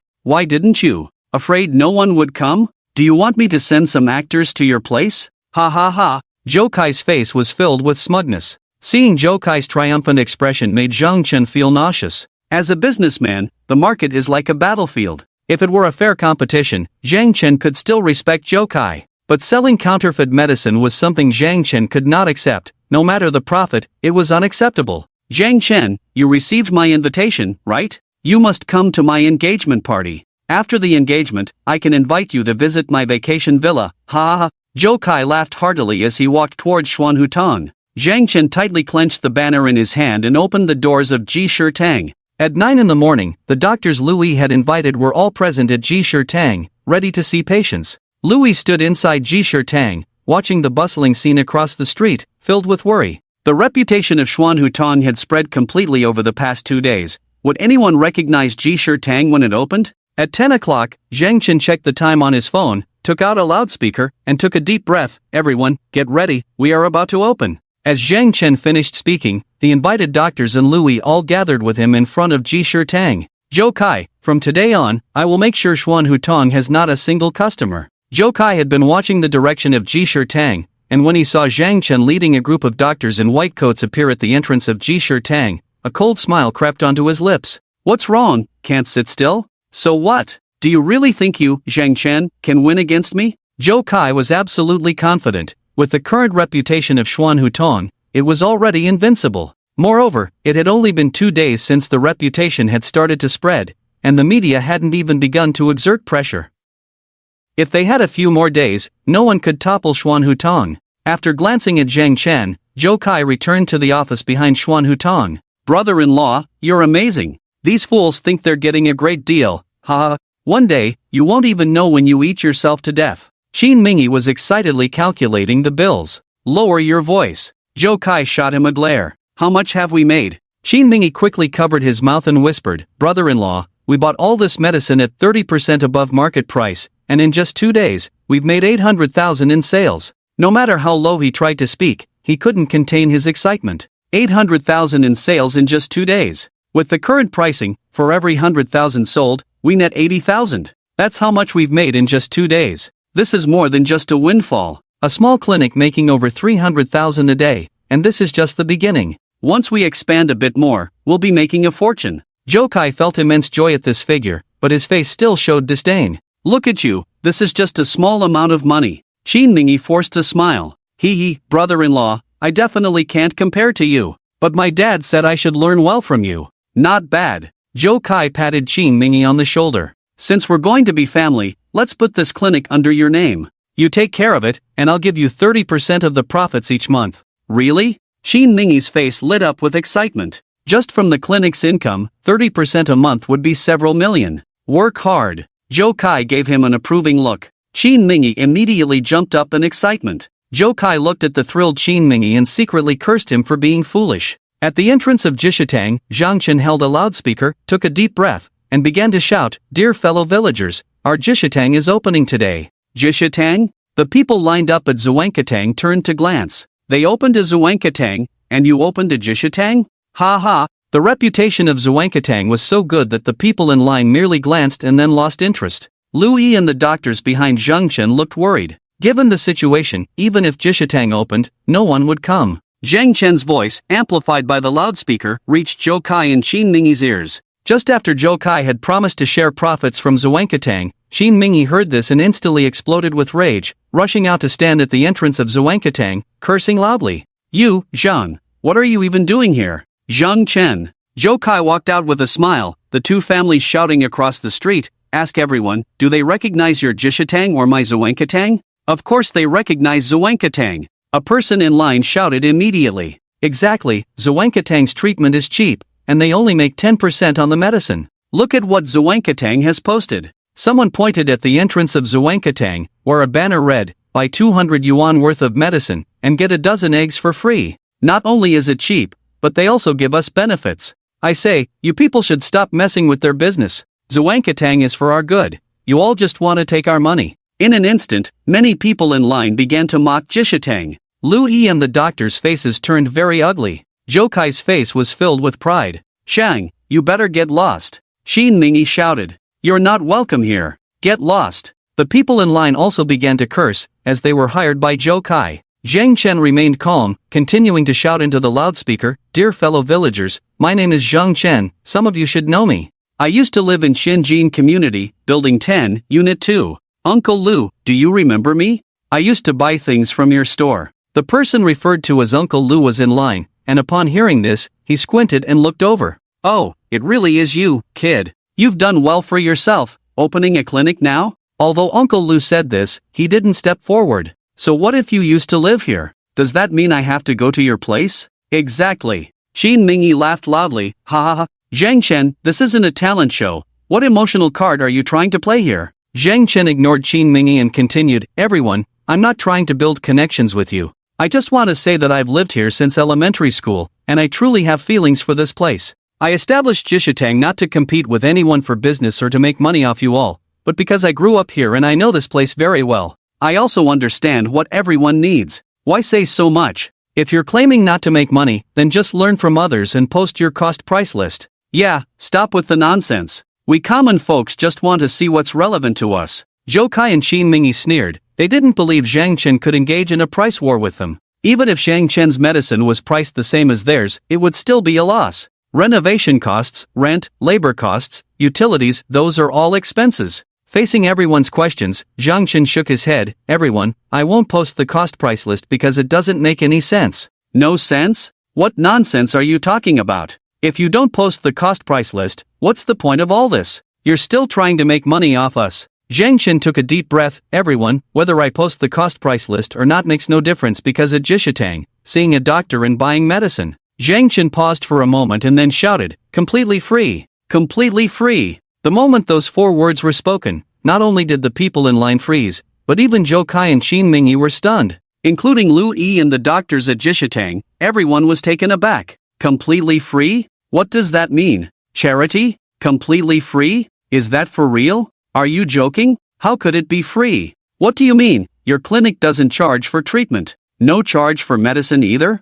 There must be a catch. There's no such thing as a free lunch. Doubts echoed through the crowd. Zhang Chen raised the megaphone. Everyone, there are no tricks. Seeing a doctor and buying medicine are all free. If anyone spends even a penny in our clinic, I will compensate you 100,000. You can record this. Right now, take out your phones. If any staff from our clinic asks you for a penny, come to me, and I will compensate you 100,000. As soon as Zhang Chen said this, the crowd erupted. Completely free. And the boss even said such things, actively encouraging everyone to record it. If any staff from Jishitang asked for a penny, the boss would compensate 100,000. This is real, it's free. Zhang Chen picked up the megaphone and continued, everyone, I grew up here, and I know what you need. We, as a clinic, hope that you don't only come when you're sick. What we want is for everyone to be healthy and not get sick. Therefore, we offer free medical treatment, free checkups, everything is free. What we hope for is that everyone has a healthy body.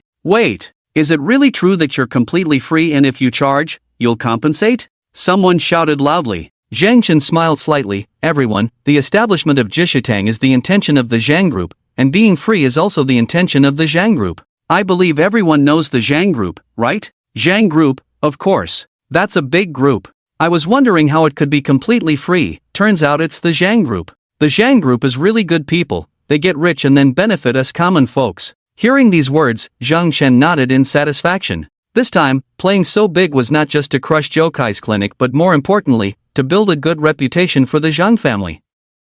Everyone, the Huangdi Neijing says, the best doctor treats the Yunal, the middle doctor treats the illness that is about to occur, and the worst doctor treats the already ill. What we want to treat is not the already ill, but the Yunal. As long as Jishitang is open for a day, it will be free for a day. As soon as Zhang Chen's voice fell, he waved his hand, and 2 employees who had already prepared in the Jishir hall completely unfurled the banners that Zhang Chen had written the night before. Zhang Chen stood in front of the Jishir hall, and right behind him, banners fell from both sides of the hall's entrance, cascading down from top to bottom. One read, "May there be no illness among the people." The other read, "Why let the medicine gather dust on the shelf?" And the horizontal banner that had already been hung but not unfurled was also opened, displaying the 2 characters, healer. The crowd erupted in an uproar, and this scene was completely recorded as soon as Zhang Chen said they could start filming. Everyone, the Jishir hall is now officially open for business, please. After Zhang Chen finished speaking, he stepped aside and gestured for them to enter. The crowd was momentarily stunned, then surged toward the Jishir hall like a swarm. Not a penny to be paid. Those who had originally been at the front of the queue at the Xuanhua hall suddenly found themselves at the back, anxious and flustered. The doctors at the Jishir hall looked at the rushing crowd, somewhat bewildered. Teachers, quickly, prepare for consultations, Louis reminded. At Louis's prompt, the doctors finally reacted and hurried back to their positions to get ready. The long line that had been in front of the Xuanhua hall vanished in an instant. Qin Mingyi watched this scene of desolation, his eyes reddening, and shouted at Zhang Chen, "Zhang, are you out of your mind? Are you brain dead? Everything is free. What money are you making?" As soon as Qin Mingyi shouted this, Zhou Kai knew things were going south and quickly pulled Qin Mingyi back, scolding, "Shut up." Zhang Chen looked at the furious Qin Mingyi with a smile. He was just afraid that the people from the Xuanhua hall wouldn't be anxious enough. In response to Qin Mingyi's question, Zhang Chen tilted his head and retorted, "So, are you saying that your Xuanhua Hall's actions to benefit the people are a facade? Are you actually making a lot of money? The cost price of the medicine is fake, right?" Those who were queuing at the entrance of the Jishir Hall immediately reacted to this shout. What does the owner of Xuanhua Hall mean? The Jishir Hall benefits the people, and he says the owner is out of his mind. Yeah, isn't Xuanhua Hall also for everyone? Why are they cursing the Jishir Hall now? I say, what Xuanhua Hall claims to do for everyone, is it just a gimmick to make money? The cost of the medicine is probably much lower than this. It's possible. Listen to what the owner of Xuanhua Hall said, claiming the owner of Jishir Hall is out of his mind for not making money. People really shouldn't just look at the surface. In just 2 days, Xuanhua Hall had accumulated quite a reputation, but with Qin Mingyi's words, that reputation completely collapsed. Zhang Chen looked at Qin Mingyi and couldn't help but give him a thumbs up in his heart. This was truly an unexpected delight. Originally, he wanted Xuanhua Hall's reputation to ferment for a couple more days to attract more people, as more people would better promote the Jishir Hall. But Zhang Chen knew that after discovering Xuanhua Hall was selling fake medicine, he couldn't wait any longer. If he delayed, who knew how many people would be harmed by Xuanhua Hall? The bustling Xuanhua Hall instantly became desolate, and a wave of curses followed. Zhang Chen smiled at Louis. "Alright, I'll leave this to you. I'm heading to the construction site." Saying this, Zhang Chen got into his Lamborghini and sped away. Qin Mingyi glared at the departing car, trembling with anger. Zhou Kai also clenched his fists, his face dark with fury. He turned back to glare at Qin Mingyi, wanting to slap him a few times, but he held back. He knew that if he slapped Qin Mingyi now,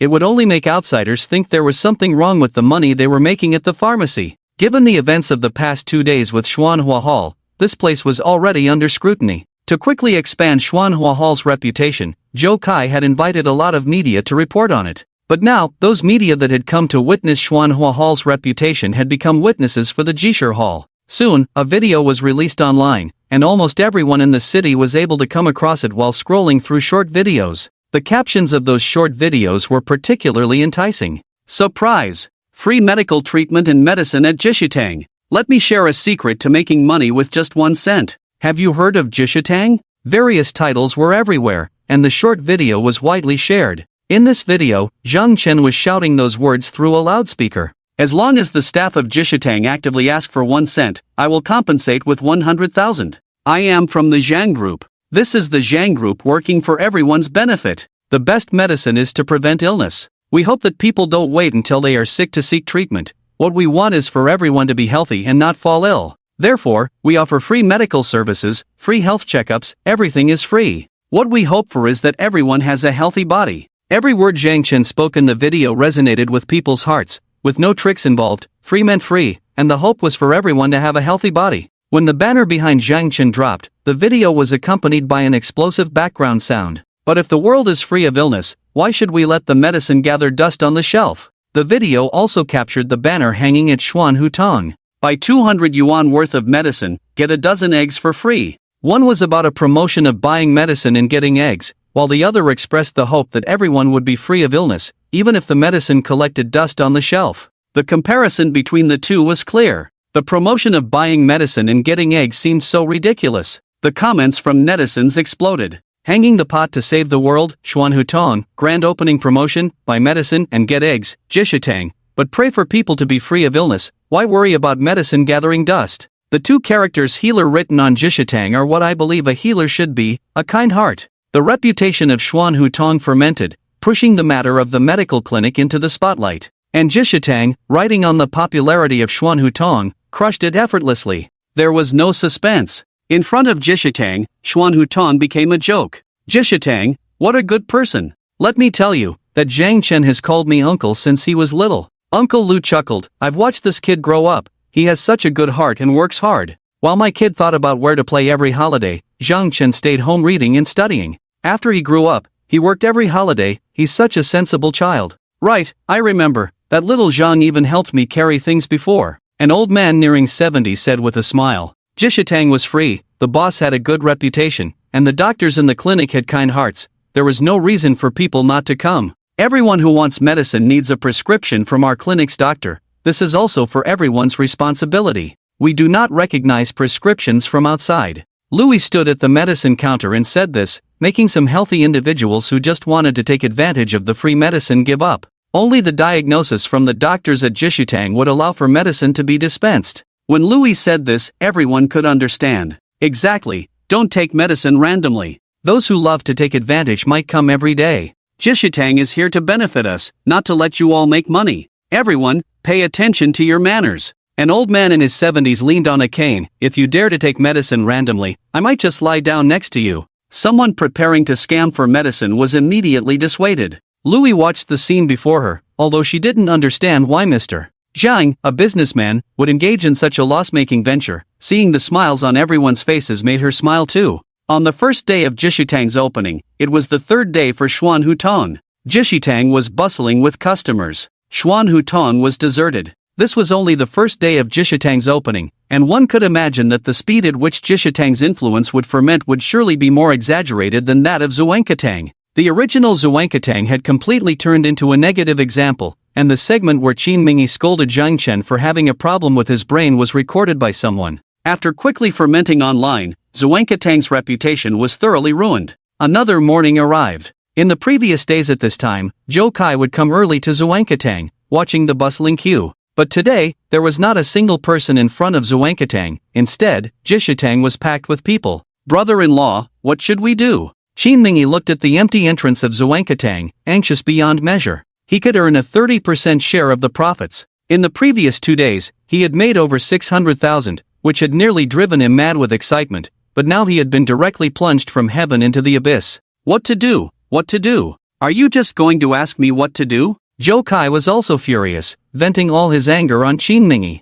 Now Zhuangkatang is under your management, figure it out yourself. After saying this, Zhou Kai stormed off. Qin Mingyi watched Zhou Kai's departing figure, his face a picture of despair. A Lamborghini worth 9 million appeared at the entrance of Jishutang, and Zhang Chen stepped out of the car. He first glanced back at the sorrowful Qin Mingyi, then strode into Jishutang. Louis was already waiting inside. Mr. Zhang, yesterday's report is out, Louis said as she quickly approached Zhang Chen upon his entry. According to the purchase price, we dispensed a total of 260,000 worth of medicine yesterday. The order was a bit chaotic, so the diagnosis speed was slow. If we speed it up, we might have to maintain around 350,000 every day, which would amount to over 10 million in a month. Louis frowned as she spoke. Although there were no customers at Zhuangkatang, a loss of over 10 million in a month was completely unacceptable from the company's perspective. This wasn't a situation where losses in the early stages could be compensated later. As long as Zhuangkatang was open, the losses would continue.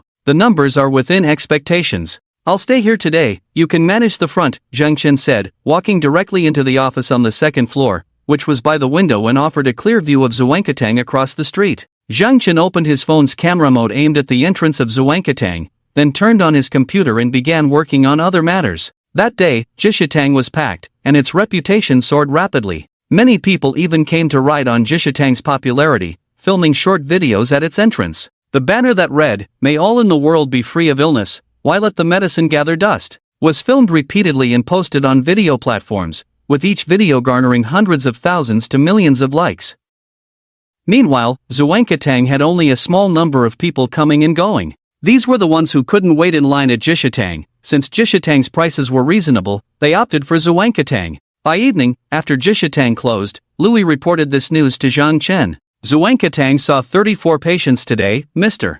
Zhang. As long as we operate for a day, Zhuangkatang won't have a chance to survive. Zhang Chen frowned. 34 people? Yes, we have too many people in line, everyone is getting impatient. Then let's expand. Increase the number of consultation spots tomorrow, find someone to maintain order, and ensure the fastest diagnosis speed. We can't let any patient go to Zhuangkatang. Zhang Chen issued the order with a serious expression. Right now, there was no evidence against Zhuangkatang for selling fake medicine, and there was no way to report them. Zhang Chen couldn't directly stop others from going to Zhuangkatang, he could only use this method to attract everyone to Jishutang. Louis listened to Zhang Chen's words, although she didn't understand why Mr. Zhang wanted to go to such extremes, she knew that her job was to execute without conditions. On the third day of Jishutang's opening, Louis acted as the spokesperson. Everyone, in order to avoid long queues, we at Jishutang have specifically increased the number of consultation spots. Please try to maintain order and do not cut in line, to save everyone's time. As soon as Louis said this, Jishutang was elevated to a new height. Just offering free services wasn't enough. To save everyone's time, the owner of Jishitang increased costs, allowing himself to incur greater losses, all for the benefit of the public. After Jishitang added more consultation spots, on that day, Xuanhutang had no customers at all. Why would anyone go to Xuanhutang and spend hundreds of dollars when they could just wait in line at Jishitang? For most people, a few $100s was equivalent to several days' wages. They could save that by just waiting a little longer. Under the strong pressure from Jishitang, Xuanhutang was completely crushed. At 8 o'clock in the evening, in the office of the chairman at the Zhou Corporation. Bastard! Zheng Chen must be out of his mind. Zhou Kai threw the ashtray on the table to the ground, shattering it into pieces. He's just giving away money. Hundreds of thousands every day. Does he have that much money? Shuizhou sat across from Zhou Kai and shook his head. Zheng Corporation currently has only over 100 million in usable funds. If he continues like this, he won't be able to operate in 2 months. What he's doing now is just to suppress you. Suppress me? That idiot! Zhou Kai cursed angrily. Fine, if he wants to play, I'll play with him and see who has more money, him or me. I have the Zhou Corporation behind me. What does he have? Let him wait to die. Director Shui, I advise you, Zheng Corporation will collapse sooner or later. You have a significant stake in Zheng Corporation. It's best to extricate yourself as soon as possible. Shuizhou nodded silently. In the following days, Xuanhutang was completely unable to lift its head under the pressure from Jishitang, with no one in front of its doors.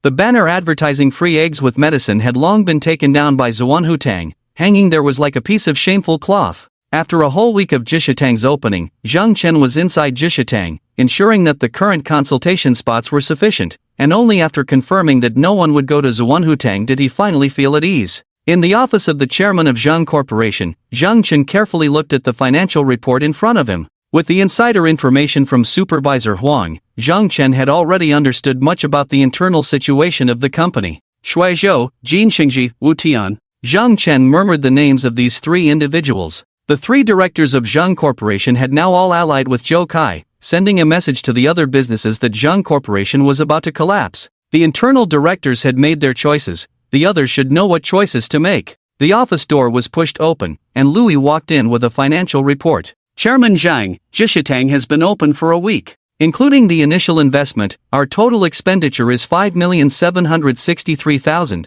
and this figure is as of last night. Louis placed the financial report in front of Zheng Chen and continued, Jishitang has no more stock of medicine, we need to restock. The daily consumption is around 400,000, and the 3 directors are very dissatisfied. Louis took a deep breath, her face filled with worry. Zheng Chen waved his hand dismissively. It's fine, let them be dissatisfied. Tomorrow, you go to the bank. The development of the South City Resort requires a loan. You handle that. Louis nodded and went out to get busy. Zheng Chen merely glanced at the financial report Louis had brought. If Zheng Corporation's situation was as it appeared, with only over 100 million in usable funds, Zheng Chen would definitely not dare to play this way. But now, Zheng Chen had 100 billion. 100 billion! He could play however he wanted. As long as Zheng Chen was willing, he could immediately crush the Zhou Corporation. In the face of 100 billion, the Zhou Corporation had no chance of turning things around. Those who chose the Zhou Corporation would also go down to hell together.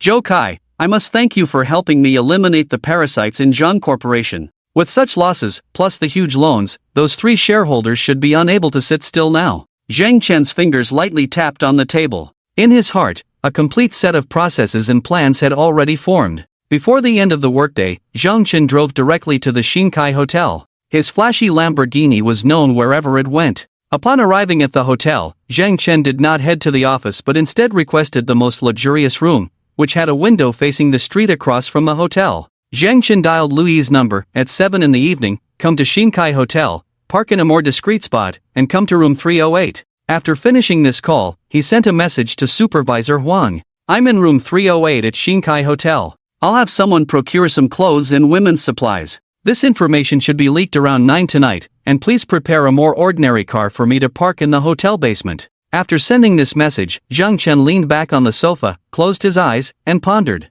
At exactly 7 o'clock, there was a knock on the door. When Zheng Chen opened it, Louis stood there, looking vibrant. Her long hair was styled up, and she wore a white women's shirt that accentuated her impressive figure, paired with a form-fitting black skirt and black stockings, complemented by a pair of flats. Such an outfit at the hotel room door would surely quicken the heartbeats of many men. You need to accompany me on a business trip these days. Zhang Chen gestured for Louis to come in and close the door, then walked to the sofa and sat down. This matter must be kept completely confidential. No matter who asks you, you cannot say anything. Is that clear? No problem, Louis replied without any hesitation. Good. Zhang Chen indicated for Louis to sit down and then spoke. The Zhou family has acquired a piece of land at the border of our Shanxi and Ning provinces, nearly 300 acres, intending to build a resort. They want to compete with us. In terms of industry reputation, our Zhang family will be at a disadvantage, and what they do doesn't necessarily have to surpass us. They just need to earn a good reputation, which makes their conditions for victory easier than ours.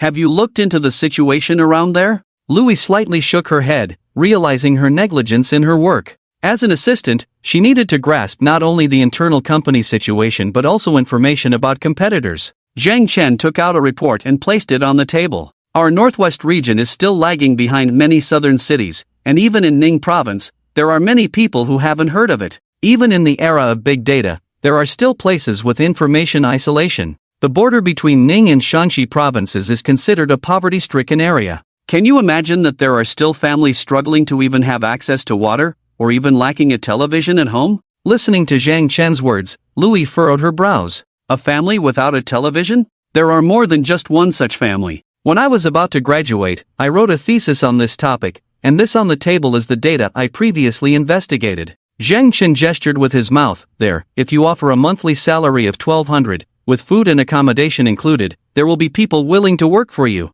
The reasons for this situation are first, the difficult transportation, and second, the lack of a good educational environment. I've learned that the Zhou family was able to quickly acquire land there because they promised to solve some local residents' employment issues. And Zhang Chen's expression suddenly became serious. I hope to build a Hope primary school there and also help them repair the roads for free. This matter needs to be kept confidential in the early stages. It must not leak out, but all the work must be documented. Do you understand? Louis nodded but still questioned. Mr. Zhang, shouldn't this matter be publicized as soon as possible? Zhang Chen picked up the remote control and turned on the projector in the room, displaying a clear map of the province in front of Louis. Zhang Chen pointed his laser pen at a spot on the map. Here is where the Zhou family chose to build the resort, and the roads I need to construct are these two. He circled the land selected by the Zhou family for the resort with the laser pen. Louis' eyes widened. Chairman Zhang, are you going to? I won't let a single person from Zhuangkatang in, and don't think anyone will be able to go to the resort either.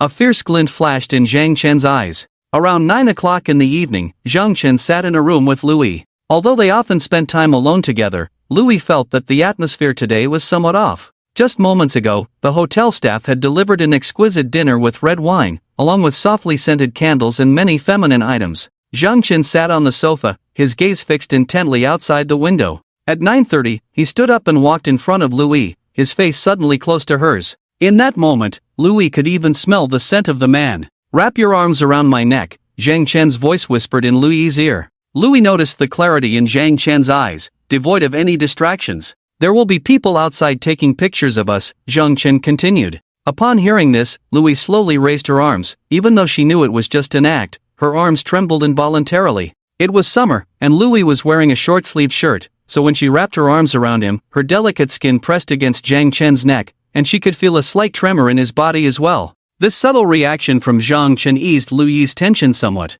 So, Chairman Zhang could be nervous too? Zhang Chen wrapped his arms around Louis' slender waist, and as they pressed together, he could smell the fragrance coming from her hair. Zhang Chen led Louis toward the window. Just across the street, a mobile phone clearly captured the scene. Zhang Chen, I'll make you regret this. Xin Mingyi gritted his teeth while holding the phone. He had been harboring intense hatred for Zhang Chen these past few days, and upon receiving news to come and capture some scandal about him, seeing this joyful scene only made him more displeased. The hotel curtains were forcefully drawn shut, and after finishing the video, without a second thought, Xin Mingyi sent it to Zhou Kai. It was easy to imagine that with this video, by tomorrow morning, news of a Zhang family president cheating with his female assistant would be exposed. This would severely impact Zhang's stock. In the room, after the curtains were drawn, Zhang Chen sat on the sofa, still tense all over. Although it had just been acting and nothing inappropriate had occurred, the scene still left Zhang Chen, a young man, feeling somewhat overwhelmed. After all, Louis was exceptional in both figure and appearance, and paired with her black silk short skirt, she truly embodied the term fairy. Let's take a break, we'll set off tonight, Zhang Chen sighed deeply, trying to relax a bit. Don't worry about this matter, once it's over, everything will be clarified, and your reputation won't be affected. Louis sat there, feeling that any position she took seemed ambiguous. You should rest for a while, Zhang Chen said, breaking the awkward atmosphere. We need to drive through the night. Louis nodded silently, sitting on the edge of the bed, her beautiful legs outlined by the black silk hanging over the side. The intense work of the past few days had left Louis particularly exhausted, and as she lay on the soft bed, drowsiness washed over her, causing her eyelids to close involuntarily. Zhang Chen sat on the sofa, watching the time on his phone, and when it struck 12, he turned off the lights. Louis, it's time to go, Zhang Chen gently nudged her shoulder. Louis jolted awake, not even realizing when she had fallen asleep, only feeling that this nap had been exceptionally comfortable, and when she woke up, her pillow was damp with drool. This scene made Louis's face flush immediately. The boss was still sitting there, and she, as his assistant, had actually fallen asleep. Moreover, she had even drooled on the pillow, which was just too embarrassing. You've been working hard lately, just hang in there a bit longer, Zhang Chen spoke up to ease Louis's embarrassment. Louis silently nodded and discreetly flipped the pillow over. In the dark room, Zhang Chen and Louis left the room, choosing the stairs instead of the elevator. When they reached the parking lot, a regular Volkswagen sedan was already parked there by Supervisor Huang. In the night, the Volkswagen sped towards Shan Province, while to others, Zhang Chen now appeared to be enjoying himself in the room with his beautiful assistant. The next day, as dawn broke, Zhang Chen and Louis had already arrived in Shan Province. Having not slept all night, Zhang Chen's eyes were bloodshot, and Louis also looked very tired. Let's take a break. We have something important tomorrow. Zhang Chen parked the car downstairs at the hotel. That day, neither Zhang Chen nor Louis appeared at the Zhang group. In Shan Province, in city, the Qin family. Although the Qin family was not as large as the Zhou family, it was still considered a prominent family, owning a manor in city. A taxi stopped in front of the Qin family's manor gate. The car door opened, and a long, fair leg stepped out, clad in white canvas shoes, a knee-length skirt, and a white t-shirt. The woman's youthful aura was unmistakable, and her delicate features, free of makeup, made the driver unable to help but glance back as she got out. That youthful charm was accompanied by an innate confidence, further enhancing the woman's allure. Qin Mingyue looked at the grand courtyard of the Qin family and let out a long sigh. She hadn't been back in a long time. As she walked through the gate, the luxurious decor inside was something many people would spend a lifetime trying to attain. Before Qin Mingyue could enter the main house, she heard the sound of mahjong being played inside. Upon entering, she saw 4 women sitting around a mahjong table, all with cigarettes in their mouths, smoke swirling around. Qin Mingyue's mother, Zhao Xiaoling, was at the table, fiddling with the tiles and shouting. "Mom," Qin Mingyue called out as she stepped inside. The women playing mahjong paused for a moment at the sound of her voice, and when they saw Qin Mingyue standing at the door, their expressions changed. "What are you doing back?" Zhao Xiaoling looked at her daughter in surprise, her brows furrowing slightly. "Mingyue?" A middle-aged man walked out from the back room and was also taken aback upon seeing Qin Mingyue. This was her father, Qin Shan. "Oh dear, my headache is acting up again," Zhao Xiaoling exclaimed, tossing aside the mahjong tiles and pretending to fall back. Qin Shan quickly stepped forward to support his wife. The other 3 women at the mahjong table, seeing this, hurriedly made excuses to leave, and in the blink of an eye, only the 3 members of the Qin family remained in the room. "Mingyue, why didn't you let us know you were coming back?" Qin Shan helped his wife sit on the sofa, his tone filled with reproach. Seeing her parents' expressions, Qin Mingyue suddenly understood. She took a deep breath. "Dad, Mom, everything you told me was a lie, right?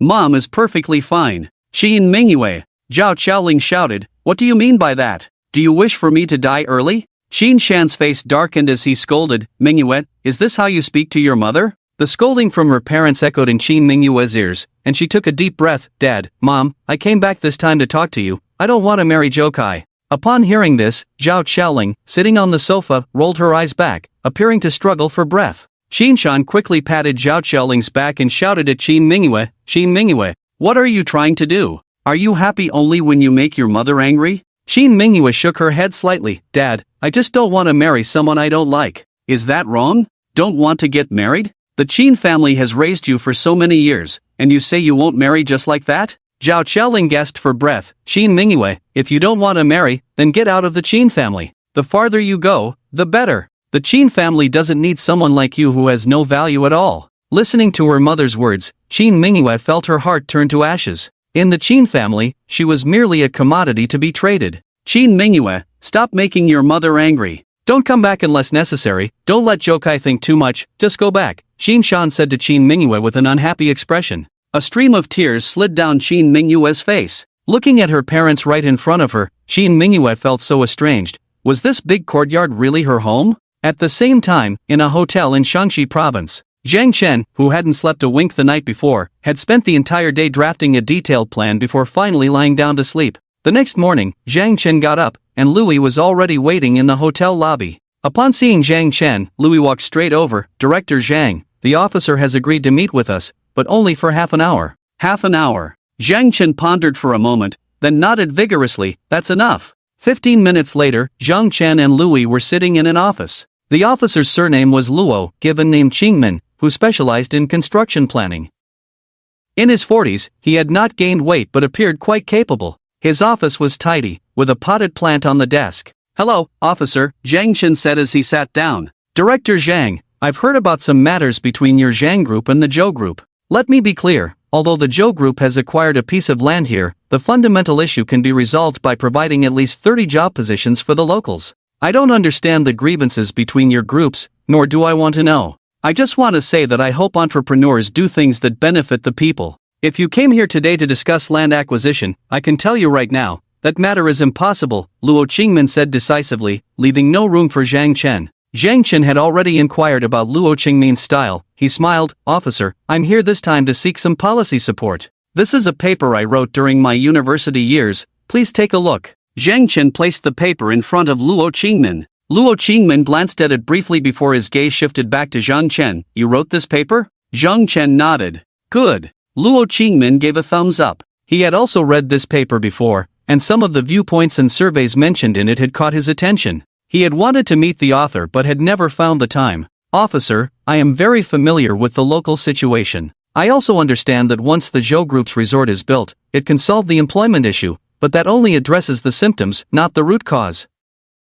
Our Zhang Group has always prioritized the people. You can see our Jishur Hall in Inshur, it has all positive reviews online. We provide free medical care, everything is based on the people's needs. In this regard, we are willing to contribute our share. Moreover, the current situation here is not that people cannot find jobs, but that it is inconvenient for them to work. I came here to acquire 2 pieces of land, but what I want to build is not a resort or any profit-making commercial building. I want to build a school. Build a school. Luo Qingmin suddenly swayed. As a local official, he knew very well what was needed here, a school. He had reported this need for many years, twice a year, but there were many prerequisites for approval. The transportation here was poor, and building a school required many conditions, such as improved roads. Yes, exactly, to build a school. Zhang Chen wore a sincere expression. What I want to build is a school that integrates elementary, middle, and high school education, with all the teaching staff provided by my Zhang family. This is what I came to discuss with you, Governor.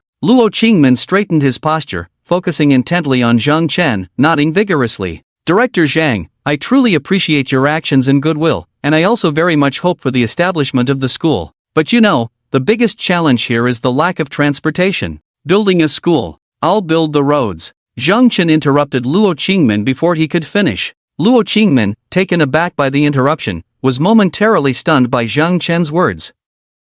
Building roads. Building roads is not the same as building a school. To properly construct a road, the funding required would exceed $1 billion. Just hearing that amount made Luo Qingmin feel apprehensive. Yes, building roads. Zhang Chen nodded emphatically. Everything will be handled by my Zhang family. Luo Qingmin furrowed his brow in confusion. Director Zhang, what do I need to do? Zhang Chen shook his head slightly. All you need to do is agree, Governor. I will arrange for people to come and take care of this. This is also the purpose of my visit to you, to build the school and solve the education problem, to construct the roads and resolve the transportation issue. I want to see the green mountains and clear waters here become prosperous. It's just a matter of time. Luo Qingmin steadied himself, then stood up and deeply bowed to Zhang Chen. Director Zhang, I thank you for everything you are doing for the people here. Zhang Chen quickly stepped forward to support him. Governor, you don't need to do this. If you agree, I think we should set off now to see the situation there. Good.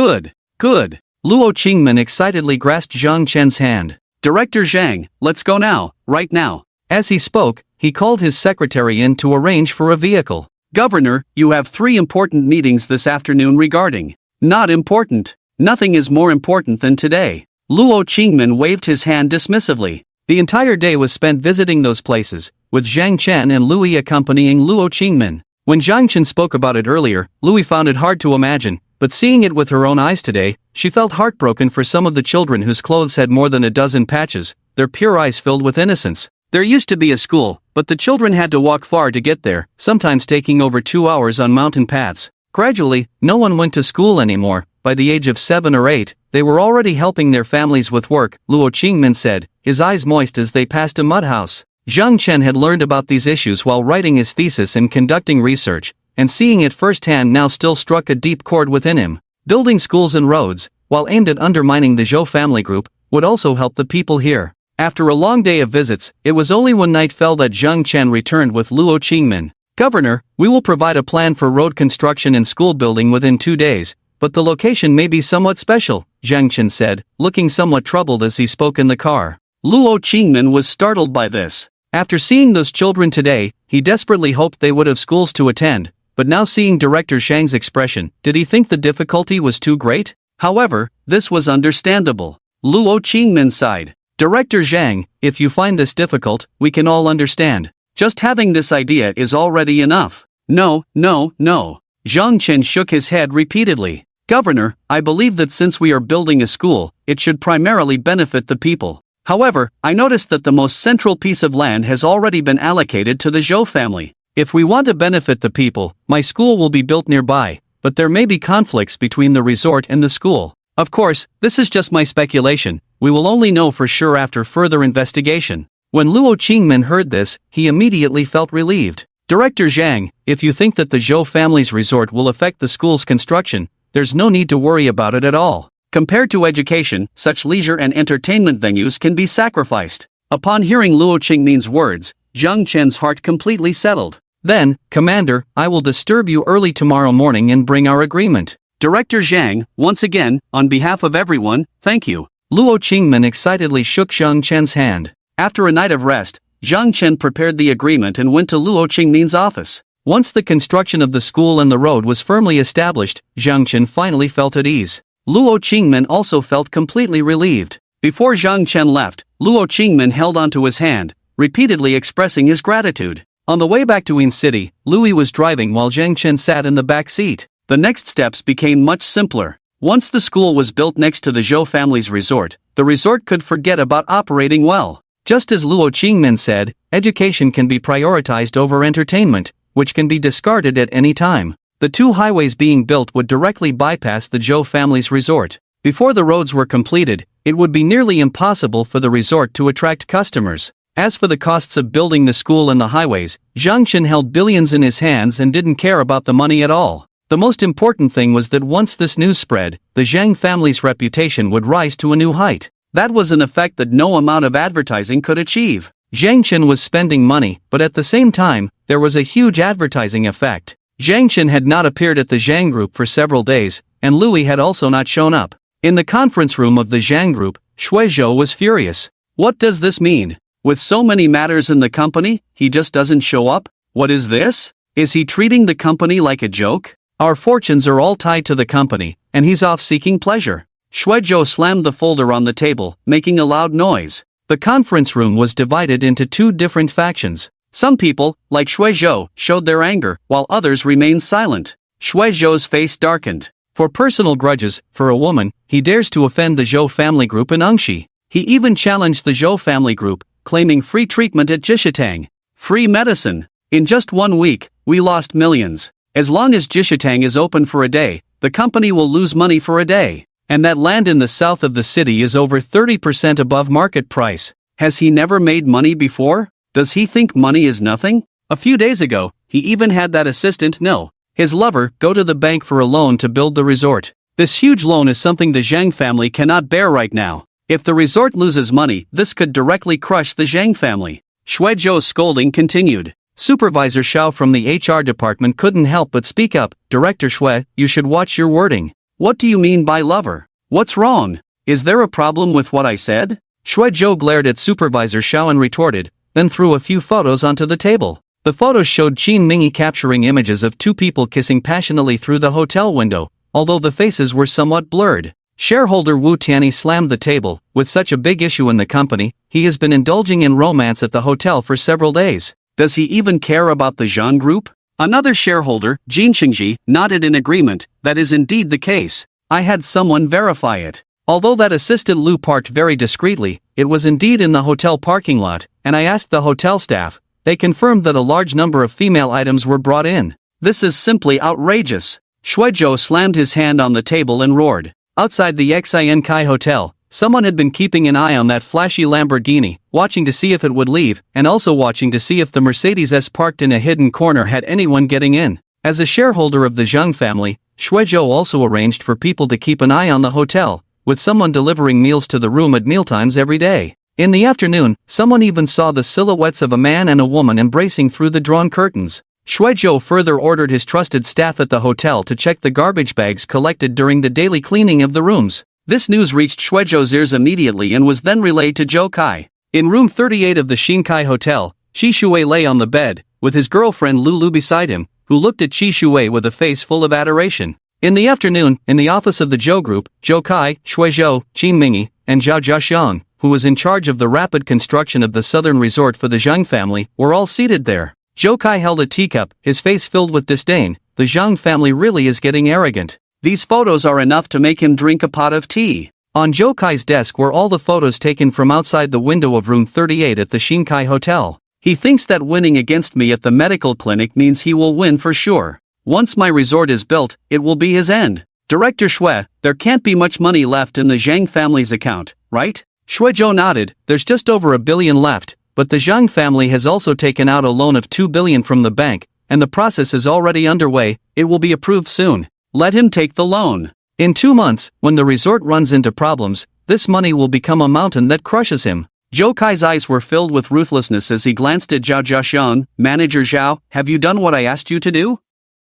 Absolutely no problem. Zhao Jiaxiang nodded confidently. For the rapid construction of the resort, the foundation is the most important. I've tampered with it in 2 places, and when the resort opens, it will kill 2 people. By then, Zhangchen will be finished. Good. Zhou Kai nodded in satisfaction. A dead rat has no right to fight with me. He should know his place. I want you to have no place to be buried. Only Qin Mingi sat there, his face full of worry. With Jishir Hall pressing down on him, he couldn't earn a single penny from Xuanquan Hall, which made him extremely anxious. Brother-in-law, what about Xuanquan Hall? Qin Mingi couldn't help but ask. He. Zhou Kai sneered. Jishir Hall is offering free services, but there's a huge limitation. Only those with a prescription from their doctors can get the medicine. But anyone can get medicine from Xuanquan Hall at a cheaper price. You don't see patients, can't you just sell medicine? I'll give you the channel, you can stock up yourself. You should be able to make money from this, right? Qin Mingi's eyes lit up, his face filled with joy as he nodded frantically. Yes. Thank you, brother-in-law. Thank you, brother-in-law. Suddenly, Zhou Kai's phone rang. He glanced at the caller ID, frowned, and did not answer. Shuizhou and Zhao Jiaxiang, both sharp, exchanged glances and immediately stood up to leave. Qin Mingi, also focused on making money, followed the 2 out. Once the office was empty, Zhou Kai finally answered the call. Hello, Dad. Are you even capable? A roar came from the other end of the line. The 4 primary heirs of the family have all done what they were supposed to do, so why are you stuck? Isn't it just about opening a trade channel? Is it that hard? Zhou Kai took a deep breath. Dad, the local businesses are very resistant, so... Resistant? Resistance won't crush them? There's only the Zhang group over there. What are you doing with all that funding? Are you useless? I'm telling you, the family is getting very impatient. If you can't do it well, you can come back to work. Someone will take over your job. Zhou's father shouted angrily over the phone. Zhou Kai clenched his fists tightly, the veins in his neck bulging, but he dared not show any dissatisfaction in his words. I'm not trying to force you, you know. With such a large enterprise as the Zhou family, it's not up to me to decide. Your uncle and aunt are both keeping an eye on this, and their children are already eager to try. If you can't handle a Zhang family, then in the future, you won't have any chance with the Zhou family's assets. Do you understand? Dad, I understand, don't worry. Zhou Kai hung up the phone, his face filled with a fierce expression. Thinking of his 2 older brothers and that sister, Zhou Kai felt a fire burning in his chest. If he lost the chance to inherit, those people would definitely not allow him to stay in the Zhou family. At that time, everything he had would be gone. At 11 o'clock at night, at the Elephant Bar, the lights were dazzling, and Qin Mingyue was downing drink after drink. The lights shone on the woman's face, and her exquisite features attracted the attention of many men. Many men were wondering how to strike up a conversation with her for a deeper exchange. Xiaoling sat beside Qin Mingyue, watching her friend like this, feeling distressed. Mingyue, enough, stop drinking. Xiaoling reached out to snatch the glass from Qin Mingyue's lips. At this moment, Qin Mingyue was clearly drunk. She looked at Xiaoling with hazy eyes, her words slightly slurred. Xiaoling, do I still have a chance with Zhang Chen? Xiaoling looked at her best friend, unsure how to comfort her. In fact, after the incident with the Law Saint in the West, the outcome had already been determined, hadn't it? Although Xiaoling understood Qin Mingyue's struggles, if she were in Zhang Chen's position, any man would have been furious that day. Xiaoling, I've made up my mind. Qin Mingyue leaned back on the sofa. I absolutely won't be with Zhou Kai, no matter what my family says, this is not my choice. Zhang Chen is the first person I liked, and I only want to like him, whether in the past or in the future. Xiaoling, can you help me arrange to meet him again? For him, I can choose not to stay in the Qin family anymore, none of this matters. Mingyue. Xiaoling shouted her name, can you be a little more sober? I'm very sober. Qin Mingyue grabbed Xiaoling's arm. I know my family relies on the Zhou family, my parents want to tie themselves to the Zhou family, so let them do that. I don't want to care about so much anymore, I just want to be with Zhang Chen. Xiaoling looked at her friend and felt a pang of heartache. Many people envied Qin Mingyue's status in the Qin family, but in reality, she didn't even have the freedom to be with the person she liked. Under the flickering lights, a few young men swaggered over. Ladies, how about a drink together? The young men's eyes roamed back and forth between Qin Mingyue and Xiaoling. Both women were rare beauties. Xiaoling's expression turned cold as she helped the already drunk Qin Mingyue to leave, saying, no need. Don't go. A long-haired young man reached out to block Xiaoling. Have a couple of drinks. I saw you both drinking quite a bit earlier. What, not giving us face? Xiaoling glared at them. If you keep pestering us, I'll call the police. Call the police? Ha! The long-haired young man scoffed, and then what? Arrest my little brothers? I'm right behind you today, however you want to play, you can play. Brothers, go and invite these two beauties for a drink. With the long-haired young man's command, two tall, muscular men immediately stepped forward. One grabbed Xiaoling's hair and roughly poured a drink into her mouth. The other man reached out to grab Qin Mingyue. The long-haired young man stood by, a playful smile on his face, his eyes brazenly sizing up the two women, already fantasizing about what it would be like to throw them onto a bed. At the center of the bar, Zhang Chen was with Qi Shuwei and Wang Zhe, holding up a glass. Today, just back, Zhang Chen drove the car away from the Xinkai Hotel and made an appearance at the nightclub. Since he had to present a wealthy heir image to those shareholders, going to the bar to splurge was naturally a good choice. Brother Zhang, look, that's Qin Mingyue, said Wang Zhe, who was pouring drinks, suddenly noticing the situation at the next table. Zhang Chen and Qi Shuwei instinctively looked over and saw Xiaoling being held by her hair and forced to drink, while Qin Mingyue was also shoved onto the sofa. Qi Shuwei shouted angrily and rushed over. Wang Zhe followed suit, grabbing a bottle of wine and charging forward. After glancing at a hidden corner, Zhang Chen also walked towards the next table. Xiaoling was struggling as someone held her hair, and the drink splashed all over her face.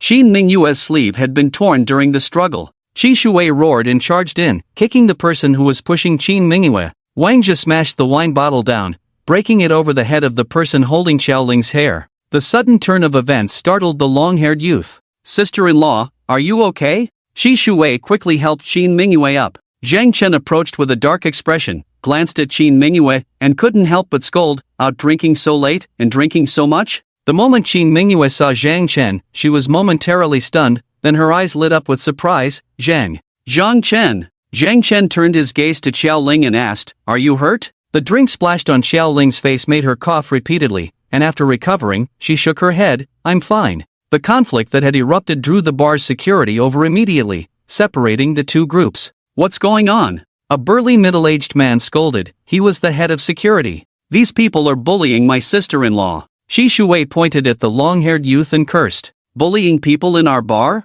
The head of security's expression turned cold as he looked at the long-haired youth, but when he recognized him, his demeanor immediately became obsequious. Brother Su Zhao, when did you arrive? Why didn't you say a word? Su Zhao snorted coldly. Just got here, and my brother was just hit on the head. What kind of game is this? Can you even do your job as head of security? If you can't, get lost. I'm sorry. The head of security repeatedly apologized, then turned to Qi Shuwei. So you guys are the ones fighting, right? Take them away. Do you even have eyes? I said they bullied my sister-in-law first. If you don't believe me, check the surveillance. Shi Shuwei shouted loudly. We don't have surveillance here, the head of security said with an unhappy face, and I just saw that these two women were the ones trying to seduce brother Su Zhao. You guys are trying to pull a fast one, right? Apologize to brother Su Zhao. Everyone could see the head of security's distorted version of the facts. Su Zhao looked smugly at Qin Mingyue. Qin Mingyue was flustered and instinctively grabbed Zhang Chen's arm.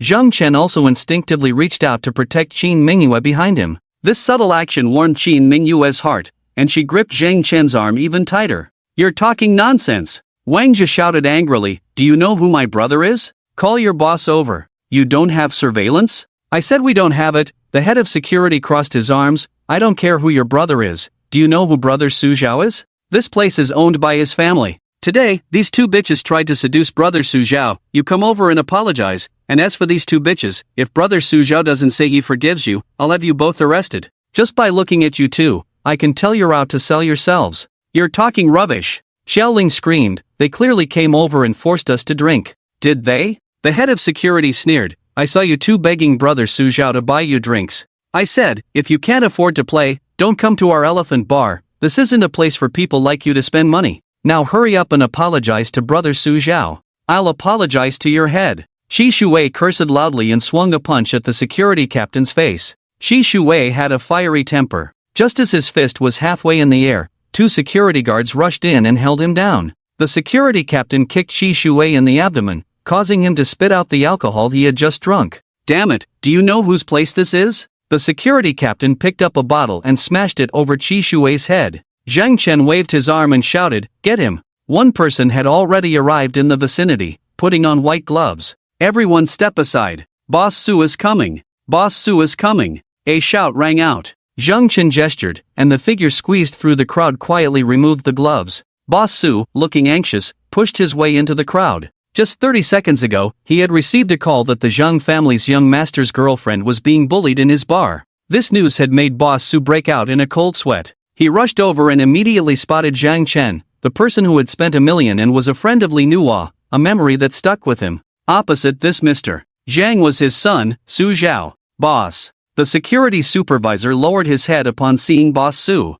Su Zhao also reined in some of his arrogance and called out, Dad. Boss Su. Wang Jie spoke up as soon as he saw Boss Su. I am from the Wang family. Wang Wei is my dad. So it's young Master Wang, Boss Su quickly greeted. Although the Wang family was not as powerful as the Li family, as a member of the Li family, Boss Su was not afraid of the Wang family, but he was a businessman and treated everyone politely. Boss Su, let me introduce you. This is the young master of the Zhang Group and the current chairman of the Zhang Group. Wang Jie gestured towards Zhang Chen. Boss Su was taken aback. No wonder this Mr. Zhang had such influence over Miss Li. It turned out he was the young master of the Zhang family, which the Li family relied on to survive. Su Zhao's face turned pale upon hearing this. The Zhang Group. How could it be the Zhang Group? What? What should he do? Su Zhao's legs began to tremble. Mr. Shan, hello, we met last time. Boss Su quickly extended his hands. Zhang Chen made no move, glanced at Boss Su, and asked, are we that familiar? Wang Jie sneered, Boss Su, just now your son brought people to bully brother Zhang's girlfriend, and your security captain even said my sister-in-law and her friend were out selling themselves. What? Boss Su's face suddenly changed, filled with terror as he turned to look at Su Zhao and the security captain. Su Zhao was already terrified to the extreme, while the security captain was still oblivious. Boss, I can testify that these two bitches seduced brother Su. The security captain immediately spoke up, trying to show off in front of Su Zhao. Boss Su slapped Su Zhao across the face. You kneel down. Su Zhao's legs went weak, and he fell to his knees. The security captain never expected this scene. Beast! Boss Su kicked Su Zhao in the face, knocking him over. When Su Zhao got up, his face was covered in blood, some from his nose and some from his mouth,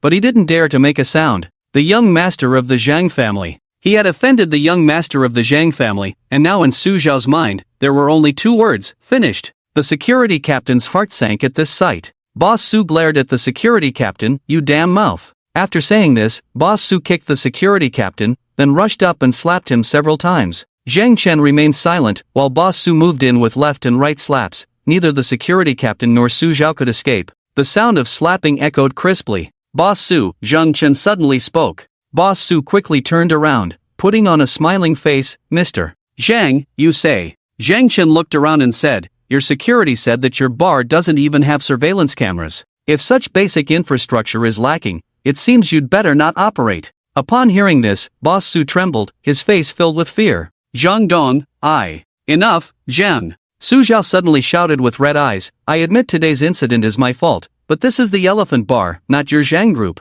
If you anger me, don't think you can leave alive. I'll trade lives with you and see whose life is worth more. Either way, I won't lose. Boss Su immediately sensed the danger. Before he could speak, a group of people suddenly burst into the bar. Shut off the music. These men, all dressed in black suits, rushed to the DJ booth, and the pulsating music stopped instantly. Following that, all the lights in the bar were turned on, and the dim environment became bright. Everyone in the bar stared in confusion, not understanding what was happening. The bar is closed today, everyone leave. A burly man in a suit shouted. The patrons quickly realized something was wrong, packed their things, and rushed out. In the blink of an eye, the bar was emptied of its guests, but it was still packed with men in black suits. Zhang Chen glanced at Su Zhao and smiled, it seems you can't trade lives with me anymore, Boss Su. I must say, you are a capable aide of the Li family. As soon as Zhang Chen finished speaking, the men in suits began to smash things in the bar. Zhang, I'll fight you. Su Zhao shouted, his eyes red, and lunged at Zhang Chen.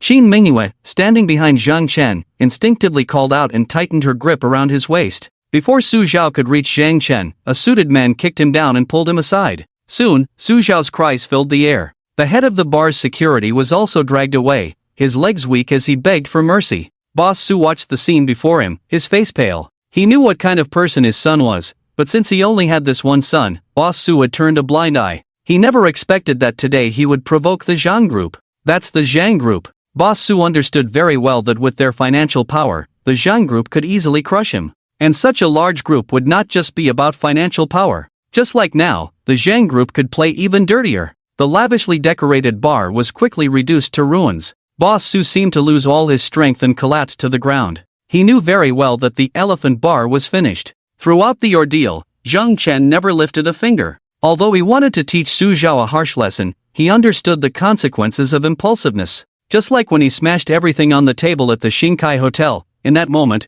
it felt good to vent. But if the Shinkai Hotel wasn't his family's, and if his parents were just ordinary people, what would the consequences of his impulsiveness be? Now, as the heir of the Zhang family, Zhang Chen understood this principle even more. Su Zhao and the head of security were beaten to a pulp, and none of the little brothers following Su Zhao fared any better. Let's go. Zhang Chen glanced at Boss Su, who was slumped on the ground, with no trace of sympathy in his eyes. If you don't teach, it's the father's fault. In the tense atmosphere, Qin Mingyue tightly grasped Zhang Chen's hand, and he instinctively tightened his grip on her delicate, boneless hand until they exited the bar, only then realizing it. Zhang Chen released Qin Mingyue's hand and looked at the beautiful woman before him, her face still streaked with tears, and scolded, in the future, don't let two women come to the bar in the middle of the night. I understand, Qin Mingyue replied, standing before Zhang Chen with her head down like a child who had made a mistake. Seeing the scene, Xiaoling tugged at Wang Zhu and Qi Shui's sleeves, and the three of them discreetly moved to the side. Zhang Chen looked at Qin Mingyue, who appeared like a weeping pear blossom,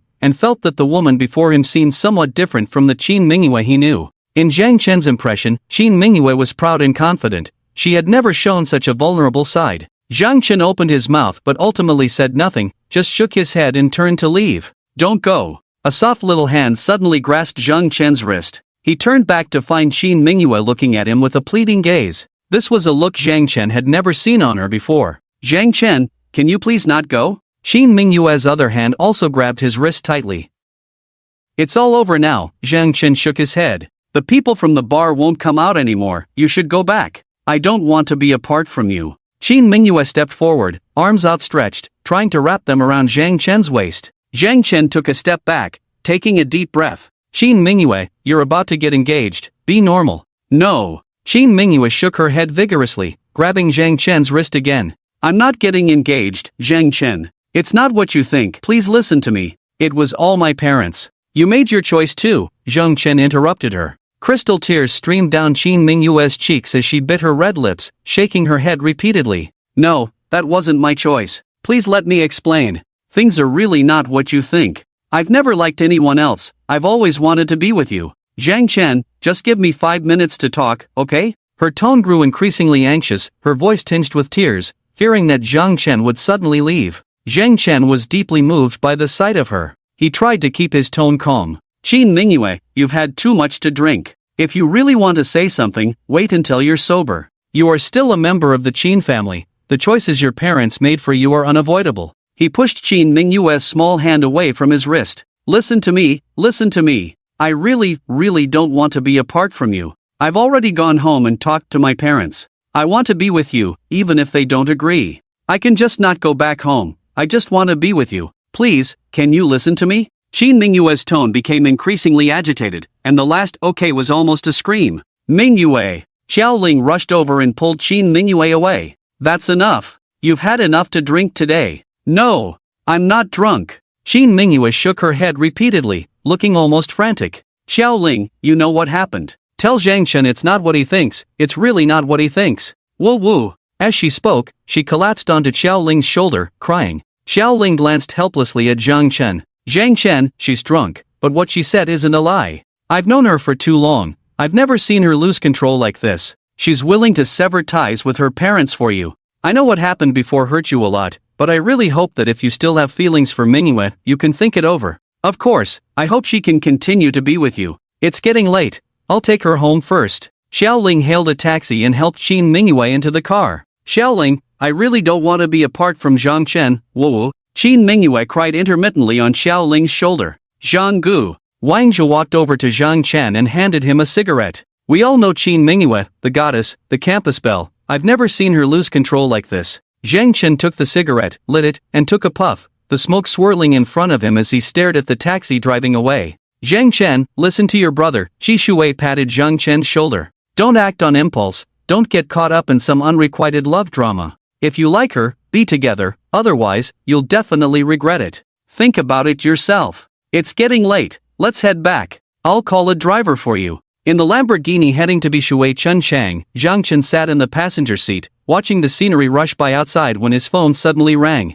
Although the number wasn't saved, Zhang Chen was all too familiar with it. He could recite it by heart from long ago. Zhang Chen, can we not break up? I was wrong before, I'm sorry. Can we make up? Looking at the text on his phone, images of Qin Mingyue flashed before Zhang Chen's eyes, their first meeting, their first time alone together, their first hand-holding, the moment they confirmed their relationship. The memories brought a smile to Zhang Chen's lips. Did he hate Qin Mingyue? When she sat in the Xin Kai hotel and told him they should break up, he indeed felt hate. But there were also her reasons. The way she had lost her composure made Zhang Chen feel an extra pang of heartache. If he hadn't been there tonight, if something worse had happened, how would he have felt when he found out? He would have gone mad. Just as Qi Shui said, if you like someone, be together. Zhang Chen's hand holding the phone began to tremble as he typed a few words below the message. Okay, let's make up. After finishing the input, Zhang Chen pressed the send button, and at that moment, he felt his heart pounding violently.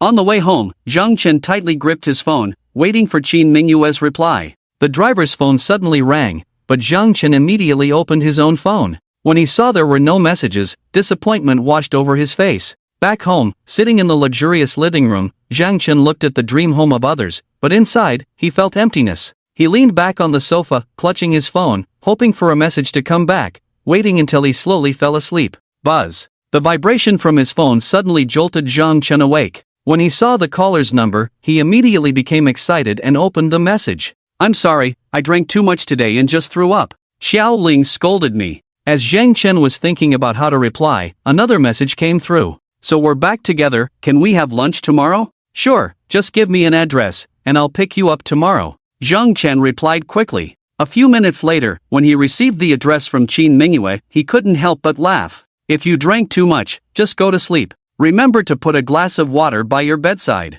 See you tomorrow, good night. Good night. That night, both of their hearts were particularly excited. And that night, Zhang Chen didn't sleep well. They had agreed to have lunch, and by 8 in the morning, Zhang Chen was already up, showering, shaving, and fixing his hair. At 10 in the morning, Lu Yi's call came through to Zhang Chen. Chairman Zhang, the company has a regular meeting today. Director Shui and the other two have publicly criticized you in the meeting. I just hope they keep talking. A cold smile appeared on Zhang Chen's lips. Let them continue. By the way, arrange a few meetings for me today, but I won't be present. Understood, Lu Yi replied. Chairman Zhang, do we need to ramp up our PR efforts? Regarding the Jishirtang matter, if we act now, it could create a huge advertising effect. Not yet, Zhang Chen shook his head. It's not the right time. Louis, don't go home for the next few days. I've booked a room for you at the Xin Kai Hotel, just stay there.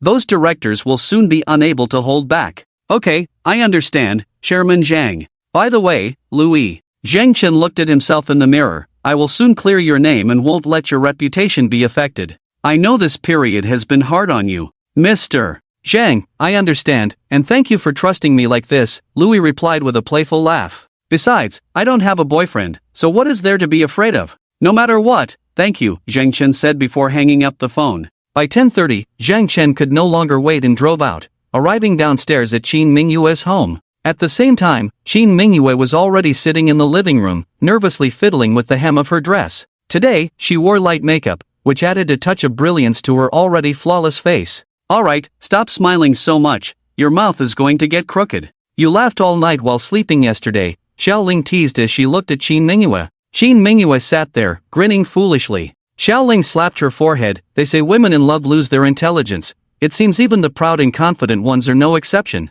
Just then, Qin Mingyue's phone rang, and upon glancing at it, she immediately stood up, her long legs capable of captivating 90% of the men in the world. Zhang Chen is here. Xiaoling, quick, check if my makeup is smudged. Qin Mingyue's face was brimming with excitement. Xiaoling stepped forward, grasped Qin Mingyue's shoulders, and said seriously, Sister, trust me, you look beautiful. With your looks, Zhang Chen won't be able to escape your grasp. Sleep with him tonight and turn raw rice into cooked rice. Qin Mingyue's cheeks flushed. What are you saying? I'm leaving. With that, she flung open the door and hurried out. As she took the elevator down, her body trembled slightly from nerves. The moment she stepped out of the elevator, she saw Zhang Chen standing at the corridor entrance. Although she had mustered the courage to say so much the night before, now, with the alcohol wearing off, she felt a bit shy to face him. Zhang Chen turned around and saw the woman who had dressed up so beautifully. Even though they had met countless times, he was still amazed each time. Her smooth long hair fell over her shoulders,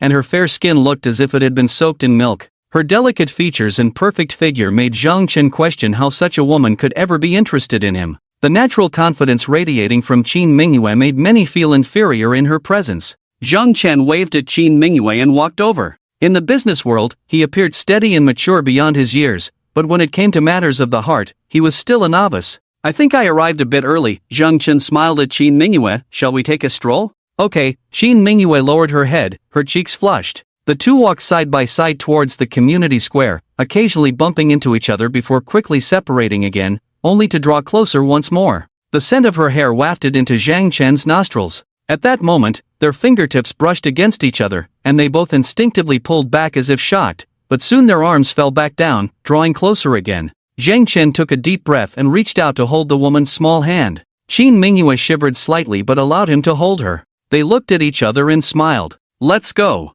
You always treated me to meals back in school, now it's my turn to treat you, Zhang Chen said, holding Qin Mingyue's hand and striding towards where the car was parked. The weather was hot today, but it seemed neither of them was affected by the heat. The relationship that had once fractured for various reasons was gradually being mended. By 7 p.m., Zhang Chen had taken Qin Mingyue home, and they had visited many places together that day. When Qin Mingyue returned home, Zhang Chen took out his phone, which had dozens of missed calls. Just as Zhang Chen was looking at his phone, Li's call came in. Chairman Zhang, this afternoon, 3 directors held a meeting, mainly discussing your absence from the meeting process you set up today, saying your mind isn't on the company and that you're just out having fun. Very well, Zhang Chen replied with a smile. What else is there to say? Jishatang is losing money, and the 3 shareholders, along with the company's senior management, voted to close Jishatang. Also, the construction of the southern resort has been said to be influenced by the Zhou family. No rush, I'll go to the company in a couple of days. Jishatang cannot be closed, tell them, as I said,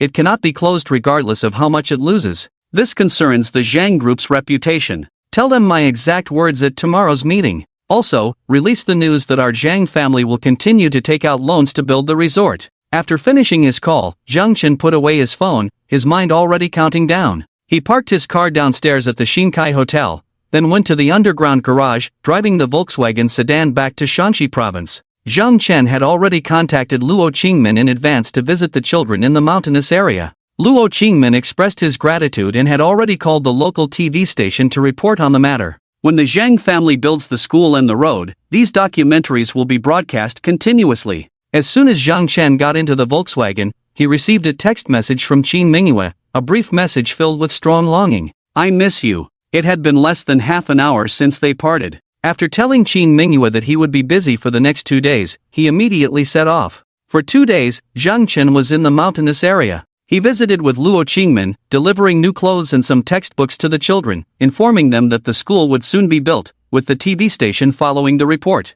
Seeing the innocent smiles of the children, Luo Qingmin felt genuinely happy. Sir, the location we selected will be near the resort, and the road will connect directly from the city to the main road leading to Ning province. In a village, Zhang Chen showed the plan blueprints to Luo Qingmin. Luo Qingmin glanced at the plan and immediately saw that the 2 highways would completely encircle the Zhou family's resort. Once the road construction began, it would be unlikely for anyone to visit the Zhou family's resort, even if it were open. After all, the already inconvenient traffic would become even worse due to the construction, making it troublesome even to travel from Ning province to the resort. If he approved this plan, he would also face trouble from Ning province. However, seeing the smiles on the children's faces when they heard they would soon be able to go to school, Luo Qingmin nodded without hesitation. Chairman Zhang, as long as it's good for everyone, we will proceed as you wish. I will communicate with Ning province about this matter. I believe every official's original intention is to hope for a better life for everyone. Hearing Luo Qingmin say this, a heavy stone in Zhang Chen's heart finally fell. Sir, I can't thank you enough. Luo Qingmin shook his head. I should be the one thanking you, Chairman Zhang. Sir, if this goes through, it will be difficult for the Zhou family's resort to operate. However, I can guarantee that once the school and the highway are established, the service area's investment and re-employment, as well as some jobs at the school, will definitely prioritize the local people. Entertainment venues can be sacrificed for education. Luo Qingmin waved his hand grandly. At this moment, inside the Zhou family's building in Yinshi, Zhou Kai looked at the construction report from the resort in Shanxi province and ordered his subordinates. The cost of garbage collection is too high, let's cut that expense. Also, reduce the workers' wages by half. Didn't we say we would arrange jobs for the poor over there? 2,000 a month, let them come now. They can handle the garbage collection and the painting and plastering work as well.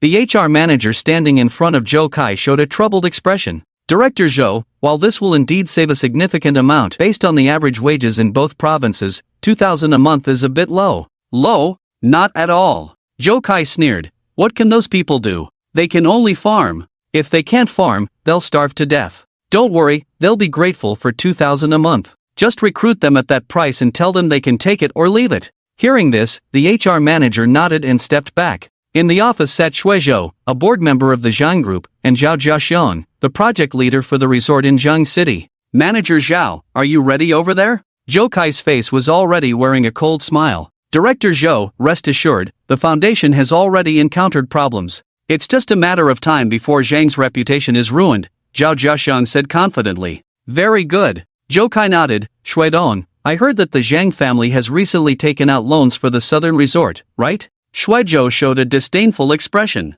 He's already approached 3 banks, and the loan amount is close to 500 million. It could crush him. Zhou Kai displayed a proud look. Shui Dong, the Zhang resort is bound to be a failure. As long as I exert a little pressure, the Zhang family will be completely wiped out. It's time for you to divest your shares in the Zhang family. I've reserved a portion for you here at Zhou's. Of course, Shui Zhou nodded. I've already arranged for people to sell their shares. Shui Dong, wise as always. Zhou Kai raised his teacup in a toast. Laughter filled the office. A day later, Zhang Chen quietly returned from Shanxi province. This time, the plan was confirmed. Zhou's resort was destined to be destroyed. After several days, Zhang Chen arrived again at the Zhang Group. Upon seeing Zhang Chen, Shui Zhou immediately mocked him. Oh, our young master, still have the company in your eyes? I thought you would die in a woman's embrace. I'm strong and healthy, I won't die, but you, Shui Dong, seem like you won't last a few more years, Zhang Chen sneered as he walked into the office. Shui Zhou cursed under his breath as he watched Zhang Chen's back. A few minutes later, Louis knocked and entered, having prepared tea for Zhang Chen. So, the news has spread, right? Zhang Chen glanced at Louis. Louis nodded. It's out. Now Zhou's believes we will invest heavily in the resort, and they have already increased their investment. A fierce look appeared on Zhang Chen's face. With a large sum of money invested, the resort won't be able to operate. This kind of loss is something Zhou Kai can't bear. Are there many rumors outside? Louis's face flushed slightly as she silently nodded. Zhang Chen sighed. Thank you for your hard work. Once the time is right and the truth is revealed, you've had to endure some grievances during this period. Louis smiled sweetly, not saying much about the matter, and began to report on the recent happenings at Jishir Hall. The Zuanyuhutang has been turned into a pharmacy, and sales have skyrocketed? Zhang Chen frowned upon hearing this news. They are selling medicine under the guise of minimal profit while lowering prices again, Louis reported. Now the customer base is quite large, and our free policy can only target those who seek treatment at the medical hall, so we can't compete with them. Zhang Chen tapped his fingers on the table. This matter must be stopped quickly, but he didn't know when Supervisor Huan would bring the evidence. Just go out first. You can go home normally tonight. You don't need to worry about the matters at the Xuan Hutong for now. In the office behind Xuan Hutong, Qin Mingyi couldn't stop smiling. He looked at the sales figures from the past few days, making a net profit of over 100,000 every day. The latest batch of medicine had sold out, and he needed to restock tomorrow. For the first time, Qin Mingyi felt that making money was so easy. A bunch of greedy poor fools, you'll eat yourselves to death. Qin Mingyi cursed under his breath when suddenly his phone rang. It was a message from a wealthy second generation from Inshur. Young Master Qin, is this your sister? I saw her shopping with the Zhang family's heir the other day. Attached to the message was a photo. Qin Mingyi opened the photo and his expression immediately darkened. How could he not recognize the people in the photo? It was Qin Mingyue and Zhang Chen. He quickly sent a message back, questioning when the photo was taken. It was 3 days ago, young Master Qin. Didn't you say that your Qin family and the Zhou family were teaming up to suppress the Zhang family? Don't let this leak out. Qin Mingyi immediately sent a voice message, his tone filled with threat. After sending the voice message, he called Qin Mingyue directly. Qin Mingyue had been in a great mood these past few days. After reconciling with Zhang Chen, even though they hadn't seen each other, they exchanged countless messages every day. This feeling made Qin Mingyue very happy and satisfied. When she saw Qin Mingyi's call, she smiled and said, Mingyi, what's up? Qin Mingyi's roar came through the phone. Qin Mingyue, are you shameless? Why are you with that Zhang Chen again? Are you out of your mind? Qin Mingyue frowned. Qin Mingyi, who I'm with is none of your business. Qin Mingyi cursed over the phone. Let me tell you, Qin Mingyue, you have no shame, but our Qin family still has some dignity. That Zhang guy is with his assistant every day. If you want to throw yourself at him, that's your business, but don't drag our Qin family into it. I'm telling you, your brother-in-law doesn't know about this yet. You better resolve it quickly.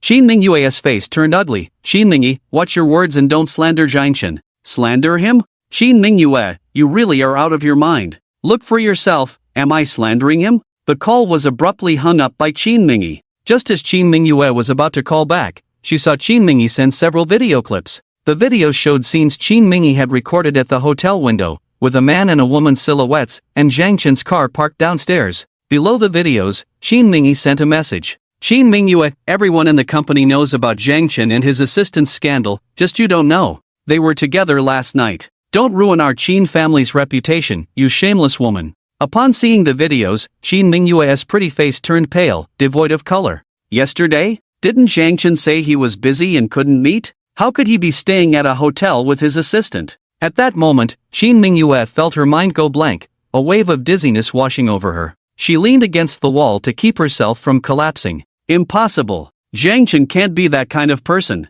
This is absolutely impossible. Qin Mingyue kept telling herself this, her once proud and confident demeanor now turning frantic, her long legs involuntarily moving towards the direction of the Zhang group. It was now 4 in the afternoon, and Qin Mingyue stood at the foot of the CBD building, her face filled with anxiety. She had wanted to call Zhang Chen countless times but had held back. Qin Mingyue was eager to get an answer, yet she feared what the answer might be. She didn't believe Zhang Chen was that kind of person, but the videos sent by Qin Mingyi constantly reminded her of the harsh reality. Every minute before getting the answer was torment for Qin Mingyue. As the time gradually approached 5 in the afternoon, the time when Zhang's work ended, that familiar figure appeared in Qin Mingyue's sight. Seeing the graceful silhouette standing in front of the building, Zhang Chen also showed a surprised expression and quickly walked over. Mingyue, what brings you here? Zhang Chen. Qin Mingyue looked at the man in front of her, whose face was filled with joy, and her expression slightly showed a hint of panic. What's wrong? Zhang Chen grabbed Qin Mingyue's small hand. Are you feeling unwell?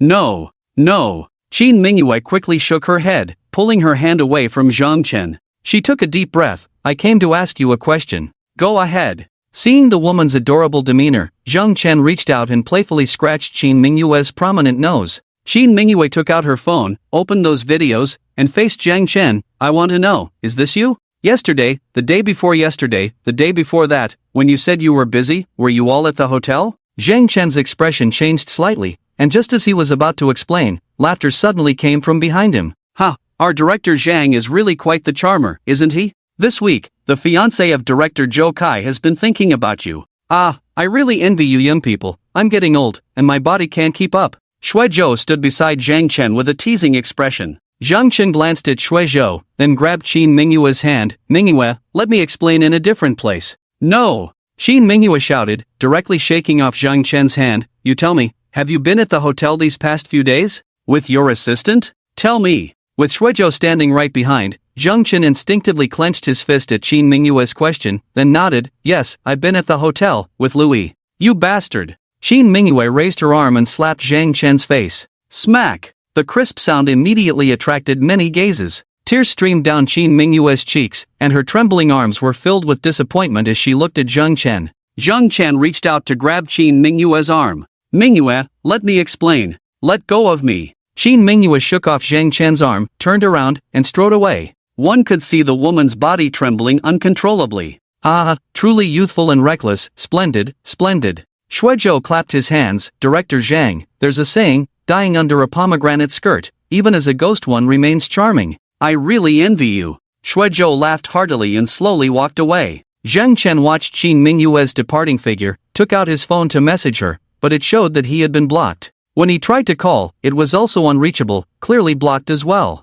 Zhang Chen recalled that Xiao Ling had contacted him that day and anxiously searched for Xiao Ling's number, but before he could find a way to contact her, Luyi's call came in. Director Zhang, it's bad. Luyi's voice on the phone was filled with urgency. Someone reported that our Jishir Hall is selling counterfeit medicine, and now Jishir Hall has been sealed. Several patients have already been admitted to the intensive care unit. Jishir Hall reported for selling counterfeit medicine? Patients in the intensive care unit. Zhang Chen had no time to think about how to explain to Qin Mingyue, and this misunderstanding would soon be resolved. Zhang Chen hurriedly drove straight to Jishir Hall. At this moment, a long cordon had been set up in front of Jishir Hall, and the main door was sealed with a notice. Luyi and the doctors inside the clinic were continuously negotiating with the police at the entrance. The entrance of Jishir Hall was surrounded by people. Our Jishir Hall operates a legitimate clinic. How could we possibly sell counterfeit medicine? We don't even charge money. What benefit would selling counterfeit medicine bring us? Officer Wang, who was handling the incident, had a serious expression.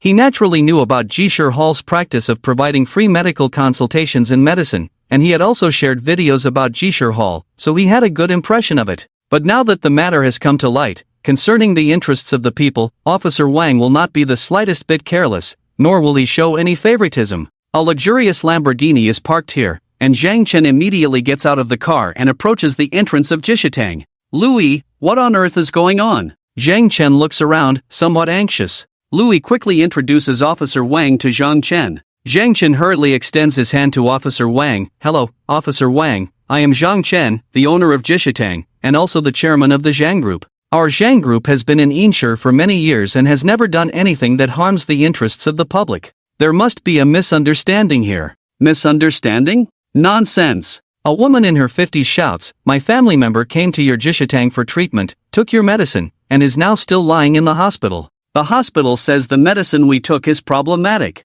What do you mean by misunderstanding? Jishitang, you are heartless. As she speaks, the woman begins to cry and shout. Aunt Lu, please don't be anxious. Luyi quickly comforts her. We at Jishitang could never sell counterfeit medicine. All our medicines are under the control of regulatory authorities. Have you bought medicine from anywhere else? Aunt Lu's eyes dart around, and she suddenly sits down on the ground, waving her hands and crying out, listen to this. Listen to this. What is Jishitang saying? Now that something has happened, they say we took medicine from another place. Selling counterfeit medicine, truly heartless. A person in the crowd speaks with a cold gaze. I was wondering why Jishitang was so kind, offering free consultations in medicine, only to find out it was just a publicity stunt, and what they provided was counterfeit medicine. Isn't that killing people? As soon as this person speaks, many voices of agreement arise. Zhang Chen glances at Aunt Lu, then turns to Officer Wang. Officer Wang, we at Jishitang absolutely do not sell counterfeit medicine.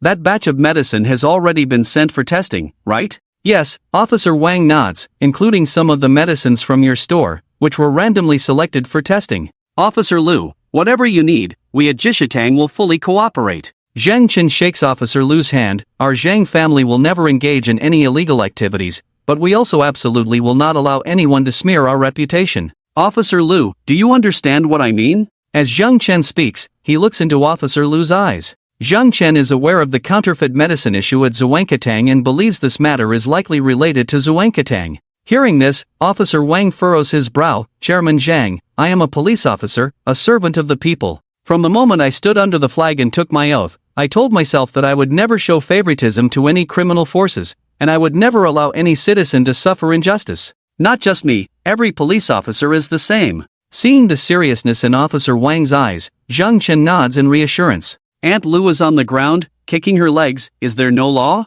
If someone has died, hurry up and arrest them. My family member is still in the hospital fighting for their life. You at Jishitang owe me money. Pay me. Louis, you stay here and cooperate with Officer Wang. I will go to the hospital to check on the patient, Zhang Chen says to Louis. Louis nods and then actively goes over to help Aunt Lu up. Aunt Lu, please go to the hospital with our boss first. We at Jishitang can cover the medical expenses. If the fault is truly ours, we will give everyone a satisfactory explanation. Louis speaks loudly, not only for Aunt Lu but for everyone present to hear. Zhang Chen observes Louis's performance and slightly nods. This woman is growing faster than he imagined. After Louis helps Aunt Lu into Zhang Chen's car, she stays behind to continue cooperating with the investigation. At 8 in the evening, the sky in Inshur is still bright. In the northwest region, it won't get dark until nearly 9. Zhang Chen walks out of the hospital, looking exhausted. The emotions of the patients' families were very agitated, and many media outlets had arrived. For these 2 hours, Zhang Chen had been comforting the patients' families and dealing with the media, feeling physically and mentally exhausted. As he sat in the car and let out a long sigh, just as he was about to start the vehicle, he saw Aunt Lu sneaking out from the hospital entrance. Along with Aunt Lu were other patients' families, people Zhang Chen had just seen. A few patients' families huddled together, and their expressions were so strange. Zhang Chen instinctively felt something was off. He took out his phone, switched to video mode, and followed them. Aunt Lu and several patients' families went to a corner, and no one noticed that Zhang Chen was trailing behind. I'm telling you, you must stick to it. Just say you only took the medicine from Jishur Hall, got it? Aunt Lu said to the others. What about Xuanhu Hall? Are we just going to ignore Xuanhu Hall? We took medicine from both places. One of the patient's family members said indignantly, neither of these two clinics should think they can get away with it.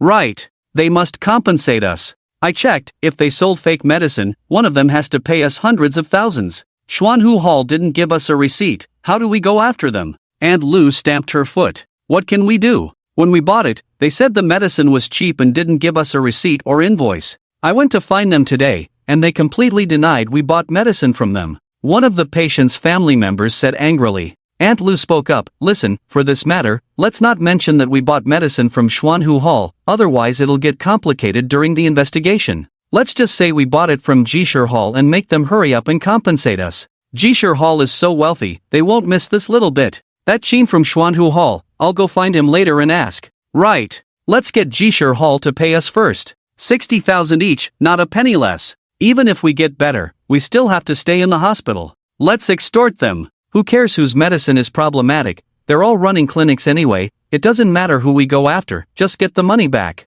We have the prescription from Jishur Hall. The medicine we took was all prescribed by them. Each person chimed in, their voices harsh, as if Jishur Hall were their enemy. Zhang Chen stood at the corner, recording this scene, and as he listened to their words, he had already formed a judgment in his mind. This matter was definitely related to Xuanhu Hall. Zhang Chen saved the video, quietly left, and made a call to Supervisor Huang. Supervisor Huang, has there been any movement from Xuanhu Hall recently? Chairman Zhang, they have another batch of medicine arriving tonight, and Qin Mingyi asked me to go with him to pick it up. I'll find a chance to get evidence. Good, as soon as possible. You've heard about today's incident. The fake medicine has already caused trouble. If we let Xuanhu Hall continue selling, who knows how many people will suffer. After Zhang Chen finished speaking, he hurriedly hung up the phone and then called Officer Wang. Hello, Officer Wang, this is Zhang Chen. I just saw samples of fake medicine at the hospital, and our purchase order doesn't have the sample number. Regarding the patients buying medicine, you can check the recent street surveillance. I suspect the patients didn't buy their medicine from us. After finishing the call with Officer Wang, Zhang Chen let out a long breath. He glanced at the video on his phone, This evidence couldn't be taken out now. Once it was out, it would only alert Xuanhu Hall. Zhang Chen still wasn't sure if the street surveillance could capture the patients buying medicine from Xuanhu Hall. If it couldn't, and the patients couldn't provide receipts, it would be impossible to determine the fact that they bought medicine from Xuanhu Hall. Everything needed time. Retrieving several days' worth of street surveillance footage, even at high speed, was a significant workload. He had to see when Officer Wang could find out. Zhang Chen returned to the car, not even fastening his seatbelt. When his phone rang again, it was Qi Shui calling. Zhang Chen. No, Chairman Zhang. Qi Shui spoke casually, only realizing after a moment that Zhang Chen was his superior at work. Not good. Our company's boss has been holding some group stocks, and today he has started selling them. I just overheard him on the phone with a director Shui, likely from the group, and it seems they are all going to sell their shares, saying the company is failing, and the stock will plummet soon. They have a scheme with Zhou Kai. Zhang Chen took a deep breath. Boss, I appreciate your hard work. Please keep an eye on this matter for me. And by the way, the hotel situation hasn't leaked, right? Don't worry, I told Lulu too, she won't say anything. Director Zhang, what exactly are you planning? There are rumors about you everywhere. I must tell you, although your family is big and powerful, all these things were earned by your father's hard work. You need to learn to cherish them, understand? Qi Shui felt anxious for Zhang Chen. As a public figure, the worst fear is negative influence. While others hide their issues, Zhang Chen, on the other hand, intentionally lets these negative influences out. Zhang Chen smiled slightly. Boss, don't worry, you know what kind of person I am, right? You'll find out soon enough. He hung up the phone, a warm feeling flowing through him. He could feel that Qi Shui genuinely cared for him. Sitting in the car, a smile gradually appeared on Zhang Chen's face. Would they sell the stocks? At the entrance of Jishir Hall, the crowd that had gathered to watch the commotion was gradually dispersing. By now, it was dark, and Louis stood in front of Jishir Hall, looking at the seal posted on the door, feeling utterly powerless for a moment. The boss trusted her to manage Jishir Hall, but it ended up being sealed. Faced with the counterfeit drug issue, she had no clue. Although the officer told Louis to wait for the investigation results, her heart was in turmoil, making it impossible to wait. She was eager to figure out what was going on. Standing at the entrance of Jishir Hall, Louis was lost in thought, and the surrounding shops were closing. She turned to leave just as she saw Qin Mingi coming out of the Zhuangkatang entrance, still on the phone. Okay, I know, I'm going to pick up this batch of goods now, and it will be delivered to the clinic tonight. Make sure nothing goes wrong. Qin Mingi was on the phone as he directly got into a delivery van and drove off. Louis couldn't help but wonder, picking up goods for the clinic? What besides medicine needs to be delivered there? And why pick up the medicine at night, needing someone to ensure nothing goes wrong? Combining what happened today, Louis suddenly thought of a possibility: counterfeit drugs. Yes, many people had bought medicine from Zhuangkatang. Louis's anxious heart found direction, and she hurriedly got into her car, following the small delivery van driven by Qin Mingi. Qin Mingi drove with a cigarette in his mouth, feeling quite pleased. The counterfeit drug issue had directly led to Jishir Hall being shut down. When he saw the seal on Jishir Hall today, he couldn't help but jump up in excitement. Not issuing invoices, I'm a genius. Even if something goes wrong, they can't find me. Qin Mingi was very proud. Because of selling counterfeit drugs, there were no surveillance cameras in Zhuangkatang, making it impossible to prove who had bought the medicine, and the medicines on the shelves and in the warehouse were all real. The counterfeit drugs were hidden in the underground storage, completely untraceable. The last batch just sold out.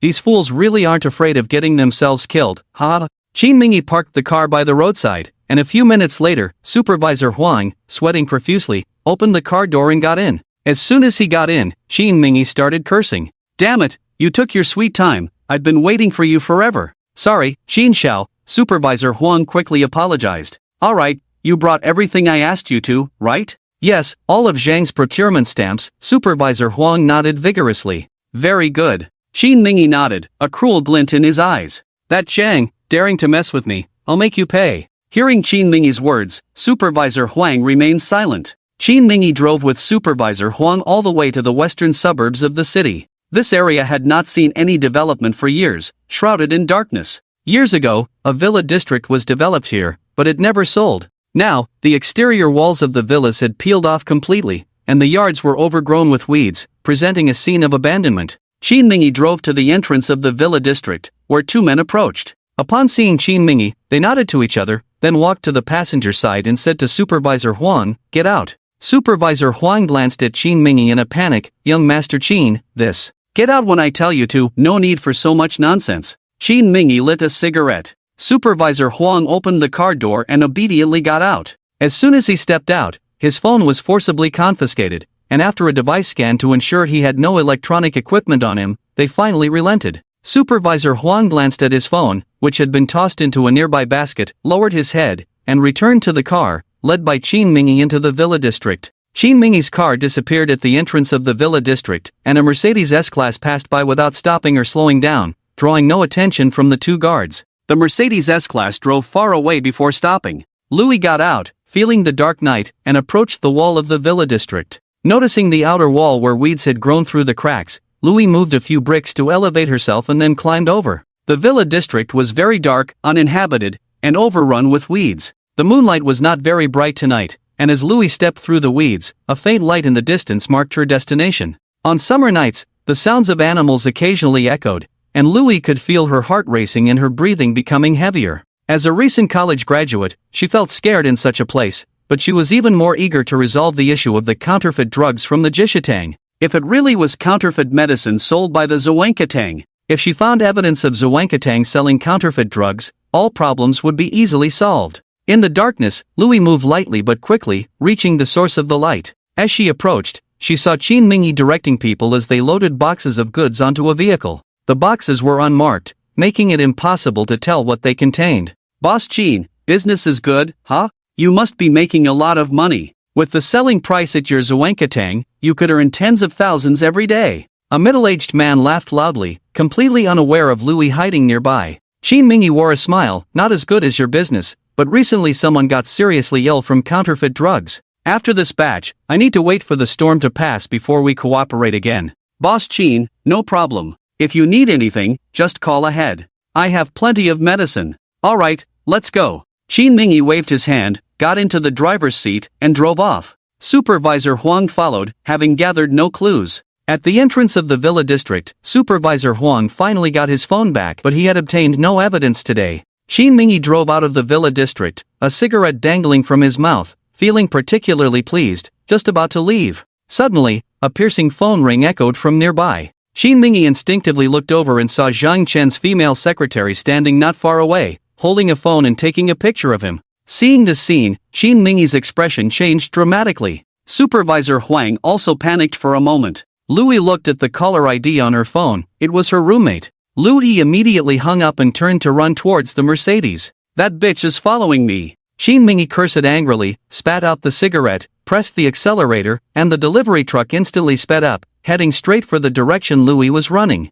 There was no one living here, the road was empty, and Louis's car was still some distance away. Faced with the speeding delivery truck, Louis had nowhere to hide. The truck's headlights shone on Louis's face, and she instinctively raised her hands to shield her eyes. Bang! In the darkness, a muffled sound echoed as a delicate figure traced a parabolic arc in the air before crashing heavily to the ground. Louis lay there, her eyes tightly shut, blood seeping from beneath her. Supervisor Huang, witnessing this scene, turned pale with fear. Qin Mingyi cursed as he got out of the car, snatching the phone from Louis's hand.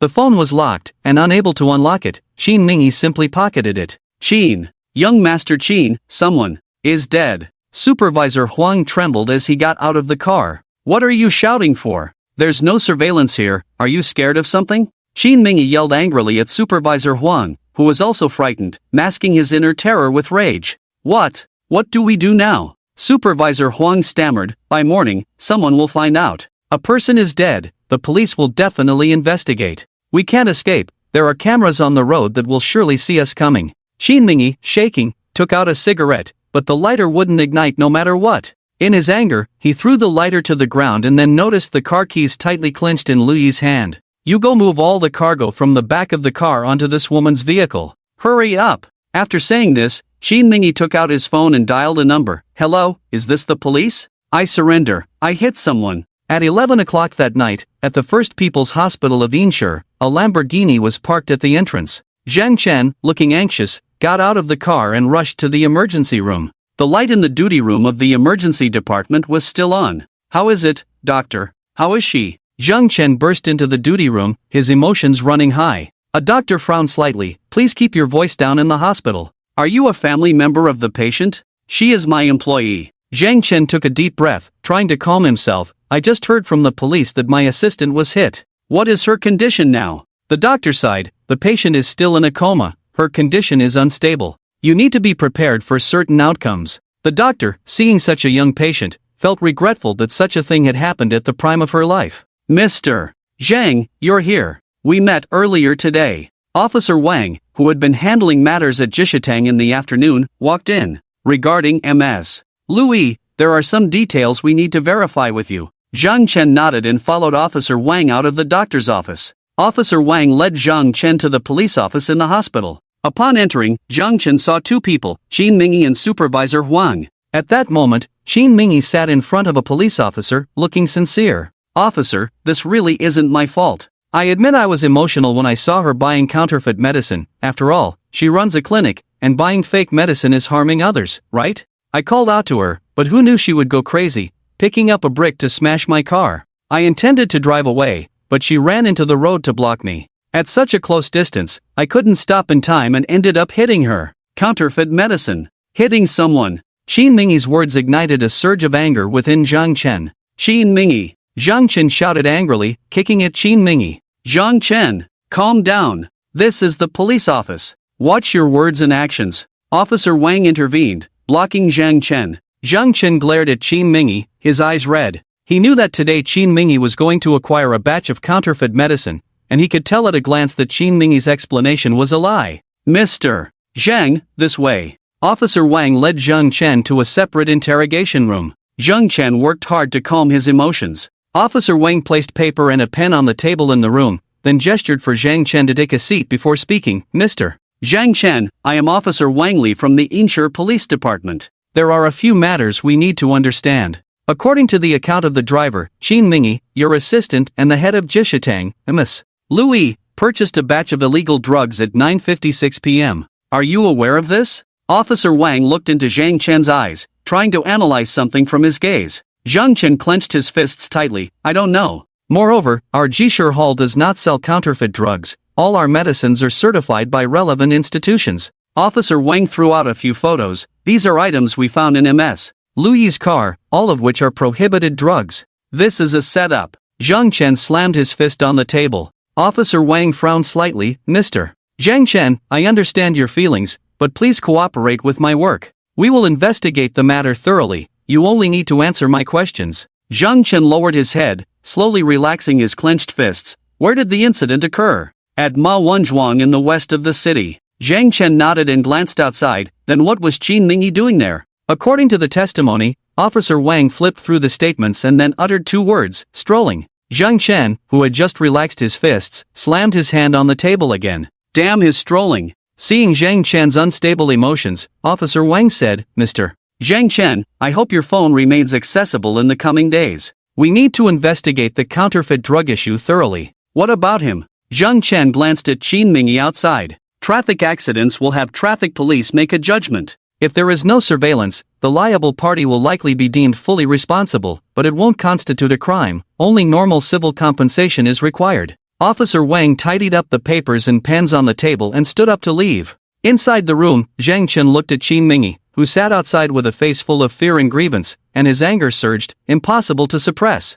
Soon, the duty officers finished understanding the situation and left, leaving only the police officer behind. Mingyi, what's wrong? What happened? Suddenly, Zhou Kai's voice rang out from outside. Zhou Kai appeared with Qin Mingyi. Brother-in-law, sister, you finally came. Zhang Chen's lover bumped into me at night, and as a result, I hit him. Qin Mingyi pointed at Zhang Chen in the inner room. Zhou Kai and Qin Mingyi looked into the room and saw Zhang Chen sitting there with a gloomy face. Sister, you don't know how despicable this Zhang Chen is. Qin Mingyi sneered. To stop my brother-in-law from opening a clinic, he opened one himself, offering free services, but in the end, he sold counterfeit drugs. Today, his lover went to buy counterfeit drugs, and I caught him, and he crashed into my car. Qin Mingyi, what the hell are you talking about? Zhang Chen couldn't hold back his anger and directly cursed. Oh, getting anxious for your lover. Qin Mingyi crossed his arms, completely shedding the fearful and aggrieved demeanor from before. Zhang Chen, as a businessman, you must be true to your conscience.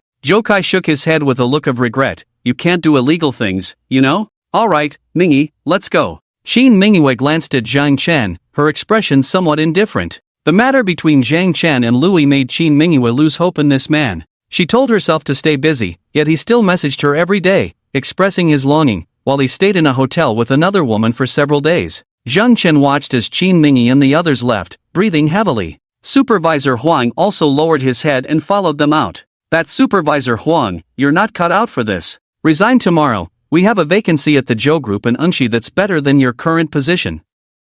Can you accept it? Zhou Kai suddenly stopped and looked back at Supervisor Huang. Supervisor Huang understood what Zhou Kai meant. He was a witness, and they didn't want him to stay here. Supervisor Huang nodded repeatedly. Okay, Director Zhou, I'll go home and tell my wife, and I'll resign tomorrow. Zhou Kai patted Supervisor Huang on the shoulder, said nothing more, and directly got into the car and left. Late at night, Zhang Chen walked out of the police station. The summer night in Yinshi was very hot, but Zhang Chen felt the air was icy. After a while, Zhang Chen received a message on his phone from Supervisor Huang. Chairman Zhang, Assistant Liu was deliberately hit by Qin Mingyue. She discovered that Qin Mingyue was buying counterfeit drugs and even took photos, but her phone was thrown into the river by Qin Mingyue. Upon reading this message, Zhang Chen clenched his fists again. Qin Mingyue. A night had passed, and Zhang Chen sat in the hospital corridor. Throughout the night, doctors had entered the intensive care unit several times. By 7 in the morning, a message reached Zhang Chen's ears. The patient is still in a coma, with a ruptured spleen and significant bleeding.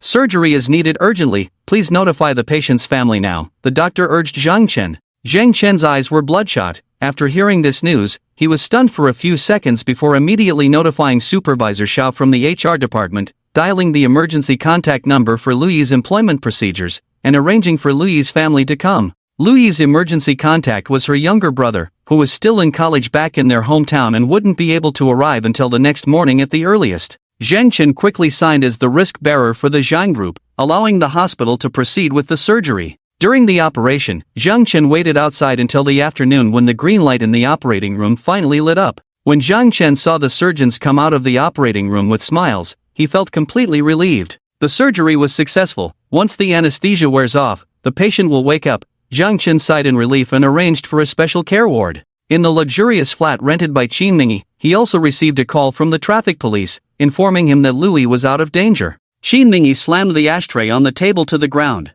Why didn't she die? Why didn't she die? Bitch! Qin Mingyue gasped for breath. The fact that the person who saw him buying counterfeit drugs didn't die was still a disaster. Following the notification from the traffic police, Qin Mingyue, accompanied by Qin Mingyue, went to the hospital for responsibility assessment and paid the medical fees at the hospital window. When Qin Mingyue saw Zhang Chen, whose eyes were red and face-weary, he instantly felt an overwhelming sense of joy. Hey, Zhang Chen! Qin Mingyue called out Zhang Chen's name, then walked up to him. You seem to be having a tough time? Zhang Chen glanced at Qin Mingyue but said nothing. Suddenly, Qin Mingyue stepped closer, leaning in front of Zhang Chen, and spoke in a very low voice. You know, when she was knocked out, she didn't even have time to scream. I should have just run her over completely. That would have been so much fun, right? Beast! Zhang Chen's suppressed anger erupted at that moment, and he punched Qin Mingyue in the face, knocking him to the ground. He's hitting people. Zhang Chen is hitting people. Everyone, look! The chairman of the Zhang Group is hitting people.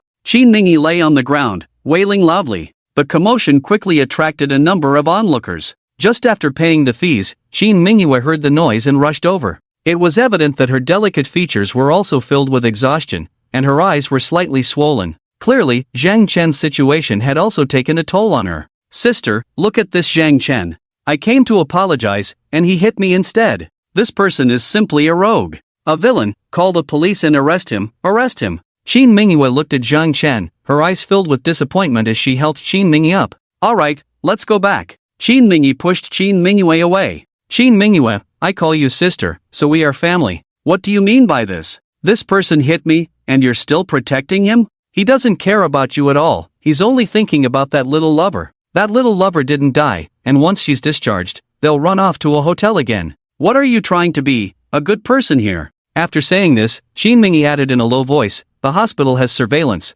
This punch could at least get him detained for 2 days. If you don't want him to be detained, just go up and scold him. After you finish scolding, I'll feel better, and I won't hold this against you. How about it? Qin Mingyue, don't go too far. Qin Mingyue pushed Qin Mingyue's collar away. For a long time, Qin Mingyue had always been a very proud and confident woman. She possessed a quality that her peers did not have. At that moment, when she grabbed Qin Mingyi's collar and scolded him, it truly stunned him for 2 seconds. After recovering from his daze, Qin Mingyi took out his phone and dialed the police, saying, "Qin Mingyi, I'm not joking with you. 2 days inside won't just be suffering, it might even ruin the Zhang family." Qin Mingyi gradually loosened her grip on Qin Mingyi's collar, took 2 steps back, and turned to face Zhang Chen, simply staring at him. Zhang Chen looked back at the woman in front of him. He had many things he wanted to say to Qin Mingyi, but it was clearly not the right time. "Zhang Chen, your girlfriend is in this situation. I understand how you feel, but that doesn't give you a reason to throw a tantrum. The way you look right now is truly ugly." After saying this, Qin Mingyi turned around and strode away, tears streaming down her face. "Refreshing. So refreshing. Ha ha ha." Qin Mingyi laughed heartily and also turned to leave. Zhang Chen rushed into the bathroom, directly putting his head under the faucet, rinsing repeatedly. The cold water stimulated Zhang Chen's nerves while also dousing the anger in his heart. Zhang Chen raised his head again, looking at himself in the mirror. Wet hair, a face full of exhaustion, heavy dark circles under his eyes. He touched his chin, realizing that his behavior over the past 2 days had been too irrational. After washing his face, he returned to the hospital room. As night fell, a faint voice reached Zhang Chen's ears. "Zhang. Director Zhang." Exhausted, Zhang Chen was half asleep by the bedside. The moment he heard the voice, he sat up straight and saw Louis opening her eyes. A look of intense joy spread across Zhang Chen's face. "You're awake. How do you feel? Is there anywhere uncomfortable? Are you hungry? What do you want to eat?" Zhang Chen bombarded her with questions. Seeing her boss like this, Louis forced a smile and shook her head. "I'm fine." Then she suddenly remembered something and quickly spoke up. "Director Zhang, the Zuanyutang is selling fake medicine. I recorded a video of them buying fake medicine on my phone." "Where's my phone? I need to get my phone." Louis immediately began to fumble around, but she had already changed into a hospital gown. Zhang Chen noticed that Louis's pretty face was devoid of color, yet she was still worried about the company's affairs, which made his heart ache. He quickly grabbed her restless hands and comforted her. "It's okay, I know. The police have already seen the video, and they will convict them soon." Hearing Zhang Chen's words, Louis finally breathed a sigh of relief. "That's good. This way, Jishir Hall can reopen, and we won't be wronged anymore." "That's great, really great." The woman lay on the hospital bed, her face pale, having just walked through the gates of hell, but knowing that Jishir Hall would soon clear its name brought a smile to her face. Zhang Chen felt a lump in his throat, turned away, and waited until he could control his emotions before looking back. By then, Louis had already fallen asleep, a faint smile on her face. Zhang Chen's heart completely relaxed. He walked out of the hospital room. It was already dark outside. Looking at the pitch-black night sky, he knew it was time for him to do something, or else he wouldn't be able to swallow this anger. Driving back home, he sank into the luxurious bathtub filled with water. The fatigue of the past few days washed away at that moment. Zhang Chen closed his eyes. Although he hadn't slept since yesterday, his thoughts were incredibly clear. "I punched Qin Mingyi today, it will definitely be used against me. The fake medicine issue itself has already caused a huge uproar, and now being framed, it will probably be brought up again. And my relationship with Louis will likely be reported by the media as well. From many angles, this is detrimental to Zhang's, they won't drag it out for too long." Zhang Chen muttered to himself, picked up his phone, and dialed a number. "Old Master Huang, it's Zhang Chen. I'm sorry to disturb you so late." "Not at all." A frail voice came from the other end of the phone. "There's something I want to ask Old Master Huang for help with."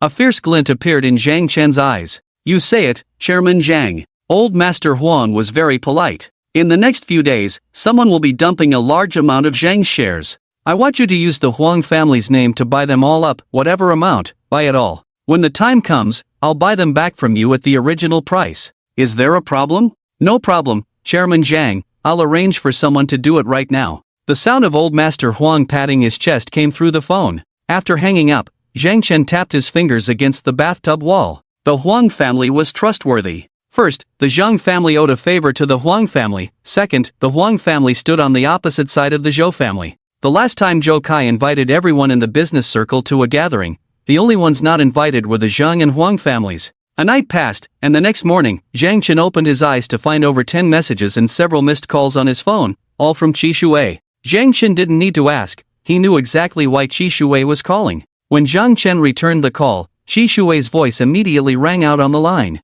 "You finally picked up. What the hell is going on? Did you get into a fight at the hospital? Did your assistant go to buy counterfeit drugs?" Shuizhou is holding a press conference today, and many media outlets are already at the group headquarters. If this press conference goes off, Zhang's stock will plummet, and the authorities will refuse to cooperate with Zhang on many projects because of the impact. Other companies will see this too. Aren't you worried at all, Zhang Chen? Shi Shui's voice was frantic. I'm not worried. Zhang Chen shook his head. Let them hold the press conference, you just keep working as usual. Things will turn around soon. After hanging up, Zhang Chen checked the messages, all sent by Old Master Huang. Just as Zhang Chen had guessed, last night, a large amount of Zhang's stock was dumped, and the Huang family, well prepared, bought it all up. The price and transaction volume for each share were sent to Zhang Chen. At 10 in the morning, Zhang Chen received a call from the hospital, asking if he still needed Luyi's clothes. Zhang Chen rushed to the hospital, where Luyi's clothes were piled up, the dried blood on them telling Zhang Chen how severely she had been injured.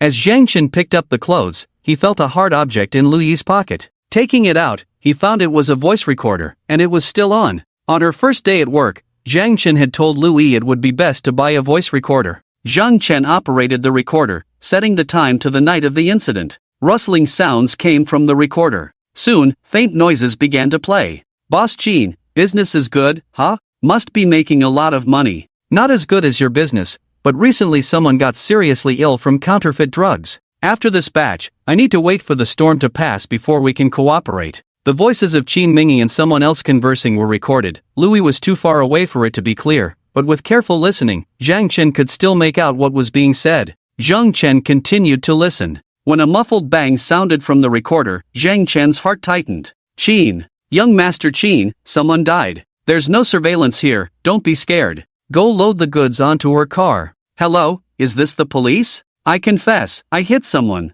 That night, everything Qin Mingy said was recorded on the voice recorder. Zhang Chen tightly gripped the recorder. This was the key evidence to punish Qin Mingy. Just as Zhang Chen was about to call Officer Wang, the other party's call came in. Mr. Zhang Chen, we have some leads. Those patients who got seriously ill from counterfeit drugs all went to Xuanhu Tang to buy medicine, and it was just in the last few days. Zhang Chen was taken aback. He had mentioned it to Officer Wang before, but searching through the surveillance footage was a massive workload. Zhang Chen clearly did not expect Officer Wang to find the clue so quickly. One could imagine that Officer Wang had not rested at all these days. Officer Wang, thank you. I have also found some clues here. Are you at the police station? I'm heading over now. After receiving confirmation that Officer Wang was at the police station, Zhang Chen immediately drove there. Meanwhile, at the Zhang Corporation building, nearly all the media in Yin City had gathered there today. The recent scandals surrounding the Zhang family had been overwhelming, and under pressure from various parties, one of the shareholders of the Zhang family called a press conference,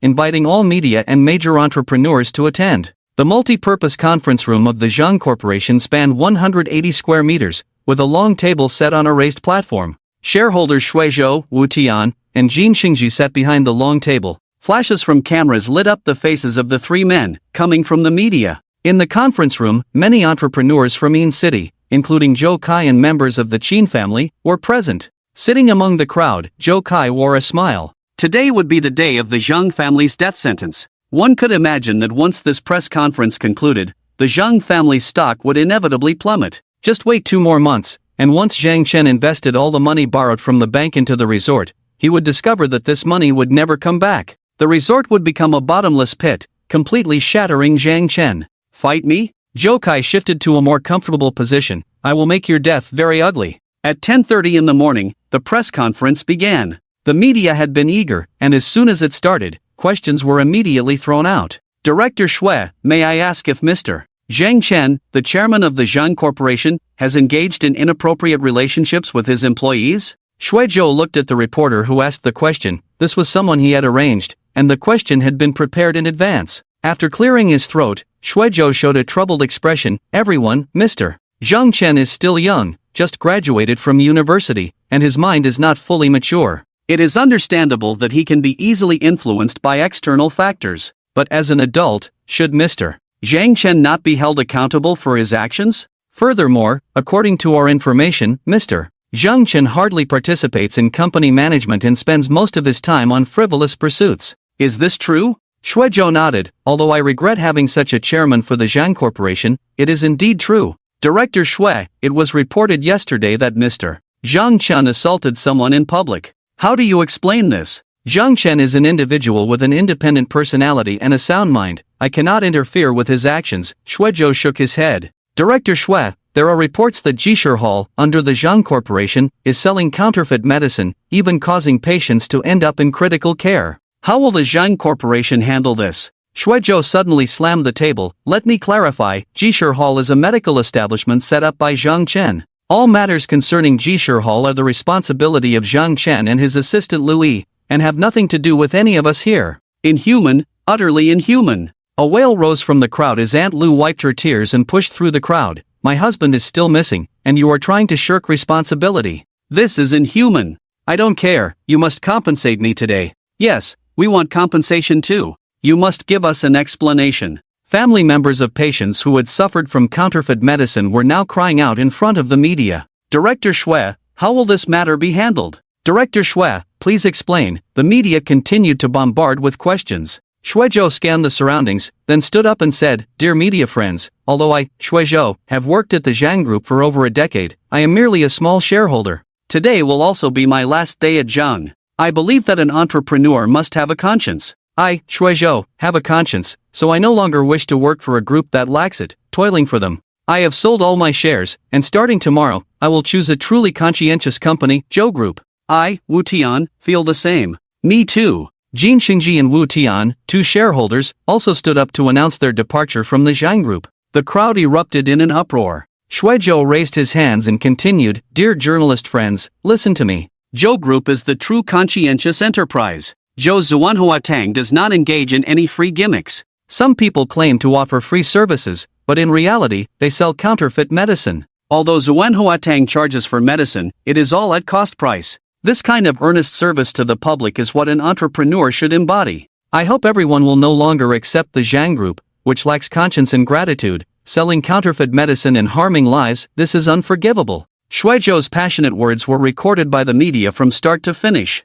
He then looked at Aunt Lu and the others, saying, Dear family members of the patients, please do not worry. Zhang Chen must provide an explanation regarding your matters. I, Shuizhou, assure you of this. A good person, a good person. Aunt Lu and the others were moved to tears. One can imagine that once Shuizhou's words spread through the media, Zhang Chen would become the villain, and the Zhang Group would be thoroughly disdained. Dear journalist friends, today's press conference will conclude here. Just as Shuizhou was about to end, he was interrupted by a voice. Wait, everyone, I have something to say. A voice rang out, drawing everyone's gaze and cameras toward its source. Zhang Chen strode into the conference hall, and the flashbulbs lit up on him.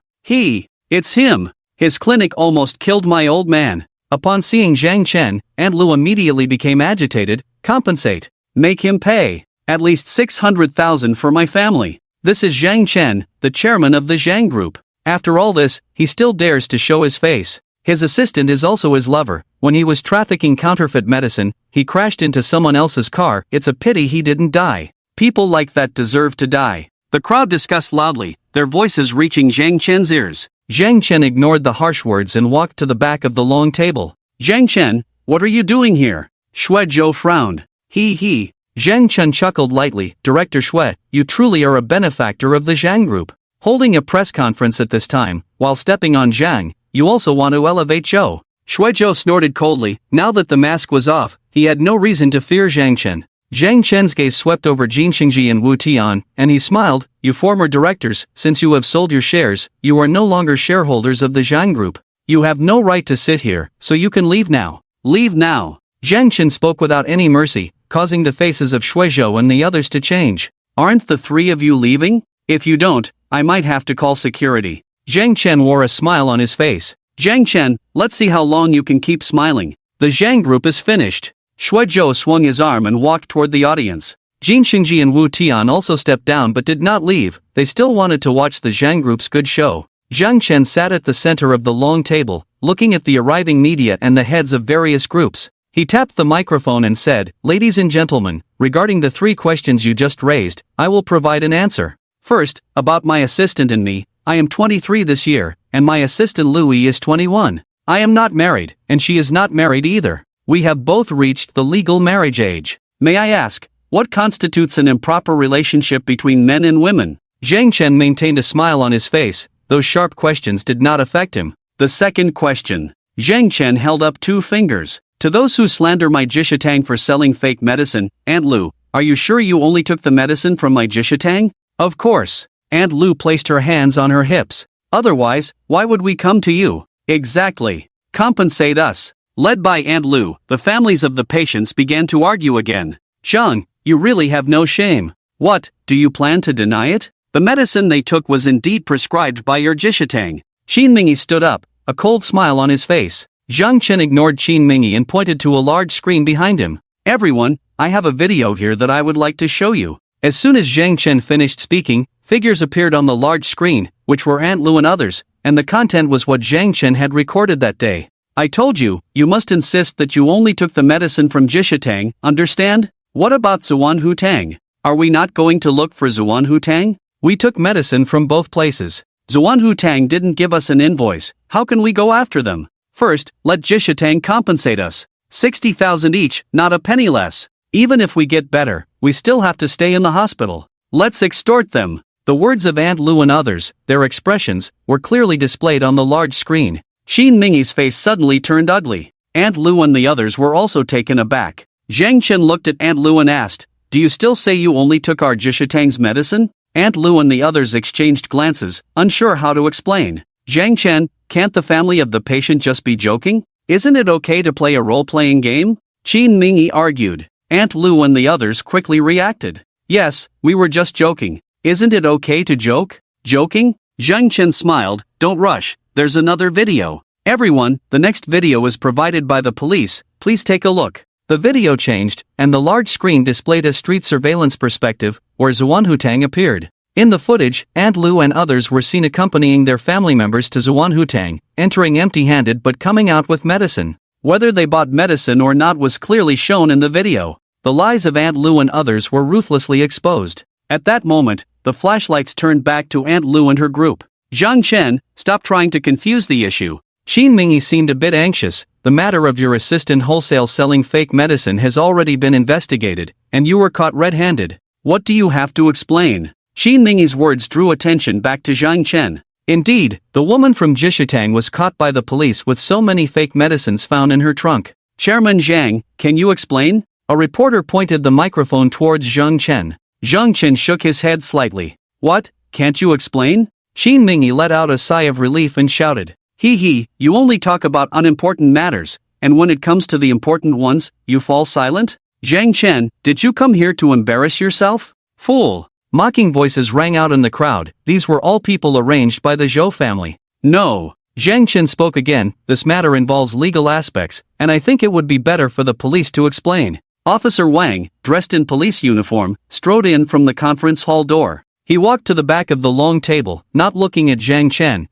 and directly placed a voice recorder on the table. Ladies and gentlemen, this voice recorder was found in Ms. Lu Yi's clothing. Our police compared it with the photos taken on the night of the incident and indeed found traces of the voice recorder in Ms. Lu Yi's pocket. Furthermore, we have determined that the content of the voice recorder has not been tampered with. This is the content recorded by the device, Officer Wang said, pressing the button on the recorder. Soon, the sounds recorded that night began to play, piece by piece. Hurry up and move. The police will be here soon. Quickly. Move everything to the trunk of the Benz. I want Zhang Chen to die. Qin Mingyi's voice rang out clearly. From the recording, it was evident that Qin Mingyi had intentionally hit someone and framed others. Qin Mingyi's face instantly turned pale, sweat beading on his forehead, and his legs went weak, causing him to collapse into his seat. Qin Mingyi, sitting next to him, changed color, disbelief written all over her delicate face. You intentionally hit someone? You sold counterfeit drugs? Qin Mingyi knew her brother was a bit of a wastrel, but how could he dare to sell counterfeit drugs or intentionally hit someone? How could this be? These were crimes. The voice from the recorder gradually faded. Zhang Chen faced the numerous media present. Ladies and gentlemen, based on the video, the audio, and the results of the police investigation at our Jishatang, we have not sold counterfeit drugs, and the source of these counterfeit drugs is highly likely to come from Xuangu Tang. As soon as Zhang Chen finished speaking, a large number of uniformed police officers suddenly rushed into the conference hall. Some of these officers approached Qin Mingyi, some went to Zhou Kai, and others came to Aunt Lu and the others. Officer Wang, standing behind the long table, shouted, Everyone, we have a case regarding the sale of counterfeit drugs and a case of intentional injury that requires your cooperation in the investigation. Please assist us. No.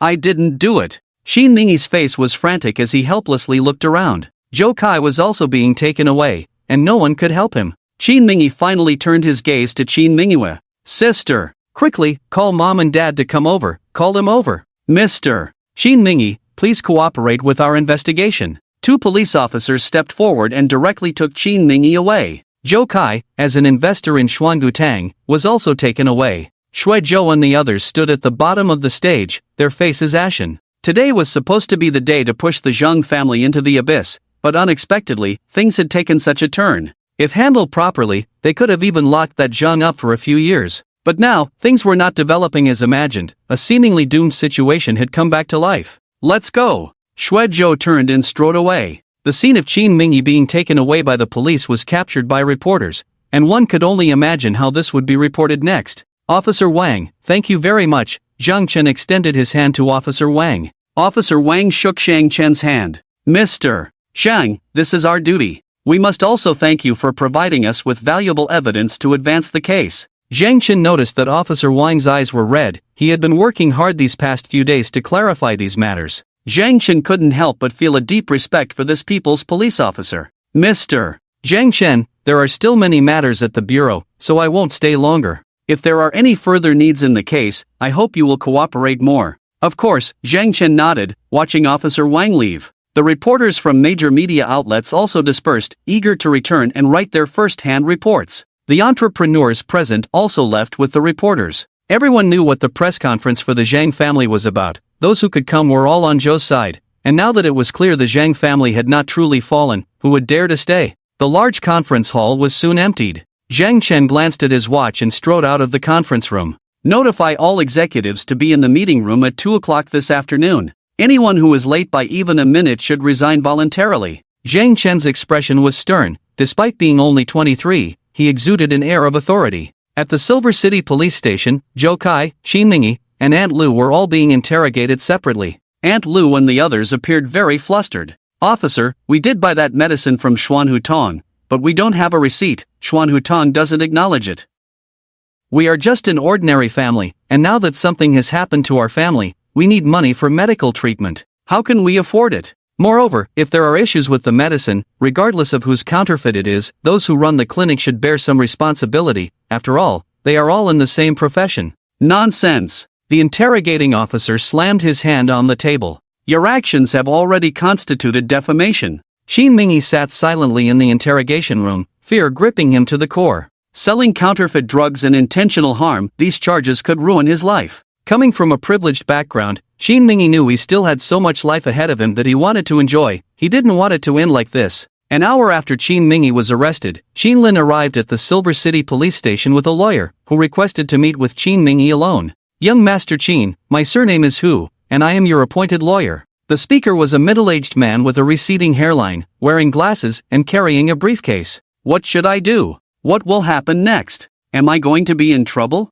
Have my parents come? Upon seeing the lawyer, Qin Mingyi felt as if he had grasped a lifeline. Lawyer who calmed Qin Mingyi's emotions. Right now, there is no direct evidence in the case, so no judgment can be made. Mr. Qin, I need you to answer my next few questions truthfully. Do you understand? Qin Mingyi nodded. Have you ever touched the counterfeit drugs in the Mercedes? No, Qin Mingyi shook his head. That's good, there are no fingerprints. Lawyer who sighed in relief. At the time of the accident, there were no surveillance cameras. Are there any other witnesses? Qin Mingyi nodded. There's someone named Huang, he's with me and wouldn't betray me. Lawyer who nodded in response. That's fine. Even if he becomes a witness for the prosecution, it won't have a decisive impact. Mr. Qin, while you are here, don't say a word. They don't have absolute evidence, and you will be released in 48 hours. Is there anything you need to tell me? Qin Mingyi quickly said, the counterfeit drugs are in the secret room beneath Xuanhutong. They need to be destroyed quickly.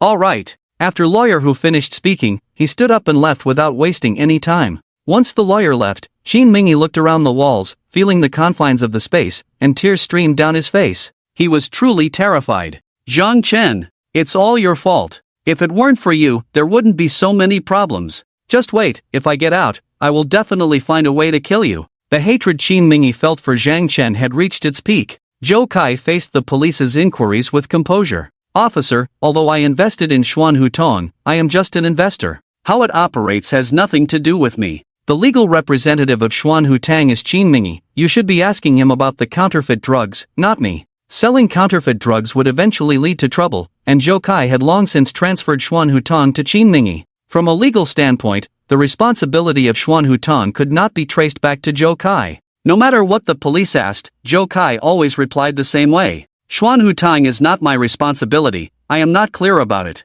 The interrogating officers, seeing they could not extract any information, had no choice but to let Zhou Kai leave first. As Zhou Kai exited the police station, Qin Mingyue and Qin Lin were anxiously waiting there. Upon seeing Zhou Kai come out, they hurried over. Xiao Zhou, is there really a problem with Xuanhu Tang? Will Mingyi be okay? Qin Lin asked urgently. Zhou Kai shook his head. I don't know either, let's ask the lawyer later. At the airport in Yin City, at the arrival gate, Qin Mingyue, Qin Lin, Zhou Kai, and lawyer who stood waiting. A passenger plane that had taken off from Yin City landed, and soon, a middle-aged couple appeared at the arrival gate, Qin Mingyue's parents, Qin Shan and his wife Zhao Chaoling. The couple looked very grim. Seeing her parents come out, Qin Mingyue rushed over. Dad, Mom. You worthless thing. Zhao Chaoling slapped Qin Mingyue across the face and scolded. What have you been doing every day? I asked your brother to come find you, to take care of him more, and this is how you take care of him? Such a big mess has happened. The Qin family valued sons over daughters. Although Qin Mingyue was the eldest daughter, she felt more like a commodity to be traded. Brother, sister-in-law, please don't be anxious, Qin Lin quickly stepped in to advise. How can I not be anxious? Qin Shan shouted, completely disregarding that they were in an airport. He's my only son. If something happens to him, what am I supposed to do? Uncle, Auntie, there is still a chance for this matter. Let's think of a solution first, Zhou Kai also spoke up. With Zhou Kai's words, the emotions of Qin Shan and his wife stabilized considerably. Xiao Zhou, this child Mingyi has really caused you trouble, sighed. Zhao Chaoling sighed, showing no hint of blame. Auntie, what are you saying? Mingyi is just like my brother. If something happens to him, I definitely can't just stand by. Let's go, there are too many people here, we can talk on the way. Zhou Kai gestured for them to follow and then led the way to the underground parking lot. Xiao Zhou, thank you for your hard work, Zhao Chaoling said, her anger dissipating somewhat upon seeing Zhou Kai. Once they got into the business car that had been prepared, Zhou Kai nodded at Lawyer Hu, signaling him to speak. Lawyer Hu nodded in acknowledgement and then began. Currently, there are 2 charges against Qin Mingyi. The first is selling counterfeit drugs. Fortunately, during the sale, no invoices were issued, so it lacks legal effect. The counterfeit drugs in the patient's hands cannot be proven to have been purchased from Xuanhu Tang, and the counterfeit drugs hidden by Xuanhu Tang have already been destroyed, so the police cannot find direct evidence to determine guilt. Moreover, I asked Qin Mingyi, and he has never touched the counterfeit drugs used to frame others, leaving no fingerprints. Therefore, as long as he does not admit to it, no one can do anything. After Lawyer Hu finished speaking, the expressions of Qin Shan and his wife relaxed considerably. What about the next one? Zhao Chaoling quickly asked again. Regarding the incident where Qin Mingyi intentionally hit someone, it is flexible, Lawyer Hu said, glancing at Qin Mingyue before continuing. At that time, there was no surveillance, only one witness. In certain circumstances, a witness cannot be used as evidence for punishment, meaning this incident can be judged as accidental injury or intentional harm by Qin Mingyi. Specifically, it depends on how it is handled. If it is deemed accidental, only medical expenses need to be compensated. Then let's compensate. How much does she want? 1 million? 2 million? Just give it to her. Zhao Chaoling shouted. Lawyer Hu frowned. The key issue now is whether the other party is willing to settle privately. As far as I know, the injured party is Zhang Chen's assistant, the chairman of the Zhang Group, and they are in a romantic relationship, so the other party may not care about this 1 or 2 million. Therefore, it would be best if someone could act as a mediator. Miss Qin Mingyue, you were once in a relationship with Zhang Chen. If you can persuade him not to pursue this matter further, then everything will be easier to resolve. As for the recording, leave it to me, it only has audio, no video. Even if many clues point to Qin Mingyi intentionally hitting someone, I can still salvage the situation. When it came to the matter of salvaging, Lawyer Hu's face showed absolute confidence. Qin Mingyue, this matter is up to you, Zhao Chaoling directly ordered. You know Zhang Chen, you go talk to him. Qin Mingyue bit her red lip tightly. Go talk to him? How should she say it? The fact is that Qin Mingyi sold counterfeit drugs, and after being discovered, he deliberately hit someone. Now the injured party is still in the hospital. How can he face Zhang Chen to plead for leniency? But then again, that is his own younger brother. Although the law does not show mercy, who would have the heart to watch a family member spend their life in prison when something like this happens? Qin Mingyue, speak up. Zhao Qiaoling, seeing Qin Mingyue silent, became furious. You go find that Zhang Chen and tell him not to pursue Mingy anymore, do you hear me? Qin Mingyue hesitated, seeing her parents' expressions, took a deep breath, and changed her words, I'll give it a try.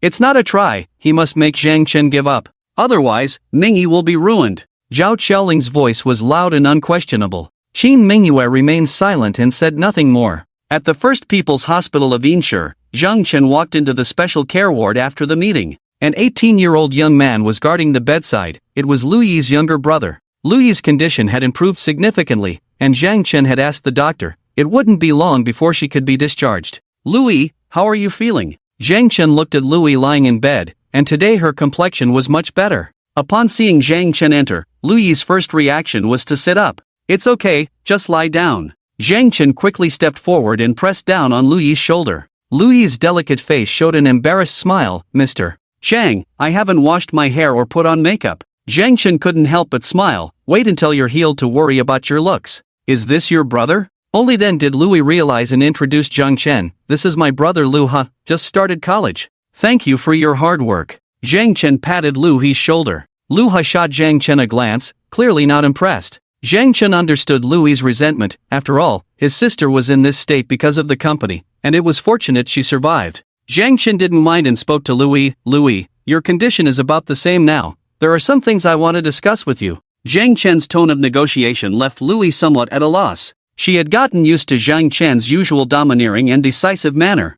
Mr. Zhang, go ahead. I looked into the information about the incident at Ma Wanzhuang in the west of the city. There are no surveillance cameras at the scene, and the other party might want to overturn the case, but I am confident I can get him convicted. Now I want to know how you feel about this matter. If the other party wants to settle, there will definitely be a compensation, and I estimate it will start at 7 figures. What do you think? Zhang Chen asked Lu Yi. Lu He, hearing Zhang Chen's words, showed obvious excitement in his eyes and blurted out, 7. 7 figures? 1 million? Lu Yi's reaction was entirely within Zhang Chen's expectations. Zhang Chen had investigated Lu Yi's family situation, and it was not optimistic. A 7-figure compensation was a sum that Lu Yi would find hard to refuse. Qin Mingy sold counterfeit drugs and framed the Zhang family. From Zhang Chen's perspective, no matter what, he could not let Qin Mingy go. But after all, it was not Zhang Chen who was injured, but Lu Yi. As the victim of the car accident, Lu Yi had the right to choose whether to accept the compensation.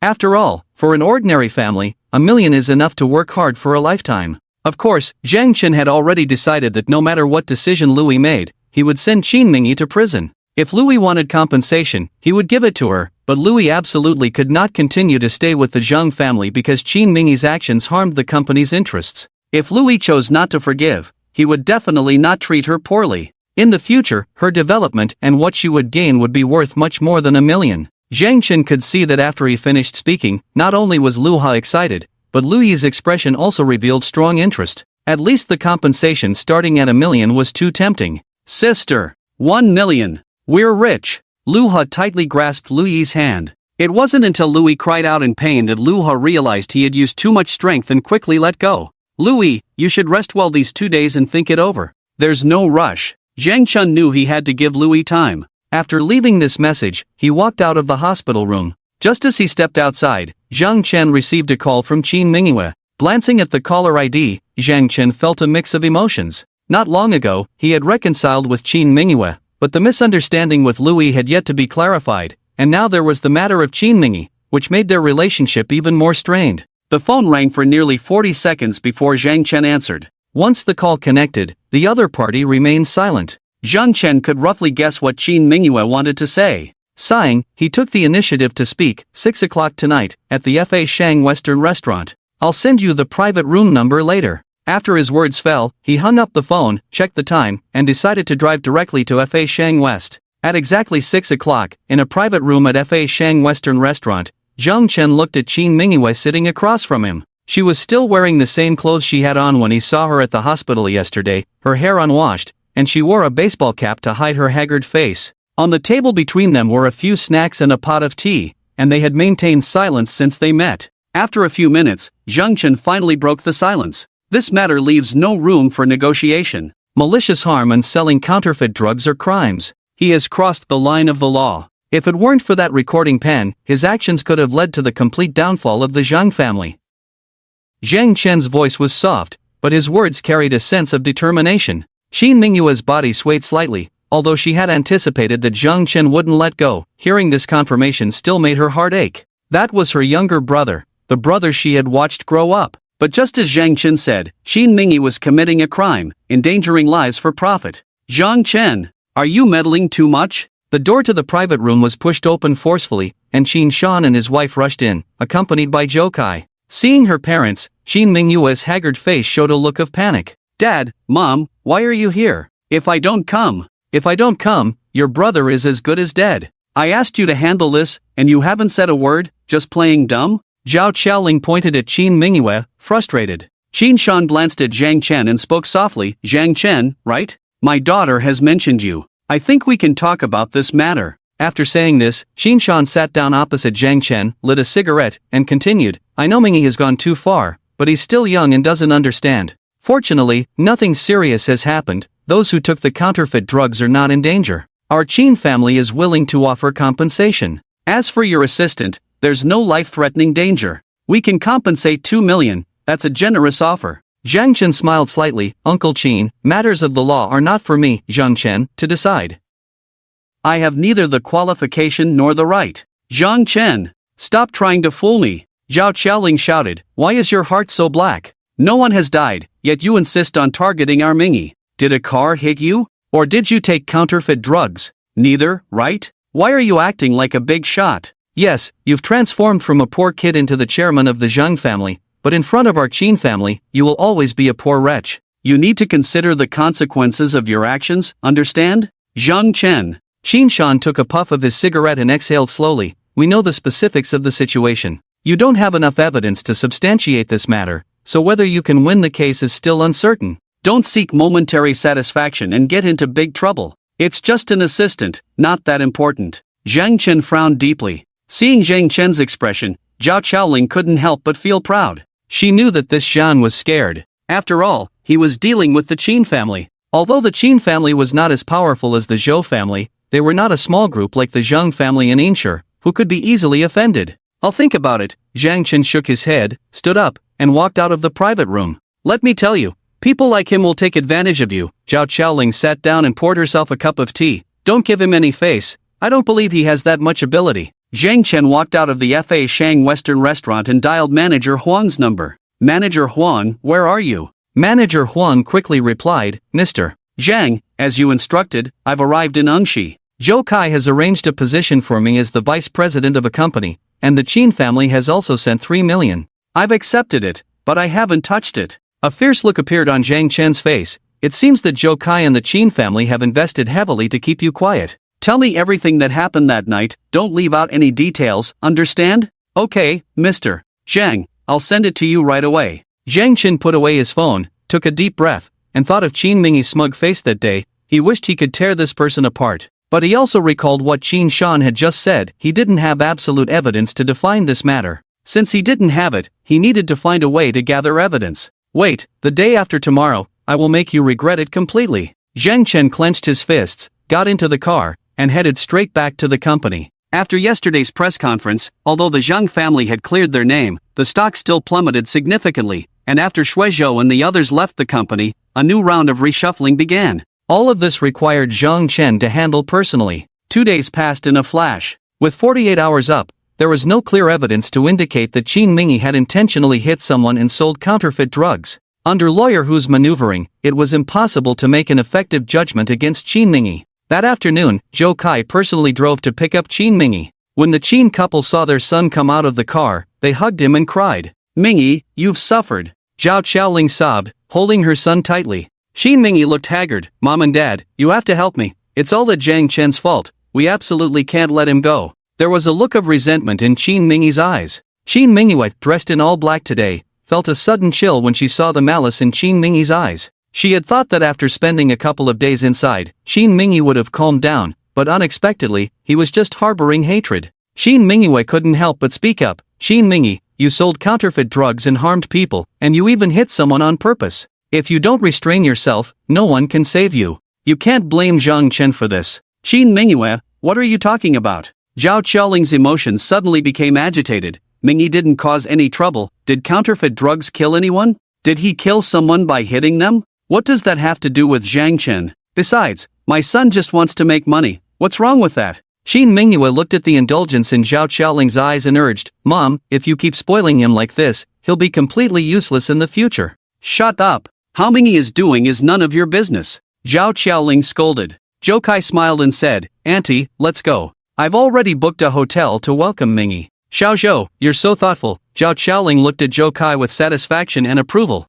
I must eat and have fun tonight, these past 2 days have been suffocating. Qin Mingyi exclaimed, the feeling of freedom is so good, it was really uncomfortable in there. Sooner or later, I'll make that Zhang taste what it's like to be locked up. The group arrived at the Hawan Hotel, and just as they entered the private room and hadn't even ordered, the door was pushed open. Zhang Chen walked in with a smile, sitting down as if he were very familiar with them. Upon seeing Zhang Chen, Qin Mingyi was instantly filled with rage. Who the hell let you in here? Get out! Don't be so impatient. Zhang Chen leaned back in his chair, showing no intention of leaving. I'm just here to have a chat with you. The matter isn't over yet, right? If you don't want to be dragged back for more questioning, I think we can still talk. Just thinking about the environment inside made Qin Mingyi shiver involuntarily. He had only just gotten out a couple of hours ago, and he certainly didn't want to go back in. Zhou Kai waved his hand, signaling the box attendant to leave first. Go ahead, what do you want to discuss? Qin Shan lit a cigarette for himself.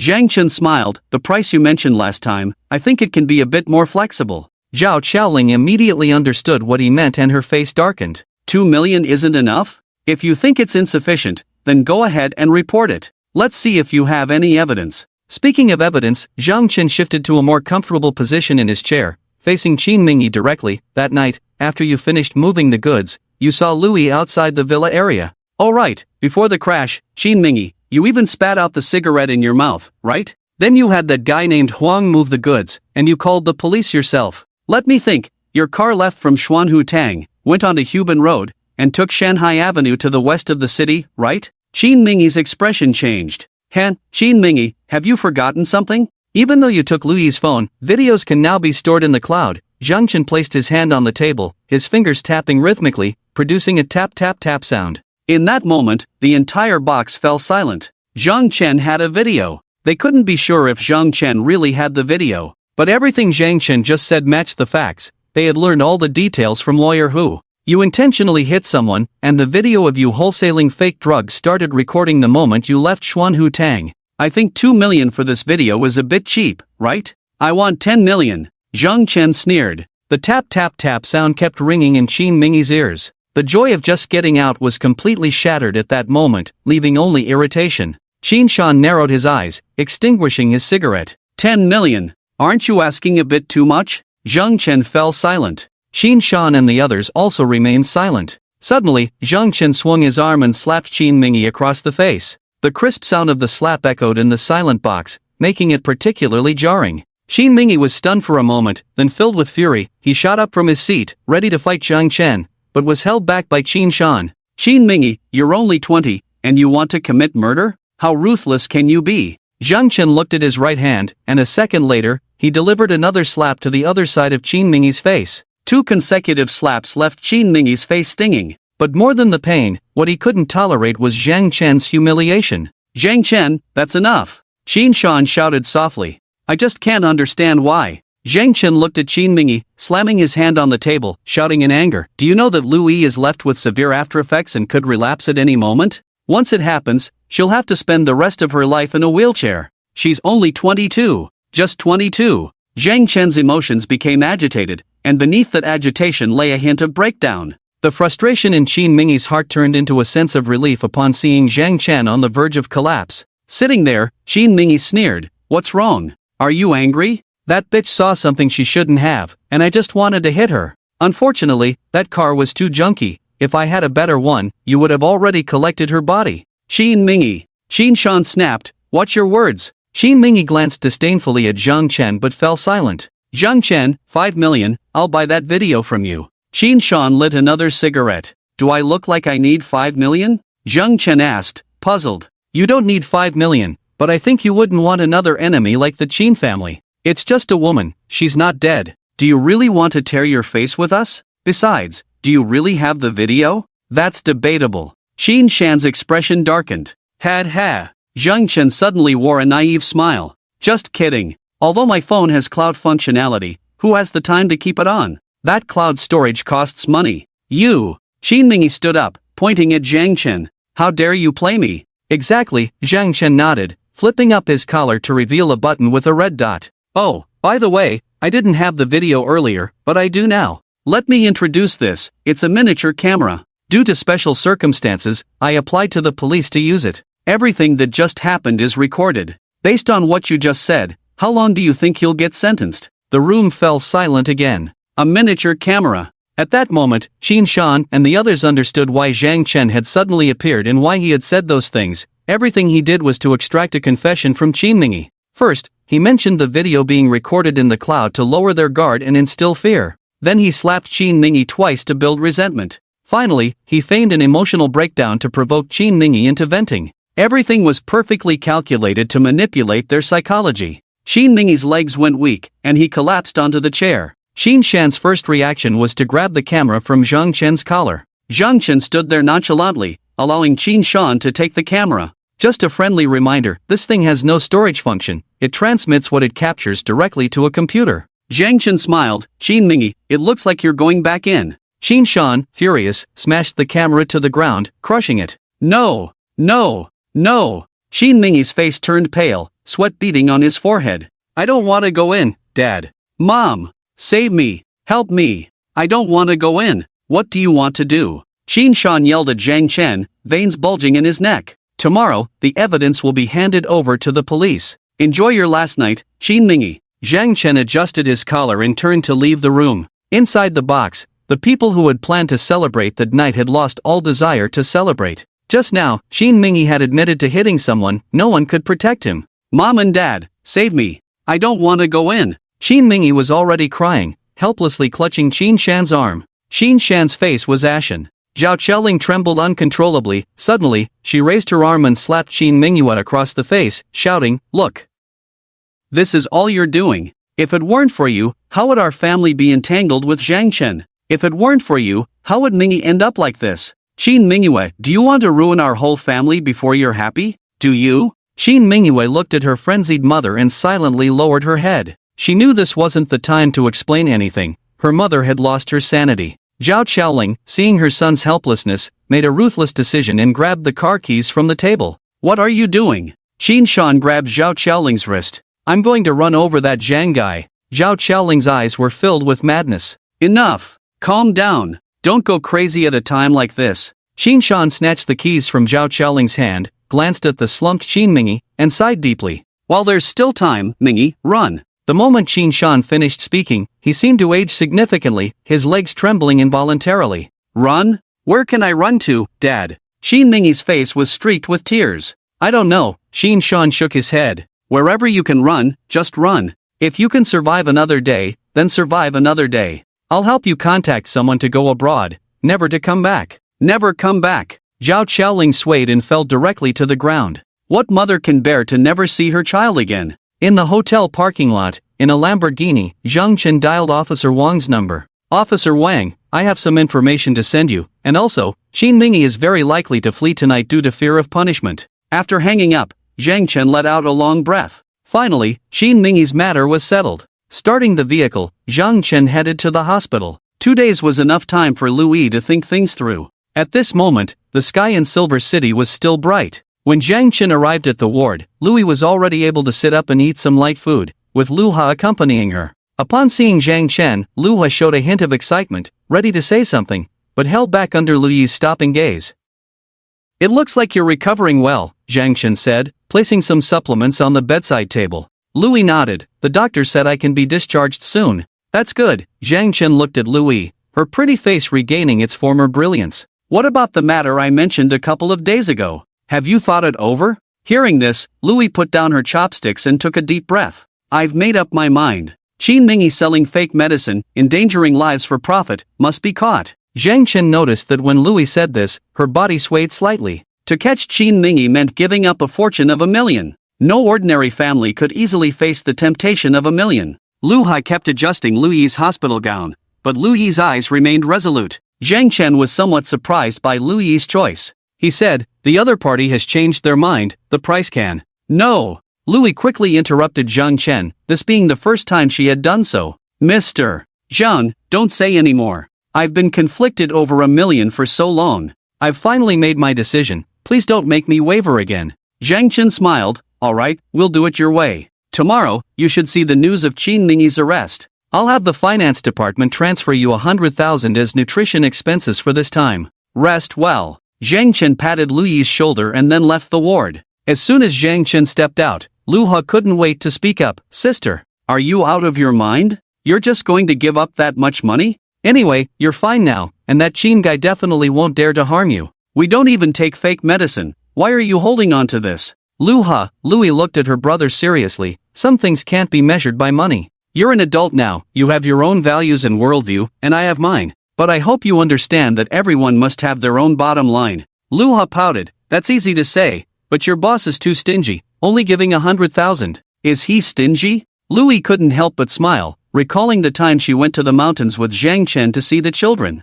Donating over $1 billion just like that isn't something a stingy person would do. Very stingy. Lu Ha nodded vigorously. "Alright, stop thinking about that. I'm fine now, you should get ready to go back to school." Lu Yi patted Lu Yi's head. Lu Ha shrugged and said nothing. After leaving the hospital, Zhang Chen felt even more favorable towards the Lu siblings. He had already seen Lu Yi's capabilities, and now her choice made him consider what kind of opportunity to give her. As for Lu Ha, although this kid has been thinking about that money, the fact that he can respect his sister's decision shows that he has a good character. As for being concerned about money, any normal person would have that thought. After resolving the matter with Qin Mingyi, Zhang Chen finally breathed a sigh of relief. He drove home, lay down in the luxurious bathtub, and washed away the fatigue of the past few days. The next morning, Zhang Chen got up early. Now that the 3 directors in the company had been removed, the remaining people had all undergone Zhang Chen's reforms, and there were hardly any major issues left within the company. As for those who still played both sides,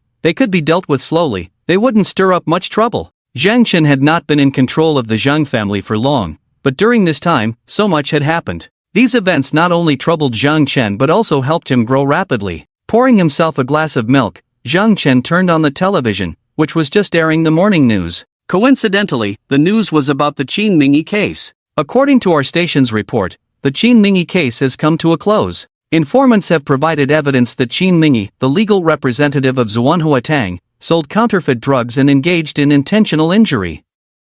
He has now been apprehended by the police, who caught him while he was trying to flee the province. After the report, the footage of the arrest was shown. That night, Qin Mingyi, wearing a hat and mask, was found by the police in a small truck at a highway toll station. In the video, Qin Mingyi was on his knees, tears streaming down his face, completely broken. But for Zhang Chen, no matter how pitiful Qin Mingyi was, he couldn't feel a shred of sympathy. He still remembered how Lu Yi looked when she was unconscious, and he recalled Qin Mingyi's arrogant tone when he whispered to himself about how he hadn't killed Lu Yi. A person like that deserved no leniency. Turning off the television, Zhang Chen drove to the Zhang group. The Qin family lived in a luxurious flat, and the television was playing yesterday's news. Qin Shan cursed loudly, throwing the ashtray in front of him, smashing the expensive television screen, yet the sound from the TV continued to blare.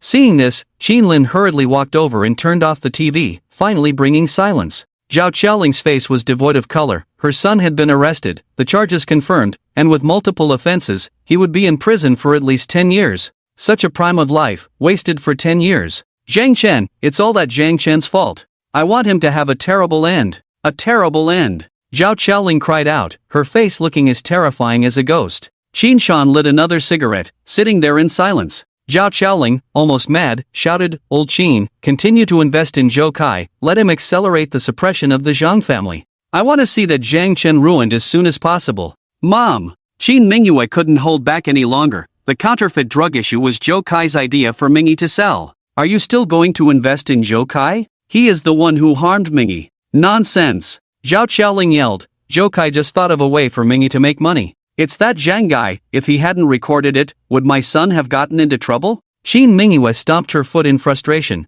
but Mingyi is committing a crime. Slap! Zhao Qiaoling stood up and slapped Qin Mingyue across the face. Qin Mingyue, I warn you. Zhao Qiaoling glared at Qin Mingyue with a murderous look. If you dare to say anything bad about my son again, you can get out, do you hear me? Seeing this, Qin Lin quickly stepped in to mediate. Qin Shan glanced at his wife and then said to Qin Mingyue, "Mingyue, your mother needs to rest. Why don't you go out for a bit?" Qin Mingyue looked at her unreasonable mother, knowing that her mother spoiled Qin Mingy, but she never expected it to be to this extent. Qin Lin hurriedly took Qin Mingyue's hand and led her out the door. Just as they stepped outside, they heard Zhao Qiaoling's cries from within. My son! My poor son! Why is your life so miserable? Qin Lin looked at the swelling on Qin Mingyue's face and sighed. Mingyue, your mother dotes on Mingy, you know that. Now that this has happened, your mother is also having a hard time. Why don't you take some time to go out and walk around? Qin Mingyue took a deep breath. That Xuan Hutan was transferred to Mingy by Zhou Kai.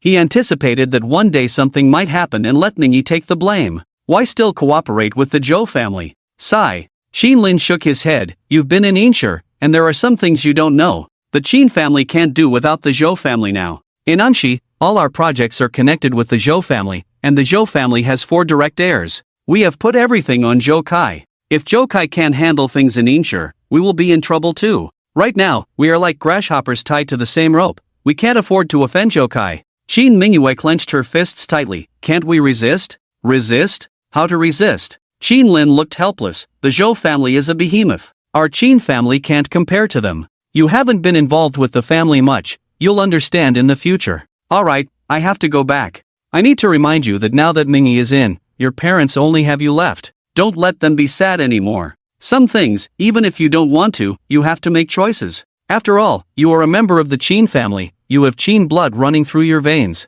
After saying this, Qin Lin opened the door and walked back. Qin Mingyue stared at the closed door in front of her, feeling lost for a moment. She stood at the door for a long time before turning to leave. She went to a beauty salon for a facial treatment, then specially styled her hair, returned to the apartment she rented with Xiaoling, changed into a clean outfit, and then went to the Zhang Group building. Qin Mingyue waited quietly in front of the office building. At 5 in the afternoon, that familiar face appeared in her sight, and Qin Mingyue smiled. Zhang Chen, who walked out of the office building, was also surprised by Qin Mingyue's appearance. He paused for a moment, then walked up quickly. Today's Qin Mingyue was no longer the haggard person from before. Her complexion was smooth, her features exquisite, and a black long dress draped over her, adding to her aura. Her long, smooth hair fell down, exuding a faint fragrance. Zhang Chen approached Qin Mingyue and smiled slightly. Waiting for me? I really wanted to talk to you today. Let's go have a couple of drinks. Qin Mingyue tilted her head slightly, then opened the car door behind her and sat in the passenger seat.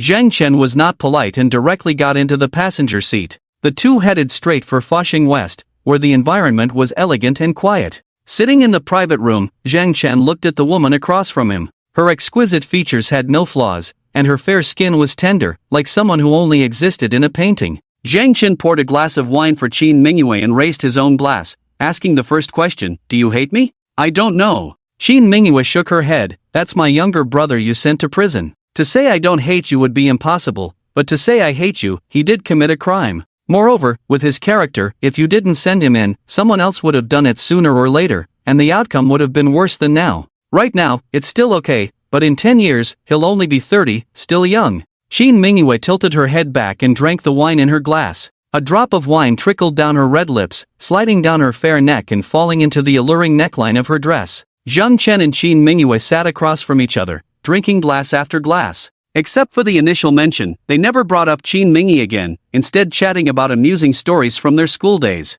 "Your change really surprised me," Qin Mingyue said, slightly tipsy, a blush appearing on her charming face. "You used to be very introverted, but now you're quite articulate." "It's all an act." Zhang Chen shook his head and downed another glass of wine. "Suddenly becoming the Zhang family heir, I can't embarrass my family, can I? My parents never told me about these things before. They always made me think we were an ordinary family. Otherwise, I guess I would have turned into one of those rich brats in Silver City by now." Qin Mingyue smiled. "This proves that uncle and aunt's way of educating you isn't wrong. At least from my perspective now, you're doing better than many second-generation rich kids." Qin Mingyue picked up the wine bottle to pour herself a drink, her body swaying slightly, and she steadied herself against the table before sitting down. "If you're drinking too much, you should stop." Zhang Chen snatched the bottle away. Qin Mingyue was taken aback for a moment, then nodded. "You're right. If I drink more, no one will take care of me. Actually, there's a misunderstanding between us." Zhang Chen looked at Qin Mingyue's pretty face, wanting to explain the situation with Louis.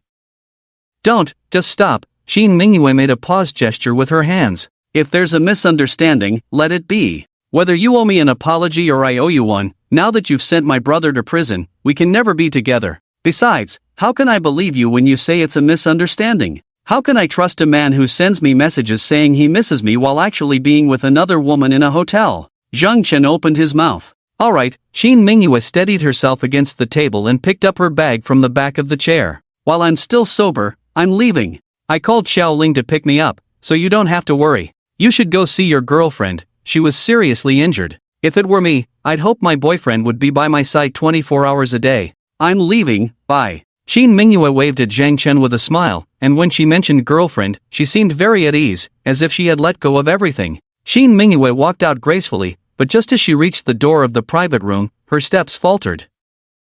She turned around, looked at the familiar face of the man, and smiled. I'm getting engaged to Joe Kai in 2 months. If you don't mind, bring your girlfriend along to celebrate, old classmate. After saying this, Shin Mingyue turned and left. In that instant, 2 lines of tears streamed down her face. Closing the door to the private room, the Shin Mingyue who left was no longer as graceful. Her steps were unsteady, her body swaying, but she did not look back. Leaning against the wall, she stumbled as she walked, asking herself if she had feelings for Joe Kai. No. Did she like Joe Kai? Not at all. But feelings can be cultivated. Even if she didn't like him, over time, she could get used to him. Just like her uncle said, she was a member of the Qin family, with Qin blood running through her veins. Shin Mingyue had already gone in. If she chose to leave now, it would hurt her parents too much. Sometimes, sacrifices are necessary. Inside the private room, Zhang Chen looked at the empty seat in front of him, the air still carrying the fragrance from Shin Mingyue's hair, but everything seemed to have completely returned to the past.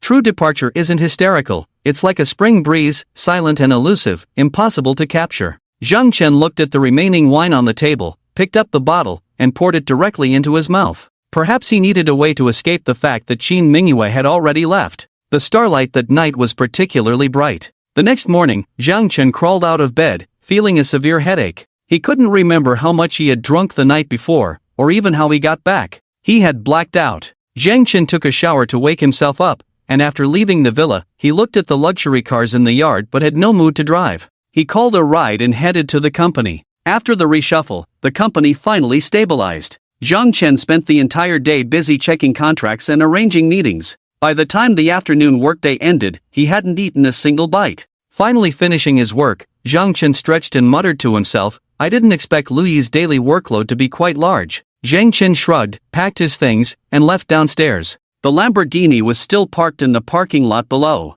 As Zhang Chen opened the car door, he suddenly heard a voice beside him. Zhang Gu. Zhang Chen turned around sharply and saw a figure curled up in the shadows of the parking lot, making it hard to discern their appearance, and the voice was incredibly unfamiliar. Who? Zhang Chen frowned warily, ready to jump into the car to hide. It's me, Huang Chang. The figure stepped out, looking extremely frail. Huang Chang? Zhang Chen pondered the name, struggling to recall. Seeing Zhang Chen's puzzled expression, Huang Chang quickly reminded him, Zhang Go, we met at the casino on the top floor of the Fa Shang West building. I know Li Nua. As soon as Huang Chang mentioned this, Zhang Chen immediately remembered, from the Huang family? Yes, that's me. Huang Chang nodded repeatedly, Zhang Go, after I offended you, my dad and the others have already kicked me out of the family, so now I'm just Huang. I came to find you today because I have something to discuss. Do we need to hide in the parking lot? Zhang Chen glanced around the environment. This former young master of the Huang family hiding there felt like a thief. I don't want to be discovered, Zhang Gu. At that time, dealing with you was purely because I was blinded by Zhou Kai. There are some things I want to show you. After explaining, Huang Chang quickly took out his phone and placed it in front of Zhang Chen. Zhang Chen took a quick look, his expression slightly changing, and said to Huang Chang, let's talk in the car. Okay. Huang Chang nodded repeatedly and sat in the passenger seat of the Lamborghini. Zhang Chen looked at the phone Huang Chang handed over, while Huang Chang sat silently beside him. On Huang Chang's phone were several photos. One of them showed the person in charge of the Zheng family's South City Resort project, along with engineer Luo from the Rapid Construction project, and Zhou Kai entering the restaurant together. The second photo was also taken in this restaurant, but this time, there was an additional figure, Old Chen, who was not walking with them but watching from a distance. The following photos were all of Zhao Jiashan meeting Zhou Kai privately. Zhang Chen flipped to the first photo and asked Huang Chang, when was this taken? Huang Chang scratched his head, I forgot the exact date, but the shooting time should be in the phone album. Zhang Chen quickly browsed through the album, and when he noticed the shooting time, his heart suddenly sank. The photo showing Old Chen, Engineer Luo, Zhao Jiaxiang, and Zhou Kai together was taken on the same day Old Chen took leave. Moreover, that day Zhang Chen had asked Old Chen if he had contacted Engineer Luo, and Old Chen's response was that Engineer Luo had just landed from a flight. But now, the photo clearly showed Old Chen with Engineer Luo and Zhou Kai. In the parking lot, the sound of vehicles starting occasionally echoed. Inside the car, which had been exposed to the sun all day, the heat was unbearable. Zhang Chen remained silent, and Huang Cheng didn't dare to open the window, sitting there sweating profusely. But Zhang Chen felt a chill all over, his back already soaked with cold sweat. From the first day he took over the Zhang family business, his father had said to let Old Chen assist him. All along, he had unconditionally trusted Old Chen, delegating many matters to him. As long as Old Chen was there, he felt secure. But now, seeing all this, why did Old Chen deceive him? If Engineer Luo and Zhao Jiaxiang were both connected to Zhou Kai, what kind of conspiracy was there in the South City Resort project? Zhang Chen felt his mind in chaos. After a long while, Zhang Chen took a deep breath, looked at Huang Cheng, and asked, "Has anyone else seen these photos?" No. Huang Cheng shook his head like a rattle drum. Brother Zhang, after I left Luoha, I've been staying in Yingshi, keeping an eye on Zhou Kai. I've even overheard their conversations a few times. Zhou Kai had Zhao Jiaxiang tamper with the resort in the south of the city. On the opening day, the resort will have a collapse accident. Once there are casualties, that project will be completely ruined, and the Zhang family won't have a chance to recover. Zhang Chen patted Huang Cheng's shoulder. Well done. Now, tell me, what do you want? Upon hearing this question, a fierce look appeared in Huang Cheng's eyes. I want Zhou Kai dead. Thinking of Zhou Kai's scheming that day, and the scene in the Luoha hospital where his father shouted for him to run, Huang Cheng felt a deep pain. He had never made his father proud, and that day, he had forced his usually calm and stern father into such a state. All of this was Zhou Kai's deliberate scheme against him. Zhang Chen took Huang Cheng's phone and nodded. That day will come. I'll take the phone for now. Later, I'll give you some money, and you keep an eye on Zhou Kai. If anything happens, let me know. In the future, I'll take you back to the Huang family and tell old Master Huang that from the beginning, you were just acting with me.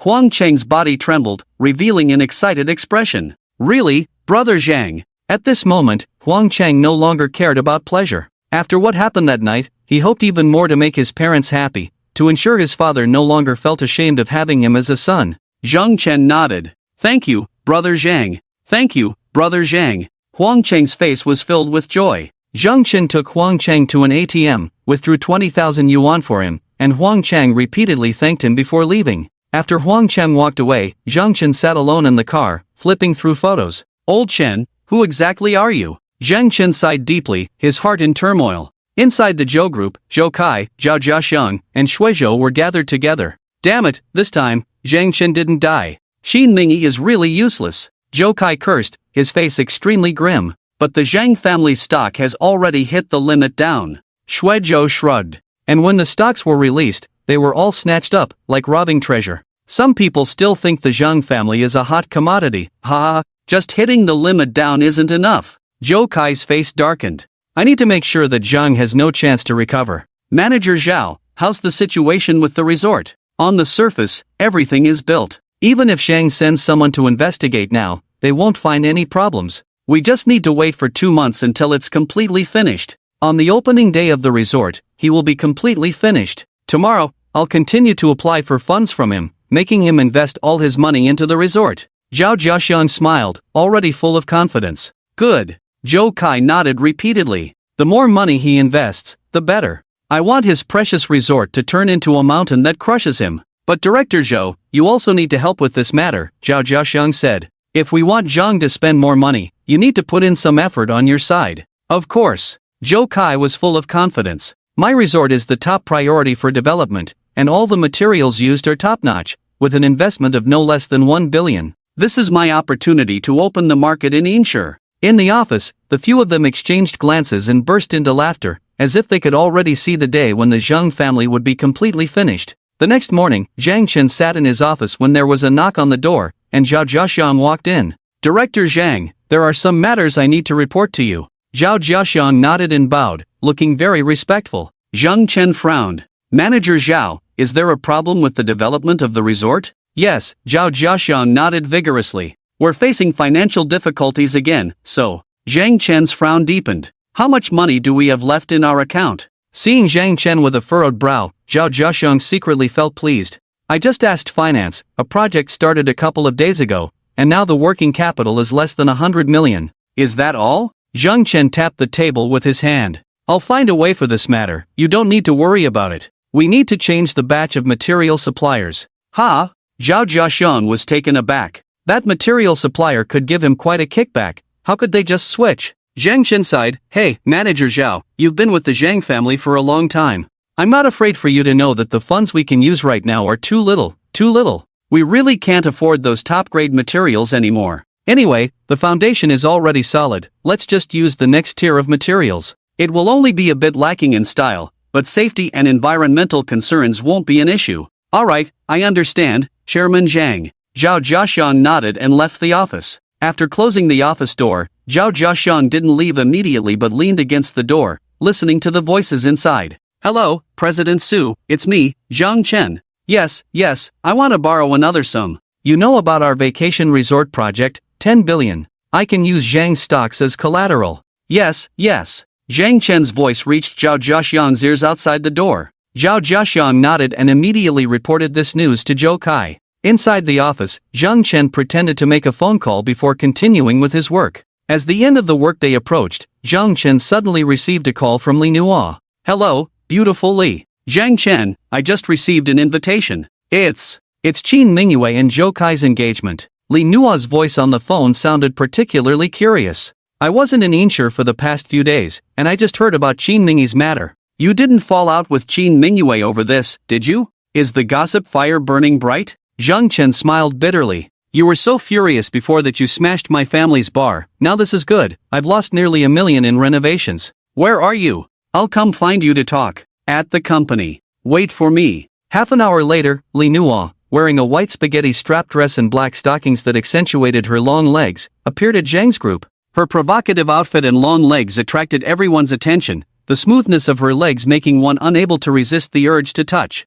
Everywhere Li Nuo passed drew countless gazes, with women's looks filled with complexity, envy and jealousy. The men's gazes were unanimous. Just as Zhang Chen described Li Nuo every time, she was a living fairy. Li Nuo dressed boldly, daring to speak and act, otherwise, she wouldn't have said upon meeting Zhang Chen for the first time that he looked good and could be asked out. Pushing open Zhang Chen's office door, this alluring perfect figure entered his line of sight. The white straps and black stockings, pure yet full of sensuality, made one's imagination run wild. Looking at Li Nuo, Zhang Chen showed a hint of helplessness. Miss Li, do you really need to dress so beautifully? Don't you men all like this? Li Nuo spoke without reservation, directly sitting on Zhang Chen's desk. Zhang Chen instinctively glanced and quickly averted his gaze, clearing his throat to cover his embarrassment. Hey! Li Nuo sighed. They say that looking once is nature, and looking away is grace. No matter how I am, I can't make my brother Zhang lose his grace. I was thinking of comforting you since you just had a breakup. Li Nuo leaned forward, her finger lifting Zhang Chen's chin, completely unconcerned about the whiteness of her neck exposed to his gaze.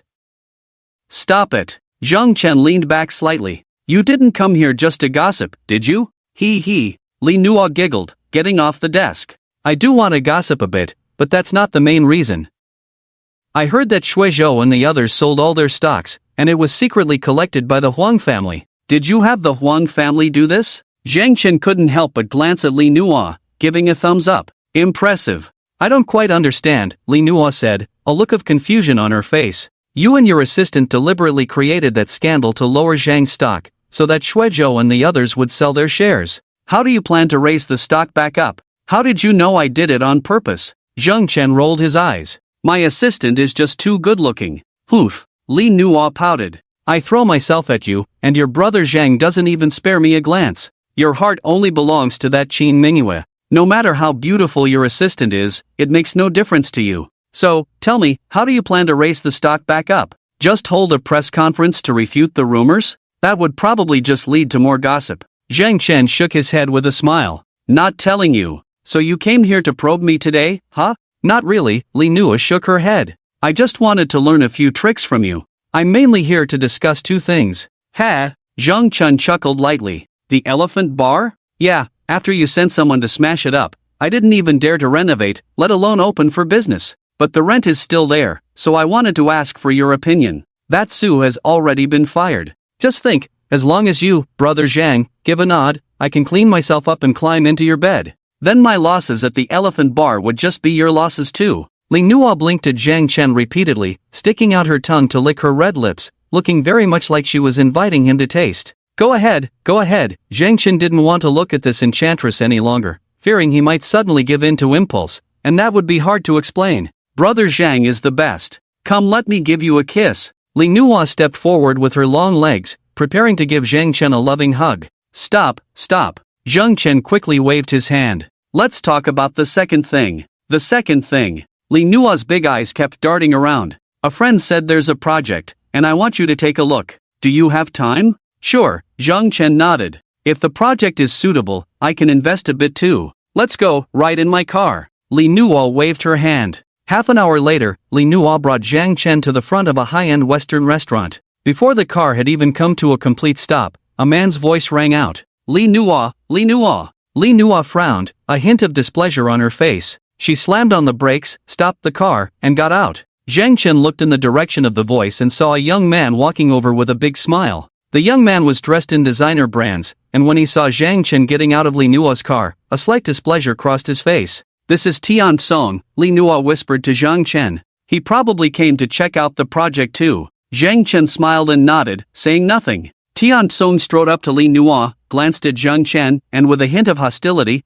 asked Li Nuo, "Is this your friend?" Li Nuo nodded. If the project is good, my friend is also interested. Li Nuo didn't want to engage with Tian Song and didn't say much. Interested? Tian Song looked Zhang Chen up and down, then with a hint of disdain said, Li Nuo, this project requires capital verification. That has nothing to do with you, right? Li Nuo shot a glance at Tian Song, then linked her arm with Zhang Chen's and walked towards the restaurant. Once inside, Li Nuo waved her arm to call over a waiter, told him the box number, and the waiter led them to a luxurious private room filled with Western-style decor, a rectangular dining table, silver candlesticks, and oil paintings hanging on the walls, all exuding a sense of grandeur. Zhang Chen looked around with great interest. Looks quite upscale, Zhang Chen remarked. Li Nuo couldn't help but smile. Young Master Zhang, you're the richest man in Silver City. If people hear you say this, won't they just die laughing? I've indeed never been to a place like this. Zhang Chen smiled. The last time he had Western food was also his first time, and it was Qin Mingyue who took him to Xin Kai Hotel on the day they broke up.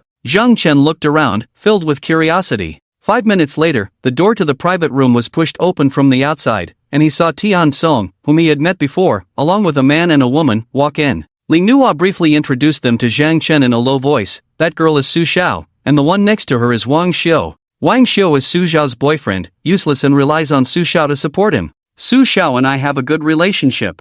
Zhang Chen nodded silently. Su Xiao was a good-looking woman, wearing light makeup. Her appearance could score a 7 out of 10, qualifying her as a beauty. She was dressed in designer brands, but her style was different from Li Nuo's flamboyance, appearing somewhat conservative instead. When she saw a man sitting next to Li Nuo, a look of confusion crossed her face. Li Nuo, aren't you going to introduce him? This is Zhang Chen, my friend. Li Nuo smiled slightly, not saying much. Aren't we here to discuss a project? Why is everyone being brought in? Wang Xiu looked at Li Nuo with some dissatisfaction. Li Nuo said we were here to discuss the project together. Tian Song interjected sarcastically, I wonder if he has the capability. Su Xiao was aware that Tian Song had some interest in Li Nuo, and seeing the atmosphere shift, she quickly tried to smooth things over. Li Nuo's friend must have the capability in this area. Tian Song snorted coldly, whether there's capability or not isn't something you just say, it depends on whether Mr. Winston recognizes it. Li Nuo whispered to Zhang Chen, Winston is an American, introduced by Wang Xiu.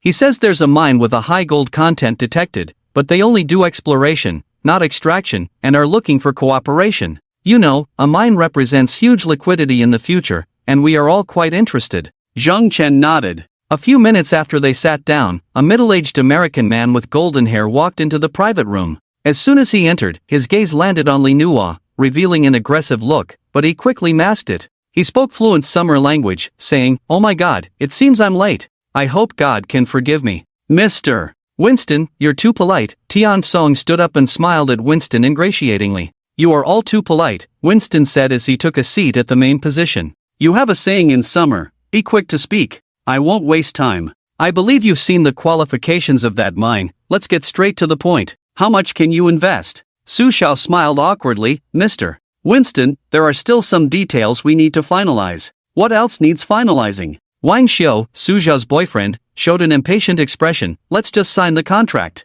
Mr. Winston handles businesses worth hundreds of billions every year, and we're only investing tens of millions. Let's not waste Mr. Winston's time. Indeed, Tian Song nodded, just tens of millions, not a big amount. When I went out with my dad back then, we closed a 6 billion project in 3 days. Tens of millions is like pocket change, I'll invest that. After saying this, Tian Song provocatively glanced at Zhang Chen. At this moment, Zhang Chen was looking at the information Li Nuo had sent him, and he frowned slightly. Mr. Winston, I'd like to ask, what is the full name of the institution that measures the gold ratio of the mine? Also, does the gold ratio here refer to the proportion within the mine's minerals or the gold content within the sand? Upon hearing this, Winston frowned, showing a hint of impatience. Who are you? I've never seen you before. Mr. Winston, this is my friend Zhang Chen. He is also interested in this project. Li Nuo smiled as she introduced Zhang Chen to Winston. Winston snorted coldly. If you're interested, don't ask such basic questions. Do you think I'm trying to deceive you? Zhang Chen shook his head. I just think that since we are going to cooperate, it's better to clarify everything. I didn't see this information in the documents. Alright, stop nitpicking. Tian Song snorted coldly. Don't think I don't know what you're trying to do. You're just looking for some trivial issues to gain greater profits from the cooperation. Let me tell you, we do business with a win-win mindset, not to exploit our partners. Zhang Chen smiled slightly. Is it a problem if I ask some basic information? Mr. Winston, handling billions in business every year, how could such unimportant information be written so thoroughly for you? If you don't have the capability to cooperate, you can leave. We don't welcome you anyway. Tian Song expressed strong disdain. Exactly, Wang Xiu chimed in. It's just tens of millions. If it weren't for Mr. Winston knowing me, do you think we would have this opportunity? Do you know that, Mr. Winston's Rolls-Royce is worth nearly 10 million, with the license plate number silver A99999. That plate was chosen by me and Mr. Winston together. It's a predetermined license. Wang Xiu said this with a proud expression. Winston also showed anger. Mr. Zhang Chen, right? My cooperation with Winston is right here. If you don't need it, you can leave. This is also why I dislike you people from Yanxia. You talk about not sweating the small stuff, but always waste time on these trivial matters. I don't have that much time to waste with you. Upon hearing this, Zhang Chen revealed a playful smile. At that moment, the previously ordered dishes arrived, served by the waiter to everyone. Su Xiao saw this and tried to smooth things over again. Everyone has different focuses in business. Come on, let's eat first. What do you mean by different focuses? Not understanding business is just not understanding. Just shut up and learn. What are you stirring up trouble for? Do you really think of yourself as someone important? Tian Song mocked. Wang Xiu supported him, saying, indeed, some people shouldn't be in this situation. Mr. Winston, please don't be angry.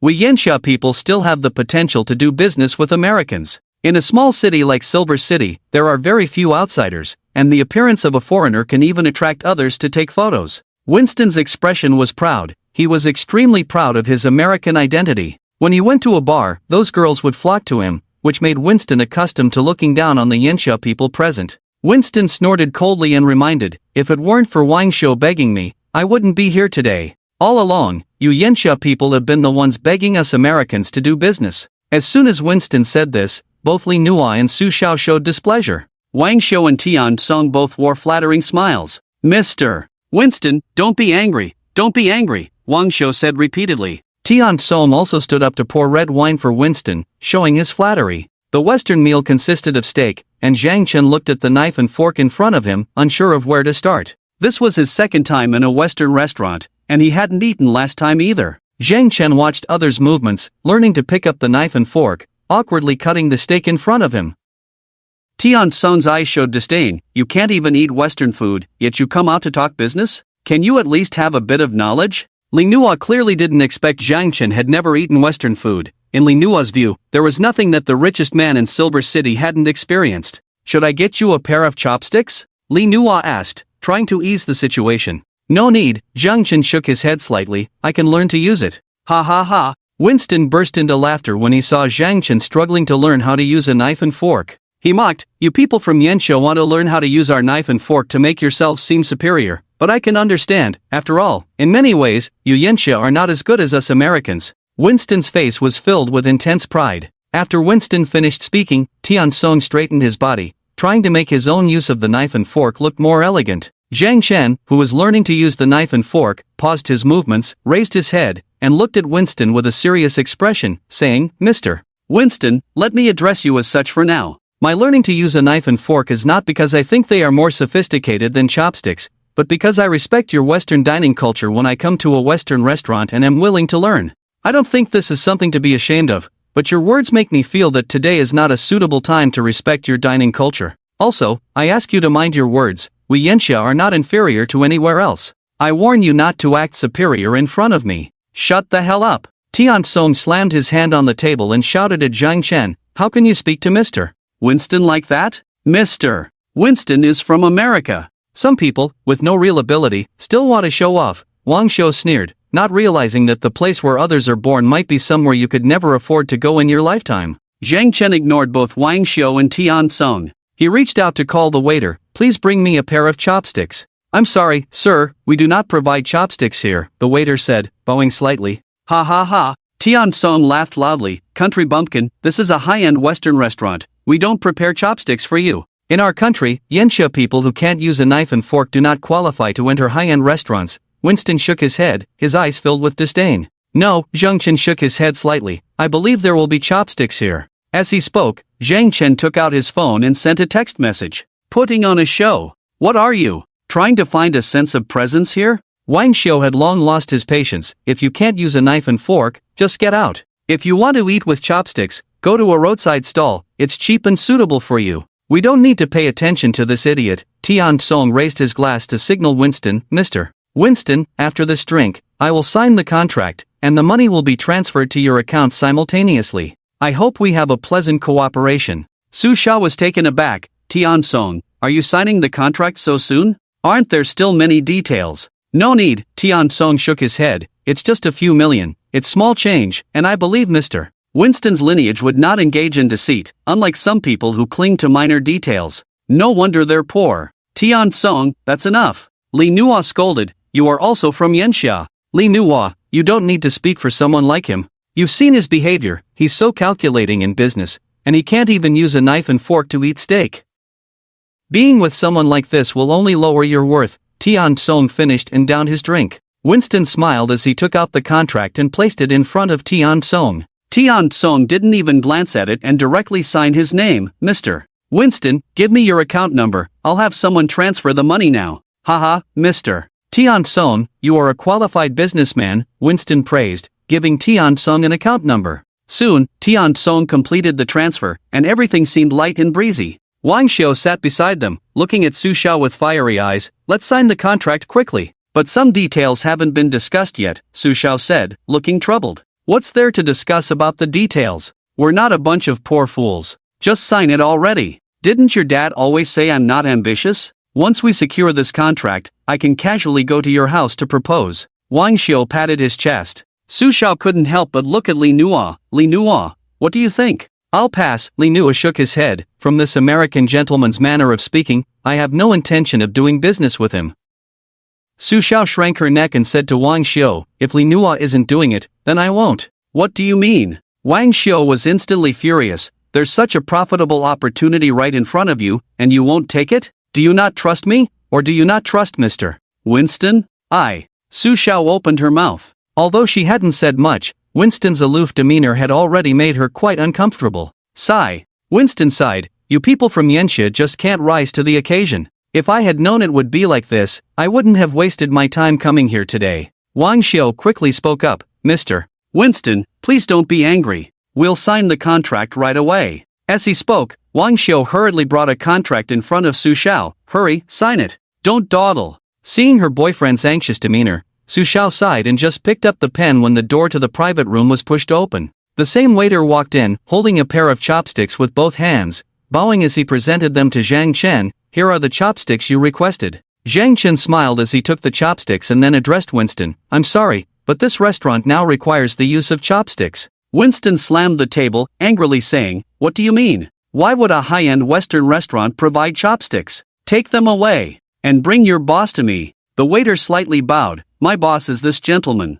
The waiter stood behind Zhang Chen as he spoke. When you signed the contract, I bought this restaurant. Zhang Chen maintained a smile on his face and ordered the waiter, go, take away their knives and forks. From now on, only chopsticks are allowed here. If you can't use them, please leave. Understood. The waiter immediately complied, taking away the knives and forks from Winston and the others, replacing them with chopsticks. Bought the restaurant? Tian Song was taken aback. This restaurant is worth at least a few million. Just a few million. As young Master Tian would say, it's just for fun, no big deal. At least, having spent a few million, I can sit here and use chopsticks, right? Zhang Chen gently spread the white tablecloth in front of him, then picked up the chopsticks, grabbed a cut tomato, and put it in his mouth. Looking at the chopsticks in front of him, Winston had no idea how to proceed. He was extremely angry. Is this how you Yanxia people treat your guests? This behavior makes me nauseous. Don't ever come to me for cooperation again. Winston knocked over the utensils in front of him and stood up in a rage. Mr. Winston, please don't be angry. Wang Xiu quickly stood up to apologize. It's this person who doesn't understand manners. After apologizing, Wang Xiu glared at Li Nuo, your friend has angered Mr. Winston. I'm telling you, if our cooperation falls through because of this, you will be responsible. Responsible? Zhang Chen looked puzzled. Responsible for what? For not helping you cheat? As soon as Zhang Chen said this, both Winston and Wang Xiu's expressions changed simultaneously. They instinctively exchanged glances before quickly looking away. Wang Xiu shouted at Zhang Chen, what the hell do you mean? Speak clearly. Su Xiao also frowned slightly, looking at Zhang Chen. Cheating? Tian Song laughed loudly. This is really interesting. Zhang Chen leaned back in his chair, lightly tapping the table with his fingers, and spoke, license plate silver A99999, Longyun car rental? Winston's expression changed again. What do you mean? Isn't what I'm saying clear enough? Zhang Chen's gaze swept over Winston and Wang Xiu. Your car, rented, right? Before Winston could respond, Wang Xiu couldn't help but interject, you're talking nonsense. Whether it's rented or not, you both know very well, Zhang Chen shrugged. I've also had someone look into the data on that mine. Geographically speaking, it's a lake, not a mine. As for the authority of the institution, it's a private appraisal agency, which means if I'm willing to spend some money, I can get any appraisal result I want. As for the gold content of the minerals, whether it's ore or gold sand on the surface, that's inherently illogical.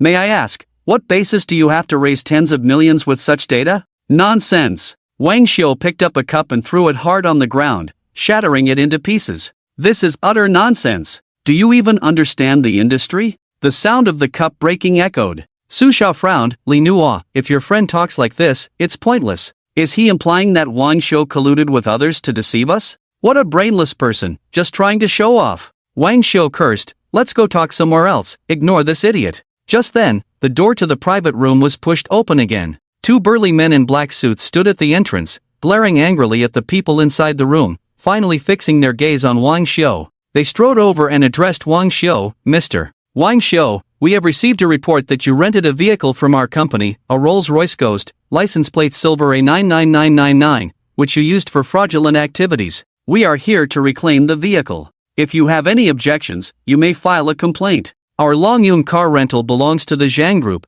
and now we ask you to return the keys. The words of the two suited men made Su Xiao, who had been frowning just a moment ago, look at Wang Xiu in disbelief. Wang Xiu's face instantly turned extremely ugly. What are you talking about? I don't understand. One of the suited men took out a document, which included a photocopy of Wang Xiu's ID, his contact number, his signature, and his fingerprint. This was clearly the rental agreement. The luxury car that originally belonged to Winston was actually rented by Wang Xiu, and the situation was now completely clear without needing further explanation. The moment Su Xiao saw the document, an expression of disbelief appeared on her face. She turned to Wang Xiu, unable to comprehend that her boyfriend had truly colluded with others to deceive her. More importantly, she had been financially supporting him since the day he graduated. Feeling Su Xiao's gaze, Wang Xiu hurriedly waved his hand. Su Xiao, you have to listen to me. Slap. Before Wang Xiu could finish his sentence, he was met with a slap from Su Xiao. Tears streamed down her cheeks. Tian Song's expression also became extremely vivid. 20 million, which he had just turned over, was now revealed to be a scam. If Wang Xiu hadn't been exposed, that 20 million would have been a total loss. 20 million. Tian Song knew very well that on the surface he appeared calm, but in reality, he had secretly mortgaged 2 companies to his family. If his father found out, he would break his legs. Seeing the situation turn dire, Winston prepared to leave. Just then, a team of police officers rushed in from outside, led by the indignant Officer Wang. Mr. Winston, you have violated our country's laws. Please come with me to assist in the investigation. Officer Wang stood in front of Winston, having received news from Zhang Chen. Winston's face was filled with anger. I'm an American, you have no right to arrest me. Officer Wang furrowed his brows. In my land, regardless of your background, once you violate the law, you must face the consequences. Take him away. With Officer Wang's command, 2 police officers immediately stepped forward and handcuffed Winston. The scam had been definitively established. Tian Song could feel his own loss of composure at that moment, and the casual 20 million transfer felt more like a joke. He instinctively glanced at Zhang Chen, only to find him sitting there, leisurely eating his steak, which ignited his anger. You knew all along that they were scammers, didn't you? You were just waiting for us to make fools of ourselves.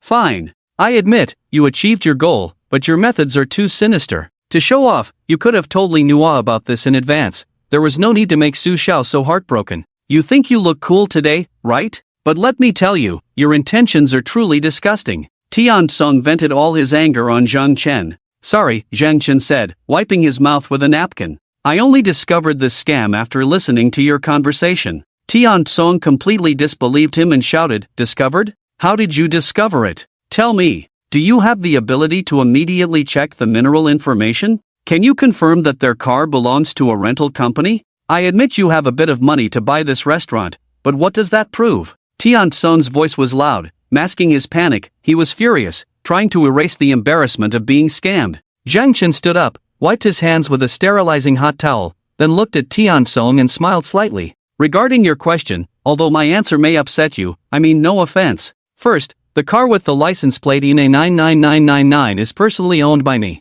To be precise, all cars with license plates from INE 00000 to INE 99999 are mine. I rented them to Long Yun Car Rental, which, by the way, is also my business. Zhang Chen placed the used hot towel on the table and adjusted his collar. Secondly, without some connections, it would indeed be impossible to investigate mineral information in such a short time. But you should know, this is In City. 10 years ago, it was a coal city, and in my company, there are many staff with rich experience in minerals. Investigating such a matter is not very difficult. If you still have plans to mine abroad, you can contact me. My company would be happy to assist, charging only a small service fee. Here's my business card. Zhang Chen pulled out a business card from his pocket and placed it on the table, sliding it in front of Tian Song. The card had only a few words, but it made Tian Song's heart skip a beat. Chairman of Zhang Group, Zhang Chen. Zhang Group, the richest man in In City. At that moment, Tian Song felt dizzy, realizing he had been showing off in front of the richest man in In City. This was someone his father would treat with utmost respect. By the time Tian Song came to his senses and looked up again, Zhang Chen's figure had already vanished. Outside the restaurant, Li Nua was holding onto Zhang Chen's arm, almost pressing her entire body against him. The person didn't even come out. There's no need to act anymore, right? Zhang Chen could clearly feel her softness and casually pushed Li Nua away, fearing some awkward reaction might occur. Humph, I've been your shield so many times, and you've only done it twice. Li Nua rolled her eyes. Next time, I won't look for you for such good things. You won't even eat the tofu I offer you for free. Zhang Chen clasped his fists together. Thank you for sparing my life, brave lady. Now, go take care of your bar business. I have some matters to handle at my company. After saying that, Zhang Chen left as if he were escaping. Li Nua watched Zhang Chen's back, then turned around and saw her own reflection in the mirrored glass. She couldn't help but murmur, Do I really have no appeal to you at all? A few seconds later, Li Nua stomped her foot, angrily got into the car, and called for a designated driver. Zhang Chen hailed a cab and headed straight home. The company had issues, but that wasn't just an excuse. Upon returning home and opening his computer, a document had already been sent to his email, waiting for Zhang Chen to receive it. Zhang Chen quickly scanned the materials that had been sent over, his expression somewhat grim. The Zhang family owned various types of companies, and Zhongbei Gold Exchange was the largest gold jewelry market in the entire Silver City. Any jewelry store with a bit of reputation would set up shop in Zhongbei Gold Exchange, and all gold jewelry sales were contracted and sold by the Zhang family. On a good month, the turnover could exceed 100 million, with profits nearing 10 million. With such a large transaction volume, employee benefits and welfare were also very good, but the materials Zhang Chen received now were a series of resignation letters, all from employees of Zhongbei Gold Exchange. The mass resignation of employees could not be ignored by Zhang Chen. High welfare and high pay, yet a large number of employees were resigning. This could only mean two things. Either some company was secretly poaching them, or there were issues within the company. Currently, the Zhang family had not resolved external troubles, and internal issues had only been addressed at the upper levels. They had not gained a deep understanding of the situation at the grassroots level. Zhang Qin believed that the welfare and treatment of grassroots employees were of utmost importance to a company. Rubbing his temples, Zhang Qin closed the materials. He felt he must make a special trip to Zhongbei Gold Exchange. Early the next morning, Zhang Chen took a car to Zhongbei Gold Exchange.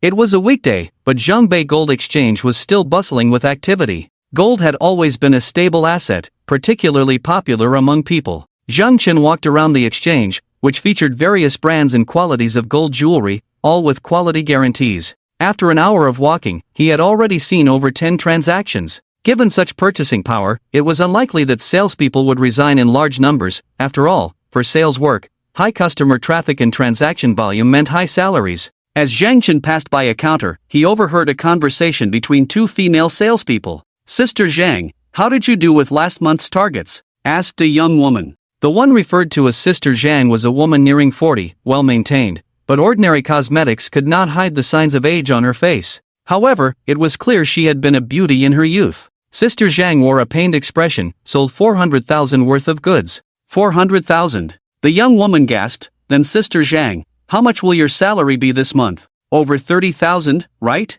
You can take 6%. I was wondering why you were so busy every day last month. You're amazing. The young woman's eyes were filled with envy. How could one spend over 30,000 in a month? Sister Zhang shook her head. The salary statement came out. My salary is only a little over 6,000. A little over 6,000? The young woman's eyes widened. How can it only be 6,000? According to the commission rate, you should easily make 20 or 30,000. Sigh. Sister Zhang sighed. That Sun Ba Pai said the clients are all his old friends, so he doesn't give me commission. His old friends? If they're his friends, why doesn't he sell them? Every time he sells something, he says it's his old friends. The young woman was furious upon hearing this. What does that mean? Standing nearby, Zhang Chen glanced at the name tag hanging in front of Sister Zhang. Zhang Jin. Upon returning to the company, Zhang Chen immediately requested the salary report details from Zhongbei Gold Exchange and found the employee named Zhang Jin. The report clearly stated that Zhang Jin's salary for the month was 6,007, while her business transaction amount was only 80,000, a full 5 times less than what Zhang Chen had heard today.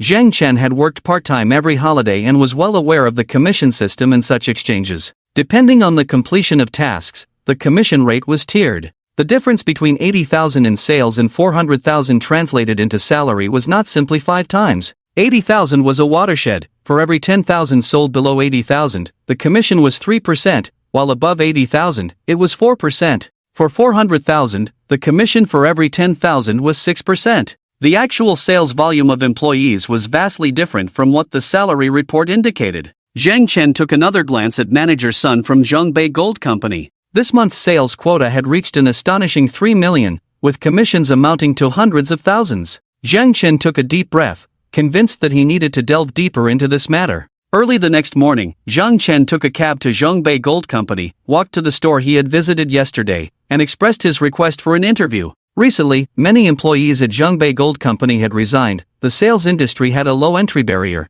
and after just a brief interview, Zhang Chen was on the job that same day, standing at the counter in a sales position. The Zhang Jin from yesterday and the young woman became Zhang Chen's colleagues. As soon as Zhang Chen approached the counter, he saw the young woman excitedly run over to Zhang Jin. Sister Zhang, you're amazing. You've already completed over 20,000 in tasks. It's only mid-month, and you've sold more than 200,000, right? Zhang Jin sighed.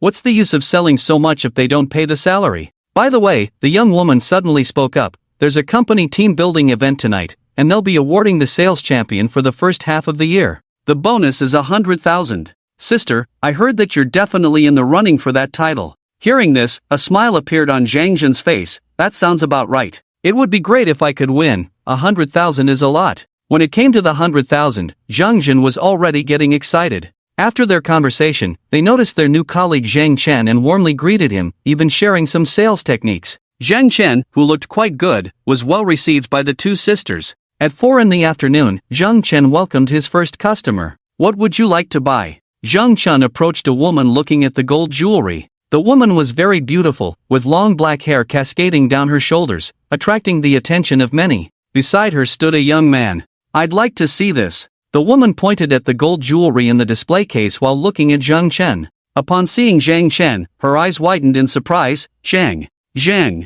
Chen, he pointed to his name tag to prevent her from misnaming him. The woman looking at the jewelry was Louis. Louis had been recovering well recently, and the doctor had advised her to get out and move around more. Louis was also quite perceptive. When she heard Zhang Chen correct her, she understood that he didn't want others to know his identity. "Louis, is this your friend?" The young man beside her glanced at Zhang Chen. "Yes," Louis nodded and then introduced, "This is Wang Tianyuan, my senior from university." When she mentioned senior, Louis's cheeks flushed slightly. Wang Tianyuan was 185 meters tall and quite handsome, the type that girls found appealing. Zhang Chen could easily see Louis's feelings and laughed heartily. "What are you planning to choose? These few are all nice." Zhang Chen took out several bracelets, including the one Louis had just pointed at. These gold bracelets were of good quality, priced between 20 to 30,000. However, Zhang Chen knew that Louis could afford to buy them, and he had also thought that if Louis liked any of them, he could later cover the price for her as a way to make up for the earlier situation.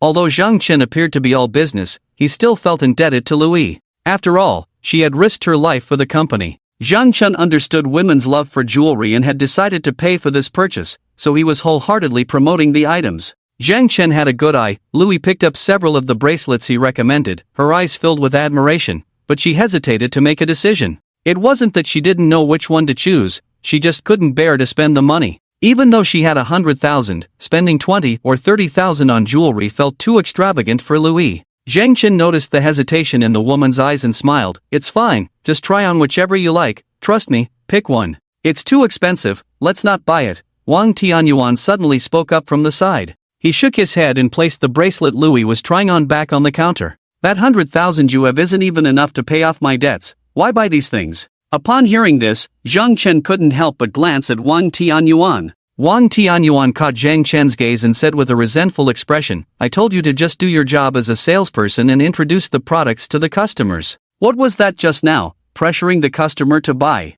Seeing this scene, Louis quickly interjected, "Senior brother, Zhang Chen is my friend, he didn't pressure me to buy."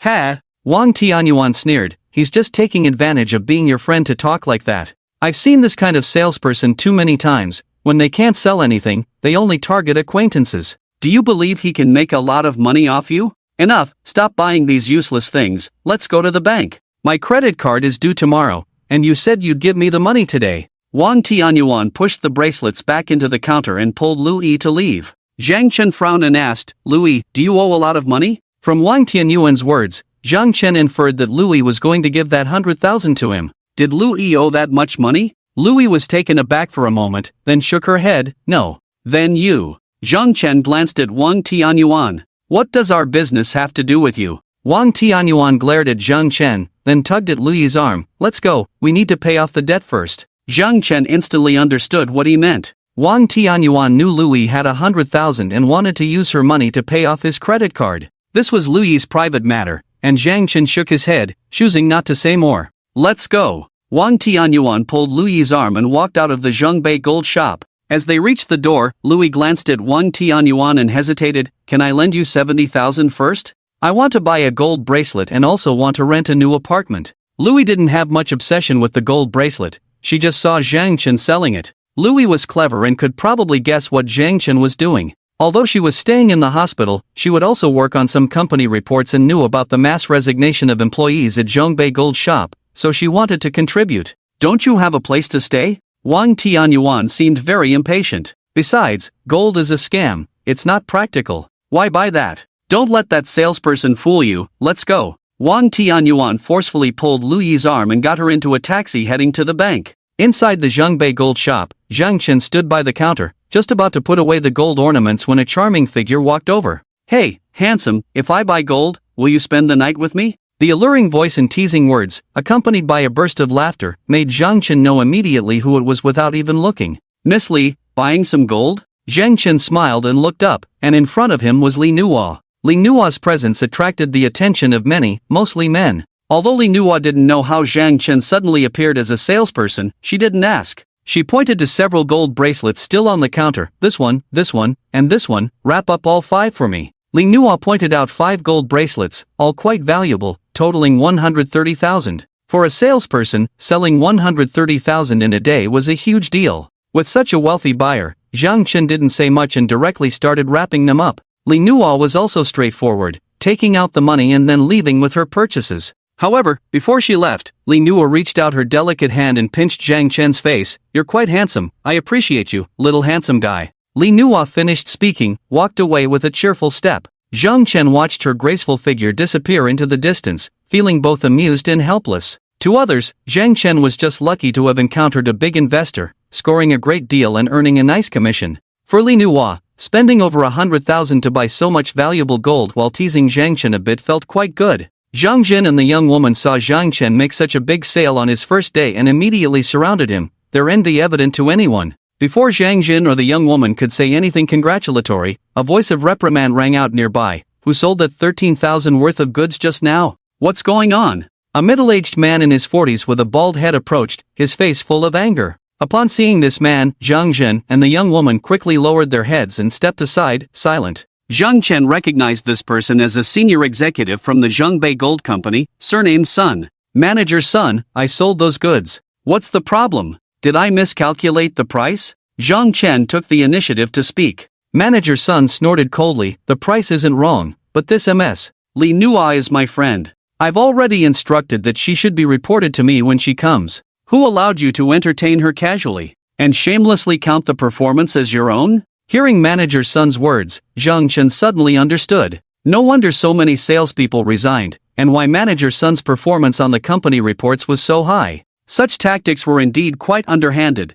Did he really think he could openly oppress employees just because he was in management? Selling gold isn't like selling cars, which requires long-term communication with clients. Most of the time, it's a one-time deal, and the salespeople don't even have the client's contact information, making it impossible to verify anything. I'm asking you a question. Manager Sun glared at Zhang Chen. "Tell me, who allowed you to sell without permission?" "Manager Sun, Xiao Zhang just started today and doesn't know some things. Please don't take it to heart," Zhang Jin said, feeling a bit sorry for Zhang Chen. Although Zhang Jin hadn't received any notice from Manager Sun about IMS. Li Nuo coming to buy something. Zhang Jin's character was typical of a local in the silver market. She often chatted but was particularly warm-hearted. First day on the job? Manager Sun waved his hand dismissively. On your first day, you don't learn properly and try to take someone else's client for yourself? You just started, and instead of learning how to be a person, you're picking up these crooked ways. How did your parents educate you? Zhang Chen was not affected by Manager Sun's words. He asked, "Manager Sun, you said that lady just now is your friend. What evidence do you have?" Evidence? Manager Sun sneered. "Do I need to prove anything to you? Who do you think you are? If you can do it, do it. If you can't, get lost. Understand? We don't need people with your kind of character here." Zhang Chen took out his phone and waved it in front of Manager Sun. "Manager Sun, that lady just now left me her phone number. I'll call her now. If she's your friend, I'll apologize to you." Manager Sun's expression changed, then he waved his hand. "Alright, stop pretending here. I'll clarify this with your store manager. If you can't do the job, then get out. I don't need people like you." After saying this, Manager Sun turned and left. Zhang Jin quickly came over to comfort Zhang Chen. "Xiao Zhang, just let it go. He's the manager, whatever he says goes." It's not worth it to argue with him. Zhang Chen put his phone away and asked Zhang Jin, "Sister Zhang, has he always been like this?" Sigh. Zhang Jin sighed. "There have been many incidents like this. We've gotten used to it. What can we do? After all, he's in management." "Sister Zhang, have you never thought about reporting him?" Zhang Chen showed a look of indignation. "Just let it go." Zhang Jin shook her head and patted Zhang Chen's shoulder. "What good would it do for us to report him? We're just a bunch of workers." Zhang Chen saw that Zhang Jin's eyes were filled with a deep sense of helplessness. This helplessness represented a lack of support. Without connections, resources, or a background, even if one worked hard to achieve results, in the end, it would only serve to benefit others. In Zhang Jin's eyes, there was not a glimmer of hope. Zhang Chen understood this feeling very well and could empathize with it. On the day Qin Mingyue broke up with him, he felt just as helpless, unable to find any hope for a turnaround. If life hadn't played a joke on him, he would have been completely suffocated by the pressure. Zhang Chen clenched his fist. Because of his past experiences, he understood this feeling of frustration all too well. He was determined not to let such things happen within his company again. This situation had been going on for more than a day or two, and it was certainly not the first time someone had reported it, but it had always been stopped midway. No matter who was backing it, they would be severely punished.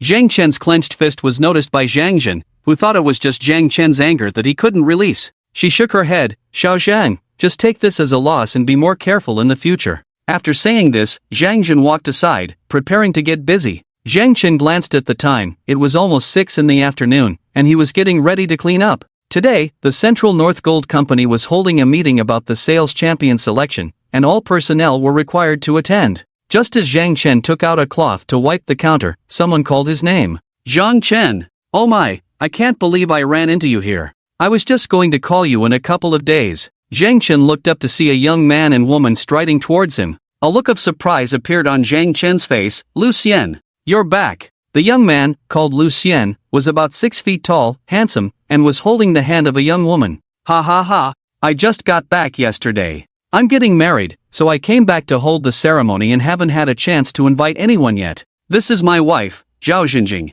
Honey, this is my best buddy, Zhang Chen. Lucien's face was full of enthusiasm. Zhang Chen glanced at Zhao Xinjing, who was about 5'7", tall for a woman, with a fresh and delicate appearance, fair skin, and was definitely a beauty. Zhang Chen gave Lucien a thumbs up. Lucien, you did well. You went to the big city and came back with such a beautiful girl, you really got lucky. After saying this, he looked at Zhao Xinjing again, quickly put down the cloth, wiped his hands on his clothes, and extended his hand. Sister-in-law, hello. Lucien was smiling broadly, his eyes full of satisfaction. Zhao Xinjing looked Zhang Chen up and down, revealing a hint of disdain, but quickly concealed it. She did not acknowledge Zhang Chen's outstretched hand, merely nodding at him. Hello. Zhao Xinjing didn't shake hands, partly because she looked down on Zhang Chen and didn't think it necessary to shake hands with someone from a small place. More importantly, she felt that Zhang Chen's hand, which had just been holding a cloth, was not clean. Zhang Chen didn't mind, retracting his hand and smiling. Lucien glanced at the jewelry bag in his hand, feeling a bit regretful. If I had known you were selling gold here, I would have bought it from you.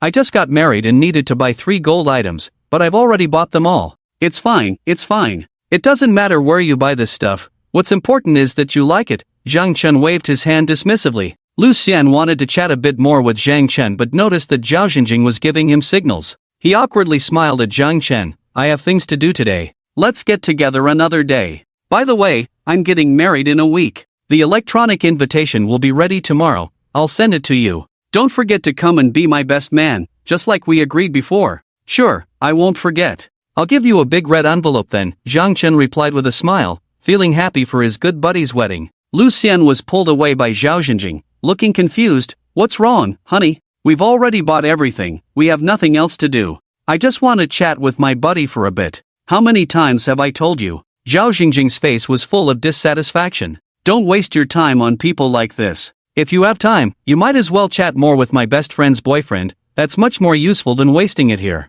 What can that person do? Just a salesperson. If it weren't for you, I wouldn't even spare a glance at someone like him. Lucien was clearly a bit angry at Zhao Xinjing's words but didn't dare to lose his temper, so he could only sulk in silence. Alright, let's go. And about the best man thing, what are you thinking letting someone like him be a best man? You know the 2 friends who are my bridesmaids are all wealthy. Finding a salesperson to be a best man? Isn't that embarrassing for me? Zhao Xinjing kept berating Lucien, who silently endured it, clearly used to it by now. Zhongbei Gold Exchange. Just back in the office, Supervisor Sun had a look of impatience. Tell HR, that new person at the 3rd counter, fire them tomorrow. Supervisor Sun slammed the table, clearly very angry. Also, find the phone number of the client who bought over 100,000 in gold ornaments today. The after-sales information should have it. A phone call came to Supervisor Sun's mobile phone a few minutes later. He dialed the number, and soon someone answered on the other end. Hello, MS. Li Nua,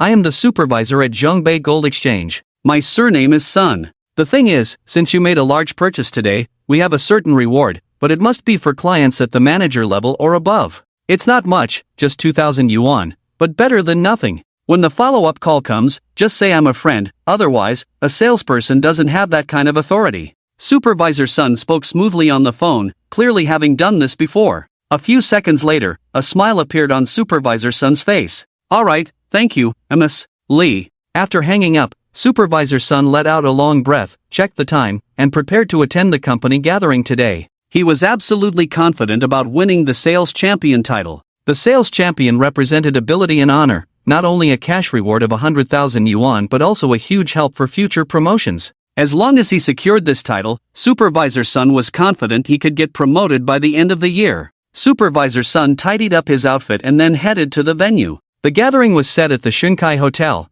and everyone knew that Zhongbei Gold Exchange was a Zheng family enterprise, just like Xinkai Hotel. Moreover, in the afternoon, Supervisor Sun and the others received news that the big boss might attend this sales champion selection, which excited Supervisor Sun. That was the big boss. If he could catch the big boss's eye and receive a compliment or two, wouldn't his status soar? Supervisor Sun had even begun to fantasize about what he would say in response to the big boss's praise. Arriving at Xinkai Hotel, Supervisor Sun had just parked when he saw three figures pass by in front of him. One was the old employee Zhang Jin, whom Supervisor Sun liked very much, not for any other reason but because Zhang Jin could provide him with substantial sales figures every month, resulting in a significant commission. The other was also an old employee, but Supervisor Sun had no impression of him. And the third one, wasn't that the new employee who had been competing with him this afternoon? Supervisor Sun opened the car door and called out to Zhang Jin and the others, "Hey, stop!" Zhang Jin turned around and saw Supervisor Sun stepping out of a BMW. Supervisor Sun walked up to Zhang Jin, glaring at him in dissatisfaction. "What are you doing here? A new employee coming to this kind of gathering? What does this gathering have to do with you?" Zhang Jin's expression was calm as he smiled slightly. "Supervisor Sun, the company notified all employees to attend. I am also part of the company. What's wrong? Are you afraid I'll expose what you did today?" Supervisor Sun sneered. "I've already told you, Li Nuo is my friend. You stole my client. As a newcomer, if you did this unintentionally, I can understand, but you keep insisting that the client is yours. I believe your character is questionable, and you shouldn't continue to stay in our company." Zhang Chen shrugged. Who really has a questionable character is clear in their own heart. "I don't think the company is solely decided by you, Supervisor Sun. I will report this matter." After saying this, Zhang Chen ignored Supervisor Sun and strode away. Supervisor Sun, seeing a newcomer disrespecting him like this, trembled with anger, pointing at Zhang Chen's back. "I tell you, starting tomorrow, you don't need to come in. Get lost." Supervisor Sun's words reached Zhang Chen's ears, but he paid no attention and walked straight into the hotel lobby. The Zhongbei Gold Company had booked a large banquet hall today, which could accommodate hundreds of people. By the time Zhang Chen entered, it was almost full, and he found a place to sit down. A few minutes later, Zhang Jin also walked in and sat next to Zhang Chen, advising him, "Xiao Zhang, if you can't handle it, just apologize to Supervisor Sun. Otherwise, with his personality, you really won't be able to stay." Zhang Chen looked at Zhang Jin in confusion. "With so many senior executives in the company today, if I expose him, won't it be useless?" Zhang Jin shook her head. "You're thinking too simply." While Zhang Chen was chatting with Zhang Jin, a commotion erupted at the entrance of the banquet hall, and then a group of people walked in laughing loudly. The surrounding employees greeted them, and Supervisor Sun was among this group. These were the management of Zhongbei Gold Company. Zhang Jin pointed to a middle-aged man in his 50s and said, "Look, that's our general manager. Supervisor Sun has a good relationship with him." Zhang Chen thought for a moment. The person in charge of Zhongbei Gold Company was indeed surnamed He, but he had never met him. Zhang Chen remembered that this general manager he had some familial ties with Supervisor Meng from the purchasing department. With the arrival of the main person in charge of Zhongbei Gold Company, the dinner party was about to begin. Before the dinner started, everyone knew that the most important event of the night was the sales champion selection. General Manager He stood on stage to speak, and a young woman who had a good relationship with Zhang Jin shook her arm. "Sister Zhang, are you ready?" Zhang Jin also appeared somewhat excited. "All right, let's announce the sales champion for the first half of the year." General Manager He took out a list. "I announce that the sales champion for the first half of the year is Sun Duo. That is, your Supervisor Sun. Congratulations, everyone." As soon as General Manager He's voice fell, the entire banquet hall erupted with thunderous applause. Supervisor Sun walked onto the stage with a beaming smile. "Impossible." Zhang Jin stared at Supervisor Sun as he walked up. "My performance in the first half of the year was over 1 million. What performance does Sun Duo have? He claims those clients are his friends, but the results are all credited to me. The explanations, sales, and packaging were all done by me." General Manager He patted Supervisor Sun on the shoulder and then addressed the audience. "You should take Supervisor Sun as a model. Although he is not in a sales position, he is the best performer. In contrast, your sales figures are less than half of Supervisor Sun's." "Zhang Jin, You've been an employee for a long time, right? Earning only a few thousand a month isn't appropriate. Work harder and strive to achieve a monthly commission of over 10,000. Zhang Jin had always been oppressed by Supervisor Sun, but she had a family and children. Even though most of the performance was taken by Supervisor Sun, she still earned 6 or 7,000 a month, which was considered a high salary compared to other places. Moreover, Supervisor Sun had always told her to work hard, that she could be selected as the sales champion, with a bonus of 100,000. This 100,000 bonus had always been Zhang Jin's motivation, giving her hope. But just now, this support for Zhang Jin had completely shattered. General Manager, he specifically mentioned Zhang Jin, and this sentence made her emotions collapse immediately. I refuse to accept this. There must be something shady about this selection. Why does he, Sun Duo, get to be the sales champion? Zhang Jin slammed the table, stood up directly, and shouted loudly. Zhang Jin had been at the Zhongbei Gold Company for nearly 2 years, and most people would call her sister Zhang upon seeing her. Not only because of her seniority, but also due to her personality, which was that of a good-natured person who often helped others. Everyone was happy to call her sister. Now approaching 40, Zhang Jin did not have the temperament of a young person and had always been very dedicated and respectful of management in the company. Yet, no one expected that today, at this meeting, Zhang Jin would suddenly erupt and loudly declare that there was a dark side to the sales champion selection. Manager, his expression immediately turned sour. He had received news that the big boss would be attending today's banquet. Although the boss had not yet arrived, he could show up at any moment, and if something embarrassing happened today that the boss saw, he would definitely have to take responsibility. Manager, he glanced at Zhang Jin and scolded, Zhang Jin, enough. Today is not the time for you to throw a tantrum. If you have any complaints, you can come to me privately or talk to me in my office tomorrow. I'm saying there's a dark side to today's event. Zhang Jin shouted, my sales in the first half of the year were over 1 million. How much did Sun Duo sell? Why does he get the sales champion? I refuse to accept it. Zhang Jin, that's enough. Sun Duo snapped. Where did your sales come from? Where did those clients come from? Haven't I already told you? They were all my friends who came to buy jewelry, and I had you attend to them. The money you were supposed to get has all been given to you. What are you still unhappy about? If you can't stay here today, then get out. Get out? Sun Duo, don't be shameless. If those clients were really your friends, you would have come out to attend to them earlier. Why is it that every time I finish selling, you come out? You say they're your friends, where's the evidence? Zhang Jin questioned loudly. Zhang Jin. Manager, he shouted her name. Having been in a high position for a long time, manager, he carried an air of authority, and when he got angry, Zhang Jin shrank her neck. Seeing this, Zhang Jin stood up and said, hello, manager, I'm a new employee at Zhongbei Gold Company, and I also think it's necessary to re-verify the authenticity of this sales champion. Today, I attended to a client and made sales of 130,000. As soon as Zhang Jin said this, a wave of cheers erupted, and many people looked at him enviously. 130,000. On the first day of work, selling 130,000 worth of goods. What great luck. Manager, he snorted coldly. What, just because it's your first day at work and you made some sales, you think you have the right to lecture us? No, Zhang Jin shook his head. What I want to say is that after I sold these goods, Supervisor Sun came to me and said the client was his friend, and he wanted to count my 130,000 sales under his name. I hope the company can give me an explanation about this. As soon as Zhang Chen finished speaking, the crowd was in an uproar. Selling 130,000 worth of goods, yet the sales were attributed to Sun Duo? Everyone present were employees of Zhongbei Gold Company, most of whom were in sales, and they all knew that anyone who could buy over 100,000 worth of gold was not an ordinary person. Even if they were Sun Duo's friends, he would have attended to them early on. How could it be that after someone else sold the goods, Sun Duo only then claimed they were his friends?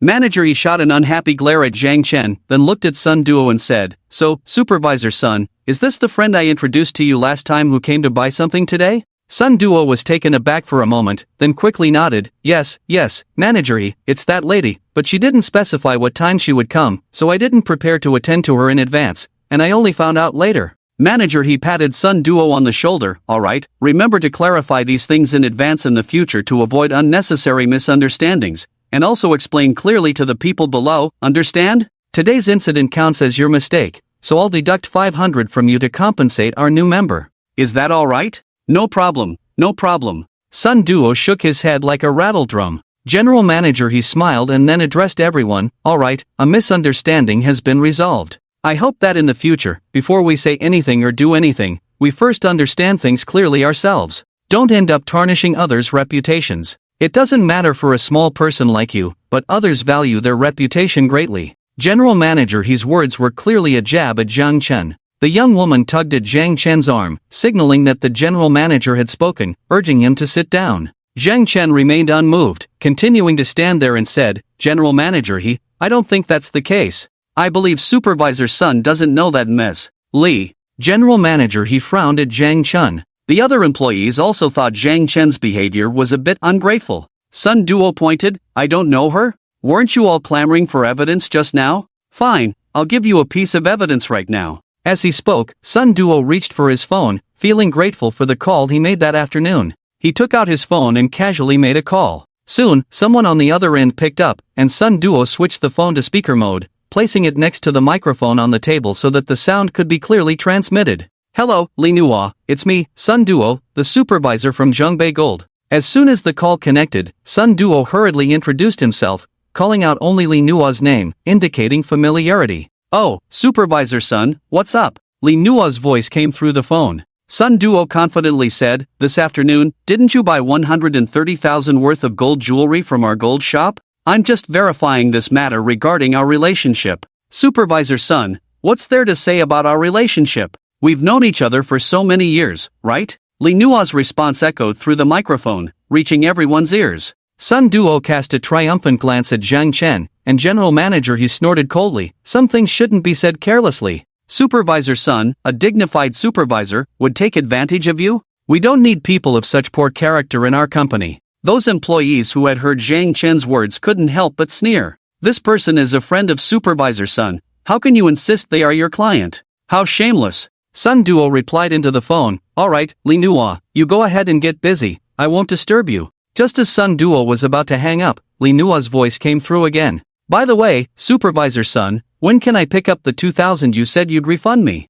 This sentence also reached everyone's ears through the microphone. Refund of 2,000? What does that mean? This was the confusion in everyone's minds. Sweat immediately beaded on Sun Duo's forehead, and he quickly signaled to Li Nua in his words, Li Nua, you mean the money I borrowed from you last time, right? I'll give it to you tomorrow. I'm just busy verifying our client relationship today. The meaning in Sun Duo's words was already quite clear, but Li Nua seemed to be oblivious. Supervisor Sun, what do you mean? Li Nua's voice on the phone was quite displeased. What do you mean by the 2,000 you owe me? Didn't you call me this afternoon saying your gold shop was having an event, and as long as I acknowledge I'm your friend, your company would refund me 2,000? Sun Duo's phone was still next to the microphone. When Li Nua's voice fell, it echoed throughout the entire banquet hall. Sun Duo called a client, promised a refund of 2,000, and asked the client to say they were his friend. Everyone in sales knows what this means. This is forcibly taking someone else's completed client for oneself. Sun Duo's actions could no longer be described as despicable. In the sales world, this is called disgusting.